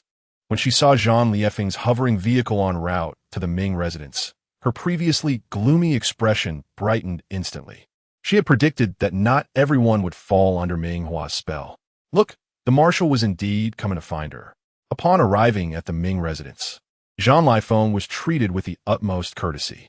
After a brief exchange of pleasantries, Ming Chong excused himself, leaving Jean Lifeng and Ming Zhu alone. Originally, he intended to use Ming Zhu as a bargaining chip to attract the most distinguished men of the main star, maximizing his own benefits. However, to his chagrin, Ming Zhu failed to capture the interest of Fu Shizhong, Jin Chainai, or Juniqing. Nevertheless, it was of little consequence, as Ming Hua was also a daughter of the Ming family, lacking healing abilities, making her easier to manipulate. If Ming Zhu were to unite with Jean Lifeng, the Ming family would undoubtedly prosper immensely. Yet, contrary to everyone's expectations, Jean Lifeng, who had rushed to the Ming residence, appeared cold and disinterested after merely a few minutes of conversation, furrowing his brow as he prepared to leave. This was peculiar. It felt off. Throughout the encounter, he had scarcely exchanged words with Ming Zhu. From the moment he set eyes on her, the anticipation and excitement he had felt were doused, as if cold water had been thrown over him. Ming Zhu was not merely a character from a game. Due to Ming Hua's deliberate alteration of her appearance, it was impossible to identify her through holographic images in reality. Yet, as initially speculated by Han Yuan, aside from Ming Zhu, who else in the Empire could claim the title of the only level healer? While Jean Lifeng had not perceived this through the screen, he finally confirmed it upon their meeting in person. Had he mistaken her identity? Then who, pray tell, was the artist's muse? Chapter 64. A stunning display of ancient dance in Red Jean Lifeng found himself utterly humiliated. His immediate access had transformed into a situation requiring permission to enter. However, the requests for entry came incessantly, yet Ming Hua never bothered to open them. After all, if there were truly an urgent matter, Jean Lifeng had enough subordinates to relay the message. Ming Hua sighed in relief. Jean Lifeng, meanwhile, was perplexed, unsure how he had offended Ming Hua. As communication became increasingly elusive, he felt a wave of despondency wash over him. Time swiftly passed, leading to the midterm examinations at Mingda Academy. For the Mecha Combat Department, the exams for healers were relatively straightforward, requiring only a demonstration of professional skills. The Mecha Department focused on close combat, teamwork, and mental attacks, while the Healer S course involved a lengthy recuperation after calming a mental breakdown, with students graded based on the severity of their conditions. The issue arose in the Department of Ancient History, notorious for its lackluster students. A group of entitled youths sought merely to obtain a prestigious diploma, yet the rigorous exams proved too daunting, resulting in failures that ultimately reflected poorly on the school. As long as the results were not egregiously poor, Passing grades were typically awarded. The female students organized their teams, leaving no place for Ming Hua. On the male side, several boys eagerly sought to invite her. However, we're performing a battlefield charge. Ming Hua, how about you stand by and support us? The boys ponder how to incorporate Ming Hua into their ranks. How about this? You could stand beside us for dramatic effect, evoking a sense of tragic grandeur. What a curious proposition. Ming Hua furrowed her brow, meeting their eager gazes. She understood their intent to include her, not wishing for her to feel isolated, yet she simply did not fit into their plans. She shook her head gently, declining with warmth. Thank you for your kindness, but I have already made other arrangements. The boy gazed at Ming Hua, astonished. Are you planning to perform alone? What can one person showcase? Without anyone to collaborate with, the performance may falter, and even if the teacher intends to be lenient, the risk of failing remains high. Though the boy did not articulate his thoughts directly, Ming Hua discerned the essence of his concerns through his gaze. Nodding in affirmation, she reiterated, yes, I will perform solo. So what? Whether I play a piece on the guzheng or present a solo dance, it is ample experience. Ming Hua had already researched this on the Xinguang. Due to the loss of historical civilization, many remarkable ancient cultures have vanished. Even the increasingly popular ancient attire in modern times has never been seen in the interstellar realm, relying solely on the pure imagination of its inhabitants, perhaps akin to the short-sleeved shirts and long pants worn today. Upon encountering such discussions on the Xinguang forum, Ming Hua found herself both amused and bemused, which further solidified her resolve. She had prepared a classical dance to rekindle the allure of this art form. Very well, the boy sighed. Since you have chosen this path, I will support you. However, if you find yourself unprepared, feel free to join us. We'll keep a spot for you. Thank you. Ming Hua expressed her gratitude once more. The fact that everyone formed groups while she chose to perform alone quickly sparked heated discussions. Oh, how tragic is Ming Hua being ostracized? If I recall correctly, she has only recently enrolled, and the history department is notorious for its lackadaisical approach, with minimal relevant knowledge imparted. Is she simply waiting for failure by performing solo? I heard from a friend in the history department that a small group initially invited Ming Hua to collaborate, but she declined, perhaps keeping some tricks up her sleeve. Tricks? Come on. She grew up on a garbage star, never received a proper education. Everyone knows she was sent here by the Ming family with a hefty sum to find a wealthy partner, as affluent individuals prefer educated companions for appearances. I believe her choice to perform alone is merely a bid for attention. Look, the moment this news broke, it has ignited a flurry of discussions. I heard the performances from the history department will take place in the performance hall, open to the public. In that case, I must attend to see what she has prepared. I think the same. I'll bring my terminal to record it frame by frame.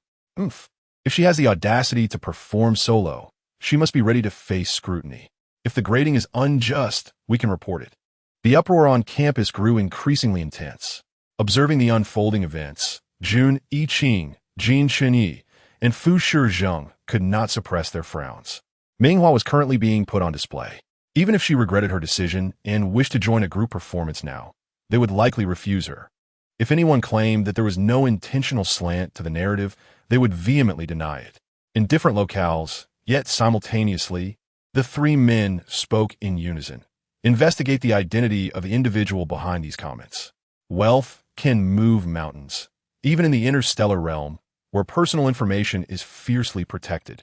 One can deduce identities from common expressions across various platforms. Moreover, they had all made their remarks on the Ming Hua Academy's campus network, naturally narrowing down the possibilities. After issuing their orders, the three simultaneously lowered their heads, tapping away on their terminals. In the next moment, Ming Hua received inquiries from all three. Vincheng Yire Market. The royal family has specialized personnel responsible for ceremonial dances, a tradition passed down from ancient Earth. How about I take you to learn? Chapter 65. The Enchanting Red Dress Performance. Thank you, but no. Ming Hua, after reviewing the messages, chose to decline each offer. Perhaps they meant well.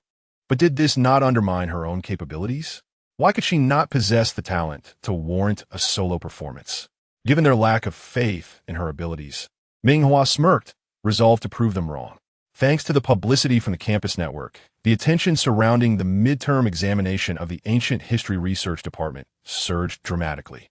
With Fu Shizheng, Jin Xinyi, and Jun Yiqing explicitly stating their intent to attend, Yu Chengwen extended invitations to all prominent figures on the main star. Despite being merely a small student competition, most declined the invitation. In a suburban villa, Chu Xingzhe received an invitation for reasons unknown. For someone of his stature, an interstellar superstar who could elicit screams wherever he went, attending such a minor campus performance seemed unnecessary.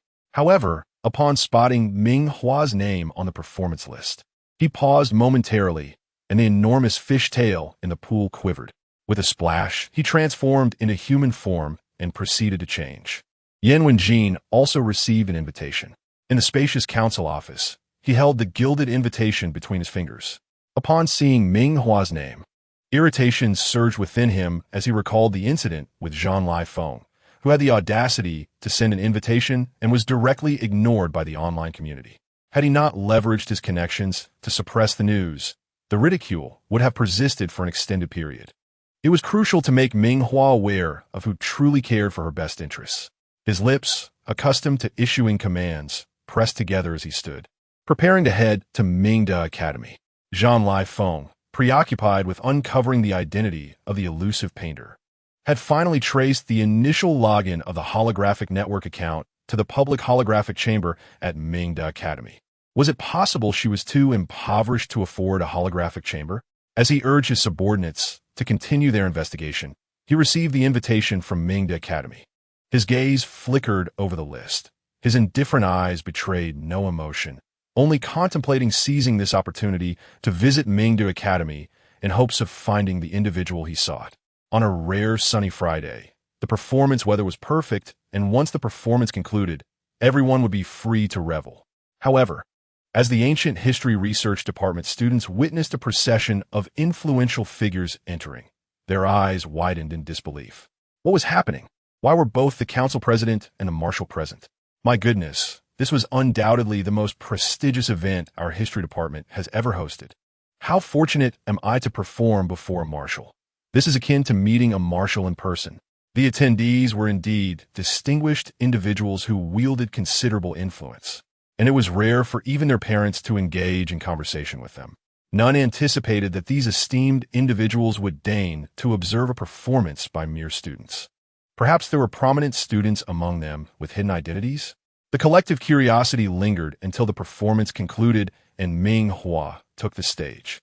As her name was announced, audience members immediately retrieved their terminals to record the moment.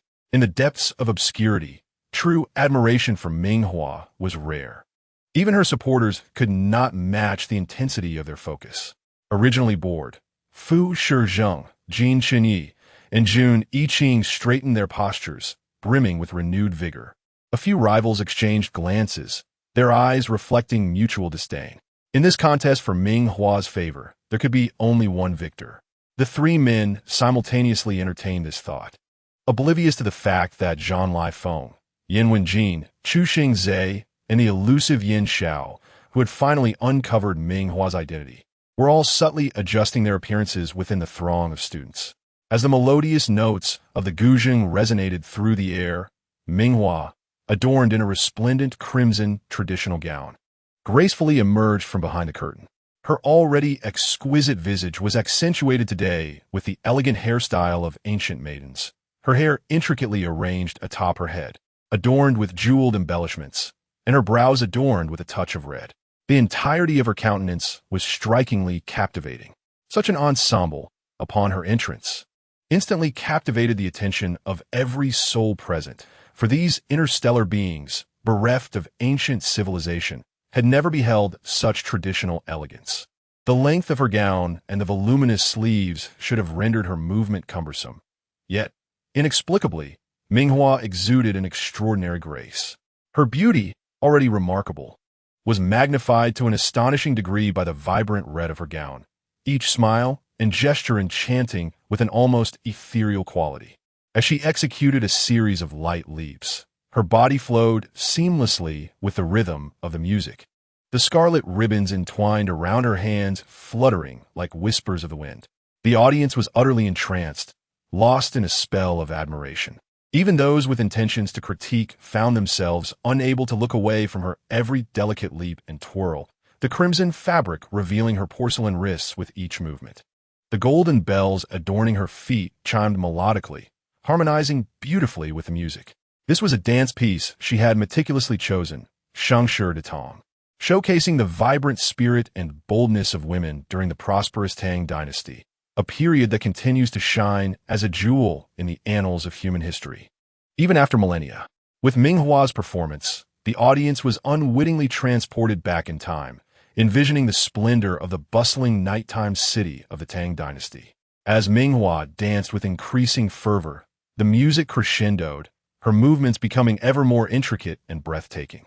7 men in the audience, their gazes aflame with admiration, instinctively mirrored her graceful motions. Yan Wenjin pressed his hand to his chest, as if he could hear the echo of his own enchantment.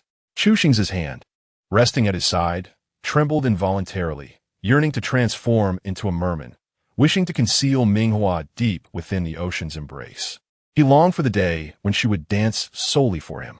Zhang Liefeng's gaze shifted, a twinge of guilt washing over him upon realizing that Ming Hua was not merely an artist, but someone extraordinary. He began to wonder if the enchanting figure on stage could indeed be her. As for Yin Xiao, gritting his teeth in frustration, he wished fervently to be a notorious space pirate, ready to snatch Ming Hua away without a second thought. As the gouging strings were plucked with increasing speed, Ming Hua's movements became increasingly splendid. Finally, after a climactic peak, the melody began to taper off, signaling the impending conclusion of her performance. Even the judges seated at the scoring table were left in a state of astonishment. Perfect score without a doubt. Yes, full marks, I shall award full marks.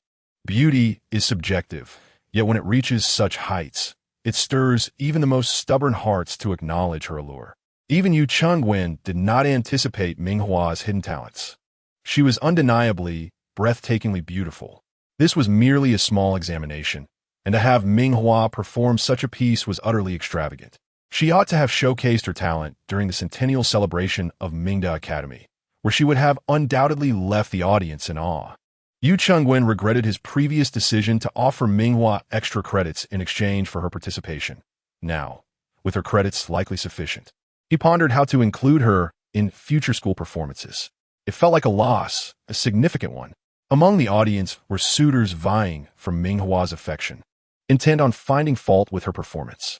They planned to challenge her score at any hint of impropriety, determined to see her fail. However, as they exchanged glances, they found no grounds for complaint and quietly lowered their heads. Upon concluding her dance, Ming Hua exhaled softly, preparing to descend from the stage when 3 figures in the front row simultaneously rose. It was Fu Shizheng, Jin Chenai, and Juniqing.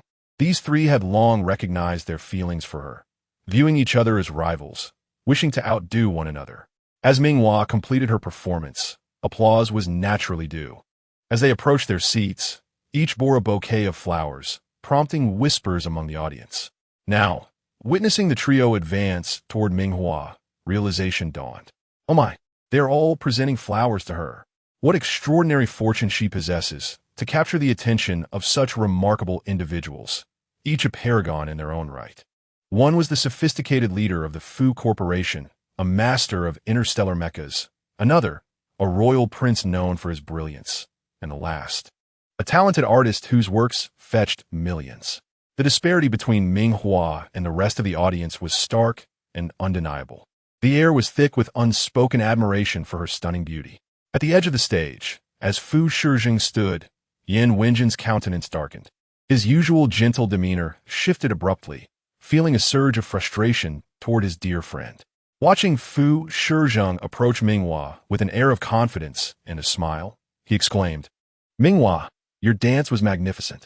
Congratulations on your outstanding achievement." The other 2 echoed his sentiments, showering her with praise for her exceptional performance. Ming Hua, relieved and pleased by their compliments, smiled brightly and responded, "Thank you all. May I have a hug?" Fu Shizheng, nearest to the stage, stepped forward, presenting his bouquet before gently embracing Ming Hua in a refined manner. devoid of his previous possessive tendencies. Next, Jin Chang'ai, with his wild charm, offered a brief, tender embrace, while Jun Yiqing, in his customary attire, radiated warmth as he too enveloped her in a gentle hug before retreating. This left the spectators, eager for spectacle, somewhat disheartened, yearning for a different outcome. What unexpected turn of events! Is it not common for a man to feel impulsive and enraged upon encountering a romantic rival? Indeed, it is quite peculiar how they seem to have conspired, each one offering embraces in succession, devoid of any hint of ambiguity. If they truly held no affection, these illustrious individuals would certainly refrain from such public displays, especially with red roses in hand, which is akin to a public declaration of love. I would wager a packet of spicy strips that this group is merely putting on a fade due to our presence. Privately, they must be quite deranged. The more they feign indifference, the more their possessiveness and jealousy intensify in private. Fu Shizheng, damn it, I wanted to embrace and kiss my wife. Yet here is a rival doing the same. Jun Yiqing, damn it, I wanted to embrace and kiss my wife. Yet here is a rival doing the same. Jin Chang'ai, damn it, I wanted to embrace and kiss my wife. Yet here is a rival doing the same. Yan Wenjin, damn it, Fu Shizheng, how dare you deceive me? Chapter 67. 6 individuals simultaneously extend invitations for a date. A throng of onlookers fervently debates, their gazes shifting incessantly among Fu Shizheng, Jin Chang'ai, and Jun Yiqing, clandestinely wagering on who will emerge as the ultimate victor.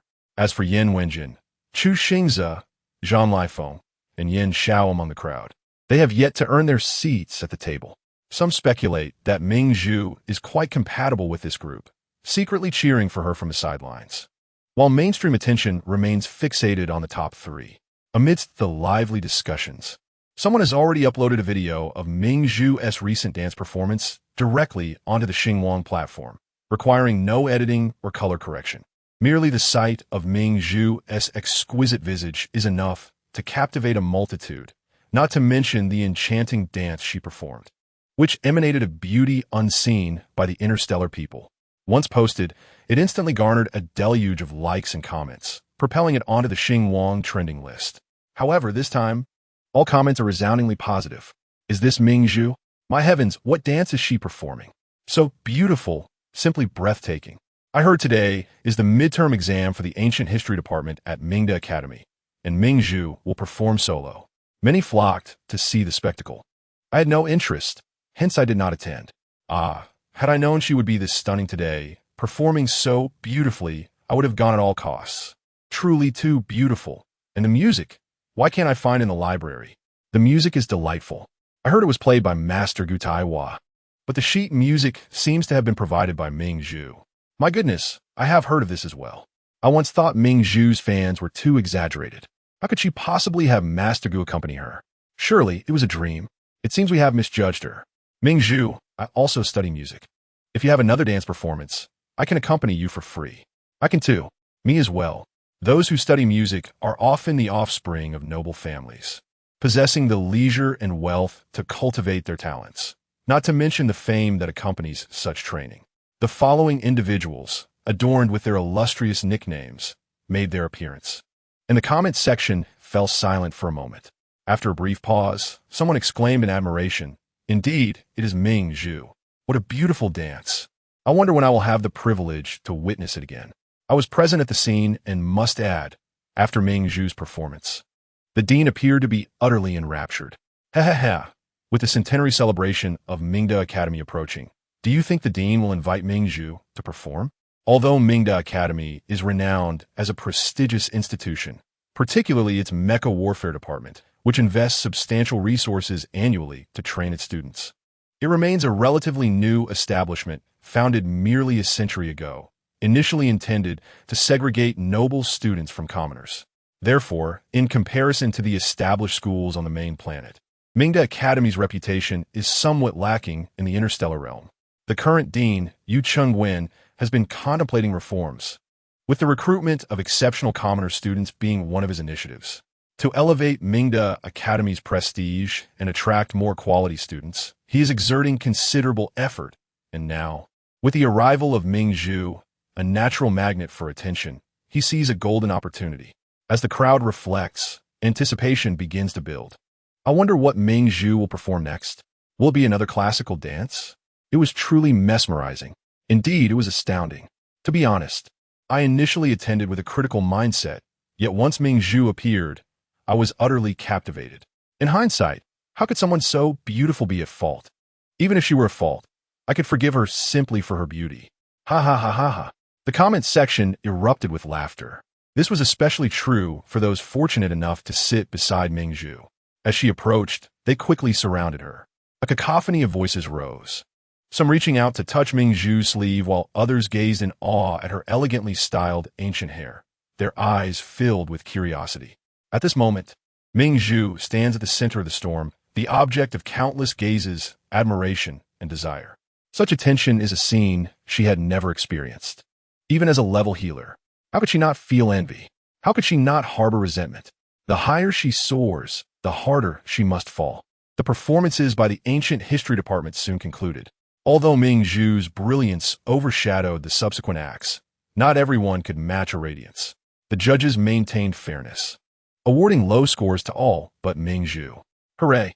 A passing grade for the group of second-generation heirs who now surrounded the judges in gratitude. Meanwhile, Yu Chengwen found himself in a rare state of indecision. Normally, he would carefully host any prominent figure, but today, he faced the daunting task of entertaining 7 distinguished guests at once. He found himself sweetly entangled in this delightful dilemma. At that moment, Ming Hua's terminal buzzed incessantly, and upon checking, she found messages from 7 individuals. Fu Shizhong. Ahem, please wait for me. I will take you out to eat. Yun Yiging Beo Beo. Your performance today was stunning. Would you be interested in painting together? Jin Chain I Woof. Yin Wenjin. The fox ears from last time were delightful. Chu Xingza. I never imagined your dancing would be so captivating. Shall we practice the piano together this afternoon? Jean Lifeng. Your performance was beautiful. I apologize for the previous incident. May we have a chat? Little Painter. Yin Xiao. Mistress, I never expected you to dance so beautifully. I wonder if being locked up with a golden chain would still allow you to shine so brightly. Ming Hua scanned the messages. Surprised that Yin Xiao had located her so quickly, it appeared he had indeed come to witness her performance. Given this, it was likely he was not a mere space pirate, for ordinary thieves could not track her after her deliberate changes in routes. He seemed to be a noble of considerable influence. Annoyed, Ming Hua furrowed her brow. Another mad dog is about to latch onto me. Chapter 68. A battleground among 6 men, each unwilling to yield. Ming Hua decided to temporarily set aside the other messages. These men, how they're drawn to beauty. Becoming more insistent, the more one ignores them. Not to mention, if she agrees to meet any of them, the others would only become more frantic. The scene was far more challenging than dealing with the most envious child in kindergarten. Ming Hua wished to avoid the tiresome comparisons among the men, questioning why one would choose him over her. She had no desire to play the role of a comforter, soothing each of their fragile egos, especially when it was merely her lips that bore the marks of affection. However, her gaze fell upon the message from Jean Lifeng, her delicate brows raising in astonishment. Had he recognized her, merely because she had performed a dance? Ming Hua found this somewhat absurd, and could not fathom how Jean Lifeng had discerned her identity. It was worth noting that on the holographic network, she had deliberately altered her appearance. At times, being too striking was not advantageous. Just then, her eyes met Jean Lifeng's as he conversed with Yu Chengwen on stage. The man, exuding an air of coldness, turned to look at her with a burning intensity. His dark eyes filled with certainty. Yin Xiao and Chu Xingza, believing something significant was unfolding, also raised their eyes and instantly spotted Ming Hua, their expressions brightening with surprise. Yu Chengwen, who had been speaking in the middle, felt elated for merely 3 seconds before realizing that none of the influential figures present were paying him any heed. They were all focused on Ming Hua. Indeed, the indecisive Yu Chengwen had directly chosen to face 6 opponents. He had initially thought it would be easy to become a master of appeasement, forging good relations with all 6 powerful figures. However, once engaged in conversation, he realized he had greatly overestimated his abilities beads of cold sweat forming on his forehead as he admired Ming Hua's skill in managing so many men simultaneously. He too turned his gaze toward Ming Hua, only to receive icy glares from all 6 men. Yin Xiao, who was secretly observing Ming Hua, gritted his teeth in frustration. In his view, he and Ming Hua shared a special bond. Thus he considered himself the rightful suitor. As for those other men, he thought they could amuse themselves until they found her, but now they had no chance of entering her life. Ultimately, Ming Hua decided to meet Jean Lai Feng, primarily out of curiosity regarding how he had recognized her and what clues he had used. Could it be that dancing possessed such a magical effect? She sent rejection messages to the other 6 men, leaving only Jean Lai Feng with a location notification. The 6 men, who had been standing beside Yu Chengwen, received simultaneous alerts on their terminals. In that moment, it was a matter of embarrassment for those who were rejected. The expressions of the others were grave, revealing nothing, while only Jean Lai Feng wore a smile, an unmistakable joy illuminating his demeanor as he raised his terminal. "I shall take my leave first, gentlemen. I have an appointment." "Very well. Take care," Yu Chengwen replied, only to realize the gravity of the situation. As expected, the remaining 5 men simultaneously donned expressions of discontent, sneering coldly before striding away in unison. Yu Chengwen was left standing alone, feeling small and helpless. Meanwhile, Yin Xiao, who had been hiding among the students, received Ming Hua's rejection message. Enraged, he stormed off, determined to confront the wild man she had chosen over him. He watched dumbfounded as a familiar group of individuals swiftly incapacitated Ming Hua and whisked her away in a hovercar. They were the notorious space pirates. How had they come to be at Ming De Academy? Yin Zhao's footsteps halted abruptly. These pirates were seasoned in their craft, already having taken Ming Hua aboard the hovercar, and he could not catch up. He promptly called for reinforcements to investigate their intentions. At the same time, Fu Shizheng, Jin Chenai, Jun Yiqing, Chu Xingze, and Yin Wenjin arrived at the scene, having received the rejection notification. Upon failing to see Ming Hua, their brows furrowed in unison. Jean Lai Feng, who had arrived a minute later, bore beads of sweat on his forehead, suggesting he had taken a moment to compose himself in the restroom. The men exchanged glances, collectively snorting in disdain. Kuningman. Upon noticing these individuals, Jean Lai Feng frowned, a flicker of displeasure crossing his face, particularly towards Fu Shizheng, Jin Chenai, and Jun Yiqing, who had just queued to present roses to Ming Hua, their intentions glaringly transparent. "What brings you here? Wasn't Ming Hua's refusal clear?" The air was thick with tension. Jin Chenai, scanning Jean Lai Feng from head to toe, smirked with sarcasm and retorted, "Do you honestly believe Ming Hua would accept your advances?" The remaining men were not to be underestimated. A group of exceptionally talented individuals began to confront one another. Yin Xiao, lurking in the background, smirked with disdain, finding the men's jealousy utterly tedious. Did Ming Hua truly have any interest in them? It was likely a lapse in her judgment. His terminal buzzed with news of the pirates transporting Ming Hua to an underground black market auction. He intended to become her heroic savior. Whoever found her first would seize the chance to win her affection. "A bunch of fools," Yin Xiao scoffed. "Let them squabble while I make my move." Oblivious to the presence of his identical twin brother, the current chairman of the council, the youngest ever to hold such a position, shrewd and resourceful, known as the Old Fox, Yin Xiao left Ming De Academy with a spring in his step. His demeanor suggested he was off to a wedding rather than a confrontation at a black market. Simultaneously, the 6 jealous men finally realized Ming Hua was missing. Despite their mutual disdain, they were compelled to cooperate in the swift search for her. Yin Xiao, with a mix of pride and arrogance, declared, "A pack of fools. I shall take my leave to find my beautiful wife." Fu Shizheng, Jun Yiqing, Jin Chenai, Chu Xingze, Yin Wenjin, and Jean Lai Feng, filled with anxiety, jealousy, and frustration, exclaimed, "Where has our wife gone?" They frantically searched, their tempers flaring as they glared at one another, reluctantly joining forces to find her, shouting in unison, "May all rivals perish." Chapter 69. Lost in the underground auction house, where am I? Ming Hua awoke from her unconscious state, weakly opening her eyes to find herself confined in a cage. Her hands were bound behind her, restricting her movements. Furrowing her brows, She realized this marked the second time she had been abducted from Ming Academy. She wondered where the so-called enhanced campus management and patrols from Dinya had gone, allowing her to be taken so easily once more. Sighing, Ming Hua examined her surroundings. It was a large room, and, apart from her cage, numerous other cages were scattered about, containing various valuable jewels and unclear gene serums among other assorted items. A sense of dread began to settle in her heart. Had she been sold to an auction?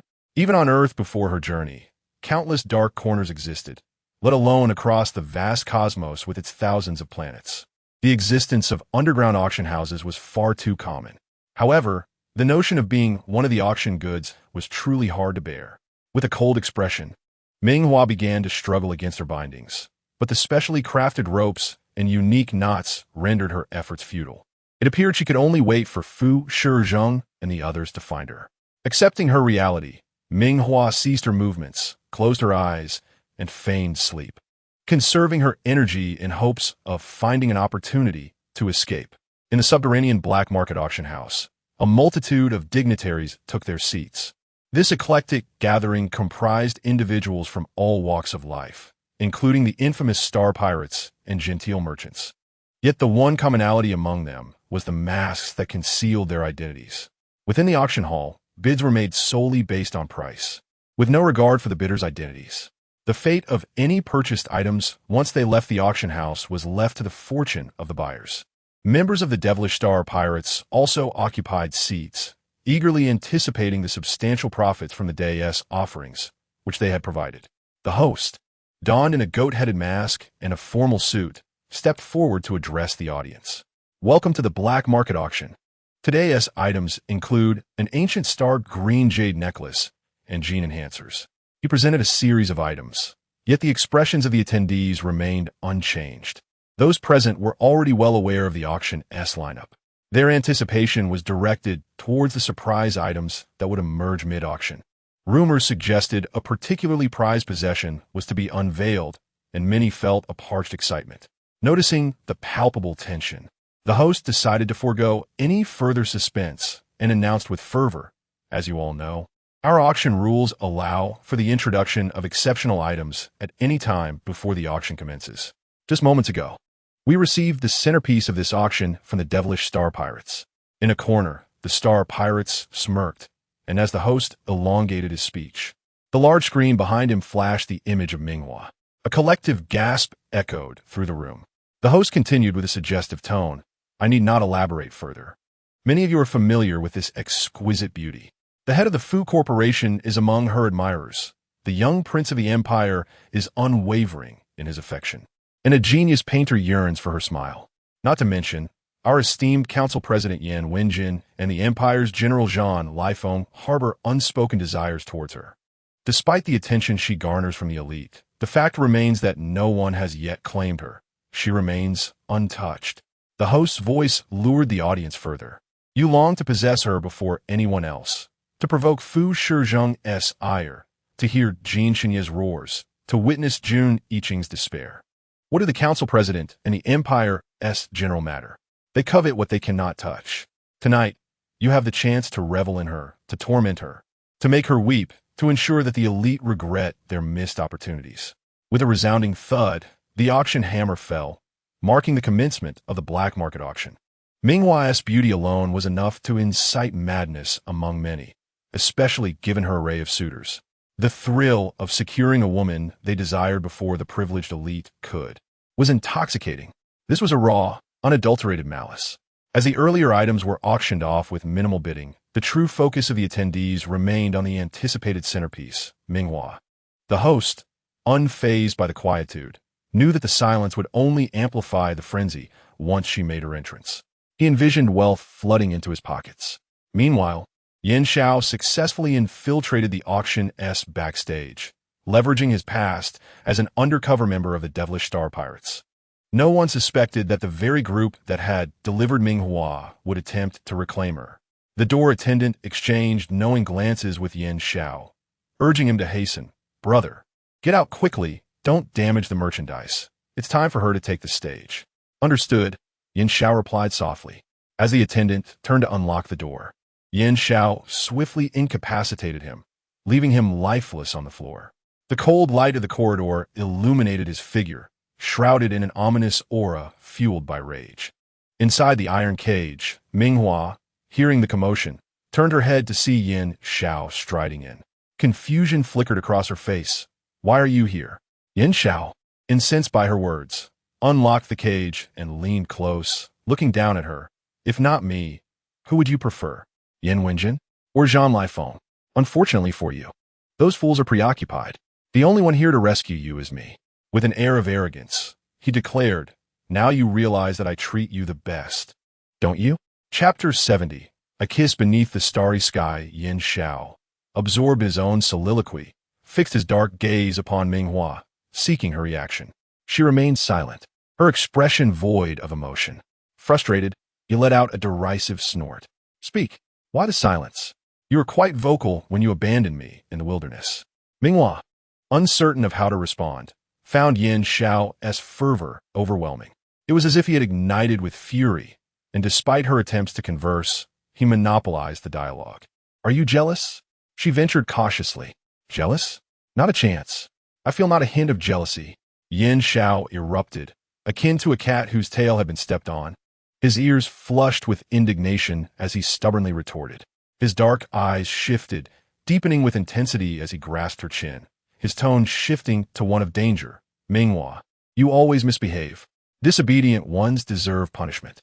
Realizing his intent, Ming Hua attempted to resist, but her hands were bound behind her, rendering her helpless. As Yin Xiao closed the distance and captured her lips with his, the metallic taste of blood mingling in the air. This madman, Yin Xiao, having claimed his prize, pulled back, locking eyes with her. "I'll spare you for now, but once we're aboard the starship, we'll settle the score." As they made their way, Yin Xiao had dealt with the guards efficiently, but time was of the essence. Though Fu Shizheng and his companions were dim-witted, they were still formidable. He had to hasten to escape with his beautiful wife before chaos ensued. Why share when one could possess entirely? With a single motion, he hoisted Ming Hua from the cage onto his shoulder, striding toward the waiting starship. At the auction site, the tension reached a fever pitch as the initial items were sold, and the atmosphere thickened with anticipation. The goat-faced host's hammer descended with a resounding thud, his enticing voice reverberating throughout the hall. "Next, we present our centerpiece, Ming Hua." Her name was enunciated with deliberate emphasis, drawing the gaze of every attendee to the central podium, eager for a visual feast. This coveted gem had caught the interest of several powerful factions, and tonight they had the opportunity to stake their claim. Just then, a deafening explosion erupted. The long-untouched underground auction house was rocked as the ceiling was blown apart. In the next moment, the fully armed soldiers of the Empire, exuding an aura of bloodshed, entered in an orderly manner, laser guns pointed at their heads one after another. Following them were the sound of polished leather shoes echoing. Fu Xixing, Jin Xini, Yun Yiging, Yin Wenjin, Chu Xingze, and Jean Lifeng made their entrance in succession. Jean Lifeng, enveloped in an atmosphere of lethal intent, stepped forward and kicked the sheep-faced host out of the way. Fu Shizheng then advanced, seizing the man's collar and delivering powerful punches to his jaw. The relentless attack from a third-level peak physique rendered the previously boastful sheep-headed man as helpless as a dead dog. Jin Xinye's furious voice pierced the air as he placed his foot on the sheep-headed man's neck, demanding, "Speak, where is Ming Hua?" The military, the council, and financial magnates collaborated in unison, and the underground black market auction house, which had persisted for centuries, was no different. The owner of the black market was directly apprehended and executed on the spot. The sheep-headed man, witnessing this scene, lost all courage to remain silent, tremblingly pointing towards the direction of the lift platform. According to protocol, at this moment, those backstage would be slowly brought up along with Ming Hua in her cage.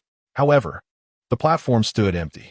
Upon realizing this, Jin Xinye's expression darkened instantly. The sound of bones cracking echoed as he exclaimed, "Useless." The sheep-headed man perished on the spot. Yin Wenjin, usually sporting a calm smile, merely cast a cursory glance at the corpse, entirely unperturbed. At that moment, the soldiers led by Jean Lifeng unearthed surveillance footage revealing that Miss Ming had been rescued by this man. Jean Lifeng took the lead. Observing the image of a figure strikingly similar to Yin Wenjin, furrowing his brow as he tossed the video towards Yin Wenjin, asking, "Do you know this person?" Such a coincidence seemed implausible, and no one would believe that two individuals so alike had no connection to the Yin family. Yin Wenjin received the footage, his gaze falling upon the monitor, just in time to see Yin Xiao, holding Ming Hua, suddenly look up and make a provocative expression towards the camera. An inexplicable fury surged within him. Twins had always been compared to one another since childhood. Yin Wenjin, possessing a cold demeanor, typically refrained from engaging with Yin Xiao. Yet this time, an unusual anger ignited within him. While he was seething, Yin Xiao was busy searching for allies after abducting Ming Hua. However, he had prepared extensively for such an eventuality. For him, hailing from the prestigious Yin family on the main star, he had enjoyed every luxury since childhood. Later, seeking thrills, he changed his name and infiltrated a band of star pirates, eventually becoming the second in command. By eliminating the leader, he could fully claim the title. He had once navigated the gray areas of morality until he encountered Ming Hua in a dream and was tamed by her. Yet even so, he remained that wild dog at heart, believing Ming Hua to be solely his, unaware of her clandestine affairs with numerous other men. Missing such a splendid opportunity for elopement was out of the question for him. Well-versed in counter-surveillance tactics, Yin Xiao had made ample preparations, making it exceedingly difficult for Jean Lifeng and the others to uncover any leads. Inside the luxurious master suite of the starship, Yin Xiao meticulously untied the ropes binding Ming Hua's hands. Seizing a moment when she was distracted, he swiftly clamped a pair of handcuffs onto her wrists, taking care to line the insides with soft lambskin to avoid causing her discomfort. At that moment, Yin Xiao leaned in, resting his forehead against Ming Hua's, their noses almost touching, their heated breaths mingling. He lowered his lips to hers, fervently kissing her rosy lips, greedily savoring the delicate pearl nestled between them, his throat bobbing as he indulged like a famished beast. Ming Hua, unable to resist, was compelled to acquiesce. Outside the grand window of the master suite, the starry sky stretched endlessly. Yin Xiao exulted, "Yes, successfully eloping with my wife, relishing her beauty, what bliss! Fu Xixing, Jin Xini, Yun Yiging, Yan Weinin, Shen Lifeng." And Chu Xing's calculated 5 seconds until we reached the battlefield. The scene of the two entwined in passionate kisses in the opulent suite appeared harmonious and fitting. Yet, to the approaching starship crew, it was a blatant provocation. Yin Wenjin felt this most acutely. As the elder twin, he had always remained unfazed by Yin Zhao's provocations and extreme actions. However, this time, a torrent of rage surged from his heart. Through the telescope, witnessing Ming Hua being embraced and kissed by Yin Xiao, he yearned to charge forth and separate them. For the first time, Yin Wenjin regretted his earlier aloofness when he first encountered Ming Hua in the corridor. He should have acted like that madman, Yin Xiao, and whisked her away to safety. It was far better than their current predicament, gazing at each other across the vast expanse of the starry sky. The anti-peeping features of each starship were quite advanced, and due to the interstellar populace's emphasis on personal privacy, these features were often highlighted as selling points. Now, they could easily observe the scene within the master suite through the telescope, a deliberate act by Yin Xiao, who understood they would eventually come for him, designed to provoke them further. As anticipated, once the kiss ended, Ming Hua, drained of strength, was cradled in Yin Zhao's arms, her head resting on his chest as she breathed softly. Yin Xiao, meanwhile, gazed at the approaching starships outside, a smirk playing on his lips, silently asserting, "She is mine." Jin Chainai and Fu Shizheng exchanged cold smirks, their rage palpable. The gentler Jun Yiqing and Chu Xing's expressions turned utterly frigid. Jean Lifeng cracked his knuckles, his body radiating the lethal aura honed from battles at the border. Yin Wenjin's grip on the telescope tightened, the typically refined council leader crushing the instrument in his hand. Inside the luxurious master suite, Ming Hua's originally soft pink lips had been kissed to a rosy puffiness, the delicate pearl on her lips swollen from Yin Zhao's relentless affections. Yin Zhao's insatiable hunger, as if he wished to devour her whole, momentarily left Ming Hua breathless.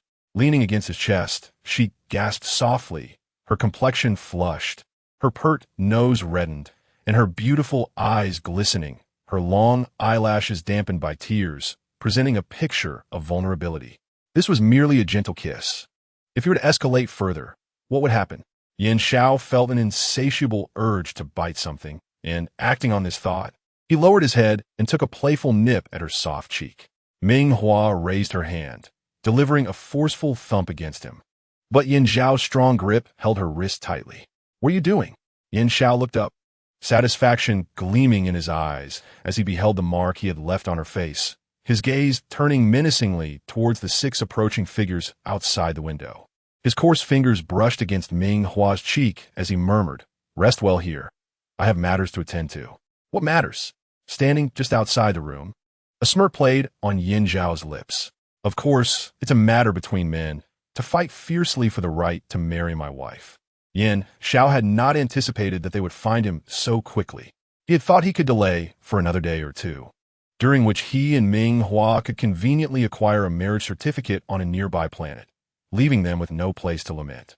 Nonetheless, with their swift arrival, Yin Xiao felt unperturbed. Not only had he locked Ming Hua securely within the master suite, but he had also brazenly disabled the anti-peeping device. Now, Fu Shizheng and the others could no longer see what transpired between the two inside the starship, only feeling their ire rise, yearning to tear Yin Xiao apart. This was merely a fleeting kiss.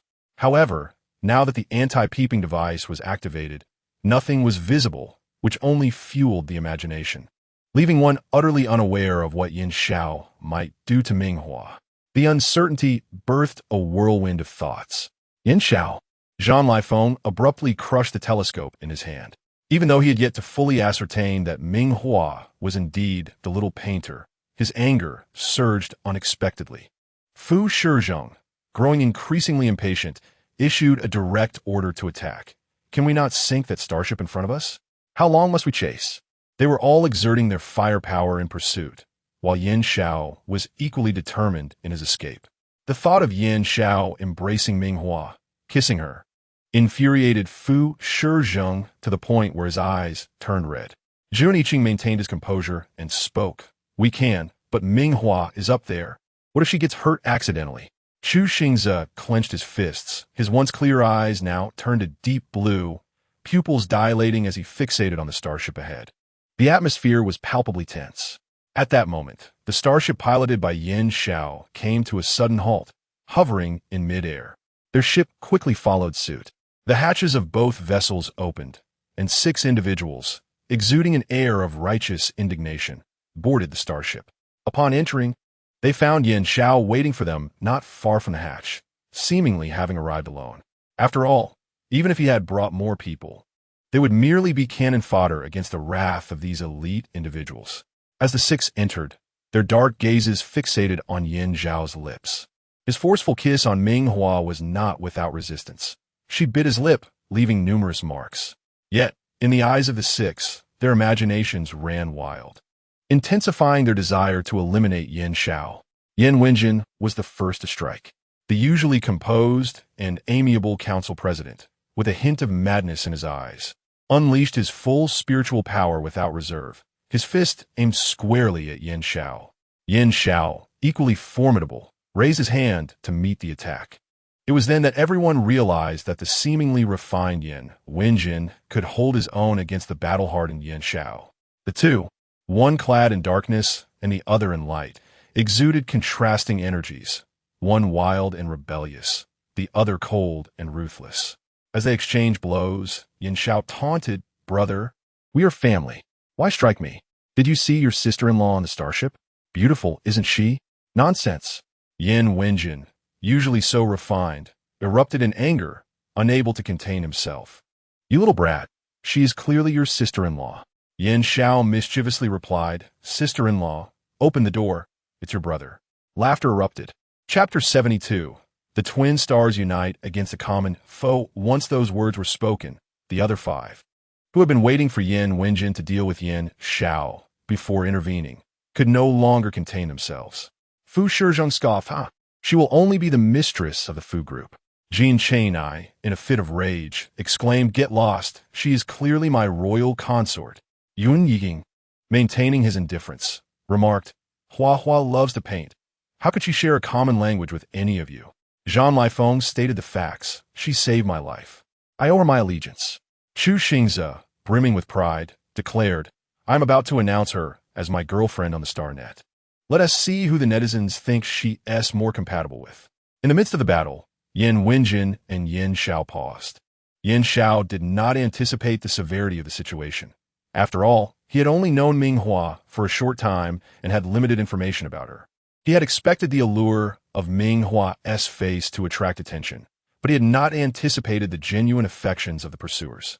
With only one of him and one of Ming Hua, yet 6 rivals closing in, it was clear he could not monopolize her affections. However, he refused to be ousted outright.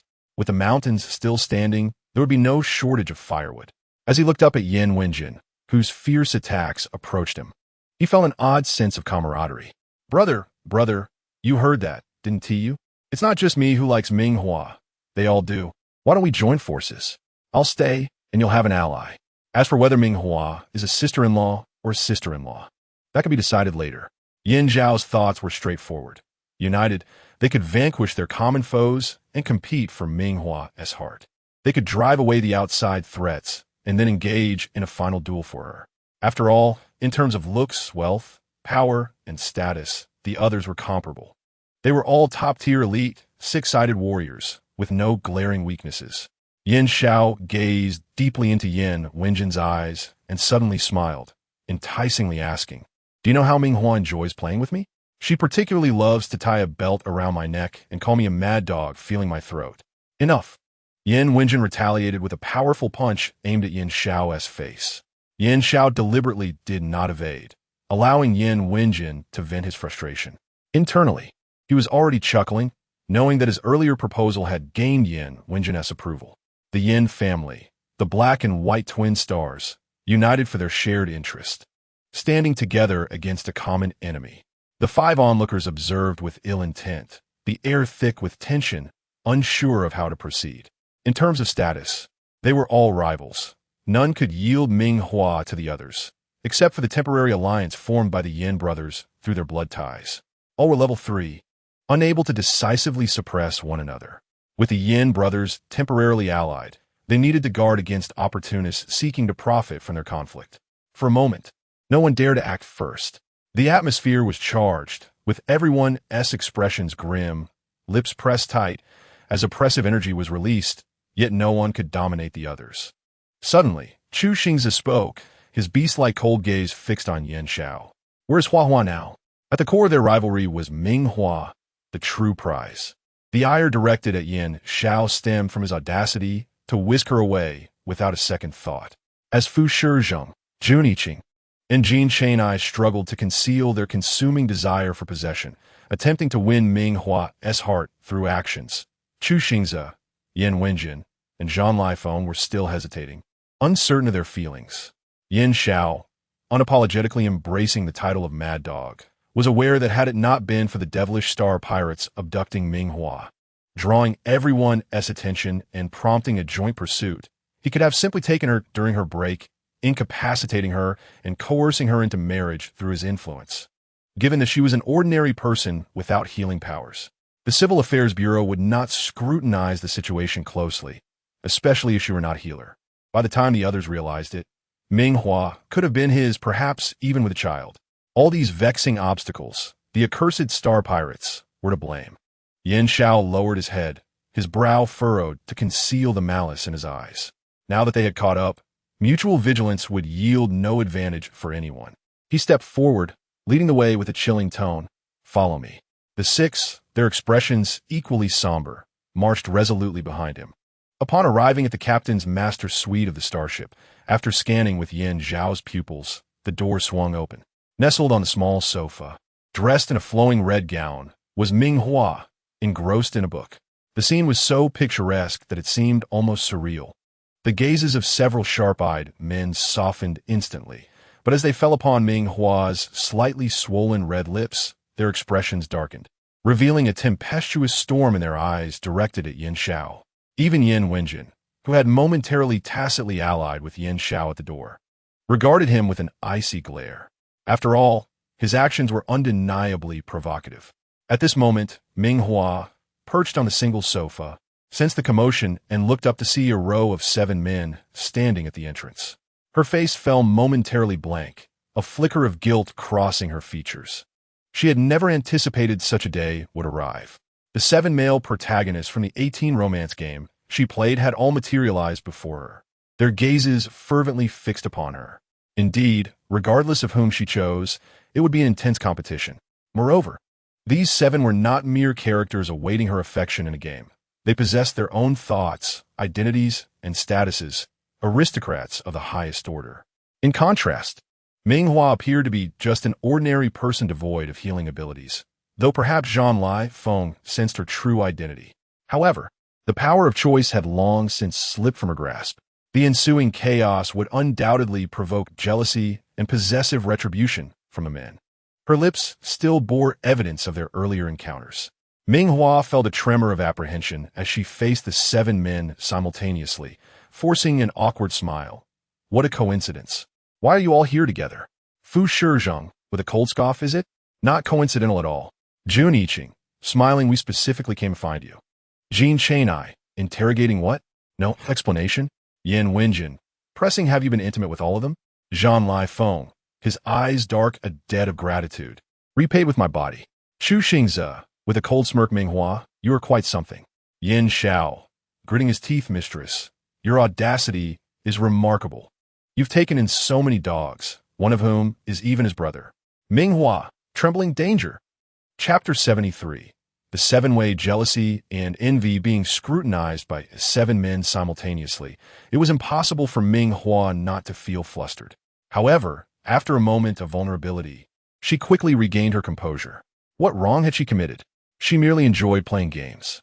She hadn't even reproached them for their sudden appearance before her. What was this about now? It was just a game. Could they not take it too seriously? Clearing her throat, she turned her face away and imperiously commanded, I need to rest. You all should leave. As her words fell, instead of retreating, the crowd advanced. One by one, they stepped into the opulent master suite, their towering figures exuding an overwhelming sense of pressure, making the room feel instantly smaller. They looked down at Ming Hua, making the red marks on her lips all the more conspicuous. The mischief of the president's younger brother was evident. Fu Shizheng spoke first, his tone laced with envy and jealousy, lifting Ming Hua's chin, his coarse thumb rubbing against her red lips, the sensation growing increasingly painful. Displeased, Ming Hua retaliated with a kick towards his leg. Barefoot, her delicate foot lifted her skirt, revealing her slender calf. Jin Chenai knelt, his warm, calloused hand gripping Ming Hua's ankle, his fingers idly kneading her fair skin, leaving behind crimson marks. The atmosphere was charged with ambiguity. Yin Wenjin, observing the scene, felt his gaze darken further. He reached out, snatching the book from Ming Hua's hands, forcefully intertwining their fingers, leaning in close to demand. Ming Hua, you still haven't explained your relationship with them.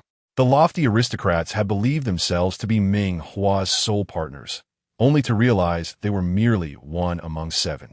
Yin Wenjin nearly laughed in exasperation. It was just as they perceived. If there was no affection, they could simply walk away. Yet, this group of elite individuals held their own pride. He doubted they could tolerate knowing their own shortcomings and continue to persist in her company. It would be best if they turned and left, never to meet again. Ming Hua's hopes were dashed. The air fell silent for a moment. Chu Xing's cold, unfeeling eyes narrowed as he fixed his gaze on Ming Hua, uttering 2 words, liar. He had felt her call him husband in her dreams. Asking him to leave was inconceivable. Yin Xiao, standing at the back, raised an eyebrow in provocation, teasingly touching his lips, where the marks Ming Hua had left were still visible. Leave? Impossible. In truth, the advantage lay with him now. Zhang Lai Feng, who had remained aloof during the interactions, swallowed hard, his imposing figure expressing his stance. Jun Yiqing's previously distant demeanor vanished, his gaze deeply scrutinizing the hands that had touched Ming Hua, his mind the clearest among them. He shifted the topic. It seems everyone has had that dream, correct? The enchanting, ambiguous, and dreamlike fantasy. The men exchanged glances. their lips pressed tight, each remaining silent. It was evident to all. Each had shared the same dream, calling one another husband, boyfriend, kissing, and embracing. Fu Shizheng scoffed coldly, pressing harder against Ming Hua's lips, turning them scarlet, desperate to overshadow the marks left by Yin Xiao. In nature, the best way to erase the mark of one male was to replace it with that of another. Fu Shizheng's eyes darkened further as he instinctively leaned in to kiss her. Jin Shanai, who had been kneeling, suddenly stood, his eyes fixed on Fu Shizheng like a predator, questioning, "What do you think you're doing?" Yin Wenjin, too, leaned in, pulling the small sofa. Ming Hua was seated on back a few steps. Jun Yiqing and Chu Xingzhu advanced, their brows furrowed, glaring at Fu Shizheng. Moments ago, they had united against Yin Xiao at the starship's door, eager to eliminate him. Now, their target had shifted to Fu Shizheng. Fu Shizheng found the absurdity amusing. Among rivals, there was mutual suspicion. None wished to gain an unfair advantage over Ming Hua. The overwhelming possessiveness and hostility towards their rivals surged among them. Were it not for Ming Hua's presence, they might have succumbed to the urge to brawl right then and there. Only Jun Yiqing broke the tension first. "Let us step outside. Allow Ming Hua to rest properly." The men exchanged glances, deeply dissatisfied with this resolution. Their inherent possessiveness urged them to engage in a fierce confrontation, particularly after witnessing Yin Xiao kiss Ming Hua. A tempest of anger swirled within them. Yet, glancing at Ming Hua, who was curled up on the small sofa, her head raised, observing the scene with an innocent demeanor, they hesitated and gradually made their way out. They would deal with the disobedient and beautiful wife later, after settling with their rivals.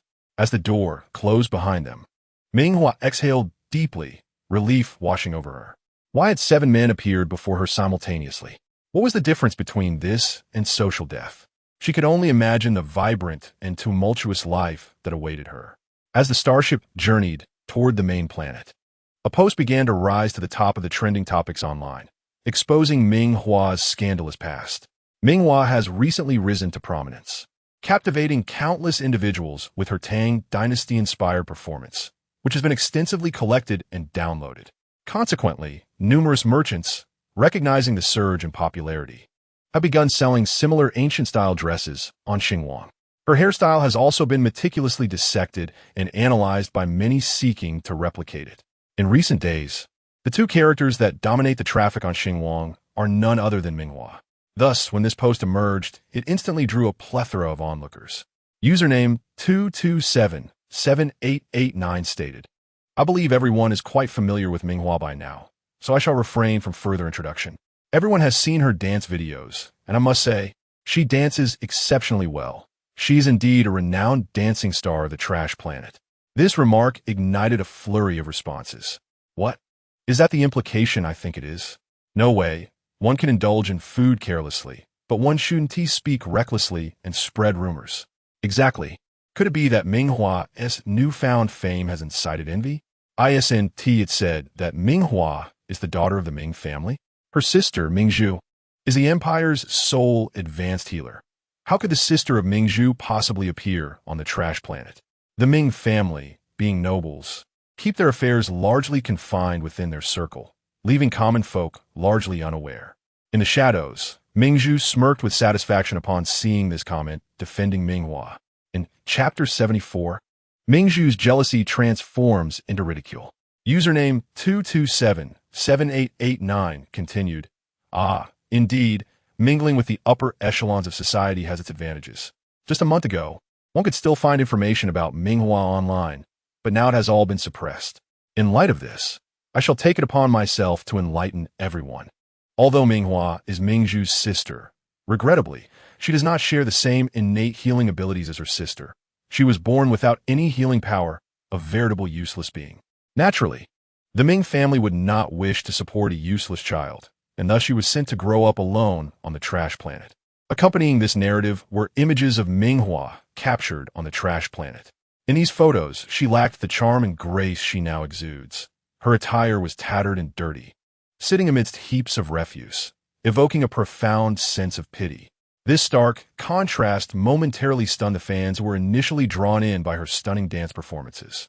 Username 2277889 persisted. Now, do you all believe that Ming Hua grew up on the trash planet?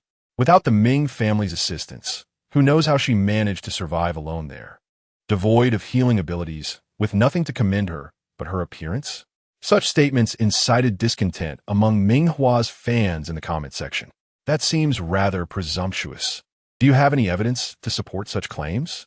Indeed, could it not be that she survived through her own efforts?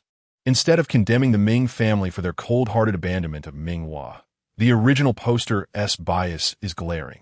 Today, I shall scrutinize whose side you truly support. Exactly. If you have the evidence, present it. Evidence, as Mingzhu well knew, was non-existent.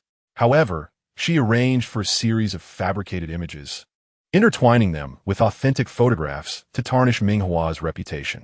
Username 2277889 asserted, who says I lack evidence. The evidence you seek is right here. A barrage of images followed, seemingly sourced from Mingzhu's clandestine efforts.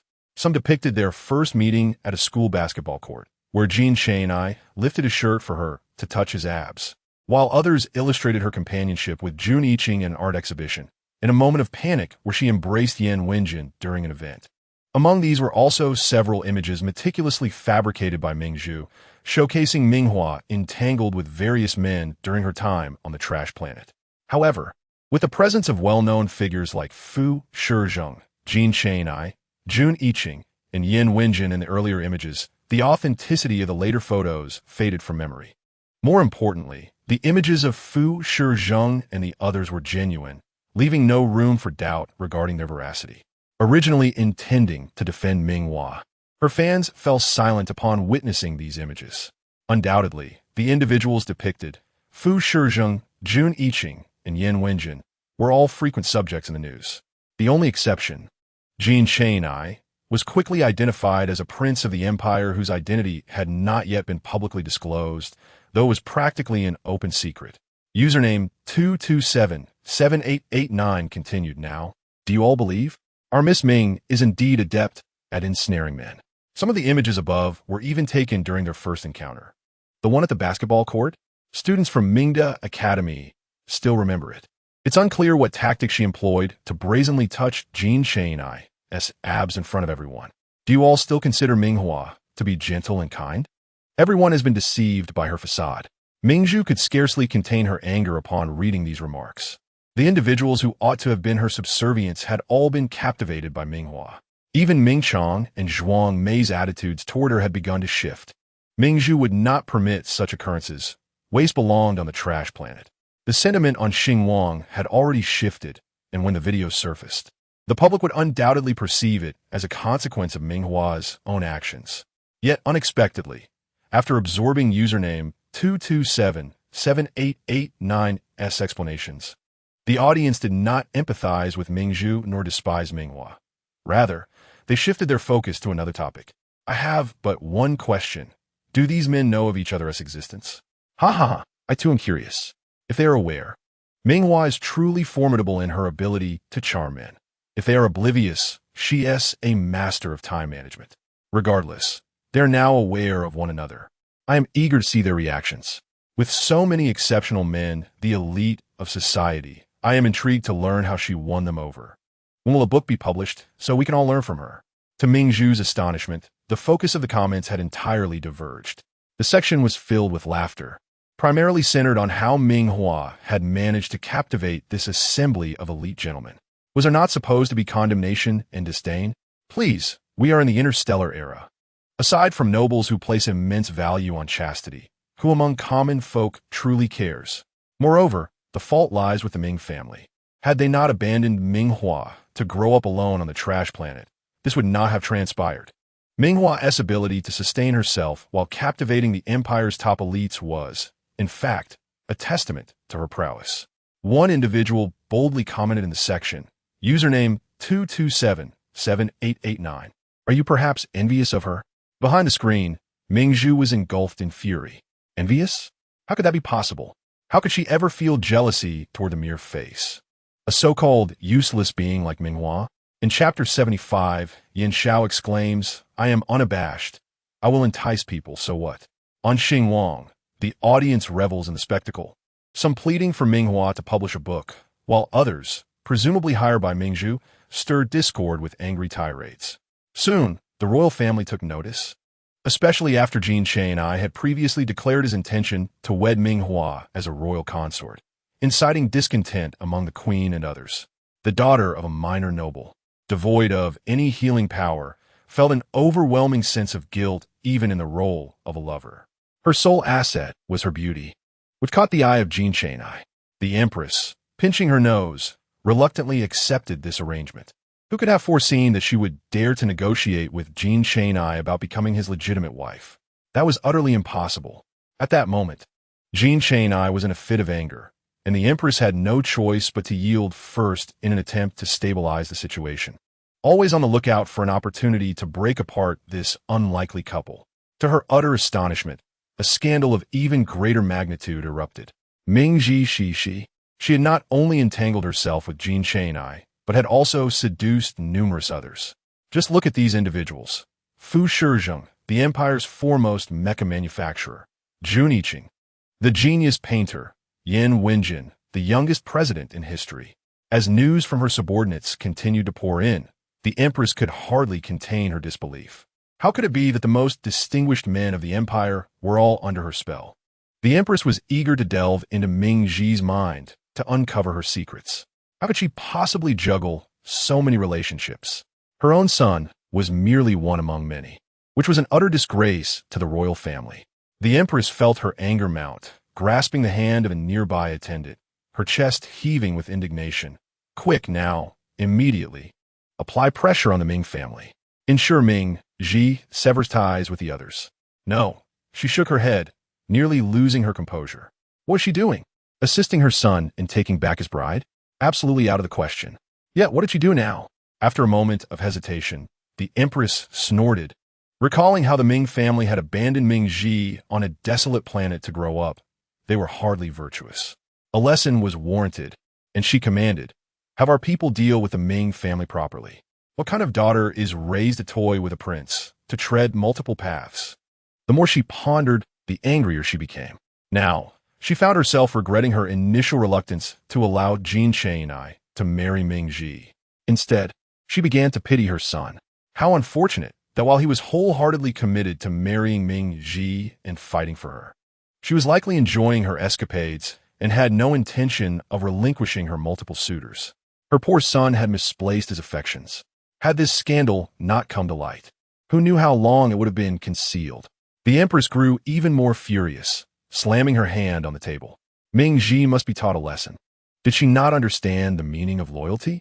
Engaging in romance was one thing, but to be involved with 7 different men simultaneously was beyond comprehension. The attendant beside her averted his gaze to the floor, maintaining silence. While inwardly he scoffed at the irony. Was it possible that the young prince had not even secured a single romantic relationship? He was merely a powerful suitor at best. Of course, the others appeared to be in a similar predicament. Upon encountering Ming Ji, they resembled dogs seeing a bone, their eyes lighting up as they lunged forward. Utterly shameless. The attendant dared not voice his thoughts, noting that the empress was now enraged that Ming Ji would not deign to look at Jin Cheng-ai. Her son was truly remarkable.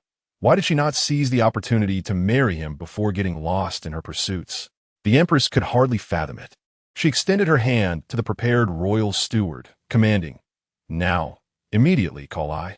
The steward hesitated, sensing the empress's intent to separate the two.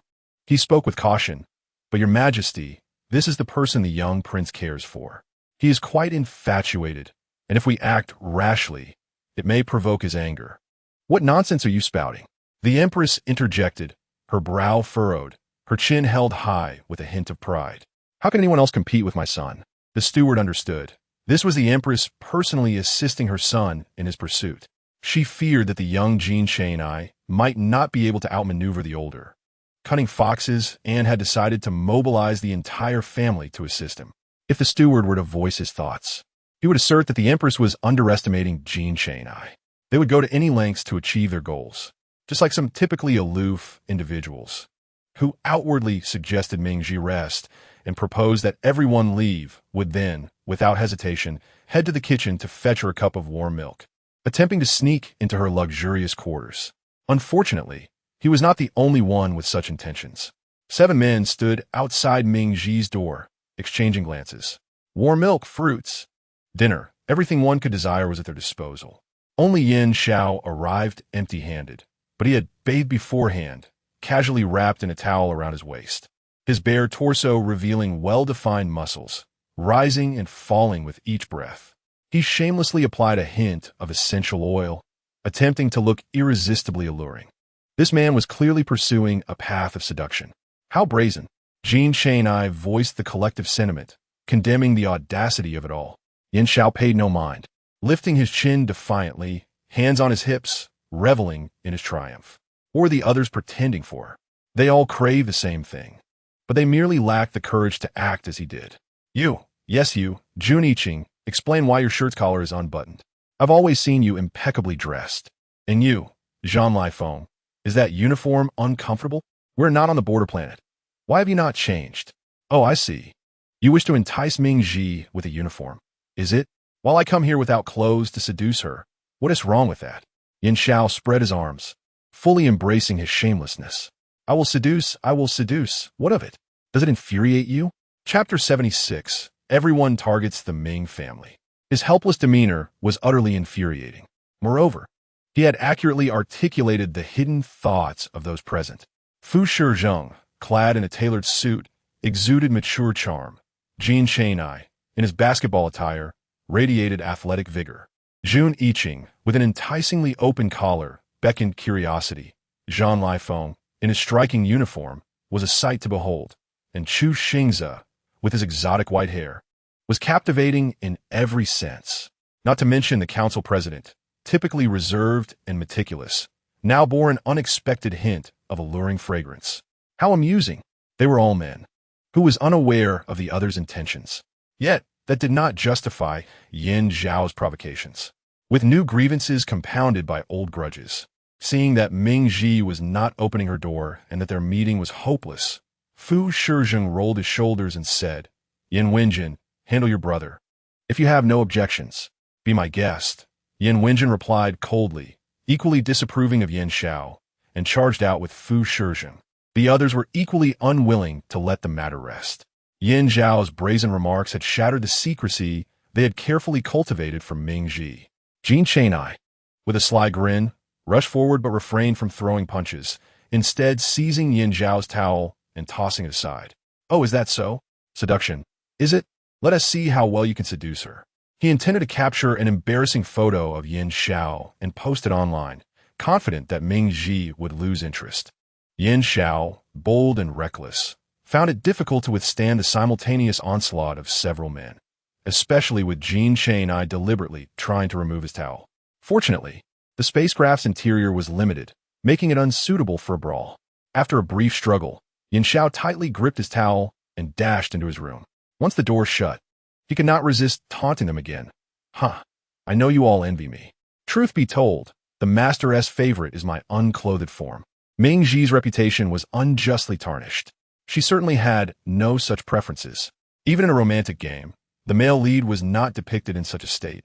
At most, they could touch abs and share a gentle kiss. However, the others remained oblivious, genuinely believing that there existed a subtle distinction between Yin Xiao and Ming Hua. Their gazes directed at him growing increasingly hostile, particularly that of Yin Wenjin.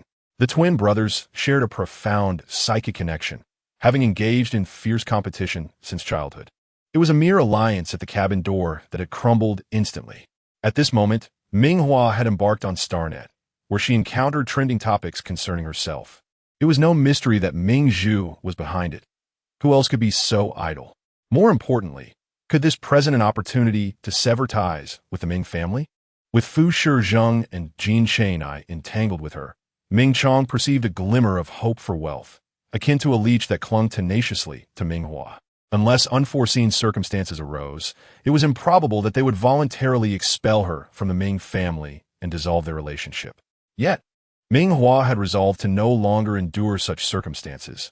The monthly Healing Master Guild assessment of healing powers was approaching. This time, She was determined to reveal her level 3 healing abilities publicly. Was not Ming Hua's rampant capital predicated upon being the Empire's first-level healing master?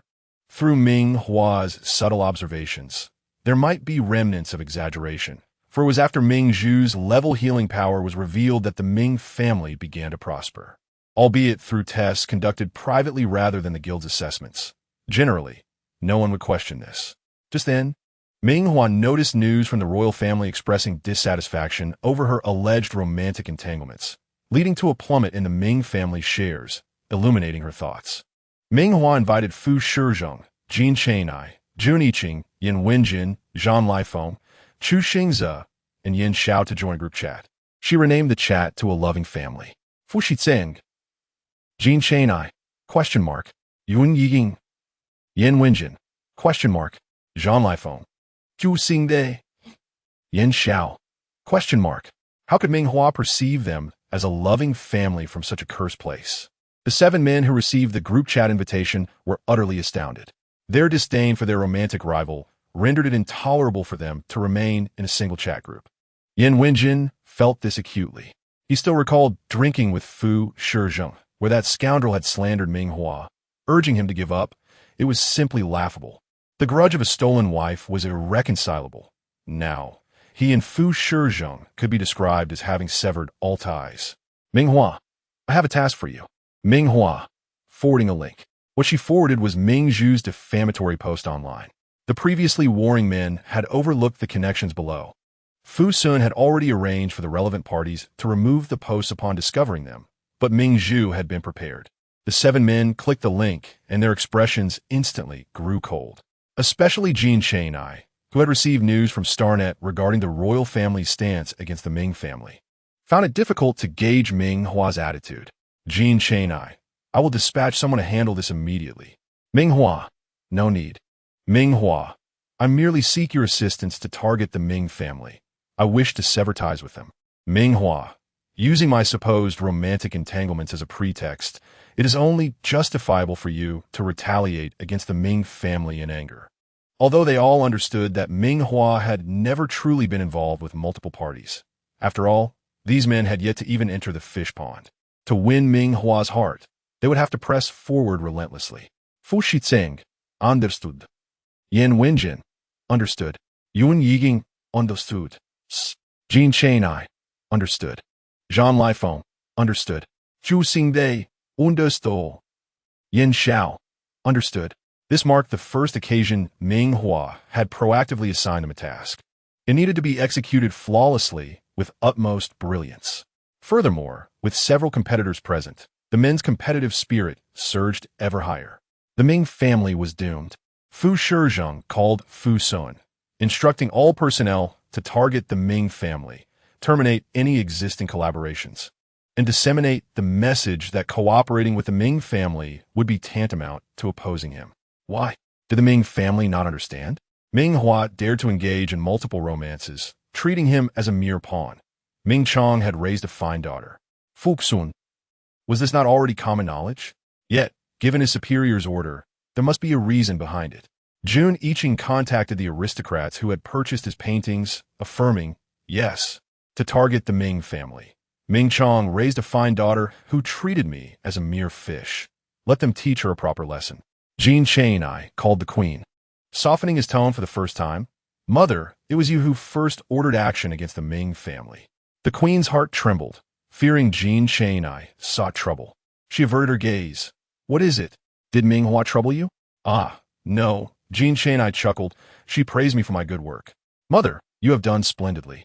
Please ensure to target the Ming family thoroughly. Hua Hua's long-held discontent towards them. Furthermore, Chu Xingze, Yin Xiao, Yin Wenjin, Zhang Lifeng all joined the chorus, vowing to target the Ming family from all angles. The Ming family was finished. Chapter 77. Caught in a fishy scheme, Ming Hua cast aside. Thus, the sudden united front against the Ming family led to their swift and utter defeat. Ming Chong was bewildered, still unaware of the unfolding events until his assistant, drenched in cold sweat, rushed in with information gathered online, speaking in a frantic tone. Mr. Ming, Miss Ming Hua's multiple entanglements have been exposed. now the royal family. Fu Group, June Art Exhibition, the council, and military are all exerting pressure upon us. They say you have raised a fine daughter. Anyone who dares to collaborate with us is opposing them. We are done. We are finished. No one dares to risk offending so many powerful figures by associating with the Ming family. The assistant seemed to envision the day of the Ming family's bankruptcy. His complexion pallid with fear. It is common for the powerful to express their wrath in threats to dismantle a family. However, it is rare for such fury to erupt over a single woman's entanglements. Moreover, these individuals, vying for face in front of Ming Hua, had dramatically escalated the situation, making it nearly impossible for anyone on StarNet not to know about Ming Hua's multiple romances. Anyone lacking a formal title in this fishy battle would be promptly eliminated. President of Fu Group, Royal Prince, Genius Painter, President of the Council, Imperial Marshal, Interstellar Superstar, and the largest arms supplier. My goodness, Ming Hua is truly formidable. Haha, any one of these individuals could obliterate the Ming family, let alone their united front. I advise the Ming family to cease their struggles and file for bankruptcy immediately. Deservedly so. Who told them to be so wealthy, casting aside Ming Hua simply because she lacked healing power and discarding her to a garbage planet? Had it not been for Ming Hua's good fortune, she would have likely perished long ago. Consider this the tuition fees for the Ming family's years of poor upbringing. The discussions on StarNet surged, with little sympathy for the Ming family. The Ming family's history of wealth was hardly pristine. Now, as it was shattered, many felt a sense of vindication. Curiosity piqued regarding the interactions between Fu Shizheng and the other six with Ming Hua. How had she managed to engage with all seven simultaneously? What if their schedules collided? Could she truly be an unremarkable master of time management? The discussion surrounding this issue remained fervent on StarNet, especially as Fu Shizheng and the others sought to label Ming Hua preemptively, preventing any further unexpected romantic rivals from arising, leaving the posts undeleted. This strange attitude provided the onlookers with a dose of exhilaration, leading to endless discussions. Upon learning from his assistant that this was the reason behind the turmoil, Ming Chong was so enraged he spat blood. His Ming family, everything he had painstakingly built. Alas, it is all over. At this moment, Ming Zhu casually reminded, Father, ultimately, it is because of Ming Hua that they are targeting the Ming family. To outsiders, it appears that Ming Hua's actions reflect our failure in upbringing. However, Ming Hua grew up on the garbage star and has no relation to us. It is entirely her own inherent nature that is flawed. A flicker of resentment crossed Ming Zhu's face as she was taken aback to discover that Ming Hua had secretly entangled herself with so many individuals. It is worth noting that these were all people she had intended to interact with. With unmasked malice in her eyes, she proposed, in that case, let us simply expel Ming Hua from the Ming family and sever ties with her. We can find someone to teach her a severe lesson, which could also serve as a form of indirect retribution for them, perhaps even reward us in return. Ming Chong's thoughts were in disarray. He never dreamt that the Ming family would face such a predicament. His second daughter, whom he held in the lowest regard, had been neglected on the garbage star, nearly leading to the downfall of the Ming family. He nodded vigorously, finding Ming Zhu's suggestion quite agreeable. Yes, you are right. This rebellious daughter can no longer remain. I shall instruct my assistant to issue a public announcement severing ties with Ming Hua. From this moment forth, whether she lives or dies is of no concern to the Ming family. After speaking, he turned to his assistant, ready to give the command, only to be nearly driven to despair upon seeing hundreds, if not thousands, of notifications from partner enterprises rejecting cooperation and terminating contracts. Father, Ming Zhu suddenly intervened, her eyes sparkling with a hint of amusement. Simply issuing an announcement through the corporate star network may prove to be of limited effect. Consider this. The reason they're targeting the Ming family is precisely due to Ming Hua's actions that have incited their anger. The more miserable Ming Hua becomes, the more satisfied they will be. Perhaps this will also earn you a measure of respect from Fu Shizheng and Yan Huichang. As the ancient saying goes, fortune and misfortune are intertwined. Might this not be an opportunity for the Ming family? Ming Chong was instantly swayed by Ming Zhu's words, his eyes gleaming with excitement. He could hardly wait to have Ming Hua broadcast the severance of their relationship live, showcasing his decisiveness. He urgently instructed his assistant, having caused such a catastrophic incident. From now on, she is no longer a member of the Ming family. I will promptly sever ties with her. At that moment, the starship finally landed at the main starport. Ming Hua had requested to feign discord and exhibit an extremely angry demeanor. Her face was already renowned on the main star, where the star network was most prevalent. Upon her appearance, it immediately drew a crowd. Witnessing the furious departure of Fu, Shizheng, and others, the onlookers quickly understood the situation. A fishing venture had gone awry, and the 7 individuals left in a huff.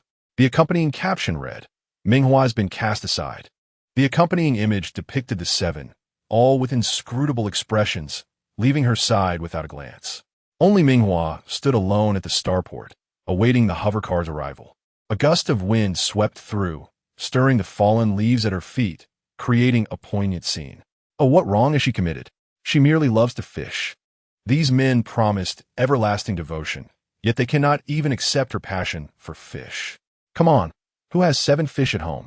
Moreover, considering Fu, Shizheng, and the others' distinguished statuses, it's a miracle they haven't physically harmed her. Ming Chong, upon reading these comments, felt his chest heave with anger, nearly choking on his rage. Teeth clenched as he gripped his terminal. Chapter 78. Live Severance of Relationship. The 7's unyielding fury half an hour later. A live stream titled Severing Ties with Ming Hua surged to popularity, drawing countless viewers. What does this mean? Is Ming Hua being expelled from the Ming family? But it's only natural. Ming Hua has stirred up too much trouble. She might have toyed with ordinary people, but she has now crossed paths with those prominent figures. Normal people cannot tolerate a girlfriend with divided affections, let alone those proud individuals. It is reasonable for the Ming family to make such a choice. But what will happen to Ming Hua after she separates from the Ming family? At that moment, a figure appeared on the couch. Footsteps resonating as a young woman in a long dress and loose black hair settled down. It was none other than the much-discussed Ming Hua. Her astonishing beauty could captivate many, even through the screen. With her slightly upturned, peach-shaped eyes and long lashes, she turned her head to gaze into the camera, causing viewers to hold their breath, hearts racing. In the next moment, the comments on the screen exploded with enthusiasm. My heavens, we made eye contact. I made eye contact with her. She is breathtakingly beautiful. It's just fish-keeping. Those 7 men ought to be more magnanimous. Such beauty deserves to be appreciated by all. Wife. Hee wife. Hee. Mingzhu, monitoring the comments backstage, felt her anger rise as compliments from Ming Hua flooded in. Just then, Ming Chong made his appearance on the live stream. He had deliberately dressed up to project the image of a successful person, lifting his chin and surveying the audience with an imposing gaze. Upon seeing Ming Hua, his expression shifted instantly, and he erupted with rage. He seized nearby documents and hurled them towards Ming Hua. How could I have spawned such a disgraceful creature? Look at the chaos you have caused. It is utterly embarrassing. You are a far cry from your sister. I shall not acknowledge you as my daughter. From this moment onward, we sever our father-daughter relationship. At these words, Ming Hua's eyes brightened. She had awaited this moment for so long, eagerly inquiring, really? Ming Chong, suspicious, scanned her expression, sensing something was amiss. However, with millions watching the live stream, he felt compelled to proceed. What does this mean? Are you doubting me? He bellowed in irritation. Of course it is true. I, Ming Chong, make this promise before the millions of viewers in this live stream. From now on, I sever all ties with Ming Hua. Her life or death is no longer my concern. After declaring this, he raised his chin high, resembling a victorious rooster, casting a disdainful glance at Ming Hua. Having relinquished her noble status within the Ming family, she would now be merely a commoner.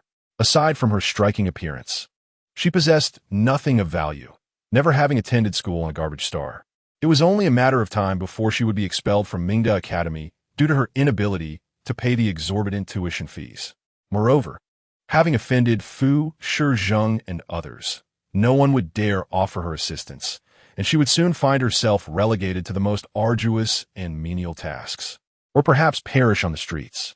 Ming Chong anticipated Ming Hua's pleas for mercy, which he would coldly reject. The more miserable she became, the more satisfaction it would bring to those she had wronged, and he would reap greater rewards. To his utter astonishment, upon hearing his words, Ming Hua merely responded with a cold, indifferent "oh," seemingly unfazed. She even retrieved a pen and paper from her bag, scribbling something before handing it to Ming Chong. "If we are to sever ties, I believe it is best to do so thoroughly. Please sign this." Ming Chong, perplexed, took the paper, and upon reading its contents, he was utterly infuriated. The paper boldly declared that the Ming family voluntarily severed ties with Ming Hua, stating that from henceforth, regardless of whether Ming Hua flourished or faced hardship, they would not shamelessly seek her for favors. It almost insinuated that should Ming Hua achieve success, they would not disgrace themselves by approaching her for benefits. Was the Ming family merely a pack of sycophants, rushing towards any opportunity? Ming Chong was infuriated. He wished to humiliate Ming Hua, but ended up the target of her mockery.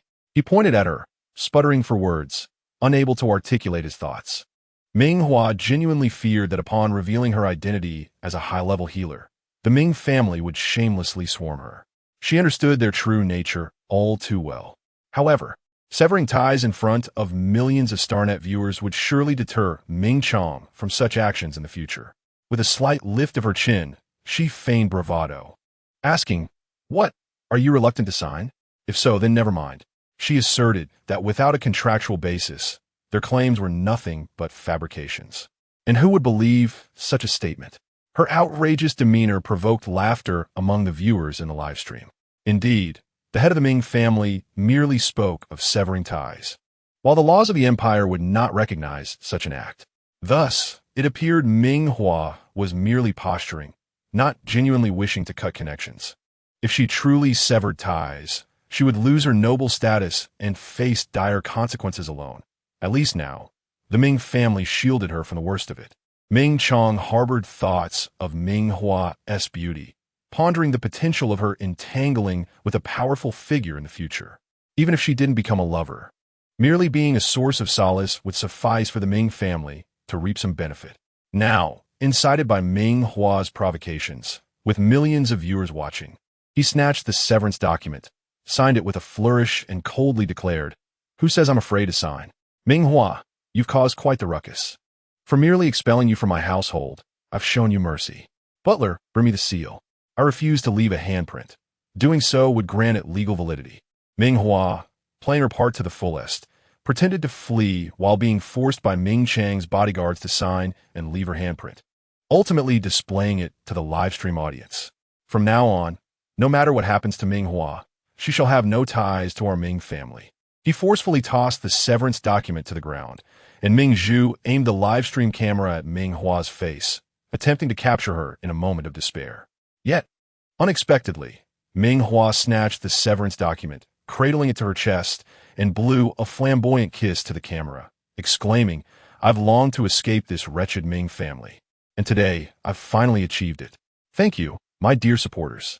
The audience in the live stream was bewildered, as were the members of the Ming family. Having finally severed ties with the Ming family, the narrative shifted to the male leads, each holding roses, preparing to comfort the female protagonist and win her favor. However, they found themselves face to face with rivals at her doorstep, their pent-up rage erupting into a frenzy of violence. A preview hinted that once the female protagonist's healing abilities were revealed, the ensuing chaos would be even more exhilarating.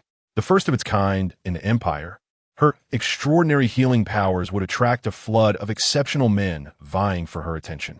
Only the most outstanding would rise to the occasion, enticing her, drawing her closer, and leading her to deeper entanglements.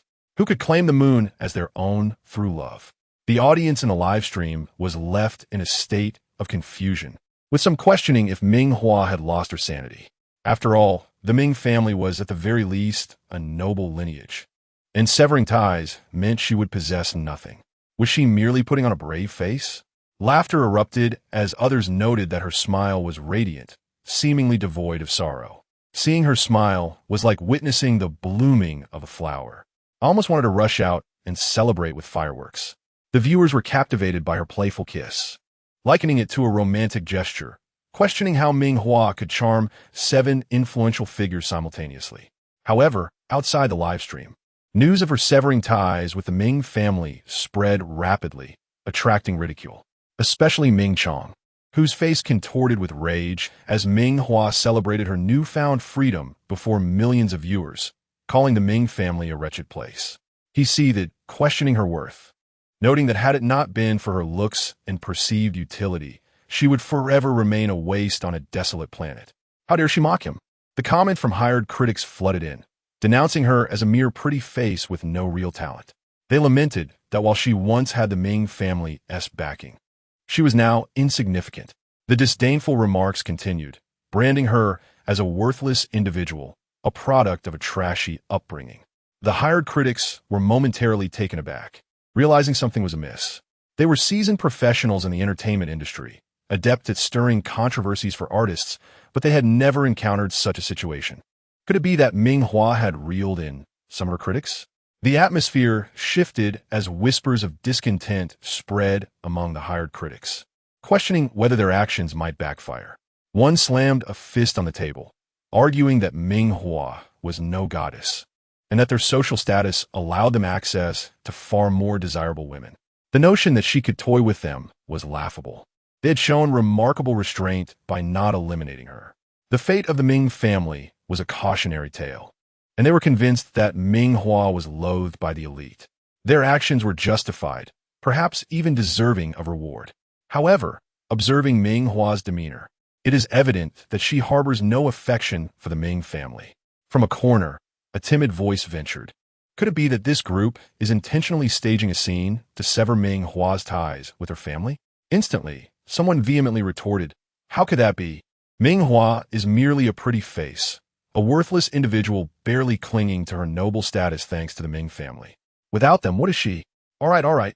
The head of the online team intervened, attempting to ease the tension.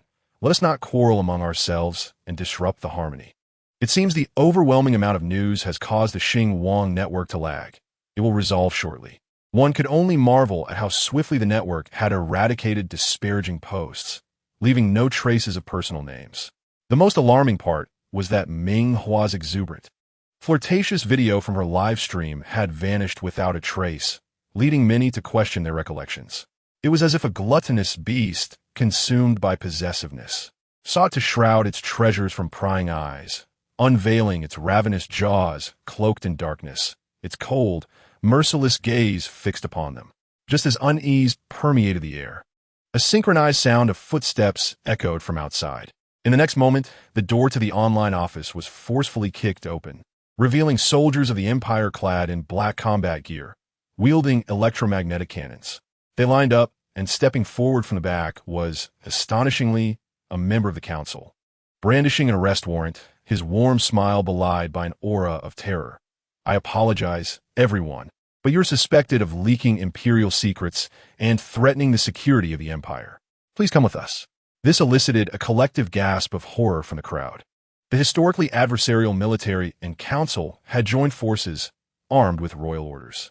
What sort of individual could provoke such a formidable coalition? In an instant, the online team recalled the very person they had just insulted, Ming Hua. To their astonishment, the absurd speculation was indeed true.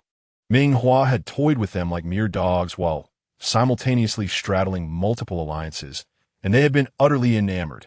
The online team lamented, "Dear friends, who understands? We are truly devastated. Just a few words of reproach, and our sanctuary has been uprooted." Chapter 80. The Seven Rivals Meet, a Surge of Envy. In the heavily guarded military office, Zhang Liwen sat at the helm, his aides standing before him, delivering a report. The information concerning Miss Ming on the Xing Wang network has been completely purged in collaboration with our technical department and the anti-harassment teams from the Fu, Jun, Yin families, as well as Chu Xingza. There will no longer be any negative discussions about Miss Ming on the network. Good. You may take a break now. Zhang Liwen waved dismissively. Once the aide departed, this typically stern man allowed a hint of a smile to grace his lips. Adjusting his collar before the mirror, he presented an image of formidable resolve, exuding the essence of a battle-hardened warrior. He resembled a steel spear, unwavering and poised, deterring any who dared to gaze too long. Yet, Zhang Liwen was acutely aware of Ming Hua's audacity. Although he had yet to confront her directly, he was nearly certain that she was indeed the artist known as Xiao Huajia. How foolish he had been. mistaking her for Ming Zhu all along. Now that Ming Hua had chosen to sever ties with the Ming family, Zhang Liwen sensed a glimmer of hope that she would soon reveal her true healing abilities. Given the Ming family's mistreatment, it was only natural that she would wish to prevent them from reaping any benefits in the future. To publicly renounce her connections before the entire network was undeniably a shrewd maneuver. Nevertheless, Zhang Liwen pondered. While she appeared jubilant about distancing herself from the Ming family during the live broadcast, they were, after all, her blood relatives. Alone at home, one could only wonder how desolate she truly felt. On a nearby table lay a bouquet of vibrant roses, prepared by his aide at his behest, the delicate petals glistening with droplets of water. He intended to offer a measure of comfort to Ming Hua. Meanwhile, in the towering, technologically advanced Fu building, Fu Shizheng had changed into a tailored suit that accentuated his athletic physique, exuding confidence and charm. Standing before the mirror in the lounge of the Fu building, he cradled the red roses that had been arranged at his request, his mood evidently uplifted. Today, with Ming Hua severing her ties with the Ming family, she would likely feel a sense of loss while alone at home. He planned to visit her, believing he had the upper hand over Jin Chang'ai and Jun Yiqing. Jin Chang'ai, too, had dressed to impress, donning a sleeveless athletic top that showcased his toned arms, embodying the quintessential campus heartthrob. Yun Yiqing, clad in his usual white dress shirt and suit pants, emanated an air of aloofness, though the top button of his collar was undone, revealing a glimpse of his exquisite collarbone, reminiscent of a celestial being gracing the mortal realm. The enigmatic Yan Wenjin, with his silver hair cascading over his shoulders, and the mysterious Yan Xiao, adorned with a black leather collar, completed the ensemble. 7 men, each with their own motives, some assertive, others hesitant, sought to console the sorrowful Ming Hua. Yet they all uniformly adorned themselves, standing before the mirror looking increasingly handsome, roses in hand. They bore an uncanny resemblance to peacocks courting their mate. Was this the new trend of comforting others in the galaxy, or merely an excuse among these men? 10 minutes later, the 7 dapper gentlemen arrived simultaneously at Ming Hua's doorstep. With their heightened sensitivity, they quickly discerned that she was not at home. Turning to one another, each impeccably dressed rival, clutching their crimson roses, let out an exasperated sigh. The sight of their rivals ignited a fierce rivalry within them. The previously suppressed fury from their last encounter aboard the starship surged forth uncontrollably. In the natural world, a male must confront and vanquish all suitors to win the affection of a female. With such a singular beauty as Ming Hua, how could they allow others to encroach upon their claim? Among these naturally privileged individuals, they were not one to shy away from competition. It was unclear who instigated the first blow, but the intensity of their third-level mental prowess clashed mercilessly. Yan Wenjin's fist connected with Fu Shizheng's face, his expression grim. "I considered you a good friend. What are you thinking pursuing my wife? How foolish of you to betray my trust, sharing everything when we drank together, only for you to laugh at me behind my back? If so, then you can only blame your own ignorance. A mere few words from me, and you should have stepped aside. She is my wife alone." After delivering his taunt, he scrutinized Fu Shizheng, mockingly adding, "Unlike you, she hasn't even bothered to send you off." The 2 longtime friends engaged in a brutal exchange, each strike landing with full force. Meanwhile, Jin Chang'ai could hardly contain his disdain for Jun Yiqing, still resentful over being overlooked when Ming Hua added Jun's contact information instead of his. As the brawl erupted, Jin Chang'ai immediately directed his ire toward Jun Yiqing, a wicked grin spreading across his face. "You may not know this, but on the very first day you met Ming Hua, as you were leaving the classroom, I was in there kissing her." With third-level hearing, Jin Chang'ai provocatively challenged, "Did you genuinely not hear that, or are you pretending? I advise you to remove yourself from Ming Hua's sight. I'll even save you a seat at the head table when I marry her." "Ah!" Jun Yiqing let out a cold laugh, his icy gaze suddenly transforming into a frigid glare. "During the art exhibition, it was you who followed closely behind me and Hua Hua. Was it? TSK. Do you know what Hua Hua and I were doing while you were frantically searching for us?" As Jun Yiqing spoke, a sweet smile graced his lips. This was a secret that belonged solely to Hua Hua and me. one you shall never uncover in your lifetime. You seek your own demise. Jin Chunyi roared in fury, and the confrontation between the teacher and student erupted into chaos. On the side of Chu Xingzhe, as he made his entrance, he immediately spotted the collar hanging around Yin Xiao's neck. Without hesitation, he raised his hand and tore it apart, his tone dripping with mockery. What a game you're playing. Why not be a decent person instead of pretending to be a dog? It's a pity that Hua Hua prefers someone like me. Unlike you, a lifeless fish devoid of any charm. Yin Xiao retorted sharply, showing no signs of yielding, as he clenched his fist and aimed a blow at Chu Xingze's face. Zhang Lifeng could not evade the fray either. Seeing Yin Xiao in his black military uniform ignited his ire. What? You wish to indulge in uniform temptation again? He kicked forcefully at the black attire, leaving a stark footprint behind. The scene descended into utter chaos. Who said men cannot pull hair? I surprisingly found myself intertwined with the preceding events. How splendid. In Chapter 81, as the crisis of psychic turmoil unfolded, Ming Hua was in danger. Fu Shizheng and Yin Wenjin were engaged in their scuffle when they noticed Yin Xiao in the crowd. Remembering how he had dared to kiss Ming Hua aboard the starship and even provoked her, the man's possessive rage surged, prompting him to break free from Yin Wenjin and deliver a punch at Yin Xiao. Yin Wenjin, still seething over Zhang Lifeng's audacity to disregard Ming Hua's dignity in front of the entire galaxy, kicked out in a fit of rage. Jin Chunyi turned his ire towards Fu Shizheng, recalling how he had confined Ming Hua backstage at the conference, showering her with affection. More detestable than Jun Yiqing, jealousy flared within him, and he aimed a treacherous punch at Fu Shizheng's back. Chu Xingzhe found himself displeased with everyone in the vicinity. As mere two-legged humans, did they dare compete with him for a wife? Did they possess exquisite fishtails that could entice Hua Hua? If he eliminated them, Hua Hua would be his. A chill flickered in his inorganic pupils as he swept his gaze towards Jun Yiqing amidst the crowd. The overwhelming pressure among the 7 men escalated, and as the fight continued, all of them were blinded by rage, exchanging brutal blows with one another. Rivals, rivals, rivals. They all were rivals. Yet amidst all this chaos, Ming Hua remained blissfully unaware. She was on her way to the Healers Guild, located in the core district, where hover vehicles were prohibited. Ming Hua disembarked at the nearest point and navigated her way there.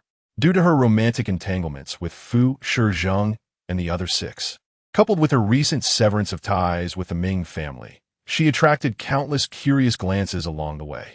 Some even covertly activated their terminals to broadcast her every move, quickly drawing a wave of viewers into the livestream. How strange. Didn't she just cut ties with the Ming family? What could she possibly want in the core district? Could it be that there's another relationship we Haven T uncovered? By the way, the largest group of online trolls from Cosmic Entertainment was just dismantled. Their last task was to slander Ming Hua. Care to guess who orchestrated this? No way. Cosmic Entertainment was a leading entertainment company, boasting countless artists and wielding 800,000 marketing accounts to stir the waters of the Star Network. Many loathed them, yet they were wise enough never to offend those who mattered, hence they had never faced repercussions. Who would have thought they would encounter Ming Hua, a force to be reckoned with, and be eliminated entirely? Ha ha, this is truly delightful. I wondered why so many discussions about Ming Hua vanished. I almost thought I was losing my memory. Let us not derail the conversation. Who do you think is responsible for this? Isn't it obvious? Aside from rumors surrounding Ming Hua's pet fish, who else could have achieved this?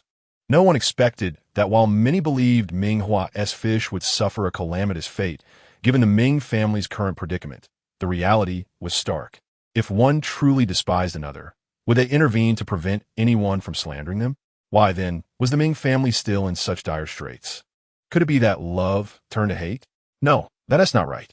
Ming Hua had been cast aside on the garbage star for over a decade. How could she harbor no resentment towards the Ming family? Furthermore, when the Ming family went live to announce their severance, everyone anticipated Ming Hua to be heartbroken, begging for reconciliation. Yet, once Ming Chong signed the severance agreement, she joyfully blew a kiss. This confirmed it.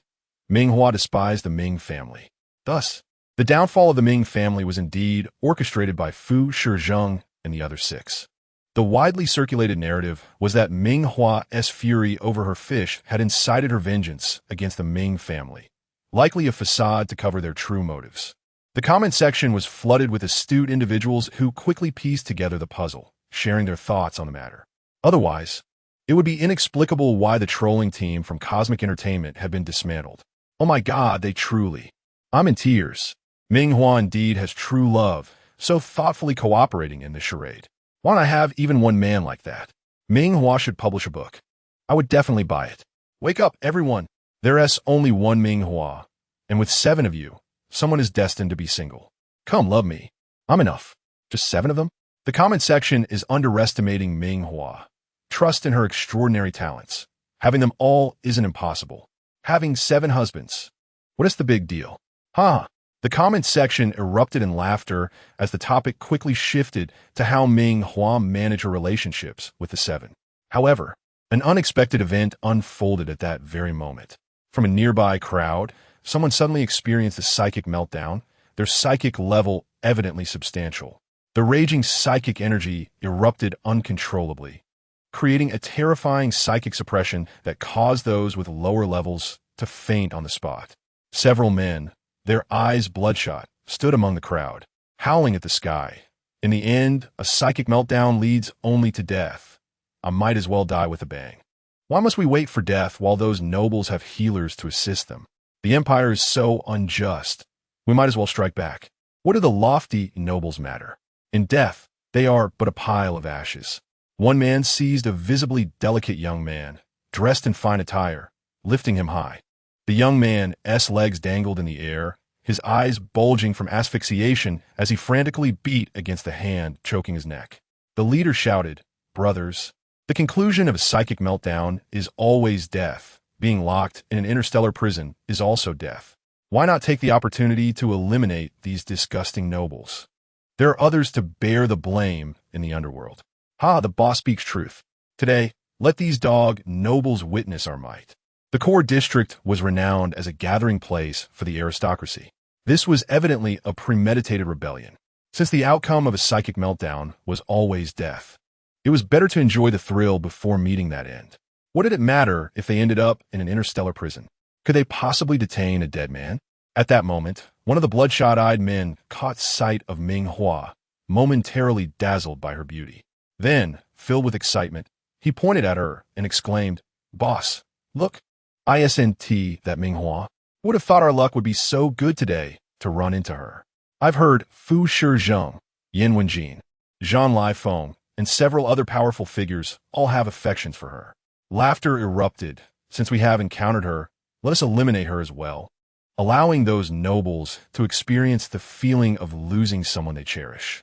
Ming Hua paused mid-step, her heart racing. Simultaneously, the barrage of comments in the live stream went wild. "It's over, it's over. Ming Hua, run." A sense of dread permeated the chat. It's futile. There's no escape. These individuals had premeditated their actions, taking advantage of the guard shift.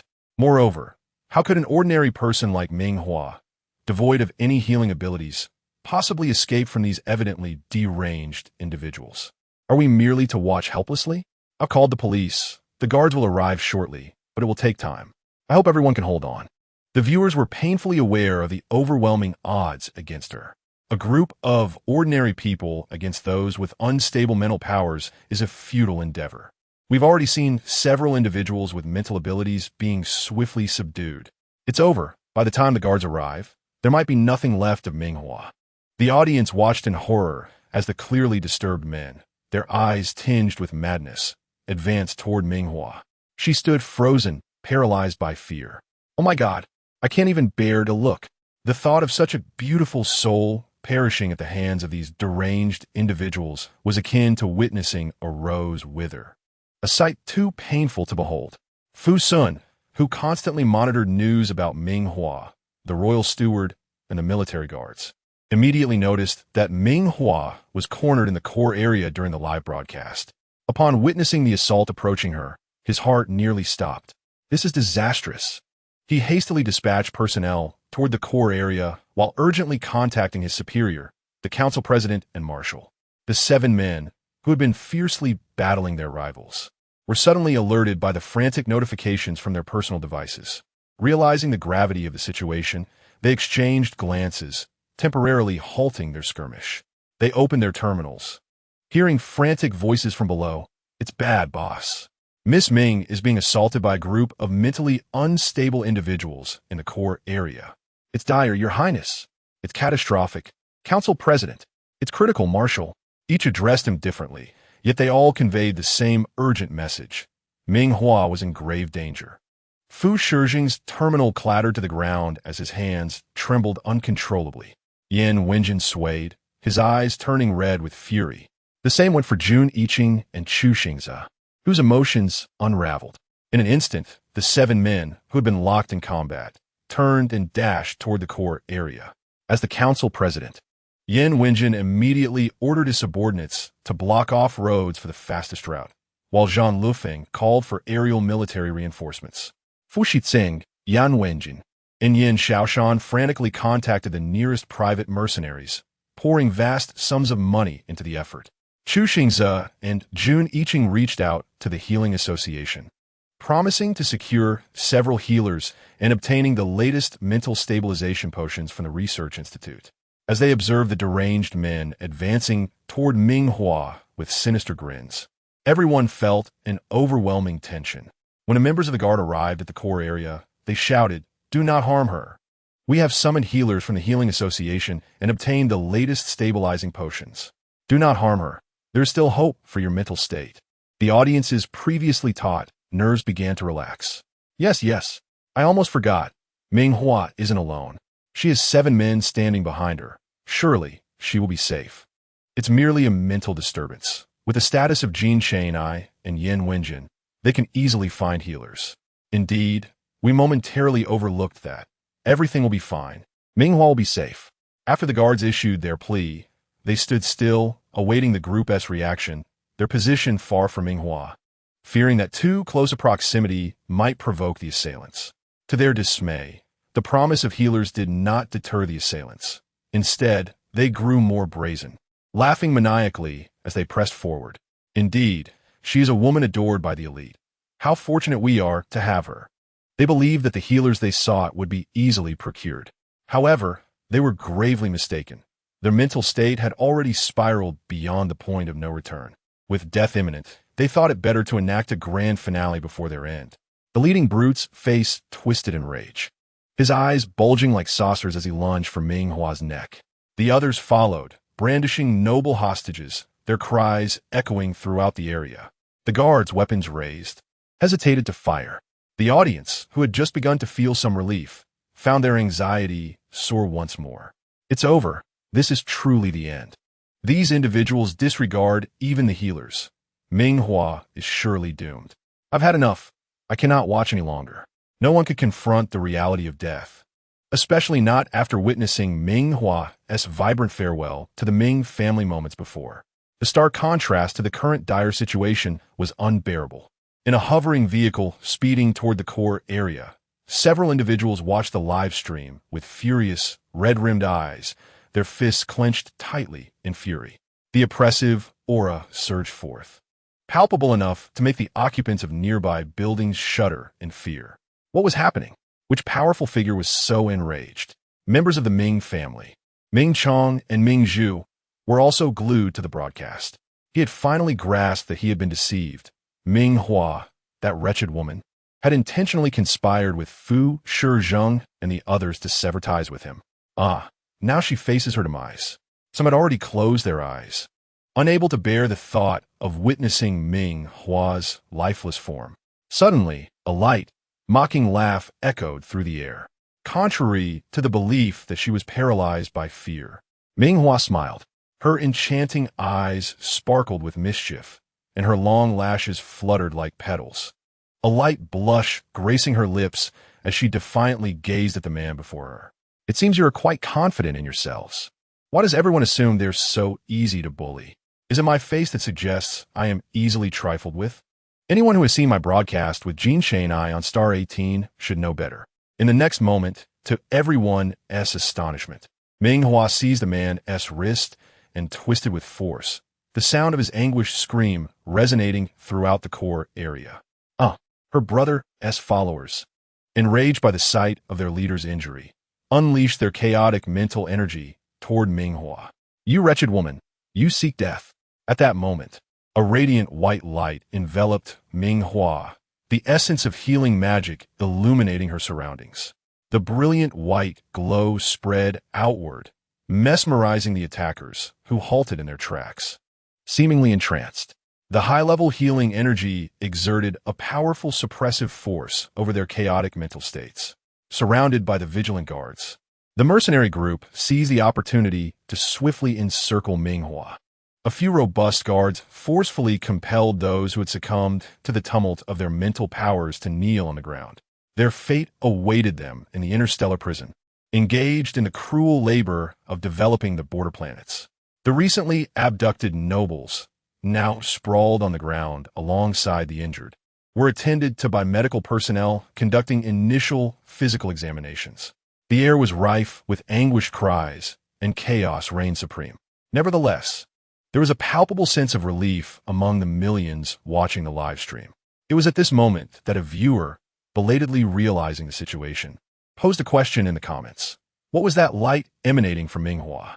A newly developed weapon from the Research Institute? Given that the influential figures Ming Hua had enticed were all elite individuals, it was not unusual for her to possess a new invention. Typically, this would lead to a chorus of praise for the Research Institute's remarkable work, while simultaneously urging them to expedite their progress towards widespread implementation. With online viewers skyrocketing from hundreds of thousands to tens of millions after the mysterious white light burst forth from Ming Hua, silence enveloped the stream for a considerable time, until a tentative comment emerged. Could it be a form of healing power? Healing power? No healing practitioner I've seen has ever manifested it in such large quantities. Moreover, isn't Ming Hua just an ordinary person with zero healing ability? Otherwise, why would she have been abandoned by the Ming family on a garbage planet? It must be a new type of weapon developed by the Research Institute. Absolutely not. It cannot possibly be healing magic. If it were, what kind of talent would Ming Hua possess? A level of brilliance that would surpass even the Empire's first-grade pearls, elevating the Ming family alongside her. If her ability were indeed healing magic, it would be more potent than any grade known. Could it be a level beyond that? Such an extraordinary individual had never graced the Empire. Impossible, utterly impossible. The viewers, gripped by such speculation, felt their chests swell with excitement. They could not help but glance at Ming Hua, encircled by the guards, her expression remaining composed and serene, as if nothing could rattle her. With her long lashes casting shadows over her delicate features, she presented an exquisiteness that was almost surreal. This figure, devoid of healing power, yet managing to stir the winds of fortune, captivating numerous influential figures, would surely attract the finest youth from the main star if endowed with superior healing abilities. They would be drawn to her, enchanted by her presence. She was poised to embark upon a resplendent era of her own. The audience's emotions surged fervently, as they simultaneously affirmed the notion that the white light emanating from Ming Hua was indeed healing power, while secretly dismissing its plausibility. However, the influx of spectators from across the cosmos entering the live stream increased, yet the comments remained curiously sparse. Those unfamiliar with the situation likely assumed it was merely a fabricated audience. In reality, the collective gaze was fixated upon the most enchanting figure in the crowd, holding their breath for the final verdict. Amidst the turmoil, the men forced to kneel continued to sneer defiantly, glaring at Ming Hua with disdain. "What have you done to us, you wretched woman?" They erupted into raucous laughter, unrepentant, believing that their imminent demise rendered their actions inconsequential. After all, with the mental power riot leading to death, imperial law could not touch them. The five men laughed heartily, oblivious to the gravity of their situation. This brazen display prompted the guards to tighten their grip, eliciting grimaces from the members of the guard. The viewers in the live stream seethed with indignation. This is utterly outrageous. They incite such chaos and wish to escape consequences by dying. It's infuriating. They should be made to endure the consequences, sent to the border planets for interstellar development, and live each day regretting their actions. Unfortunately, once mental power riots surpass a critical threshold, there is no remedy, not even for healers. If we cannot hold them accountable, what happens when others recklessly exploit their mental powers in the future? Then we can only resign ourselves to fate. At this juncture, the comments fell into a brief silence. In light of such a shocking event in the cosmos, if the offenders could evade justice, it would likely become a recurring issue. Ultimately, it would be the ordinary citizens who would suffer the consequences. For a moment, all eyes were fixed upon the live stream. The man kneeling on the ground wore a triumphant grin. Just then, a new comment appeared. Can a mental power riot be remedied? Isn't that tantamount to awaiting death? Surely this is a fabrication. The comment continued. What exactly is happening here? Please clarify. I sense a hint of conspiracy. However, once the individuals submitted their comment, they promptly logged off, ignoring the viewers' attempts to engage further. This sparked a wave of frustration among the audience, who began to mock. All right, one day, when the beast horde invades the main star, and I am fleeing while you fly above, you'll see. At that moment, Ming Hua, encircled by the crowd, spoke, tilting her head slightly, her beautiful peach-like eyes revealing a hint of confusion. Haven't you felt it? Felt what? Perhaps her genuine perplexity struck a chord, or perhaps her beauty captivated them. The unruly individuals could not help but question her. Ming Hua let out a soft laugh, almost mocking, before her red lips parted, and her cool voice resonated. Mental power? Haven't you realized? The mental power riot has ceased. What? What? With that simple statement, the viewers and those in the live stream were left in utter shock. Did she just say the mental power riot has ended? Does that mean that white light was indeed healing magic? Heavens, she is a level healer. I have never witnessed such a powerful manifestation of healing magic. If Ming Hua speaks the truth, her healing abilities must be unfathomable. This can't be true. If Ming Hua truly possessed healing power, why would the Ming family abandon her on a garbage star? Isn't it curious that the Ming family severed ties with her, only for her to suddenly reveal her healing powers? Could this be an attempt to make them regret their decision? The live stream viewers found it hard to accept that Ming Hua could possess such an extraordinary healing ability, and the men kneeling on the ground were equally incredulous. Upon hearing her words, they erupted into laughter. Who doesn't know you're just a useless person without healing powers? You might have a pretty face, but that's all you have. Captivating a few men. You? Healing a mental power riot? Huh. As the man spoke, he disdainfully attempted to exert his mental power, hoping to demonstrate something to Ming Hua. Yet the more he tried, the more furrowed his brow became. There was nothing. To his astonishment, the chaotic mental power that had once threatened to explode was now as docile as a kitten, obediently swirling within his mental realm. In the midst of the earlier chaos, he had failed to notice. The man's expression morphed into one of disbelief, tinged with a hint of astonishment. It was calm. His mental power riot had indeed subsided. The other men kneeling behind him, upon hearing his revelation, focused intently on their own mental powers, and their expressions grew increasingly perplexed. It was fine. Their mental power riot had also ceased. I too have emerged from the turmoil of my mental chaos. Now my mental state is as docile as a kitten.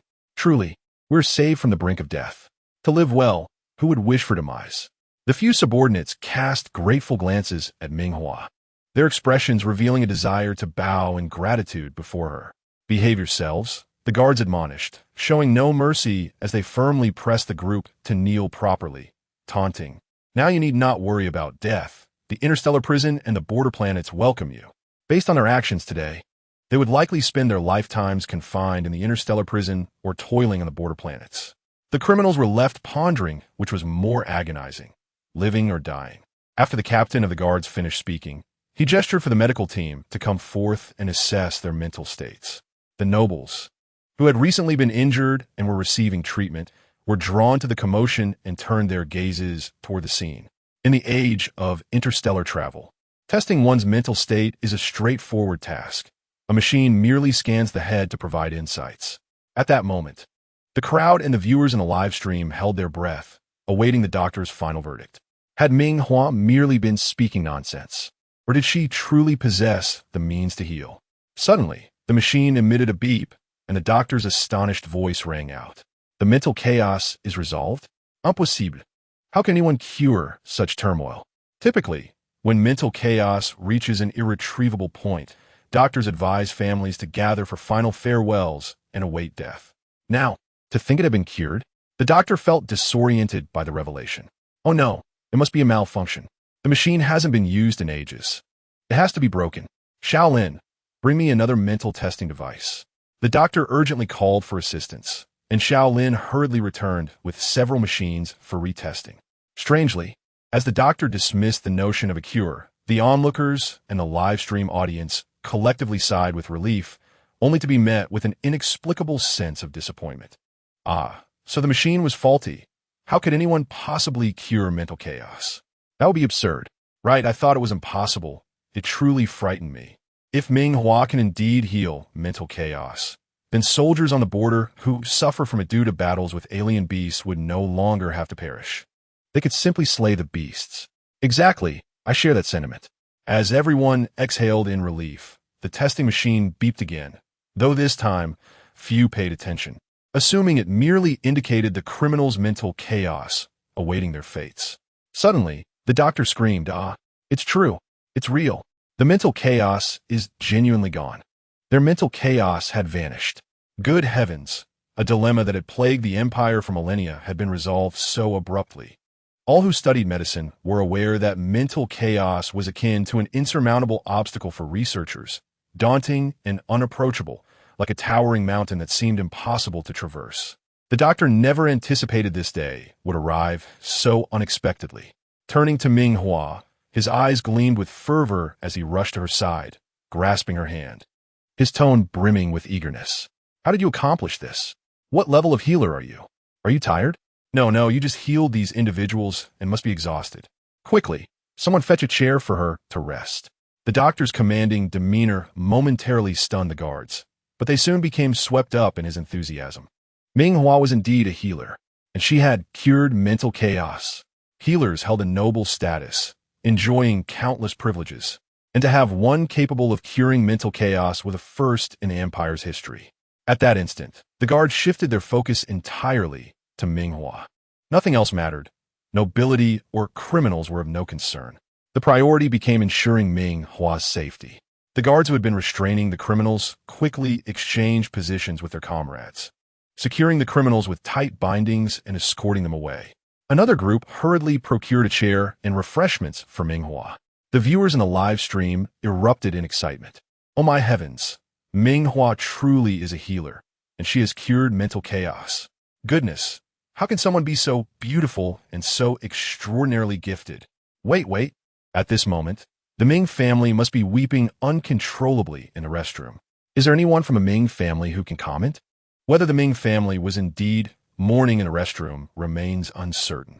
Meanwhile, Ming Zhu, who was secretly watching the live stream, was filled with jealousy and disbelief. How could Ming Hua possibly be a healer? She, a useless individual. How could she possess greater talent? It must be a deception. At that moment, Fu Shizheng and his companions finally arrived.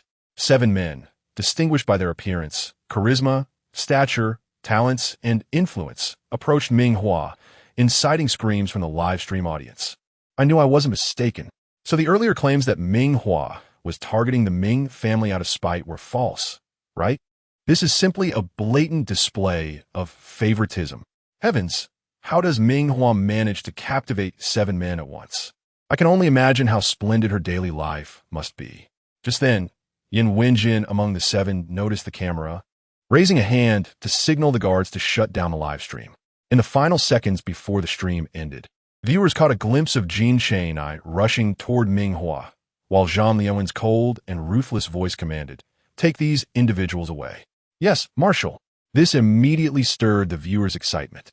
TSK, it's just about helping your wife. We're not outsiders. Why not let us watch? Exactly. I saw Jin Chang'ai drop the pretense and rush toward Ming Hua. His beautiful wife almost faced danger. How could he not be anxious? I also noticed Fu Shizheng seemed eager to run over. One could say he is more concerned with his reputation. Who cares about reputation in front of his wife? Those who prioritize appearances risk losing their wives. As Jin Chang'ai, unashamed and one of the youngest among them, dashed to Ming Hua's side, he suddenly enveloped her in a tight embrace, his eyes reddened. Hua Hua, I almost thought I would never see you again. Heaven knows, when he saw those criminals charging toward Ming Hua, his heart raced, nearly leaping into his throat. The hovercar was driven at breakneck speed, with sparks flying from its engine. The terrifying pressure radiated outward, as if he were facing alien beasts. The fear was palpable. At that moment, Ming Hua found herself held tightly by Jin Cheng-ai, her head resting against his chest, feeling the rapid beat of his heart. A raw expression of genuine concern. Initially intending to push him away, she found herself momentarily frozen. However, it was evident that Jin Cheng's triumph was short-lived. Shortly after, Fu Shizheng, who had caught up, let out a cold snort, and Zhang Lufeng along with Yan Wenjin swiftly intervened to separate the two. Chu Xingze and Jun Yiqing exchanged worried glances as they observed Ming Hua. Yin Xiao, with a disdainful scoff, pushed aside Jin Cheng-ai and boldly opened his arms. Master, since you've embraced Jin Cheng-ai, you cannot be partial. I too wish to embrace you. The term master caught Ming Hua's keen attention, and she felt the scrutinizing gazes of the surrounding guards and curious nobles shift towards her, filled with a peculiar intensity. Despite her internal calmness, a flush crept on her face. What was Yin Xiao thinking? Could he not refrain from calling her by such titles from the game in reality? It felt utterly disconcerting. Ming Hua shot him a glare and commanded coldly, silence. Oh! Yin Xiao immediately adopted a reluctant yet obedient demeanor in response. In an instant, the gazes of those around Ming Hua grew even more peculiar. Oh, who would have thought this young lady, appearing so charming, was playing such games behind the scenes? The second son of the Yin family is being treated like a dog by her. No wonder she can attract 7 men simultaneously. The subtle glances of the others present shifted towards Fu Shizheng and his companions, each with their own striking features. It was evident that Ming Hua was adept at manipulation. With Yin Xiao alone, she had managed to bring embarrassment upon 7 individuals. Yan Wenjin, known for his graceful demeanor and polite conduct towards the public, no longer waited for anyone to speak and directly stepped forward, covering Yin Zhao's mouth as he dragged him away from the scene. This unexpected action only intensified the peculiar looks directed toward them.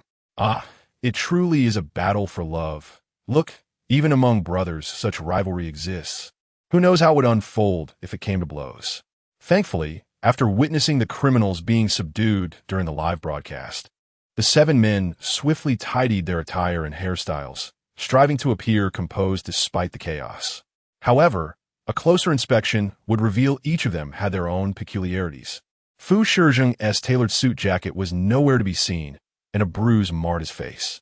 Chu Xingze's beautiful silver hair was inexplicably tousled, having been tugged at multiple times.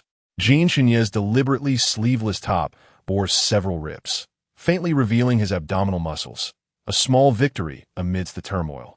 As Yin Xiao was taken away, the remaining 6 men looked at Ming Hua, their hearts heavy with unspoken thoughts, unsure of how to approach her. It was Zhang Lufeng who broke the silence first, his voice imbued with unwavering certainty. You are the painter, the little painter. Ming Hua lifted her gaze, her charming peach blossom eyes sparkling with an ethereal beauty. Fixing her gaze upon Zhang Lufeng and sensing the conviction in his eyes, she tilted her head slightly and affirmed, Yes, I am a little painter. Upon her declaration, the interest in Ming Hua as persona intensified among the onlookers.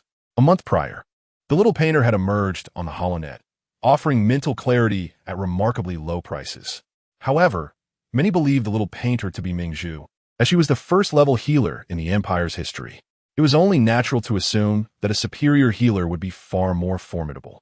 Though there had been doubts about whether Ming Hua could truly possess such healing speed, 1 per minute, quicker than chopping cabbage, no one had come forward to refute it, especially since Ming Zhu's camp had nodded in agreement when questioned.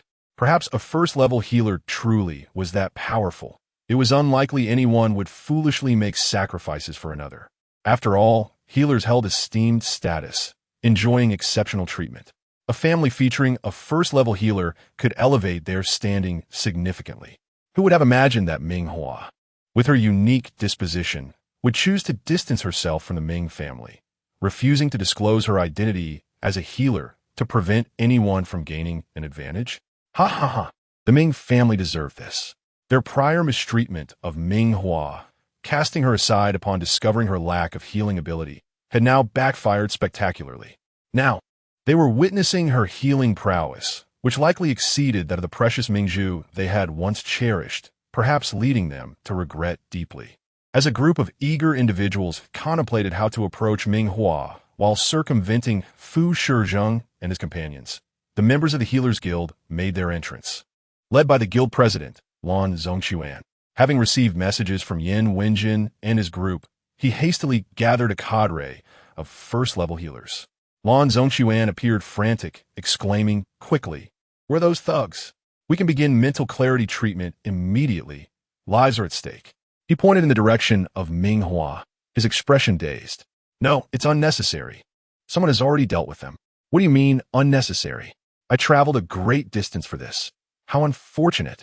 As the member of the guard struggled to articulate, Lan Zhongquan chose to ignore him and hurried toward Ming Hua. "I'm here, I've arrived. We're those thugs." "I apologize, President Lan, but I have already resolved the situation." "All resolved?" Lan Zhongquan paused, pondering the inconsistency. Wasn't it said that those thugs had a high level of mental energy and were exacerbated by mental turmoil, making them nearly impossible to subdue? He pressed eagerly, "What is your level of mental energy?" Ming Hua, under Lan Zhongquan's incredulous gaze, replied, "I utilized healing energy." "What? Healing energy? You used healing energy?" Lan Zhongquan was bewildered, his bangs fluttering in the wind. The phrase healing energy echoed in his mind. The first-level healers accompanying him froze for a moment, then reacted with disbelief, questioning, "Are you jesting? We heard that those individuals' mental energy had already surpassed the critical threshold. It is impossible to heal them. Our presence is merely to provide comfort and a final glimmer of hope." However, the outcome remained death. Once mental turmoil exceeds the critical threshold, it is untouchable and unhealable. One can only wait for death. After their declarations, they turned to Zhang Lufeng and Yin Wenjin, seeking affirmation. "Marshal, President, do you agree?" Yin Wenjin, too, was engulfed in astonishment. As the president of the council, he had indeed heard rumors of a healer capable of curing mental turmoil, yet Zhang Lufeng had swiftly suppressed the information, leaving it difficult to discern its authenticity. Moreover, this healer had yet to be located, leading to widespread skepticism.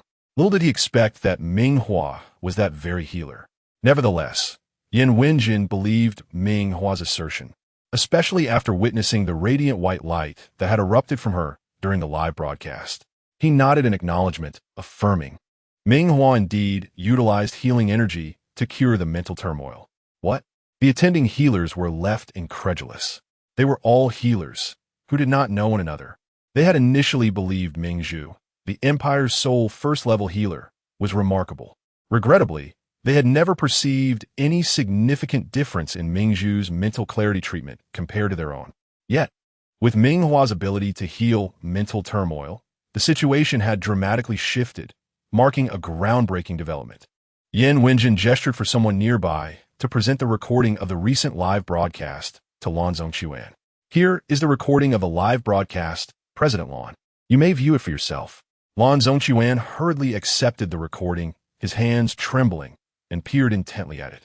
As the president of the Healers Guild, he understood better than anyone the monumental and significant implications of a healer capable of curing mental turmoil. The soldiers along the border no longer need to fear death from a mental riot triggered by slaying alien beasts. Once confirmed, she will become a treasured gem of the Empire, holding the utmost priority. Her safety surpasses all else, and everything else must take a back seat in her presence. Lan Zhongquan watched the recording with intense focus, missing not a single detail. From the initial covert live stream of Ming Hua to the sudden appearance of the mob that held nobles hostage, threatening to take them all to their demise, and then to the moment they noticed Ming Hua approaching, followed by the sudden eruption of a white halo around her. The instant he beheld that white halo, Lan Zhongquan's pupils constricted sharply, and he erupted in ecstatic shouts. It is a healing technique, a healing technique. I did not misjudge. It is indeed a healing technique. I have never witnessed such a pure and potent manifestation of healing power. This is at least level A, no, perhaps even level S, possibly a level S healer. Lan Zhongxuan was taken aback by his own conjecture, yet instead of fear, he felt an unprecedented surge of exhilaration. The level S healers accompanying him also completed the recording with incredulous gazes fixed on Ming Hua. How could a person's fate undergo such a dramatic reversal in the span of mere moments? Just a few hours prior, she was regarded as a worthless outcast, severed from the Ming family and cast out. In this instant, she had astonishingly transformed into the first healer in history capable of curing mental riots. Her talent even surpassed that of the legendary level S healer, Ming Zhu. At that moment, Lan Zhongxuan could no longer contain himself. He was desperate to ascertain the true level of Ming Hua's talent. He anxiously turned to Yan Wenjin and the others. Without their consent, he could not take Ming Hua away. Yan Wenjin and his companions glanced at Ming Hua, who nodded in agreement. My original intention was to visit the Healers Guild for a power assessment. I did not anticipate such a significant event unfolding along the way. I am sure the Star Network is already in an uproar. Once the assessment concludes, I would appreciate it if President Lan could help disseminate the news on the Star Network. Speculation on the Star Network is abundant. Nothing is more convincing than an official statement from the Healers Guild. Upon hearing this, Lan Zhongxuan nodded fervently, promptly assuring her, "Rest assured, as soon as the results are available, I will make the announcement." As long as Ming Hua is indeed a genuine healer with the ability to cure mental riots, everything she says will be regarded as truth. Not only will I post one message, but I could do so daily, if necessary. After stating this, Lan Zhongxuan could barely wait a second longer, eagerly wanting to escort Ming Hua to the Healers Guild. There, the most advanced technology would facilitate the assessment of her healing powers, leaving no room for doubt. The group headed straight for the Healers Guild. Meanwhile, the truth was laid bare. My healing powers astonished the galaxy, and the post surged to the top of the Star Network's trending list. What is this? Is the poster engaging in abstraction? Haha, level S healing powers? The poster must have elevated their pillow height in dreams. With hundreds of billions in the cosmic realm, not everyone witnessed Ming Hua's live stream of healing the mob. Thus, upon encountering such a post, many entered with a playful spirit, eager to engage in banter regardless of its content. After commenting, they began to leisurely inspect what kind of story the poster had crafted. A riot erupted in Core District 1, a place notorious for its healing prowess. Some, in a state of mental upheaval, sought to drag nobles down with them, demonstrating a fierce spirit. The unfortunate Ming Hua, present at the scene, stepped forward, surrounded by a pure white healing aura, forcefully suppressing the mental riot. Ming Hua, the onlookers, engrossed in their gossip, paused. The name Ming Hua had become synonymous with notoriety over the past 2 days. Her connection to the 7 prodigies had sparked rampant speculation. Not to mention her classical Tang dynasty dance, which enchanted many and reignited their passion for ancient dance. Related videos had amassed over 1 billion likes and continued to climb. Upon seeing the familiar name, those who had initially laughed, thinking the poster was jesting, grew serious and opened the video uploaded by the poster, beginning to watch intently. 10 minutes passed in silence before someone slowly commented below, "Is this real? Level S healing powers? That's utterly terrifying. She cured a mental riot just like that? If I hadn't seen it on video, I wouldn't believe it even if you killed me." The assessment has been completed. The video shows no signs of editing. Could be staged? I still find it hard to believe. Didn't it say that Ming Hua had no healing powers since childhood? When the details of her entanglement with those individuals emerged, I was amazed at her boldness. Originally, she was just an ordinary person with no healing abilities. It was already impressive for her to attract someone, yet she juggled 7 relationships, only to come crashing down without gaining anything. Why not think outside the box? Is there a possibility that they knew Ming Hua had healing powers all along, which is why they entangled with her? Otherwise, no man would accept a woman juggling 7 relationships, right? Unless he is love-struck. Which of them do you think is love-struck? Oh my, it seems a new truth is surfacing. I heard the Healers Guild has already sent someone. Let us wait for their official statement. Because of this post, Ming Hua's visit to the Healers Guild for a power assessment garnered widespread attention. If she truly is a level S healer, it would inevitably incite envy from countless onlookers. If proven false, she would face the consequences of ridicule across the internet. Ming Zhu and Ming Chong lurked within the threads, closely monitoring the final outcome, harboring dark hopes that the post would be debunked. Ming Hua, she could only be a worthless outcast, discarded by the Ming family. At this moment, Ming Hua stood within the large machine designed for assessing healing powers, a deep azure light scanning her from above, producing a soft, buzzing sound.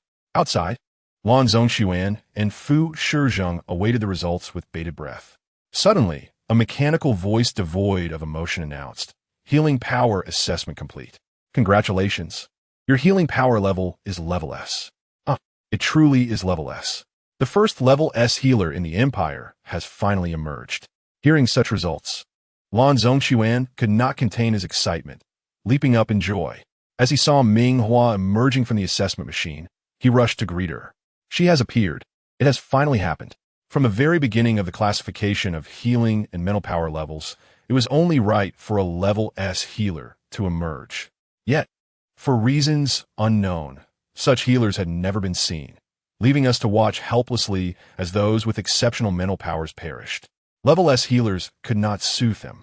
Extraordinary talent for them meant either death or a life of mediocrity without the use of mental powers.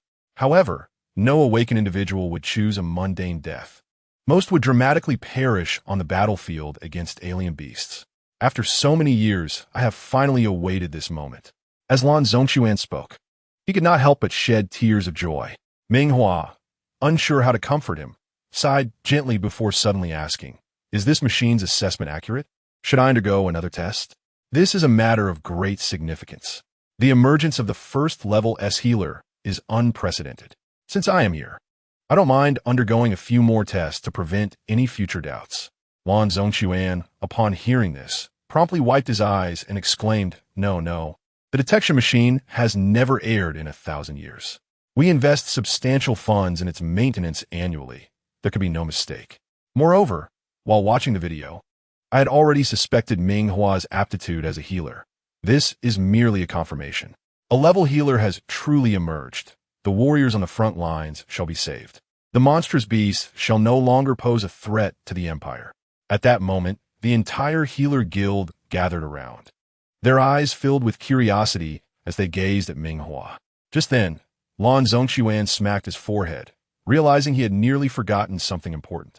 With a cheerful demeanor, he suggested, "Such joyous news should be shared on the Star Network using the guild's account, so everyone can celebrate together." He did not forget that Ming Hua was a central figure of discussion, surrounded by both praise and criticism.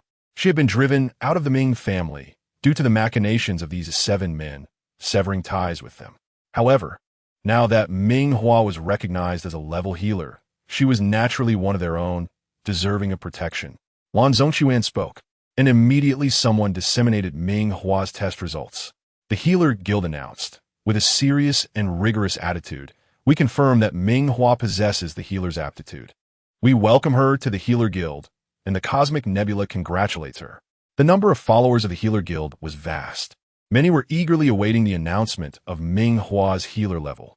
Was it mere appearance, or did she possess extraordinary talent? All awaited the guild's confirmation. Once released, comments flooded in. "Oh my heavens, she is indeed a level healer, the first in the history of the Empire. This day will be recorded in history. The long-awaited healer has finally emerged. Congratulations to Ming Hua for joining the Healer Guild. The Cosmic Nebula celebrates your achievement. My goodness, what an exhilarating sensation. Ming Hua is actually a level healer. How did the Ming family fail to detect this? They mistakenly assessed her healing ability as 0 and cast her away to a garbage planet. The Ming family deserves to collapse. No, this cannot be. Ming Hua cannot possibly be a level healer." Ming Chong, upon seeing the test results, felt darkness cloud his vision and nearly collapsed. He turned and slapped Ming Zhu across the face. "It's all your fault. If not for your sowing of discord, I would not have severed ties with her." Ming Zhu, in a frenzy, vehemently denied the truth, insisting on a competition of healing prowess. "No, this cannot be true. How could she possibly possess level healing ability? It must be a fabrication. If it were true, what would that make of the disdain I have shown her these days?" She had always believed that even if Fu Shizheng and the others favored Ming Hua, it was merely due to her beauty. There was no possibility of marriage, just a fleeting dalliance. She had ample time to wait until they grew weary of Ming Hua, at which point she would have her revenge. Now, being told that Ming Hua possessed level healing ability was inconceivable, absolutely impossible. It must be a lie. Ming Zhu's face was a mask of resentment, and suddenly, she grasped Ming Chang's pant leg in a fit of desperation. The healing ability test cannot possibly be wrong. Ming Hua was tested at birth and found to have no healing power. How could she suddenly possess level healing ability after living on a garbage planet for over a decade? If it were that simple, everyone would move to a garbage planet. Ming Zhu failed to notice the change in Ming Chang's expression as she insisted that the healing ability test could not be flawed. The more she thought about it, the more convinced she became of her suspicion. How could it be mere coincidence that her healing ability was exposed just as it was broadcast live for everyone to see? The more counterfeit the claim, the more it needed validation from others.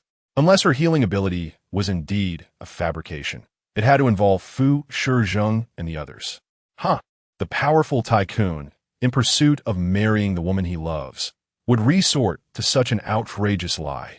One must admit, Ming Zhu's hypothesis was absurd, yet it bore a thread of plausibility.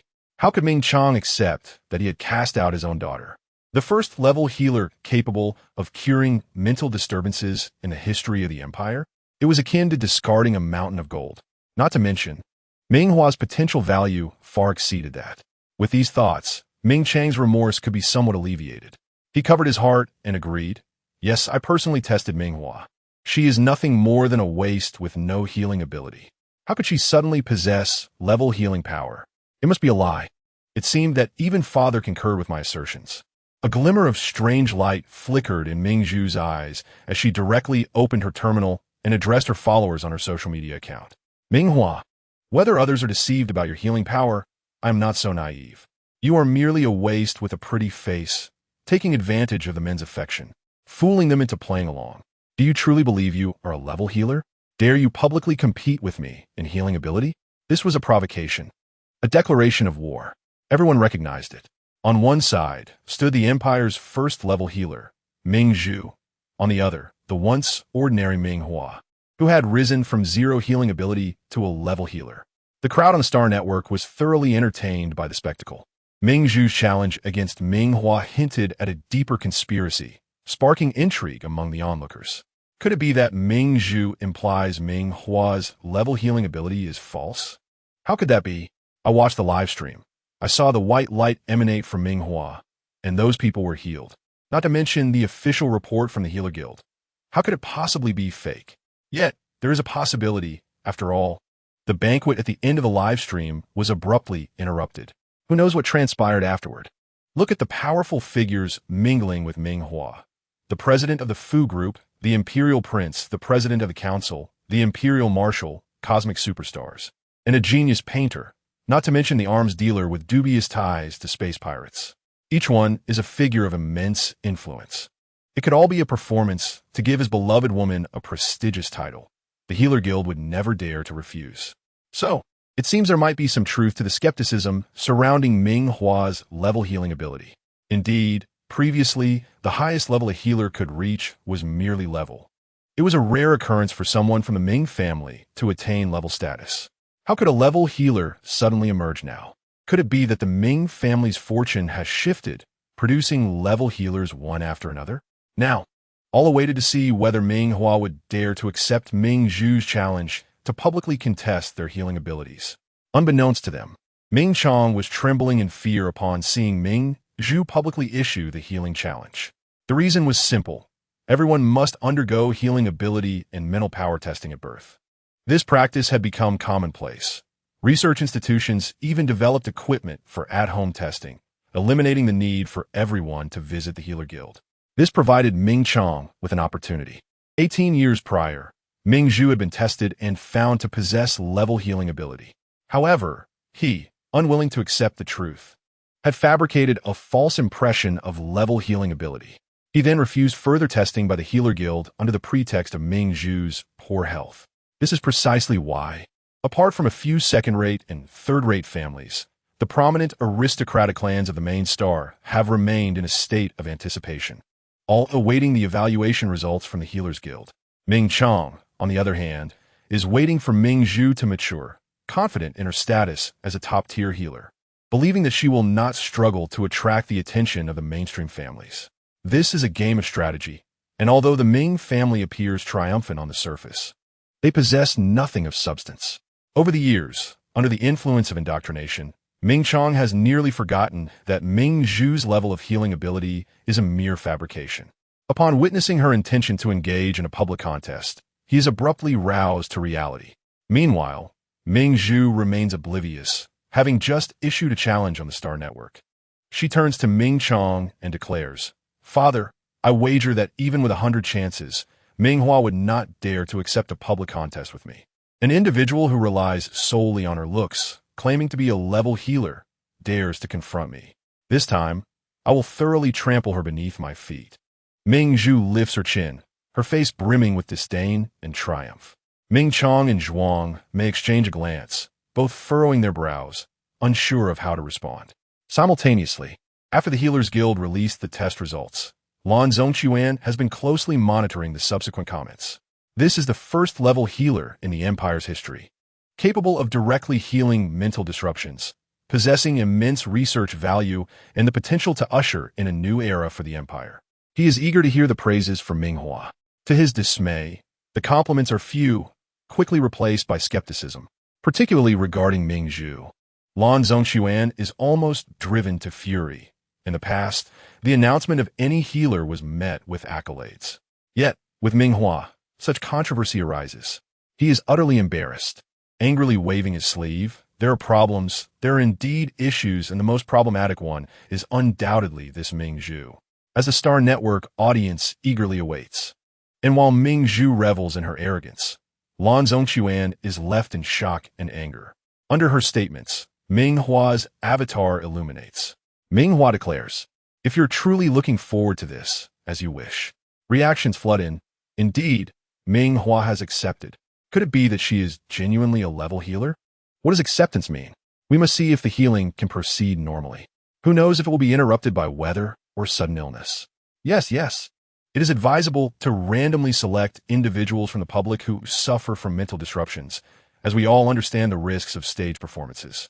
The criminals sentenced to 100 years of interstellar development at the border exclaim, "You are the one acting." This farce involves two healers of notable stature, the level healer Ming Zhu and the suspected level healer Ming Hua, flanked by 7 elite prodigies. Speculations on who will prevail multiply into the billions, with countless betting pools emerging. Many first-rate families from the main star, having heard of Ming Hua's level healing ability, have decided to bide their time, awaiting the final results. The discussion grows so intense that it even attracts the attention of the royal family, who command the Healers Guild to ensure responsibility in this matter. To avoid prolonged uncertainty, upon receiving news, Lan Zhongquan promptly schedules the healing competition for the following morning. If she wishes to compete, let her do so to her heart's content. At that time, whoever falters will face embarrassment. He instructs his assistant to notify the Empire's foremost news network and the military, assigning the former to handle the live broadcast while the latter ensures on-site security. Convinced that there will be no room for criticism, the assistant nods and inquires, "How do we select individuals experiencing mental disruptions?" Many suggest random selection from the populace. That is out of the question. Lan Zhongquan dismisses without hesitation. Time is of the essence, and furthermore, the degree of mental disruption requires assessment. Contact the Empire's top hospital and inquire if any patients are willing to participate in this public case study. Determine a level, and those who consent will be gathered for the event tomorrow, allowing Ming Zhu and Ming Hua to draw lots for healing. Such arrangements can be deemed fair and transparent. The following morning, amidst the excited anticipation of the crowd, the host of the foremost news network delivers a brief introduction, after which Ming Zhu and Ming Hua appear from opposite directions before the audience. They are coming out. The healing competition is truly about to begin. Oh my! Ever since Ming Hua accepted yesterday, I have felt an unsettling premonition that something unexpected will occur, halting the contest. Indeed, since Ming Hua has accepted. If any unforeseen circumstances arise, it cannot be said that she lacks the courage to participate or face scrutiny. The wisest move would have been for her to arrange for Yuan Wenjin and the others to be unavailable after accepting yesterday. What if she cannot heal today? That would be a tremendous embarrassment. Since she shamelessly accepted the identity of a healer, she must face the consequences. It's so noisy. Can we not quietly watch the live broadcast? The truth of whether she is a healer will soon be revealed. On the performance stage, the camera focuses on Ming Zhu and Ming Hua engaging in a pre-competition handshake. Friendship comes first, competition second. Observant viewers begin to chuckle. In a corner not visible to the live stream, Ming Zhu leans closer to Ming Hua, her tone dripping with arrogance. I shall see how. In front of so many witnesses, Fu Shizheng assists you. Prepare to be expelled from the main star, you worthless fool. Upon hearing this, Ming Hua's beautiful peach-colored eyes momentarily turn piercingly sharp. She slightly tilts her head, but says nothing. There is no need to converse with someone destined for defeat. Ming Zhu would be better off worrying about herself, judging by her demeanor. It seems Ming Chong has yet to clarify the truth with her. It is truly a case of believing one's own lies after too long. As the audience watches in eager anticipation, the drawing of lots begins.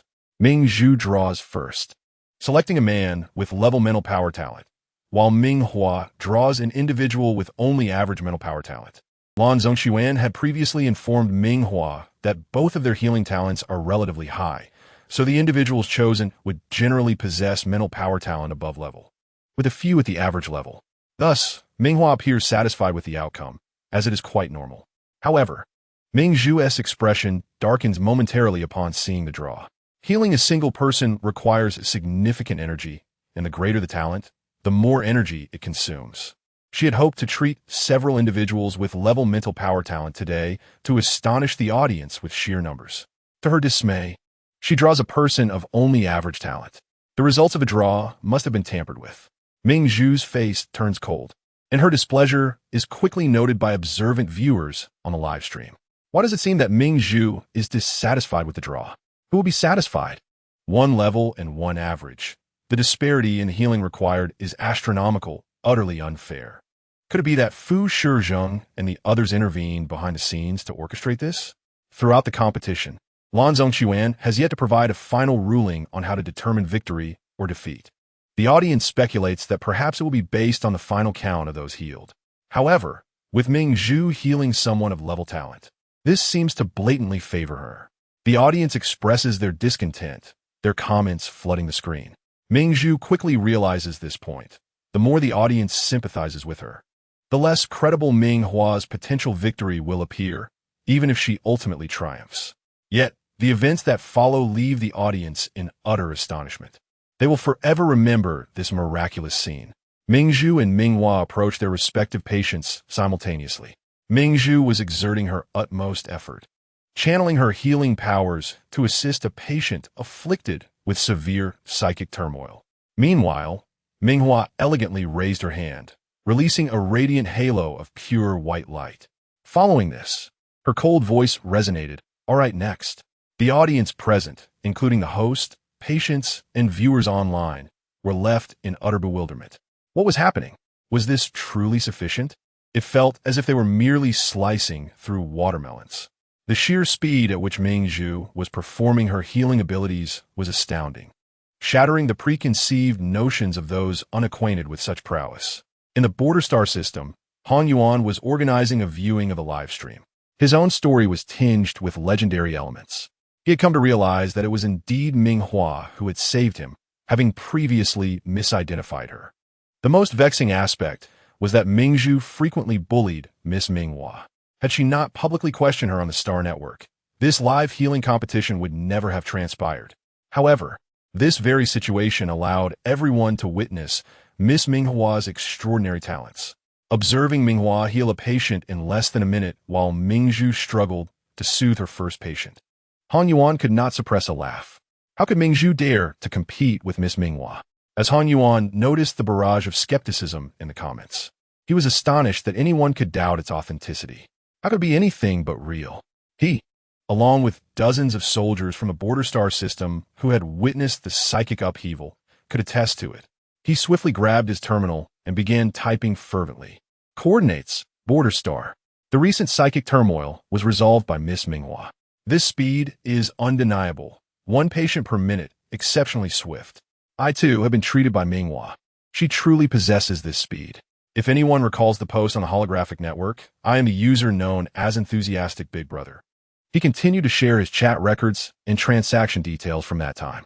Soon, numerous individuals who had been treated by the artist began to step forward to corroborate Ming Hua's remarkable speed.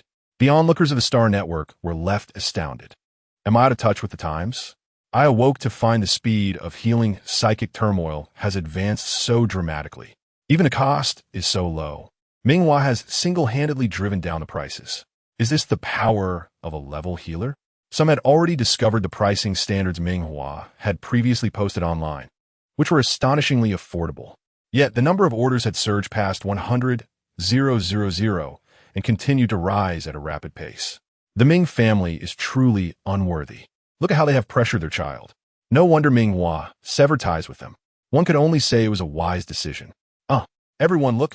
What is Ming Hua about to do? At this moment, Ming Hua had approached Lan Zhongquan and whispered something to him.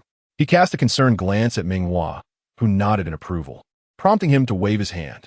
The patients, initially anxious about their chances of being selected, suddenly formed a line, approaching Ming Hua one by one as she effortlessly cast her healing spells. Han Yuan felt an uncanny sense of familiarity. The viewers were left agape. This is unlike anything I have ever witnessed before. Indeed, had it not been for the clear public cases, including one I recognized, I would have thought this was a fabrication. My goodness, am I the only one envious of their good fortune? Previously, I had to pay exorbitant fees and seek healers everywhere just to receive his psychic treatment. Now, Ming Hua merely raises her hand to soothe them. I'm truly envious. At that moment, Mingzhu had finally managed to calm her first-level patient, her complexion pale from the effort. However, Ming Hua had already treated 5, then 10-level patients. No one could now claim that Fu Shizheng and others were manipulating the selection of level patients behind the scenes. On the contrary, sympathy for Mingzhu's patients began to swell. A mere comparison between the patients treated by Mingzhu and those treated by Ming Hua revealed an astronomical difference. Ming Hua's patients appeared vibrant and invigorated, while Mingzhu's patients still bore the discomfort of their psychic turmoil, only slightly alleviated. Seeing that Mingzhu had treated 1 patient, Lan Zhongquan pointed to another level patient for her to continue. The selected patient glanced at Ming Hua, then at Mingzhu, before reluctantly approaching. The viewers erupted in laughter. Ha ha ha, he even got to choose. Indeed, it was always the healers choosing us. Now the tables have turned. Mingzhu's face flushed with anger. She had never anticipated that Ming Hua would genuinely possess level healing abilities. Her earlier provocation had turned into a farce, becoming Ming Hua's stage of triumph. However, as a level healer, she could not simply walk away. She gritted her teeth, determined to continue her work, though her expression grew increasingly grim. As time passed, viewers began to sense something amiss. Something feels off. Is Mingzhu's ability a bit peculiar? Has anyone finally noticed? I thought so too. What seems wrong? Did she fail to heal that level patient? No, it's her healing power. It does not resemble that of a true level healer. Although we have not witnessed other level healers in action, I have seen many. Mingzhu's demeanor is indistinguishable from that of a level healer. I am a level healer. Mingzhu's current state is almost identical to what I experience after exhausting my abilities. She is definitely not a level healer. Wasn't it rumored that Mingzhu had not undergone any assessment by the Healers Guild? Oh, so Mingzhu is the one who is unworthy of her position? How intriguing. The viewers were abuzz with speculation, and the atmosphere was charged. This competition was organized by the Healers Guild, and many healers were present, quickly recognizing Mingzhu's situation. Someone stood beside Lan Zhongquan and inquired, President, what about Mingzhu's healing ability? Lan Zhongquan cast a cold glance, indicating that there was nothing more to understand. It was time for her to pause and undergo a healing power assessment. The tension escalated as 2 members of the guard stepped forward to escort Mingzhu for evaluation. Ming Chang, seated below, felt his heart race, cold sweat trickling down his forehead. It was over. This time, it was truly over. As long as Ming Hua retained her status as a level healer, the Ming family still had a chance to rise. If exposed, the benefits that the Ming family has enjoyed over the years would likely be entirely relinquished. Ming Chong, with a resolute heart, rose abruptly and bellowed at Ming Hua. Ming Hua, run! Run now! As he spoke, he charged towards the members of the guard squad, striving to buy Ming Hua precious time. When has the vast cosmos ever witnessed such a spectacle? Initially, there were mere suspicions, but given the circumstances now unfolding, it seemed that the conjectures were indeed true. Heavens, the Ming family actually dared to commit such an act. Indeed, with audacity, nothing is impossible. A level healer masquerading as a level healer. May I inquire, has Ming Hua been oblivious all these years? Exactly after all this time? There must have been instances of her utilizing healing powers. Has she never doubted herself? At Ming Chang's shout, Ming Hua finally became aware of the situation. As she lifted her skirt, intending to flee, she was promptly obstructed by the reinforcements from the guard squad. Miss Ming, please wait. President Lan requests your presence. The guard members' expressions were cold and unyielding. Ming Hua's face darkened instantly. Get away from me. Who do you think you are? I'm a level healer. By what right do you stop me? Offending me will bring you dire consequences. The guard members remained rigid in their positions, merely tasked with preventing Ming Hua's escape. The poor Ming Hua, a healer incapable of combat, found herself genuinely trapped with no avenue for escape. To make matters worse, Lan Zhongquan soon approached with a detection device in hand. Upon seeing the familiar healing power detection machine, Ming Hua's pupils constricted sharply, and she instinctively recoiled, covering her ears and screaming, No, I don't want to test. I am a level healer. I'm a level healer. I refuse. Yet, the reality could not be denied. Lan Zhongquan, expressionless, stood before Ming Hua with the detection device, which emitted a soft beep as it scanned. In an instant, a mechanical voice announced, Healing power detection complete. Congratulations, your healing power level is level F. The revelation struck like a boulder cast into a lake, creating tumultuous waves.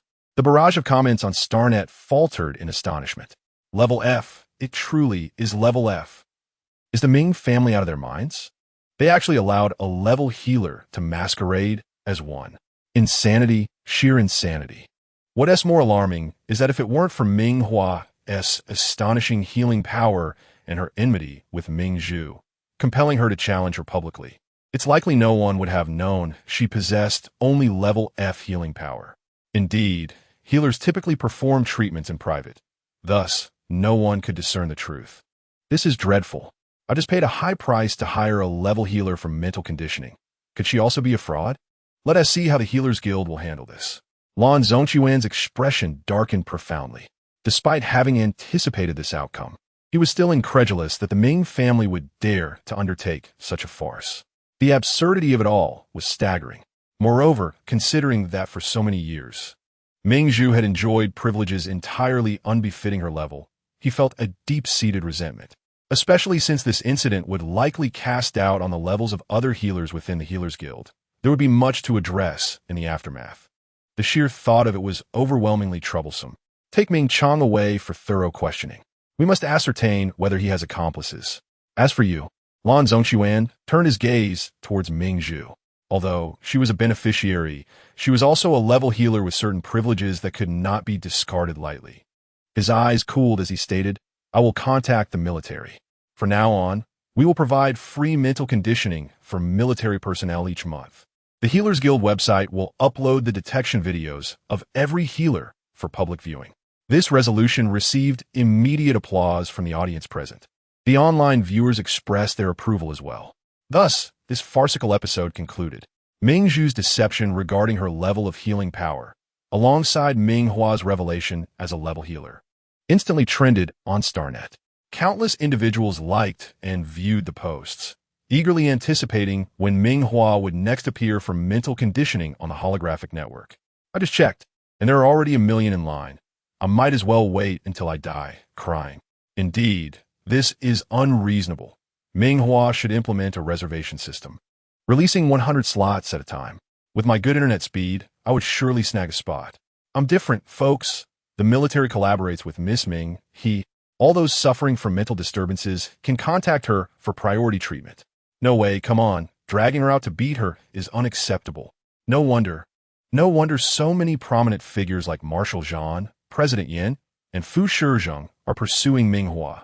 We were foolish to think they were merely attracted to her looks. Let us not forget, these individuals are all cunning foxes. They cannot possibly be so superficial. Alas, they are utterly inept. They couldn't even win Ming Hua over, and now that her level of healing power is exposed, the elite families on the main star will likely swarm to her side, including many handsome men rivaling Chu Xingze. Just to insert a comment, I am incredibly fortunate to reside in the same neighborhood as Ming Hua. The property prices are skyrocketing. The place is filled with affluent families. Many handsome men have moved in today, all familiar faces from StarNet, creating opportunities for serendipitous encounters with Ming Hua. Goodness, these individuals are truly relentless. Could you possibly share an address? Ahem, I too wish to put in some effort. As discussions erupted across StarNet, Ming Hua was whisked away by a military vehicle immediately after the competition concluded. At that moment, she was steadfast in proving her capability as a level healer. Particularly, the speed at which she executed her healing, one after another, was truly envy-inducing. The military took swift action, transporting her away and commencing negotiations within the vehicle. The military requires talents like you, Miss Ming. Join us, and we promise to provide you with the best resources and treatment. Whatever you desire, we shall grant you. Ahem, do you fancy handsome men? Rest assured, we will make arrangements for you. Shaolin, hurry in and let Miss Ming have a look. The man referred to as Shaolin entered the vehicle, standing at an impressive height of 1.90 meters, with thick eyebrows and bright eyes, double eyelids, fair skin, and two charming dimples that appeared when he smiled. Upon seeing Ming Hua, he immediately felt bashful, lowering his head and nervously wiping his hands on his pants. In this moment, Ming Hua found his somewhat innocent demeanor amusing. However, the leader, Zhao Jingguang, who was negotiating with Ming Hua, was far from pleased. Such demeanor was hardly suitable for enticing a level healer to join the military. Clearing his throat with authority, he instructed, Shaolin, demonstrate your abilities to Miss Ming as we discussed earlier. Shaolin's face reddened instantly. His skin was exceptionally fair, rivaling that of Chu Xingze. Yet he did not falter in his actions. He promptly tore open his black uniform's jacket, revealing skin as pale as white chocolate, smooth and delectable. His physique was impressive, with clearly defined pectoral and abdominal muscles. Ming Hua's keen eyes even caught sight of a certain pink hue, causing her to shyly avert her gaze. Shaolin, equally embarrassed, lowered his head, his half-profile blushing a deep red, his complexion resembling a tender peach in spring. One could only wonder what it would feel like to take a bite. Zhao Jingguang, observing this scene, felt a surge of optimism. With such an enticing display, it seemed they were close to securing Ming Hua's allegiance. He quickly gestured toward the spot where Ming Hua was seated and remarked, Shaolin, why are you sitting so far from Miss Ming? Move a little closer so she can see you properly. Upon hearing this, Shaolin's face flushed even deeper. He raised his head. His eyes filled with shyness as he exchanged a glance with Ming Hua, then gradually shifted to sit beside her. The intoxicating scent of a man's warmth wafted through the air.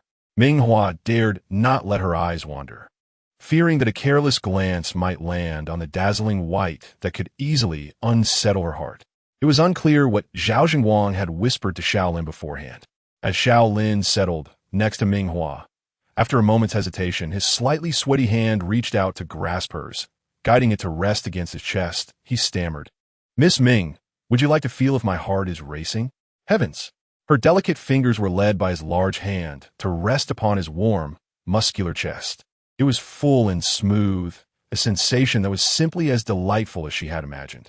With immense self-control, Ming Hua managed to refrain from making any contact, merely allowing her hand to hover above.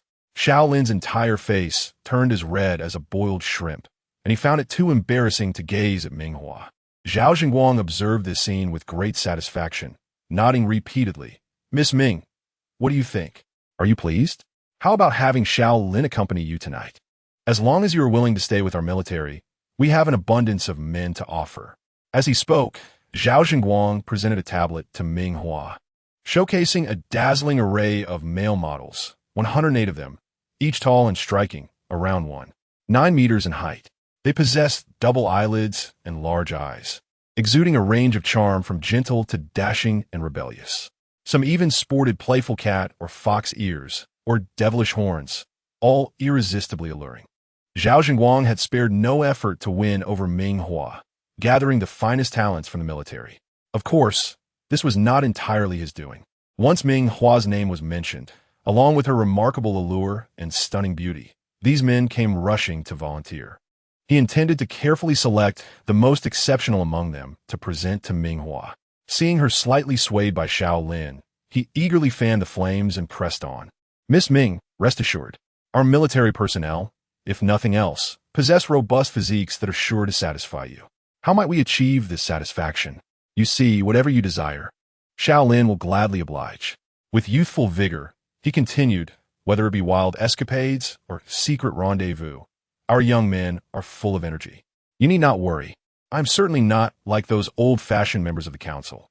I will not meddle in your, freedoms.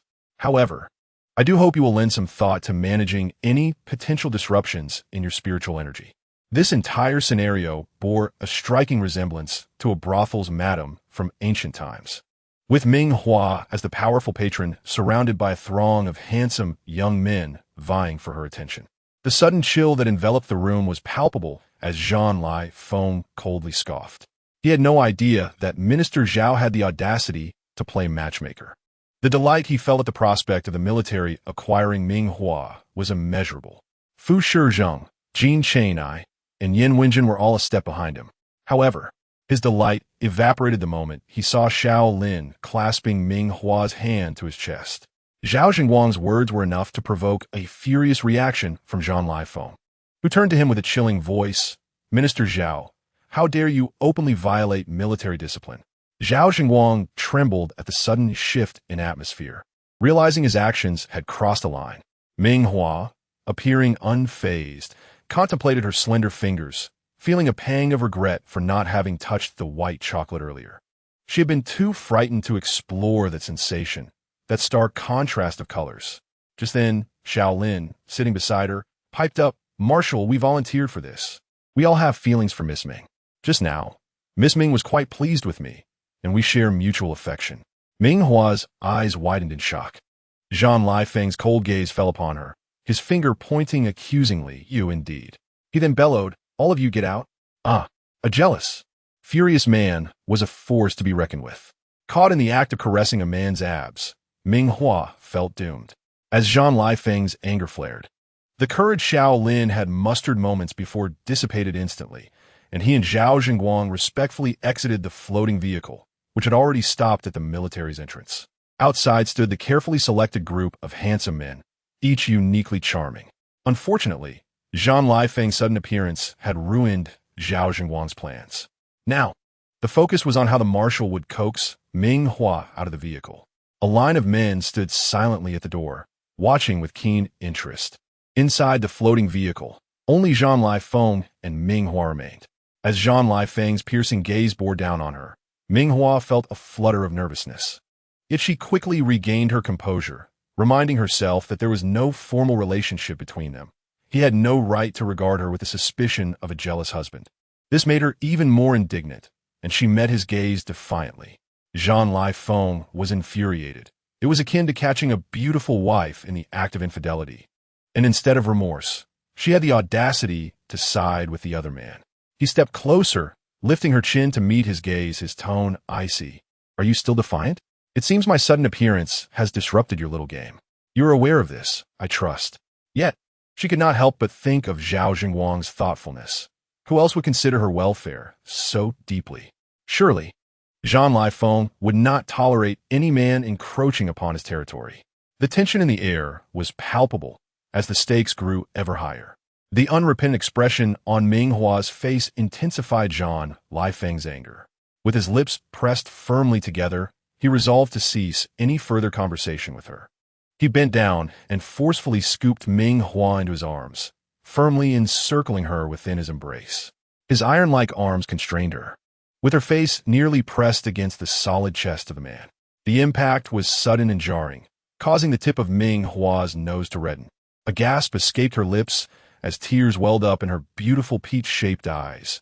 In her anger, she instinctively raised her hand to strike Jean Lifeng, that detestable man. In the next moment, however, her delicate hand was captured by Jean Lifeng's larger one. Due to his frequent battles, Jean Lifeng's hands were rough, calloused, and adorned with prominent veins. The stark contrast between his bronze skin and Ming Hua's fair, tender hand was striking. In an effortless motion, he seized her wrist, his palm enveloping her hand, guiding it beneath his fitted black military uniform. "You enjoy touching, don't you? Go ahead and touch now. If I catch you with other men again, you can forget about using these hands," he proclaimed. Jean Lifeng's actions took Ming Hua by surprise.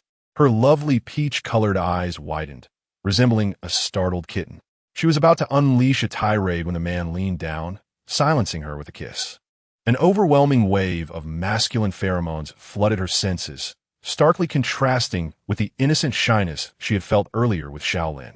Jean Lifeng's fury transformed his aura into one of raw intensity, enveloping Ming Hua completely, leaving no trace of air between them. His lips held hers firmly, his mouth hungrily teasing her plump lower lip as if he were a ravenous wolf savoring its prey. Overwhelmed, Ming Hua could hardly withstand such an onslaught.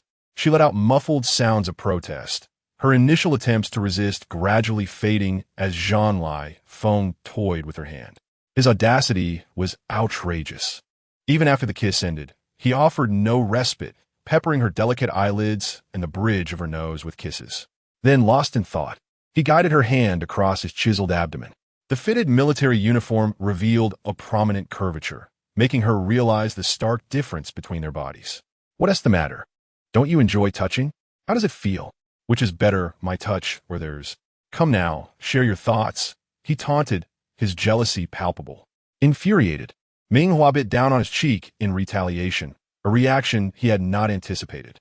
Jean Lifeng, the usually stoic and prideful, iron-blooded marshal of the empire, bore the mark of her bite without flinching. Ming Hua was momentarily taken aback.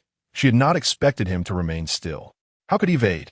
The bold mark, intimate and suggestive, would be easily recognizable to anyone who laid eyes upon it.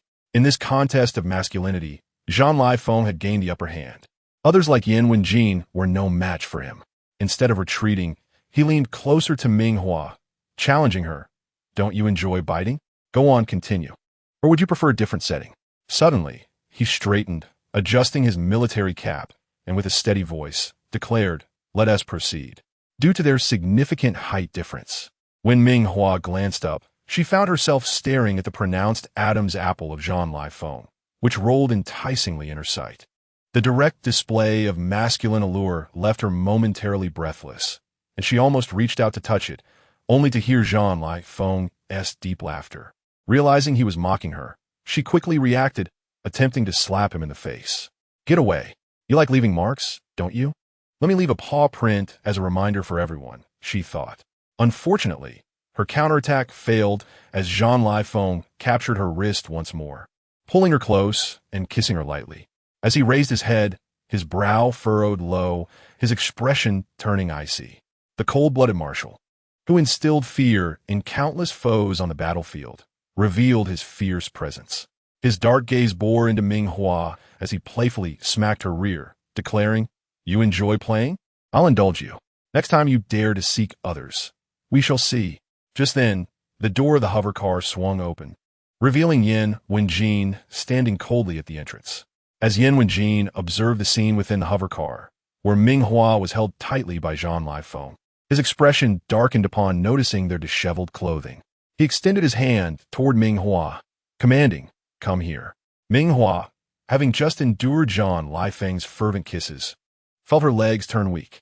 His solid arms held her captive, like a bird in a cage, leaving her with no escape. Seeing Yan Wenjin's arrival, she instinctively attempted to flee, regretting her initial decision to board the hover car with Zhao Jingguang. Just as she attempted to rise, Jean Lifeng effortlessly lifted her again. Yan Wenjin's smile vanished, replaced by a cold glare directed at Jean Lifeng. "What does this mean, Marshal Jean?" Jean Lifeng merely lowered his head to smooth Ming Hua's tousled hair, responding nonchalantly. It means she belongs to my military now. High and mighty, the scion of the heavens, a top-tier power broker, was not one to engage in reasoning, especially when it came to someone he cherished. Acknowledging his disadvantage against Fu Shizheng, Jin Chenai, and Jun Yiqing, Zhang Lai Feng felt a sense of urgency. Yet, he was undeterred. Feelings were not bound by logic. Such forceful pursuits were not out of the question. At this moment, he recognized Zhao Jingguang's preemptive move to claim Ming Hua was indeed astute.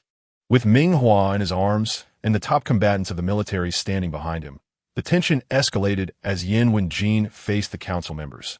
Along with Fu Shizheng, Jun Yiqing, Jin Chenai, Yin Xiao, and Chu Xingze, each bringing their own loyal followers.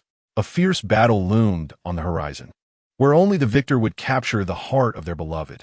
The atmosphere grew increasingly tense and frigid as the oppressive pressure of impending conflict surged. At that moment, a hovercar belonging to the Imperial National Research Institute entered the military compound. As soon as it came to a halt, an elderly man with white hair rushed out. Hey, what is going on here? You must be Ming Hua, the first-level healer. Greetings, I am Tan Xinji, the director of the Imperial Research Institute. I have an urgent request for your assistance. Tan Xinji rubbed his hands together, appearing somewhat embarrassed. The Research Institute had been exploring alternatives to the healing powers of healers for years, given their scarcity amidst a rising tide of individuals suffering from mental turmoil. However, despite years of research, breakthroughs had eluded them, until they witnessed Ming Hua's remarkable abilities during the recent competition. In an instant, his eyes sparkled with hope. Perhaps the issue lay not with the healers, but with the approach taken in their studies. If it were Ming Hua, perhaps this research would soon achieve a breakthrough. Tan Xinji, feeling somewhat bashful, cast a glance at Ming Hua. This research had been in existence for quite some time, yet there had been few collaborations from healers. Firstly, the esteemed status of healers made them reluctant to participate, and secondly, the research was aimed at alternatives to their abilities. It was utterly preposterous to expect their cooperation. Yet, every year, the Empire suffered countless fatalities due to mental power surges exceeding critical thresholds, even if there were but a 1 in 10,000 chance. Tan Xinji would not relent. He solemnly assured, "Rest assured, Miss Ming. Scientific research requires time. No potion can truly replace healing abilities. Our study aims only to assist more ordinary people, and it will not adversely affect you." Moreover, he had observed the remarkably low fees for her services on the holographic network, suggesting that she aspired to effect change through her own efforts. "You need not worry. We will only collect some blood samples and bodily data from you. There will be no negative repercussions, and you retain the right to withdraw at any moment." With her exceptional healing abilities, no family on the main star would dare to offend her, especially given the illustrious figures standing behind her. Striving to dismiss the scrutinizing gazes from Zhang Lai Feng and his companions, she sighed, preparing to leave when a melodious female voice resonated. "All right, I consent. With great power comes great responsibility." The heavens endowed her with extraordinary healing abilities, and if she did nothing, she could not find peace. It pained her to witness innocent lives suffering in agony. If she could help, she would. Unbeknownst to her, the moment she voiced her agreement, both Tan Xinji and Fu Shizheng, along with the others, were moved in their own ways. Their affection for her transcended mere admiration for her beauty and exceptional talent. They cherished her kindness, which shone brighter than diamonds or gold. Moreover, aside from Zhang Laifeng's skepticism, the others had already been captivated by her even before her abilities were revealed. At that moment, Ming Hua raised her hand to gently tap Zhang Lai Feng, exclaiming, "Hurry and let me down. I wish to go to the Research Institute." If Yin Wenjin had demanded her, Zhang Lai Feng would never have relented. However, regarding the Research Institute, no one understood better than Zhang Lai Feng how many ordinary soldiers perished each year at the border due to mental power surges. His dark eyes flickered, and the hand that had tightly gripped her waist loosened, allowing her to stand on the ground. Tan Xinji hurriedly approached, grasping Ming Hua's hand to express his gratitude. "Thank you. Thank you so very much. Rest assured, during the research process, nothing unfavorable will occur to you. If you feel even the slightest discomfort, please inform us immediately, and we shall make adjustments." "As if you dare otherwise," Jin Shun, Yi snorted coldly from the side. What are you waiting for? Let us go to the Research Institute. If we delay, I will surely regret it. Yes, yes, to the Research Institute. Prompted by Jin Shun Yi, they hurriedly turned to the hovering vehicle. At that moment, they faced another dilemma. 7 men, 7 hovering vehicles, each unwilling to yield, their gazes fixed intently on Ming Hua. Regardless of whom she chose, it would incite a contest. The fervor with which they pursued her was entirely unmasked. Ming Hua sighed, unable to bear the spectacle, and directly boarded the Research Institute's vehicle, leaving the 7 men exchanging glances. With a cold huff, the vehicle of the Research Institute led the way, followed closely by the other 7 vehicles, all unwilling to concede. Upon entering the Research Institute, staff promptly escorted Ming Hua to the examination room for a physical assessment. Miss Ming, we will draw a small sample of your blood for testing to see if there are any differences compared to other healers.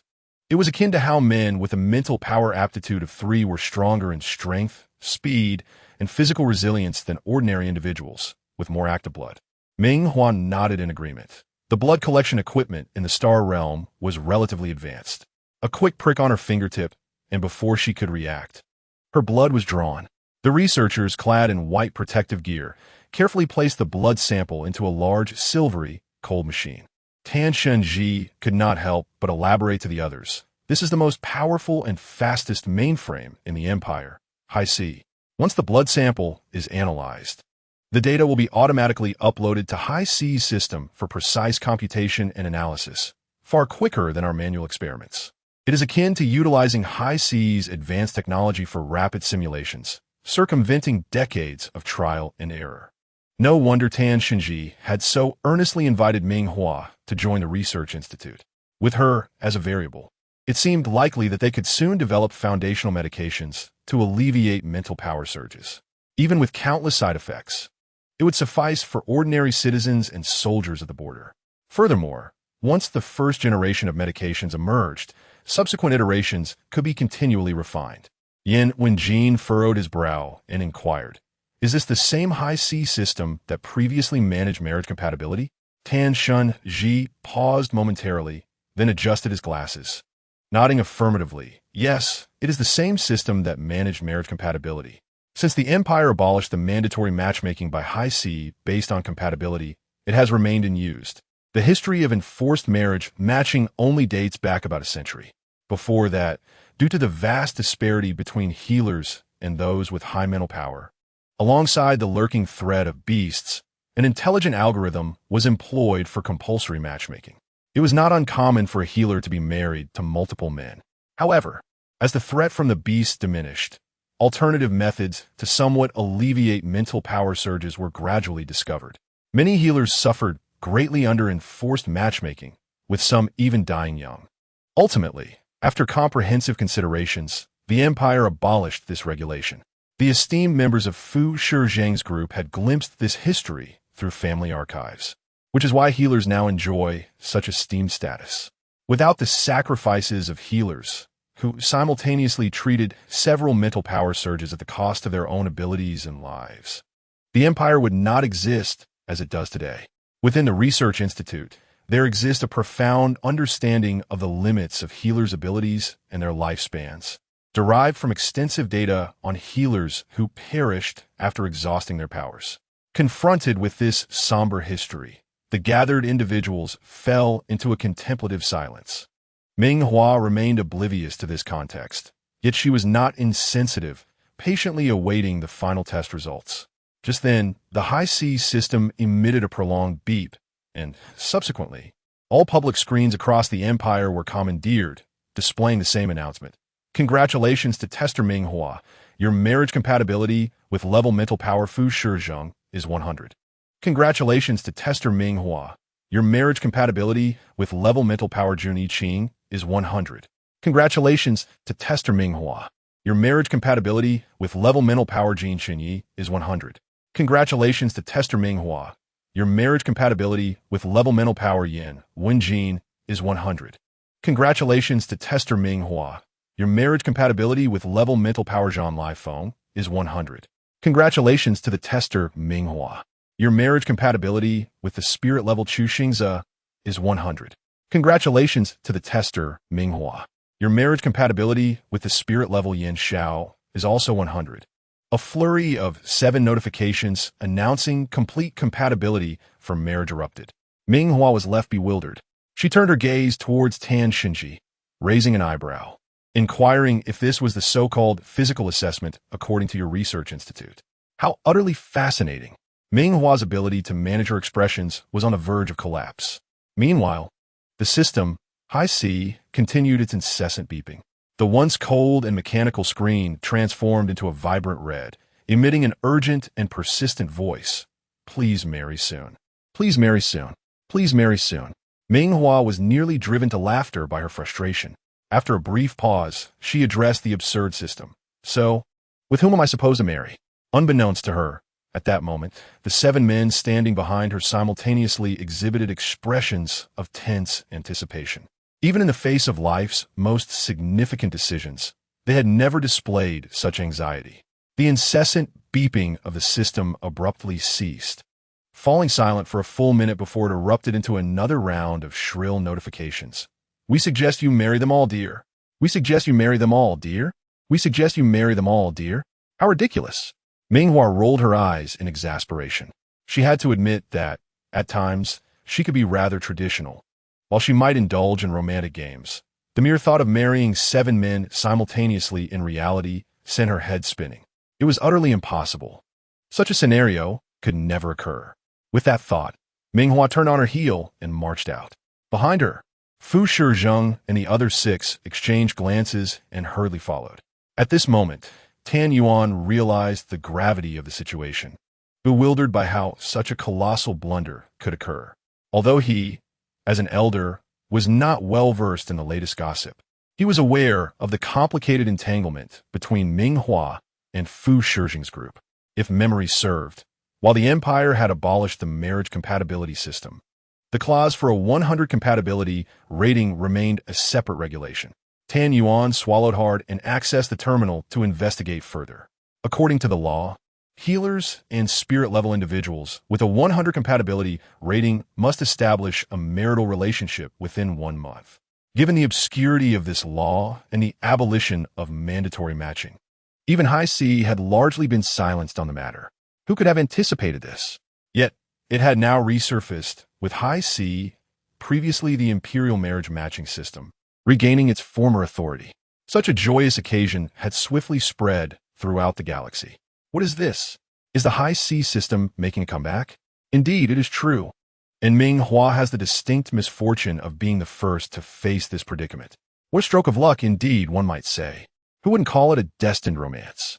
The highest compatibility rating was previously thought to be a mere jest of the Research Institute, with the highest recorded before being only 92.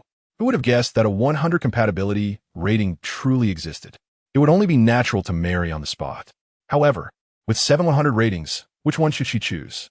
Should it be the handsome and wealthy tycoon, the cool and aloof genius painter, the stoic and disciplined council president, or the proud and formidable imperial marshal? It was impossible to choose. Any rejection would undoubtedly cause heartbreak. Wait a moment, wasn't the mandatory marriage matching abolished a century ago? What are you all discussing? This does not include individuals with a 100 compatibility rating. Just click the upper right corner to check imperial law. Does this mean Ming Hua must select someone to marry within a month? Not only that, but the High C system suggests marrying them all. 7, good heavens. Tan Xinji, upon reading this, wiped his face and let out a deep sigh. Outside the Research Institute, Ming Hua walked ahead, with the 7 men trailing behind her, each with a serious expression, lost in their thoughts. Among them, Jean Chainai was the most restless, stepping forward to grasp Ming Hua's hand, urgently asking, "Who do you wish to marry?" His deep black eyes locked onto hers, and he made a promise. "Choose me, and we can study together at Mingda Academy. After graduation, I will join the military and earn my merits. Trust me, I will grow quickly and treat you well." Jean Chainai, backed by the royal family and possessing a level 3 spirit power, was destined for success. As he spoke, he cupped Ming Hua's face with his hands, foreheads touching, their breaths mingling. Just as he leaned in to nuzzle her neck, he was pulled back by the furious Zhang Lianfeng. Zhang Lianfeng maintained his characteristic calm demeanor. exuding the aura of a battle-hardened warrior, and earnestly regarded Ming Hua. "If you choose me, you will be the marshal's wife." "Huh." Nearby, Yin Wenjin chuckled, while Fu Shizhong, Jun Yiqing, Chu Xingze, and Yin Xiao all opened their mouths to speak. Each was a level 3 elite in their respective fields, and none feared the others. However, Ming Hua preemptively interrupted them, asserting, "I'm afraid I have no intention of marrying. How could I willingly cooperate with the Research Institute's examination, only to find myself embroiled in a marriage predicament? It is utterly nonsensical. Moreover, these men are now at each other's throats. If I choose one, can I truly expect to marry in peace? What a joke." Upon her declaration, the 7 men were momentarily stunned. After a pause, Yin Wenjin spoke. "The imperial law stipulates that a 100 compatibility rating necessitates a marriage within a month. And so what?" Ming Hua retorted, her beautiful eyes glinting with defiance, asserting that rules are immutable, but people are not. If mandatory marriage matching could be abolished a century ago, who could definitively state that the current regulations could not be overturned? After all, she is the first-level healer in the history of the Empire. A little privilege is hardly unreasonable. The men present, all intelligent, quickly grasped the essence of Ming Hua's words. The woman, who had captured their hearts, was openly rejecting all 7 suitors simultaneously. In this battlefield of affection, no one emerged victorious. If she were to reject them, whom would she choose instead? With her allure, what difference was there between men and mere pets? This indulgent, beautiful, and heartless woman would not allow anyone new to enter this fray. Yin Wenjin's gaze darkened considerably. Even if love were absent, having a legitimate status would suffice. The tall and handsome man sighed softly, as if soothing a mischievous kitten. "Hua Hua, any repeal of laws must be adjudicated by the council, and I will not agree to it." Jin Cheng, too, fixed his rebellious gaze upon Ming Hua, wiping his lips with the back of his hand, revealing a charming smile. "Hua Hua, neither will the royal family agree, nor will the military. The Fu group will not agree either." Sensing Ming Hua's wavering, the 7 men united like never before, rejecting her attempt to leverage her status as a level healer to evade marriage. 1 month later, Ming Hua must choose one among them to forge a marriage contract. As for who shall emerge as the ultimate victor, the 7 men exchanged glances, their eyes ablaze with a fierce competitiveness and an unyielding spirit. Jun Yiqing was the first to propose an invitation, not wishing to pressure Ming Hua too intensely. "Ming Hua has hardly spent time with us. Let us allocate a month, approximately 4 days for each of us. We shall sequentially date and interact with Ming Hua, ultimately allowing her to select her most preferred marriage partner. What do you all think?" The remaining 6 men exchanged glances. What did it matter who the so-called victor was? None could surpass Ming Hua's affection. Without love, what difference would it make whether one won or lost? The pursuit of affection is not merely a battlefield of blows. It is predominantly a battle of the heart. Whosoever can capture the favor of the one they cherish shall be deemed the final victor. Hence, let this month serve as a test to see who can ultimately win her heart. Jun Yiqing recognized that his proposal had found unanimous agreement. After all, the final choice of a marriage partner lay solely with Ming Hua, not dictated by who triumphed in this contest. With that in mind, I have compiled a list to share in our loving family group. Please review it and let me know if there are any issues so I can make amendments. At the mention of the loving family group, a subtle shift in expression passed over those present. Without a word, they clicked to enter the group and check the relevant information. Ming Hua could hardly contain her laughter in exasperation. Had she ever consented to date them and cultivate feelings? Now, they were already arranging it. In a fit of anger, she entered the group as the administrator, deleted the information, and proceeded to remove each member one by one, blocking them from future contact. She lifted her gaze, her expression frigid, towards the 7 men present. "Let me reiterate, I have no interest in marriage. I am even less interested in marrying any of you. Dating? Interacting? Cultivating feelings? Do not even think about it." After declaring her stance, Ming Hua turned and stepped onto a hovering vehicle, thereby missing the simultaneous chilling atmosphere that enveloped the 7 men. She had forgotten that without the notion of marriage or intimate relationships looming over them, they would be utterly unrestrained and driven to madness. The next morning, Ming Hua stepped out of her residence. following the revelation of her healing abilities. A series of encounters began the moment she opened her door. The elderly couple who had lived across the hall had been replaced by a robust young man, clad in a sleeveless white shirt and light gray sweatpants. His bare arms glistened, and he stood beside her at the elevator, their proximity infused with youthful exuberance. She felt stiff, her eyelashes trembling, overwhelmed by a sense of being caught off guard. Her lack of experience was evident. With a sigh, the elevator arrived, and she raised her gaze to find another person already inside. This individual exuded a reserved demeanor, dressed in a neatly buttoned white shirt, who greeted her with a smile and a nod. Ming Hua reciprocated, recognizing his familiar composure. Shortly thereafter, she encountered a young man walking his dog, glistening with sweat from his morning workout, his muscles shimmering in the light. Each encounter was more enticing than the last, and Ming Hua found herself lost in thought, contemplating her options for real estate investments now that her healing power was exposed, considering collaborating with the military to increase her earnings. At that moment, a hovering vehicle halted at her doorstep.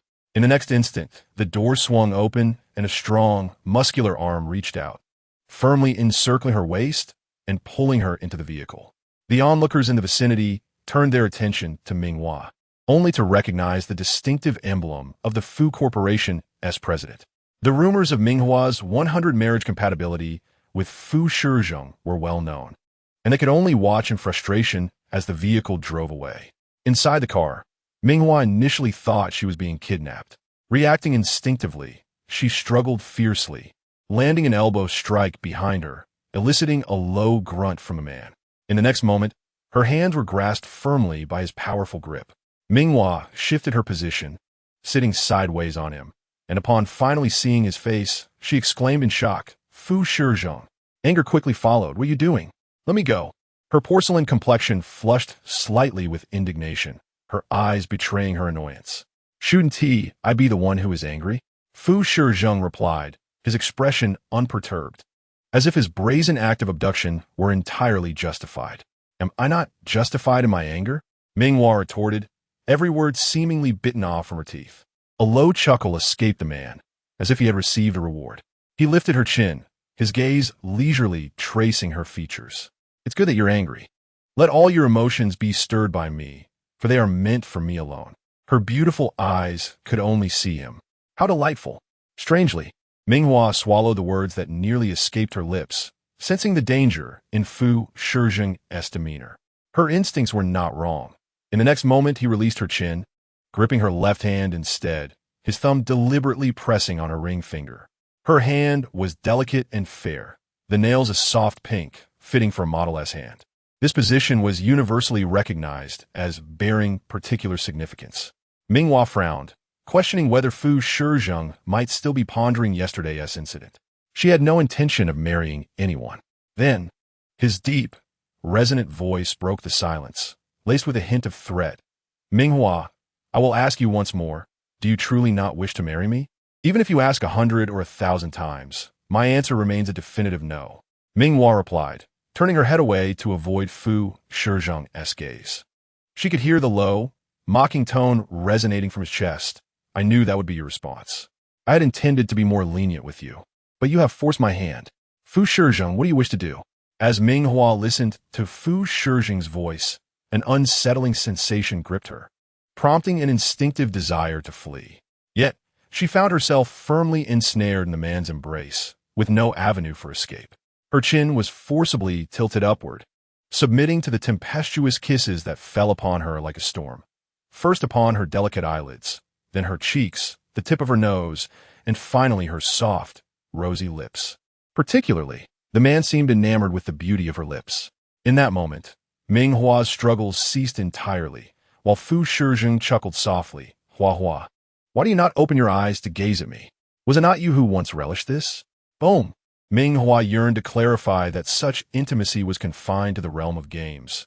This was reality, and it felt utterly inappropriate. Had she known that the male protagonist of the game was a man from her actual life, she would never have dared to provoke him so. She parted her lips to speak, but Fu Shizhong did not grant her the opportunity, leaning down once more to capture her lips with his own. Inside the vehicle, Fu Shizheng adjusted Ming Hua's hair and attire, exhibiting a gentlemanly demeanor as he opened the door. Hua Hua, I shall wait for you after school. Not far away. Jean Shanai bore witness to the entire scene. The two men exchanged glances, their dark eyes deep as the night sky. In Chapter 98, did you not used to enjoy playing like this with Yin Xiao? Jean Shanai watched as Ming Hua descended from Fu Shizheng's hovering vehicle, her attire disheveled, her lips flushed. Fu Shizheng's expression radiated a self-satisfied delight. Jean Shanai clenched his teeth in silent resentment, reflecting on how he had merely intended to lie in wait for Ming Hua at the school gate, forgetting that he could have orchestrated many other endeavors on his way to school. Surely, Fu Shizheng had reveled in this moment, gripping the binding rope tightly. Jean Shanai's eyes flickered with jealous fury as he followed Ming Hua down the path to her classroom. Despite having endured 2 kidnappings, Ming Hua's vigilance had scarcely improved. Perhaps it was due to her identity as a level 3 healer being exposed, leading to an unprecedented heightening of security at Mingda Academy. The military and the royal family had dispatched personnel to safeguard her at all times. The notion of abducting Ming Hua past the joint security forces of Mingda Academy and the military seemed nearly impossible, save for Fu Shizheng and his companions. The High Seas system publicly disclosed a 100 compatibility rating between the 7 individuals and Ming Hua. Should any entanglements arise between them, it would be presumed as a means to cultivate feelings for a successful marriage 1 month hence. Thus, when Jean Shanai approached to embrace Ming Hua and lead her to a secluded small auditorium, several members of the security team exchanged glances. Ming Hua had just escaped a den of tigers, only to plunge into a wolf's lair. An envious little dog, consumed by jealousy, transformed into a frenzied beast, rushing forth with a robust grip to seize Ming Hua into his arms. The force of his embrace caused her to stumble, crashing into the resilient expanse of his chest. In the next moment, with a snap, Ming Hua found her hands bound securely behind her back by Jean Shanai's rope. The sudden shift in gravity left her face buried against his chest. His physique was undeniably impressive. Ming Hua gritted her teeth in frustration. In an instant, she felt the man's hands at her waist, lifting her to place her atop a cold table in the auditorium. Unable to suppress a gasp at the chill, she heard Jean Shanai's voice, Hua Hua. He lowered his gaze, twirling a strand of hair near her ear between his fingers, his demeanor seemingly casual, yet laced with palpable danger. I heard from Yin Xiao that you enjoy playing binding games. I find myself quite intrigued. Shall we give it a try today? As he leaned closer, the intensity of his presence became overwhelming, his warm breath cascading over her exposed skin, sending shivers down her spine. Ming Hua sensed the impending peril and leaned back, but her bound hands rendered her unable to escape. She pressed her foot against Jean Shanai's knee in a futile attempt to resist, forcing herself to speak. Jean Shanai, allow me to explain. Explain what? That you never played binding games with Yin Xiao? Or that you dislike his collar? The retort struck like thunder, leaving Ming Hua momentarily stunned. Her lashes fluttered, resembling a delicate butterfly quivering beneath a tempest, and when she dared to meet Jean Shanai's gaze, she found only the depths of jealousy reflected in his dark eyes. The sheer intensity of his envy left Ming Hua with nowhere to hide. His rough fingertips grazed over her flushed lips, his tone increasingly menacing. Once again, you find yourself kissing another man, and I happen to witness it. By what right do I not reciprocate? With each word, Jean Shanai's frustration mounted, recalling how he had restrained himself until this very moment. He should have declared their relationship boldly at the basketball court, amidst the crowd, and let the world speak of it. All other men would be deemed mere distractions. One misstep led to another. A single moment of delay led to a cascade of misfortunes. The more he contemplated, the angrier he became. Unaware of the rivals Ming Hua had lured into his life while he remained oblivious. His beautiful wife was utterly disobedient. Thus, it became evident that some lessons must be imparted. Ming Hua keenly sensed the shift in Jean Shanai's demeanor, a harbinger of an unforeseen danger. Her heart raced as she called out, Jean Shanai, what do you intend to do? What can I do? Jean Shanai arched an eyebrow. I merely wish to engage in a little game with Hua Hua. Before the game commences, I offer you one final opportunity to reconsider.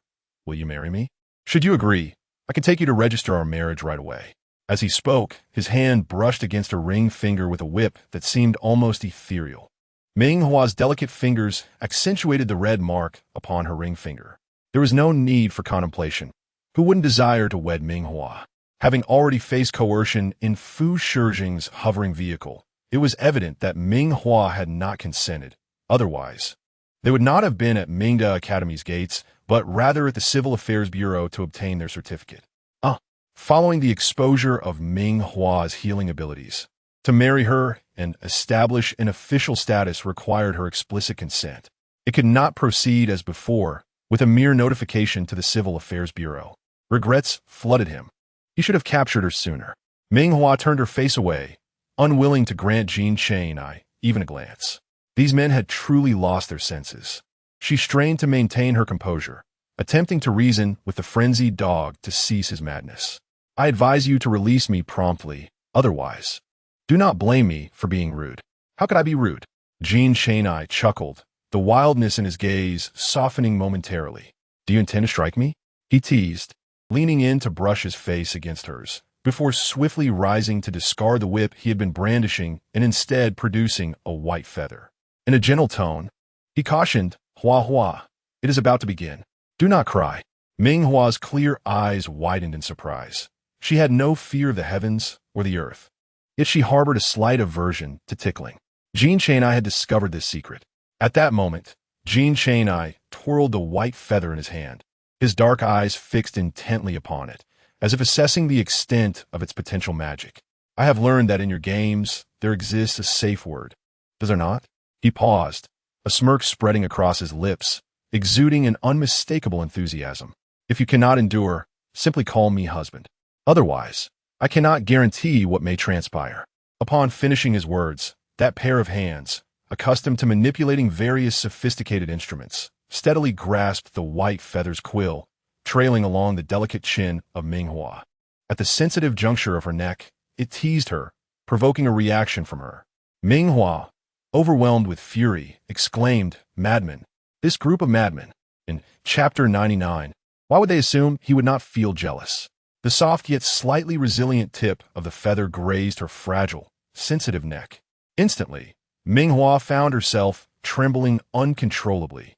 A tingling sensation surging from her heart to her limbs, her jade-like neck flushing crimson, her beautiful peach blossom eyes glistening with moisture. With reddened eyes, she gazed at him, her expression full of unrestrained emotion. Jean Cheng-ai had never witnessed such a side of Ming Hua before. The feather he held as a means of punishing her fell to the ground. When their eyes met, he was immediately engulfed by a mix of embarrassment and fury. Stepping forward to cradle her chin with both hands, leaning down to fiercely kiss her. What was the point of playing such games? He could kiss her whenever he pleased. All his initial intentions of forcing her to call him hubby or brother and to agree to marriage vanished from his mind. In the fervor of youth, he could hardly contain himself. Even when consumed with jealousy, the mere gaze from the one he adored rendered him utterly bewitched. Kissing her without restraint, not only did he kiss her, but he also indulged in a passionate embrace, savoring her lovely, full lips as if he were a ravenous beast. The kiss felt insufficient, so he retreated slightly, his gaze roaming over Ming Hua before leaning down to leave a firm bite on her collarbone. Imbued with a hint of frustration, leaving a distinct mark, Ming Hua gasped sharply, a sound of shock escaping her lips. He was the first to leave such a mark on her. Were it not for her hands bound behind her, she might have immediately slapped him. It was utterly excessive. The expression on Ming Hua's face was one of uncontrollable displeasure. Yet Jean Cheng-ai, akin to a puppy that had successfully marked its territory, felt the intense jealousy simmer down. Glancing at the time, their exchange had not lasted long. He stepped closer, enveloping Ming Hua in his embrace, forcing her to bury her face in his chest. The warmth of his youthful, resilient body infused with a hint of sunlight. As her hands were freed, Ming Hua swiftly delivered a resounding slap to Jean Cheng's face, the sound echoing loudly. With his agility, he could have easily dodged, yet he remained rooted in place, accepting the slap with his face. A red mark bloomed instantly on his handsome visage, and he playfully poked at the spot she had struck, his gaze still brimming with untamed defiance. His large hand seized her wrist, encouraging her to continue. Have you vented your frustration? If you haven't, feel free to continue. He wore a willingly indulgent expression, unfazed by her actions. However, his demeanor shifted abruptly, darkening as he warned, "You can hit me all you want. After all, in the realm of the 18th star, I belong to you. But Ming Hua, if you dare to strike other dogs behind my back next time, it won't be as simple as today." The notion of competing for her affection had never crossed Jean Chenie's mind until this moment. Yet the woman before him remained entirely indifferent. Her blatant disregard set his heart ablaze with a mix of pain and madness. He longed for Ming Hua to see only him, to acknowledge no one else. His hands, dangling by his side, twitched but ultimately did not follow her. He gazed deeply at her retreating figure, deciding to grant her a moment of contemplation. After all, he would always keep her in his sight. Not far away, Jun Yiqing, who should have been preparing for class in the art studio, had witnessed the entire scene unfold. The cold, aloof expression he usually wore faded, replaced by a subtle hint of jealousy. He yearned to draw closer, to kiss, to lose himself in madness. The persona of the distant, talented artist concealed a lurking demon within, unleashed by Ming Hua when she had opened that hidden art studio. Why did she release him only to ignore him? When Ming Hua declared she would never marry any of them, no words could encapsulate Jun Yiqing's shattered despair. Unapproachable and unattainable, the warmth of past kindness had been but a self-imposed illusion. In reality, whether Ming Hua looked at him or any of them, her heart remained indifferent. Since he was destined to remain unfulfilled, and with Jean Cheni and Fu Shijing closing in, he pondered why he should uphold the image of a virtuous gentleman. A virtuous man would never be seen by Ming Hua. Thus, he resolved to escalate the situation further. Stepping back, he donned the mask of cold detachment once more, concealing the tempest of anger and jealousy that raged within. Even the aloof genius artist would eventually bend for love. When Ming Hua arrived at the art studio, the class bell rang just as she stepped in, timing her entrance perfectly. All the students were present, and Jun Yiqing had already prepared his materials for the lesson. Upon seeing Ming Hua enter, his gaze remained fixated on his supplies, as if he held no interest in her arrival. Excellent. Ming Hua exhaled softly in relief. Jun Yiqing was still the same Jun Yiqing, his cold demeanor unchanged. Indeed, he had wished to maintain distance from the very beginning. Unlike the madness exhibited by Fu Shijing and Jean Cheni, Ming Hua felt a surge of frustration, wanting to bite her lip, yet her mouth was swollen from his kisses. So biting it would only inflict pain upon herself. It was infuriating. One must admit, Jun Yiqing was indeed a talented artist, captivating in his teaching methods. Ming Hua found pleasure in this, even entertaining the idea of possibly befriending Jun Yiqing in the future, envisioning outings for inspiration, painting, and discussing various techniques. However, she failed to notice that the moment she entered, Jun Yiqing's fingers tightened around the lesson plan, his lips pressed into a straight line, devoid of emotion. Especially after observing Ming Hua's apparent relief, the fire of jealousy within him intensified. Why did she assume he would not feel jealousy? Was it because he was not mad enough that he was the first to be cast out of this competition? With his eyelashes lowered, he concealed the possessiveness in his dark eyes. Ming Hua would soon learn the cost of her presumptions. Jean Cheni, jealous threat, only I may keep a pet dog. Jun Yiqing, burning with jealousy, why do you think I wouldn't feel envy? In chapter 100, would you ever call a friend hubby? Since she had never anticipated that the typically cool and distant Jun Yiqing would undergo such a transformation, Ming Hua nodded in agreement without any wariness. The other students exchanged knowing glances and quickly exited the classroom. Within minutes, the once crowded classroom was left with only Jun Yiqing and Ming Hua. "Teacher Jun, is there something you need?" she inquired. "The school has provided me with a private art studio. Would you care to join me for a visit?" While most viewed Jun Yiqing's artwork as a means to soothe their spirits, few could appreciate the personal emotions woven into his creations. Thus, upon hearing Jun Yiqing's invitation, Ming Hua was not only unhesitant but also visibly intrigued. Nodding, she replied, "Great. Are you preparing a new piece, Teacher Jun?" During the last art exhibition, Ming Hua took the opportunity to admire Jun Yiqing's new creations, fully justifying his reputation as a genius artist. Perhaps it was the mastery with which he approached his craft that allowed his paintings to emanate a healing effect, soothing the turmoil of the spirit. However, since the peculiar notion that Jun Yiqing's art possessed such curative properties emerged, many on the main star began to take up painting, yet none could replicate such effects. Was it possible that Jun Yiqing's painting process was fundamentally different? As these thoughts swirled in Ming Hua's mind, a glimmer of curiosity flickered across her face.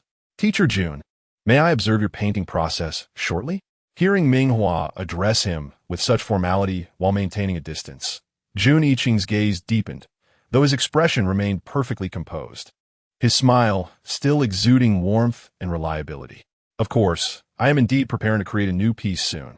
"Really?" Ming Hua's eyes widened further, her enchanting peach-shaped orbs sparkling with innocence. Little did she know that when she unleashed her fury upon Jin Chang'ai, she showed no mercy, calling out his name in exasperation. A far more melodious sound than the distant teacher, Jun Yiqing felt an undeniable pang of jealousy, yet he concealed his emotions adeptly, revealing nothing of his inner turmoil. Engrossed in the thrill of witnessing Jun Yiqing paint live, Ming Hua remained blissfully unaware of the sudden relaxation in his demeanor.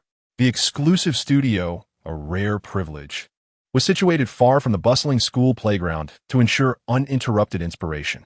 With each step, the surroundings grew more serene, and just as Ming Hua's brow began to furrow, Jun Yiqing announced, "We've arrived." Clad in a crisp white shirt and tailored trousers, he opened the studio door and stepped inside first. Sensing Ming Hua's unvoiced apprehensions, he made his way to the easel at the center of the room, exuding an air of calmness. The morning sun streamed through the pristine glass windows, casting a glow upon him, enhancing his ethereal charm. At that moment, all of Jun Yiqing's focus seemed to be on the canvas before him, his long, elegant fingers deftly maneuvering the brush, showcasing his inherent charisma. Ming Hua's eyes shimmered with admiration, momentarily caught in self-reflection, questioning why she imagined Jun Yiqing could be as reckless as Fu Shizheng or Jin Chang'ai. Shaking off such thoughts, she cheerfully ventured further into the studio, oblivious to the softening of Jun Yiqing's breaths. Inside the studio, as Jun Yiqing diligently painted, Ming Hua circled around him, her gaze wandering over the artworks adorning the walls. Suddenly, she heard Jun Yiqing's voice. "If you find it dull, there's a tea table over there where you can rest." Following his gesture, she glanced towards the tea table, her initial curiosity about its presence quickly overshadowed by the delightful sight of exquisite pastries and milk. Having skipped breakfast due to oversleeping, her stomach growled in response. A genuine smile blossomed on her face. "Thank you, Teacher Jun." With that, she made her way to the table, gingerly taking a piece of cake and savoring it, followed by a couple of sips of milk. A creamy mustache soon adorned her upper lip, and when she glanced up at him, she innocently offered, "Teacher Jun, would you like a piece?" Jun Yiqing shook his head, unaffected, his gaze still fixed on the canvas, though the brush had yet to move, his cool voice ringing out. "No need." "All right then," she replied, diving back into her indulgence. It must be said that Jun Yiqing had a knack for choosing delectable treats. This cake was quite delightful. Yet, as Ming Hua blinked her beautifully bright eyes, she felt a wave of drowsiness wash over her. "Why am I so tired?" she mused aloud, just as she noticed Jun Yiqing rising from the easel, approaching her. In that moment, realization struck her. Wait, did Jun Yiqing drug me? Men could be so treacherous. She vowed never to trust another man again. Her last memory lingered on being swept into Jun Yiqing's arms, her head nestled in the crook of his elbow, enveloped by the warmth of his cedar scent. Half an hour later, Ming Hua woke, her limbs still languid and powerless, but her mind was fully alert. Coldness enveloped her features as she regarded Jun Yiqing, who stood nearby, fixated on her. "Teacher Jun, what are you doing?" Upon hearing her, Jun Yiqing approached, extending his finger to rest upon her crimson lips. "I mentioned before, do not call me Teacher Jun. You may call me Yiqing, or even husband if you wish. Yet you never seem to remember." He sighed, feigning helplessness. "You remain so distant from me, yet so close to other men. It's infuriating." Since others were not an option for Ming Hua, why could he not evoke her emotions through madness? He yearned for intimacy with her, to draw closer. to be more than just acquaintances. Ming Hua, your disobedience warrants a little punishment. His gaze locked onto hers, revealing an unmistakable intensity of obsession. Ming Hua was taken aback, unprepared for this transformation in Jun Iching. Teacher Jun, no, Iching, please don't do this. Aren't we friends? Who said I wanted to be your friend? Would you call a friend husband? Jun Iching countered, reaching for the hem of Ming Hua's garment. If she had the choice, Ming Hua would never engage in that cursed 18-year romance game again. Yet now it was clear that it was too late. The once aloof man displayed an intensity of jealousy just the same. His long, porcelain-like hands settled on her delicate waist, fingers gently lifting the fabric. Having never experienced such boldness, even while masking his demeanor with composure, a hint of shyness broke through as he averted his gaze. After inhaling deeply a couple of times, he turned back to her, but the fleeting embarrassment was quickly replaced by determination. With a delicate touch, he tugged at her clothing, his fingertips brushing against her warm skin, eliciting a sharp intake of breath from Ming Hua, who warned him sternly, Jun Iching. The garment was lifted, revealing her soft waist. Ming Hua possessed an exquisite figure, her skin radiant and fair, a faint outline of abs visible, her navel a cute little circle. Her waist was slender, easily enveloped by a man's hand. Were Jun Iching's possessiveness to intensify, he would discover the shallow dimples on her lower back. Yet, it was evident that even in his darker state, he could not alter his inherent nature. A man who typically exuded cool detachment, even after rehearsing this moment countless times in his mind, found it challenging to impose punishment upon Ming Hua upon witnessing her delicate form. At this juncture, retreat was no longer an option. Standing before Ming Hua, towering over her, with a bright studio behind him, he spoke, Didn't you wish to see me paint? Allow me to demonstrate for you now. If there had been an escape, Ming Hua would undoubtedly have turned to flee, ignoring any calls as she sprinted away without a second thought. The reality is that, unwittingly caught in a trap, I found myself utterly exhausted and immobile, helplessly watching Jun Iching kneel before me. His expression was earnest and focused as he grasped a paintbrush, meticulously tracing lines across my waist and abdomen. Ming Hua's eyes brimmed with tears, overwhelmed by the sensations. Even a single feather from Jean Chain Eye had sent her into a fervor, let alone the cold brush laden with paint. The deliberately chosen fine tip danced upon my sensitive skin, making contact with the warmth of my body. Ming Hua began to tremble uncontrollably, her lovely eyes reddening, as her fair, delicate waist and abdomen blushed with a rosy hue, more resplendent than the finest pink pearls. Despite being utterly drained, she made every effort to recoil, akin to a small bird seeking refuge from a torrential downpour, pitiable indeed. Ming Hua heard Jun Iching's low chuckle. The next moment, his large hand gently patted her back in a soothing manner. Just endure a little longer, and it will soon be over. Hua, since you do not wish to marry me, it matters not. Let it remain with you forever, bearing my mark. Half an hour later, a stunning crimson rose had emerged upon Ming Hua's previously smooth and soft waist and abdomen. Such brilliance, such beauty, truly the work of a genius artist, infused with all his emotions. At this moment, the effects of the drug began to wane. The first thing she did upon regaining her strength was to raise her hand and slap Jun Iching's face, who remained kneeling before her. Jun Iching did not flinch, calmly accepting the blow, then suddenly spoke, I have yet to kiss you. His tone held a hint of grievance. What? Ming Hua furrowed her brow in confusion, unable to comprehend his nonsensical words. I have not kissed you, Jun Iching reiterated, gently tucking behind her ear the hair that had fallen. Now that I've been struck, may I have a kiss? His dark eyes bore into hers with a fervent intensity, as if he considered this a fair exchange. Ming Hua found herself amused, ready to protest, but he abruptly surged forward, resembling a great predator finally seizing its prey. His dark eyes sparkled as he pounced, capturing her lips with fervor. Jun Iching's kiss was a stark contrast to his cool and aloof demeanor. He was, after all, a man. This kiss, long anticipated and yearned for, was hard won.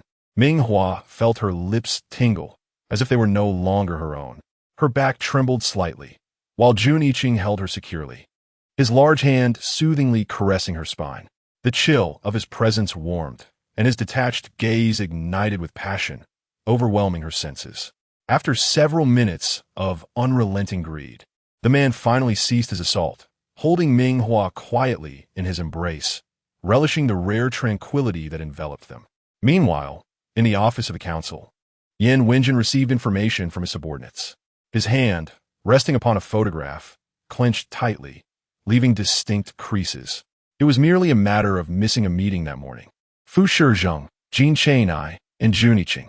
Ah, so none of them cared to conceal their intentions, did they? It made sense. Even a well-trained dog requires a bone to ensure obedience. Each of these men was a fierce predator, their ambition evident in their respective fields. Ming Hua had underestimated this aspect. Her blunt refusal to marry any of them left no glimmer of hope, inviting a frenzied backlash.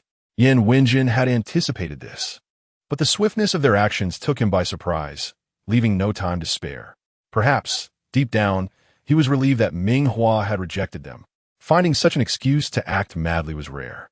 When Ming Hua found herself cornered and ready to negotiate, the opportunity would be lost forever.